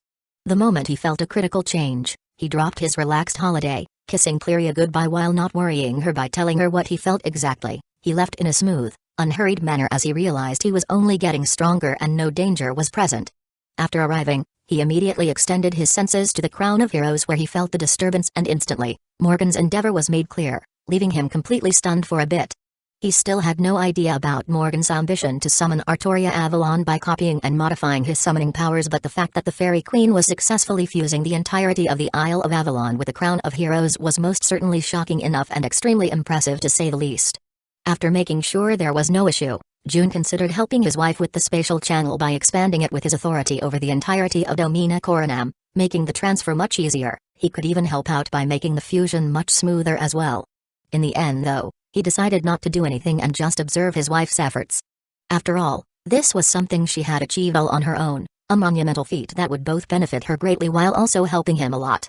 If he came in right at the end and finished the process with his power, would it not detract from Morgan's achievement? He knew the Fairy Queen was one of the most prideful and independent members of his group, so he realized that letting her make this achievement all by herself would be that much more meaningful to her. June was aware that all his queen needed was his support, praise and amazement afterwards, followed by some love no doubt. And so he just watched contentedly as Morgan worked hard for him and herself, though it actually sounded quite bad when put that way. Seeing things from Morgan's perspective, she carefully monitored the whole transfer and fusion process, using her Magecraft to make changes directly every instance she saw some adjustments were required, thus making the whole thing as smooth and seamless as she possibly could. June was actually quite impressed by how perfect the fusion process was going. Considering Morgan's very limited authority over Domina Coronam, even while taking into account that her whole endeavor was based on the crown where her authority was focused, it was still shocking how seamless the preliminary bonding between Camelot and Avalon actually was. There were actually a lot of factors make things go as smoothly as they were going. Morgan's authority over the Crown of Heroes and her skill in Magecraft along with her awesome power level were just pieces of the whole puzzle. The first thing was the fact that the Crown of Heroes, Camelot, its current version at least, was made with Morgan's own noble phantasm, Lordless Camelot, as its foundation. As such, the Fairy Queen's connection to it, mastery of it as well as her knowledge of it was far greater than it would have been otherwise. Another factor was the real Camelot's connection to the fairies of Avalon since they helped build it. Vivienne, the Lady of the Lake and one of the facets of pan-human histories, Morgan was the keystone behind this fairy help. Avalon and the British Isles where Camelot once stood were also corresponding locations, being at the exact same area in the world, except one was on the front side and other was in the reverse side, hence Morgan's idea to use Avalon to make her crown double-sided. Morgan's deep connection to Avalon Illos made far easier to wield its power and control it through the formation she set up as a preparation. As for why not even those inside the Crown of Heroes managed to figure out what was going on, it was simply due to the fact that Morgan used her Magecraft and authority to create an empty reverse side of the crown. That's where the channel led. In other words, the changes were impossible to be felt on the front side as, well connected, they were, in the end, separate textures. The fact that his Fairy Queen managed to make that much change in one of his 10 crown without him noticing was by far one of the most shocking things for June. He may have instantly realized something was up the moment Morgan created the channel between the Isle of Avalon and the reverse side of the Crown of Heroes, but the actual creation of said reverse side went completely unnoticed by him until that very day. Needless to say, Morgan could safely expect colossal praise for her monumental achievement. And a spanking for making such large alterations to June's noble phantasm without even running the idea by him. Chapter 14, Wives' Endeavors 11. Needless to say, Morgan could safely expect colossal praise for her monumental achievement. And a spanking for making such large alterations to June's noble phantasm without even running the idea by him. time trickled by, and even while no one else other than June was aware, Morgan steadily approached her goal as the channel connecting Domina Cornam and the Isle of Avalon got wider and wider. Soon, it covered the whole sky above Avalon, making all the fairies panic until Morgan placated them.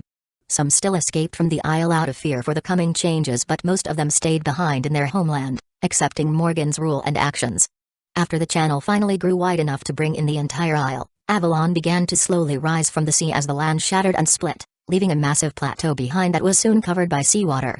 Many mighty beings across the reverse side of the world, powerful phantasmals and even divine spirits noticed these changes, but while they remained in their minds and they noted down the auras of those they felt were involved, they elected not to interfere. It was not their territory after all. Various elements of the Mages Association, including folk from the Clock Tower, Atlas Institute and even the Wandering Sea, also noticed this colossal deed, but most were powerless to interfere, while those that were not took the same attitude as the denizens of the reverse side took. There was a pretty good chance that the mystery of the British Isles would suffer in the future on account of Morgan's actions, but she could care less, and those who actually stood a chance of stopping her clearly did not care enough to actually try either. Safe to say, however, Morgan drew a lot of attention, and every time she appeared in the future would lead to any she interacted with and anything she did being marked for investigation. The Fairy Queen deduced these consequences, but it was a price she was willing to pay. If her husband thought it was best, she was even prepared to make no other public appearances in that particular timeline ever again, so as to ward off all but the most capable of observers who could actually peek into other timelines from their own. Even after the entire Isle of Avalon was drawn in and the channel was closed, however, the most critical part of the fusion still remained to be done, and so, Morgan got right back into it, creating copies of herself and positioning them at several key points at both the front and reverse sides of the crown she ruled over. Since part of this setup required her doing things in the front side as well, its other residents started catching on that something was going on, even if what exactly that was, completely eluded them still. Fully ignoring their curious gazes, Morgan kept working. That was until Artoria approached one of her copies to inquire about the situation. Mordred wanted to do the same when she noticed, but she knew better than to try by this point. Maybe Morgan's recent training further traumatized her, or perhaps simply allowed Mordred to better know her mother, who knew. Still, Artoria had no such misgiving, as with her being perhaps the second most connected individual to the Crown of Heroes, Camelot. For obvious reasons, she decided to question her sister from an alternate timeline about her rather suspicion-inducing activities. "May I ask what you are doing?" Artoria politely inquired. "You may not." Morgan's copy that she was speaking to communicated her creator's response. Artoria's brow twitched as she found herself irritated as well as at a loss for words. Morgan, on the other hand, seemed content to ignore her younger sister and continue with her work while she stood there speechless. Alas, to the Morgan that wanted to do a surprise for June, unaware that he was already watching her for a while now, there was a trump card the King of Knights could play. "So how about I call June to see if he can figure it out?" Artoria spoke out as if thinking out loud, earning her a glare from her older sister. "Weren't you enough of a pain for my pan-human history counterpart? Must you harass me as well? If my husband didn't care for you, I would have done away with you a long while ago." Morgan spat, putting a great emphasis on the fact that June was hers. "Too bad my relationship with your husband seems to be getting better and better these days." Artoria countered with unusual sass. "Maybe so, but for now, the love of your life spends more time in my bed than he does with you." Morgan unleashed a massive critical hit on her dear sister. From then on, there was no more mention of explanations, as the rate of Morgan's work slightly dropped since she poured a portion of her attention into an insult slugfest with Artoria. June, who was watching it all go down with a vested interest, wondered if he should go down there and put a stop to the fight while munching on some popcorn he got who knows when, from who knows where. Eventually, however, the sisters ran out of insults after opening all of each other's old wounds. Morgan might not have been the Morgan Artoria knew, but she had all her memories, and getting called out on all the crap her pan-human history self pulled off was almost as effective as if she had done those things herself. Still, after they could find nothing else to say, a staring contest started as June continued to amusedly watch, partially taking his focus from Morgan's work to the showdown between the sisters, as it was far more interesting to see. Chapter 143, Wives' Endeavors 12. Even as June continued to amusedly watch the sisters stare down, partially taking his focus from Morgan's work as it was far more interesting to see, said work proceeded without issue. Avalon merged perfectly with Camelot, creating an 11th crown, not of June's making. Process was nearly complete, and as the anchors locked it, Morgan's copies started fading as their roles came to an end, one by one. Technically speaking, it was not truly a full 11th crown but merely an addition to the Crown of Heroes, but in terms of energy value, it could well be considered one. The Crown of Magecraft, Lemegn, June's personal workshop that was mightier that the highest of temples was similar in nature, being composed of several different textures, Ars Goetia, Ars Paulina, Ars Notoria and Ars Almidal Salaminus. Some of them were still incomplete but the principle remained. Still, while Leamington had the energy value of a single crown through the combination of all of its parts, at least for now, the newly improved crown of heroes was indeed more like a double crown, with twice the energy value. The crown of fairies, Avalon, that was the name Morgan threw up for her new domain. In truth, while it was far from being her main motivation, Morgan did indeed feel that her domain was slightly lacking. Besides Cleria, who lacked ambition and, in the Fairy Queen's eyes, pride, her other two sisters each had a crown that could be said was under their control. Penthesilea had the crown of heaven, Celestia and Scathach had the crown of Undeath, Dunscath. In Morgan's opinion, Celestia was June's merit and even then it lost out to her Camelot, but the mythical land of shadows turned into a crown was indeed far superior. After all, Camelot was built on the foundation of a noble phantasm, a manifested illusion with very real power but still a far cry from the real castle and domain ruled by the Fairy Queen in the lost belt of her origin. Meanwhile, the crown of Undeath was refined from a great land that saw so much blood and carried so much mystery that the world itself rejected it. Morgan's Fairy Britain was still superior in her mind, but since she lacked it, Scathach did indeed possess the better domain. But how could Morgan, the prideful Queen of Winter, be satisfied and accept such a reality? Naturally, it annoyed her, but it still did not justify making a big move. After all, if she clamored because of such a thing and June no less of her because it would be a loss Morgan could not handle. Now that she had a higher purpose though, if her vanity and pride could be satisfied at the same time as well, then there could be nothing better.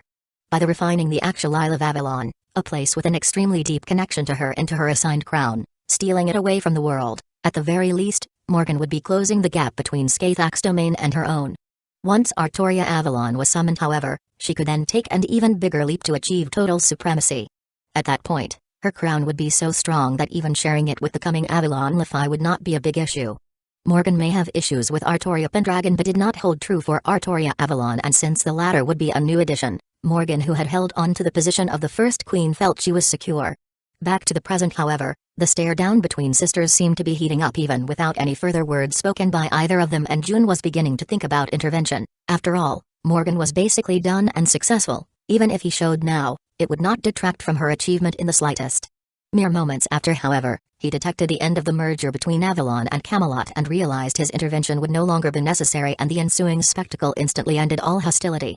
The last of Morgan's copies faded as a single Morgan remained, right in front of Artoria, and the overflowing magical energy and pressure certainly put an end to the stare down. I'm pretty sure the Morgan Artoria was speaking with was initially a copy. Can't believe she switched places just because she wanted to argue with her sister directly with her real body. June shook his head. Meanwhile, Artoria took a step back out of instinct the very moment she felt the overflowing magical energy, predicting a possible attack, but soon after, the King of Knights realized it was not a move of aggression by her sister but instead a mere reaction to whatever she had been doing. It took a while for the surge to settle, but the moment it did, with the same masterful control she used to wield the limitless amounts of magical energy she had accumulated during her millennia-long reign before her fall, Morgan perfectly subdued her increased prowess and returned to normal. What was that? Artoria questioned. My latest contribution towards all of our futures. How about you try to do something for the whole group as well? Morgan barbed words flowed smoothly and naturally out of her mouth. Truly a woman who can't live without cursing others. Artoria shook her head. One might think it was a weak response, but in truth, it was just the King of Knights telling her sister that she was the bigger and more magnanimous. In other words, neither of the two gave up their scuffle, and immediately after the interruption, they were back at it again. Let us cease hostilities around here, yes. Chapter 144, Wives' Endeavors 13. Let us cease hostilities around here, yes. June, who suddenly appeared, called out to the sisters, who were now getting a little too heated up for his taste. Husband. June. Morgan and Artoria exclaimed at their beloved's sudden appearance. They then immediately went back to glaring at each other. Competitiveness and rivalries are one thing, but if you start making grudge matches, I'll have to punish you both. June added once he saw they were not letting up. My apologies. Artoria let up with a kicked puppy kind of look that immediately bought a lot of sympathy. Morgan, however, had something else to say. I don't know, depending on the type of punishment. I may want to keep going. The Fairy Queen declared, clearly referencing something kinky, which made Artoria's brow twitch uncontrollably. Not only was she flirting and trying to get some love out of June, but she was also pissing off her sister at the same time, truly a masterful move out of a born schemer. Would it work so well to her favor, however? June grinned with a devious look that made Morgan think she was successful before a pure smile took shape on his face. How I spend an entire day spoiling the obedient Artoria while you attend to us as punishment then? Would that be suitable, my wife? He said, maintaining his pure smile throughout the whole sentence. I think that's a great idea, June. Artoria instantly exclaimed in support before Morgan could even get another word out. As such decisiveness and cruelty, as expected from the man I chose. Surprisingly, despite June's harsh idea, Morgan only thought better of him because of it. Still, the actually punishment was utterly nightmarish to her, so the Fairy Queen quickly changed strategies. I apologize, my husband. It shall not happen again. That's what I like to hear. June nodded in response. Artoria, on the other hand, seemed quite unsatisfied that the punishment would not be carried out. After all, it not only meant her annoying elder sister would get her due, it would also be a big reward for her, spending the whole day being spoiled by her beloved. What a blessing it would be. Don't make that face, Artoria, it's not like I won't spend time with you anyway. June said while patting her head, putting a smile back on the King of Knights' face before embarrassment took over. After all, she was quite inexperienced in such matter like romance and always felt like a little girl in front of June rather than the proud king she envisioned herself to be. Morgan's highly satisfied expression was a very sweet added bonus for Artoria, however. Oh, don't look at me like that, Morgan. You're my wife, you're probably the one keeps me longest during my free time, and judging from the others' reactions it probably has something to do with that wife ranking you all think you're keeping a secret from me. June said. The first time instantly improved the Fairy Queen's mood, but the latter one about the secret wife ranking not being as secret as she thought gave her pause. There's no reason to worry, if it motivates you all to work harder and foster some friendly competition, then it's all good. Just make sure none of you take too far, alright? June added. Yes, husband. Morgan acquiesced, happy at his endorsement of the ranking. It had become quite important to at least 3 of his queens after all. He wouldn't just do away with it on a whim. Secretly watching them compete for the rights to a better chunk of his free time was actually quite entertaining too. Such matters aside, there's something we should talk about right now, is there not? My dear number 1 wife. June said with a smile that Morgan could not judge whether it was good or not. My dear number 1 wife was a form of appellation that Morgan could get used to hearing and felt incredibly good, but her husband's tone was slightly suspicious in her mind. Is this related to my recent endeavor? She asked. That's right. I've checked out your work. It's a phenomenal achievement. I was really shocked that you managed to pull off such a great endeavor alone, and to be honest, I'm already feeling the benefits. June praised. The increased magical energy output of Domina Coronam has considerably sped up my transformation. He added. The praise felt great. It vindicated all of her effort, and Morgan was extremely happy at the recognition. However, she felt that terrible word coming, and it sincerely frightened her. But June paused, and his fairy wife gulped imperceptibly. Making such drastic modifications to my noble phantasm without giving me the slightest heads up, I can't say I'm happy about that. He gravely said, and Morgan froze. I wanted to make it a surprise for you. Morgan confessed with a downhearted tone, though, with her general demeanor, the difference in tone was hard to spot. June noticed it, however, and eased up a little on his own tone. I get that, and I'm happy that you made such a big surprise for me, but when you're just relaxing and suddenly you feel that a large spatial breach that you did not authorize has been forcefully opened in what you thought was your safest domain. It is not a good feeling. June carefully explained. I'm sorry. Morgan lowered her head. Much to her surprise, however, and right in front of Artoria too, June just pulled her in and planted a deep and passionate kiss on her lips. The shock made the Fairy Queen freeze up a little, but she got her bearings back right way, kissing her beloved husband back with similar heat and passion. Meanwhile, an awkward Artoria was treated to a show she absolutely had no interest in watching. Chapter 145, Break Time. Artoria was treated to a show she absolutely had no interest in watching as she oddly squirmed with discomfort and awkwardness while the love of her life made out with her sister in front of her. Yikes. After what felt like a veritable eternity to the King of Knights, Morgan and June finally broke off from their passionate kissing. Just give me a bit of warning next time, okay? Something like, I'm going to do something crazy, so no need to mind obvious signs of possible catastrophe occurring, or something of the sort. June told Morgan. As you wish, husband. Morgan responded while nodding to his words. Now then, how about you tell me what you've been up to exactly? June suggested. A suggestion Morgan wholeheartedly agreed to.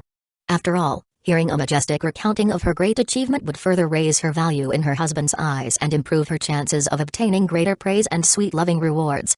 Before they set off to the newly fused Isle of Avalon, however, There was one last thing for June to do. He turned towards the displeased Artoria and gave Morgan the same suffering the King of Knights had previously experienced by kissing her younger sister right in front of her. It was both an apology towards Artoria and a bit of petty revenge for Morgan's decision to do her massive endeavor behind his back, fully aware that it would inconvenience him. Because even though he didn't call her out on it, he was quite sure Morgan knew exactly what she was doing when she chose not to warn him. Artoria froze up completely as June pulled in her small body, hugging her tightly and delivering a loving kiss to her soft lips. Still holding the blushing mess he had created in his arms, June softly and affectionately whispered in her ear.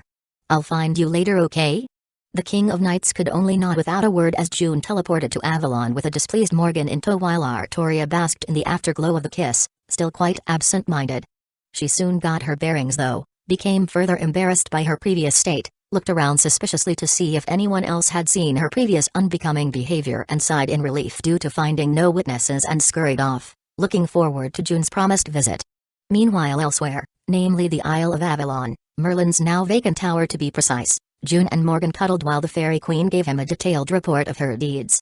Her masterful plot to get rid of Merlin as well as the magecraft she used to carry it out to start with. She did leave a few things out of the story however. For example, she neglected to mention that the anti-Merlin reverse summoning was an alteration of a summoning spell meant to bring Artoria Avalon to her as she did not want her husband to be aware of that part of her plans just yet. She also slightly exaggerated her ease at dealing with Merlin, proudly declared she kept a stony-faced stoic demeanor the entire time while making no mention of how the half-incubus rattled her so much she felt the need to seal most of her higher mental functions temporarily. After these slight adjustments however, she gave a perfectly accurate account of how she planned the merger of Avalon with Camelot, how she had developed the magecraft to make it possible by tapping into her connection to both places, etc. All the while, June lavishly praised his wife, well-deservedly too, for her phenomenal achievement. For someone who lacked his extensive list of cheats, Morgan's extremely successful endeavor was indeed a feat of extraordinary power, skill and intelligence for the ages no doubt. After Beth showered with also the praise she desired and more, the cuddling changed into more heated action as wife and husband passionately made out before transitioning into a mind-blowing days-long sex session on the tower Merlin once called home. Despite the seemingly perfect result, Morgan let something slip from her mind while June failed to notice it in the first place. A stowaway had infiltrated the Domina Coronum through the Isle of Avalon and since multiple life forms came with it, this stowaway managed to slip by June's detection. More specifically, June did detect it but his shallow look-over failed to detect anything that merited further attention. This stowaway was of course, the juvenile beast of Calamity, Cathpalug, Merlin's former familia who had hidden within itself a special preparation left behind by the great Magus for the distant future. As for what this oversight would result in, what kind of consequences would it breed, both for the victims and the perpetrator, that remained to be seen in the far future. For now though, time passed without incident as June enjoyed various types of relaxing holiday activities with his girls, all of them, not just his most beloved wives. This was not limited to his group which now mostly lived in Domina Coronum and just took a portal into their official residence when needed, but also some acquaintances in both the DxD-verse and the Nasu-verse. In the latter, it was mostly the case of Rain's wishing a support reinforcement which ended in an invitation to some event or just a gathering with her and Waver, followed by a failed attempt to fool June into doing some work in her name for free. In the DxD-verse, there was Yasaka who very proactively tried to get closer to June and Sona along with Ryaz who were making effort to tempt June, each in their own way, in a rather misguided effort to get him or at least one or two of his capable subordinates into their peerage.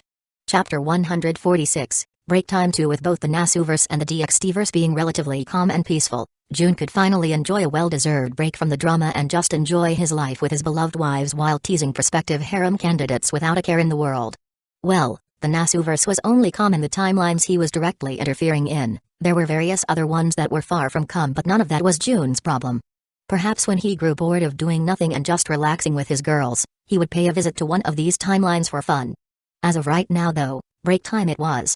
Having been dealing with Nasu-verse matters for such a long time, barring the little interlude with the DxD-verse's yokai, June decided to spend most of his vacation there and leave the Nasu-verse alone.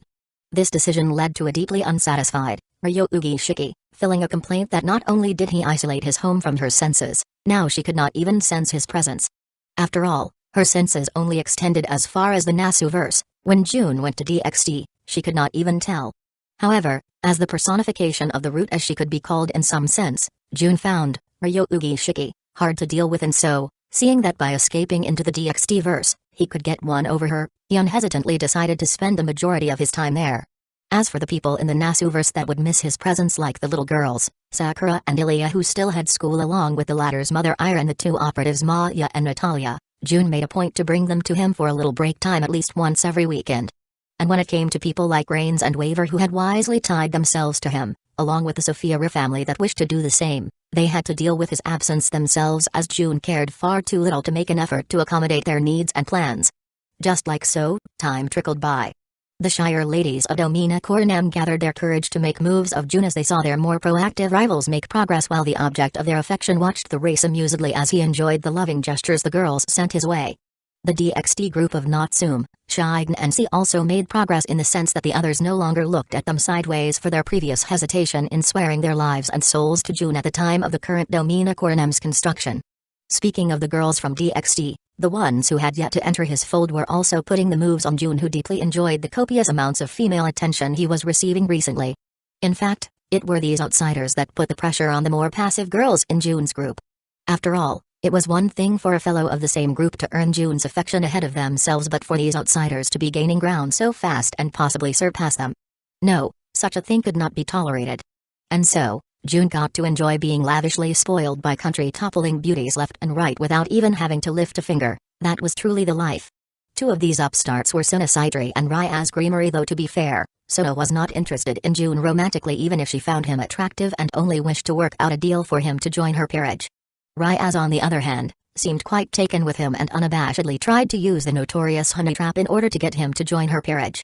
Unfortunately for the two girls, even if June lost his mind and decided to accept one of their offers, the Devil's Evil Piece system would not be able to convert him into a devil or do anything to him. In fact, even if they used multiple pieces or special mutation pieces, it still would not matter. So their efforts were quite meaningless.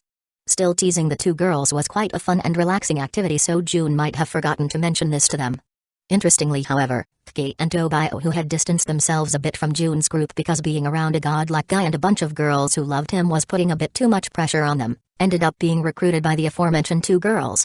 Ryaz's 9 pawns were used to convert Tobio, while Suna used 2 rook pieces to convert Kei, significantly boosting the two girls' peerages through the adding of powerful sacred gear wielders with high potential.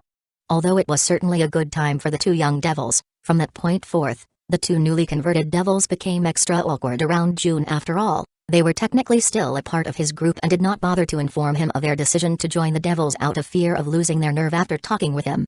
The looks of disdain and disappointment their former comrades who stuck with June, namely, the girls formerly a part of their group, gave the two boys certainly did not help to alleviate that tension. Fortunately for them, June couldn't care any less. He understood how tough it had to be for them in his group, considering they were the only guys besides him and all the girls were aiming for June, making them unwelcome extras in a harem basically. It was truly unbearable. As such, despite their fears, life moved on for everyone without issue. Chapter 147, Break Time 3. It was truly a time blessed with peace for June and his girls. For some, however, too much was too much and they were getting bored. After all, most of them were heroic figures of legend and myth. Although many fought for peace in their time, their lives were filled with war and they had gotten used to it. Someone like Skathak could be said to have fought enough to get tired of battle for eternity, but in truth, she still loved to throw down against worthy opponents, toy with worthy adversaries and otherwise dance amidst the fires of war. Penthesilea was the queen of a female tribe whose identity was intrinsically tied to battle. She was the daughter of the god of war and became a goddess of war herself. Artoria fought for peace and an ideal nation, never finding enjoyment in the horrors of war, but still, if she said she did not enjoy an honorable contest between knights to test one's mettle, then she would be lying.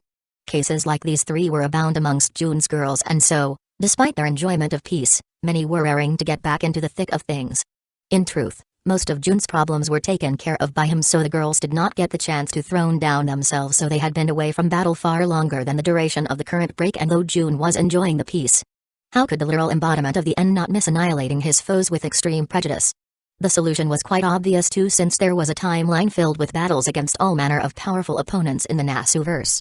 Going there, however, would require the security provided by the massive boost in power that his ascension was to grant him, so June simply told his girls soon they would have the opportunity to find without restraint and without him to steal the show and do all the fun work by himself. This was naturally the timeline of fate or grand order, where big bosses who June's group could not normally deal with before his transformation was complete existed. In the original events, every time a truly world-shatteringly powerful opponent had to be defeated, there were always certain circumstances that made those unreachable foes barely, just barely, reachable. Things like the Black Beryl and Mars' assistance when fighting Zeus, Solomon's Ars Nova when fighting Uchiha, B's cheats and exploits when fighting Kyara. These were just a few examples, but it happened pretty much every single time Chaldea had to fight something they fundamentally could not defeat. June, however, did not want to rely on uncertain factors. Once his transformation was finally finished, his true form as Apocalypsis would serve as a final win button to use on foe, as that proved impossible to beat using conventional means, while Domina Coronam served both as a way to channel that power and ensure the survival of every member of his own camp. With those two elements in play, even in the most desperate of scenarios, June could just use his true form to nuke everything and then use everyone's essence stored in Domina Coronam to hit the resurrection button for everyone in his camp that perished. In that unfortunate event, all of his allies would be doomed, so it would always remain a last resort, but having such a devastating surefire backup did wonders to give June the peace of mind to give his best and let his girls give their best against any foe, no matter how mighty and unbeatable they might seem. But as those countermeasures were not ready yet, the most he could do was to try and placate the girls and tell them that soon enough, they would have their chance to go wild. In the meantime, however, there was a less challenging and thus less interesting playground. Namely, the DxD verse where, as time passed, the plot of the original series seemed to be approaching. Honestly, June thought there would be no chance of the original plot taking place due to his drastic influence on the DxD verse. The after effects of his actions, taken before the plot began, were truly too great for things to progress in the same way. Some events, however, seemed bound to happen, despite how unlikely the case should be. Things like Sai's change into a devil were definitely not occurring, since he did not have the boosted gear which triggered all those events. Koa was June's turf now, so Rainer and her buddies would most certainly not dare to come. After all, they only dared to plot in Koa during the original timeline due to it being under the management of a young inexperienced devil like Ryaz. Now that a monster with considerable power and an iron grip that prevented any non-authorized individuals from even just entering the city undetected, few would dare to try something there. Alas, few, by definition, meant there were some who did not get the memo. Individuals that, through a combination of pride, arrogance and sheer stupidity, felt that they would be the chosen ones that could break the stability of Koa unpunished. Due to these idiotic few, a select few of the events that took place in the original timeline may yet have a chance to materialize in this heavily altered one, even if the results and proceeding of said events would be radically different. One such event would be the approaching engagement and marriage of one Ryaz Grimory. Chapter 148, Unwelcome Guest. Riser Phoenix was by all means not a very smart individual. One could not say he was truly stupid, but his arrogance often led to him making questionable decisions. Still, as a young high devil, it was not like he did not have the ability to learn from his mistakes. However, being constantly saved from the consequences of his bad decision-making by his inborn talents and power as a high-class devil of the Phoenix clan, robbed him of the suffering that would lead to his improvement. Being virtually immortal so long as he had devil power to expend was a tremendous advantage all Phoenix clan members possessed. It made him nearly unbeatable in the raiding games, peerage versus peerage battles between high-class devils. Most types of attacks were incapable of dealing any notable damage to Phoenix devils, making them very hard opponents to kill or even just defeat in battle. Being young, powerful, nearly immortal and basically undefeated barring one or two intentional losses, made Riser Phoenix incredibly arrogant and, unfortunately for him, his arrogance was about to seduce him into making a mistake that would bring about consequences nothing could save him from. The devil race was suffering from low numbers of pure-blooded devils, mostly due to the high casualties in the last great war between the three factions and the fact that they had an extremely low birth rate to begin with. In order to try and fix, or at least mitigate, this serious issue, arranged marriages between pure-blooded families became quite common. One such arrangement was the engagement between Ryaz Grimory, the young lady of the Grimory clan, and Riser Phoenix, the second son of the Phoenix clan. It was an arrangement made by their parents without consulting either of the involved individuals, but the reactions of the engaged duo were quite different. Riser saw as his duty to his family and to the devil race. Ryaz, being a country-toppling beauty with incredible talent, was simply an awesome bonus for a womanizer like him. It was not like he wished to marry the Grimory heiress, but he was most definitely not against it either, since there were a lot of benefits like performing a great service towards his people while having fun with a new high-class beauty he would normally struggle to get his grubby paws on. Ryaz, on the other hand, had a much more extreme reaction. Being a young spoiled princess, perhaps even more so than Riser himself, she could care less about her supposed duty towards the devil race. Riser, being possibly one of the types of men she despised the most, certainly did not help either. And so, She did everything in her power to argue against the arrangement, and when breaking it seemed impossible, she elected to try and postpone it for as long as she could. Her father and Lord Phoenix were getting impatient, however, and so was Riser, ever eager to have a taste of his supposed wife apparently. And so, while the incidents with the fallen angels, priests and stray devils of the original high school DxD never materialized, Riser got it in his head that he was special enough to ignore the rules set by the current ruler of Kuat Town and make an unannounced visit like he did in the original series. As for the consequences of such an act, well, they remain to be seen. In fact, the reason most individuals tended to keep off from Kua was Azazel and Sir's strict enforcement of their own people to not break June's rules of entry. After all, if those two big shots thought it prudent to follow June's rules and stick to his good side, then it stood to reason that going against him without some serious power backing one up would be a rather ill-conceived plan. Despite this, many sub-faction wished to see what would happen if they tried to poke the proverbial hornet's nest. This was most prevalent in the Devils of the Great King faction and their cohorts. Officially led by the current patriarch of the Baal clan but truly led by his father, the former patriarch Zekrom Baal, it stood opposed to the current four Satans in many ways. They carried out various schemes to expand their influence and increase their wealth, and Cleria's death came as a result of their interference due to the fact she had caught wind of one of their main money and influence-seizing schemes, the fixing of the raiding games. Their general unrest was viewed by June with vested interest. He was not interested in a war with the Devils, even though victory would certainly be his if it occurred. As such, he was just waiting for the cronies of the Great King faction to be unable to handle their curiosity and came to poke him, giving him an excuse to launch an utterly disproportionate attack as a response.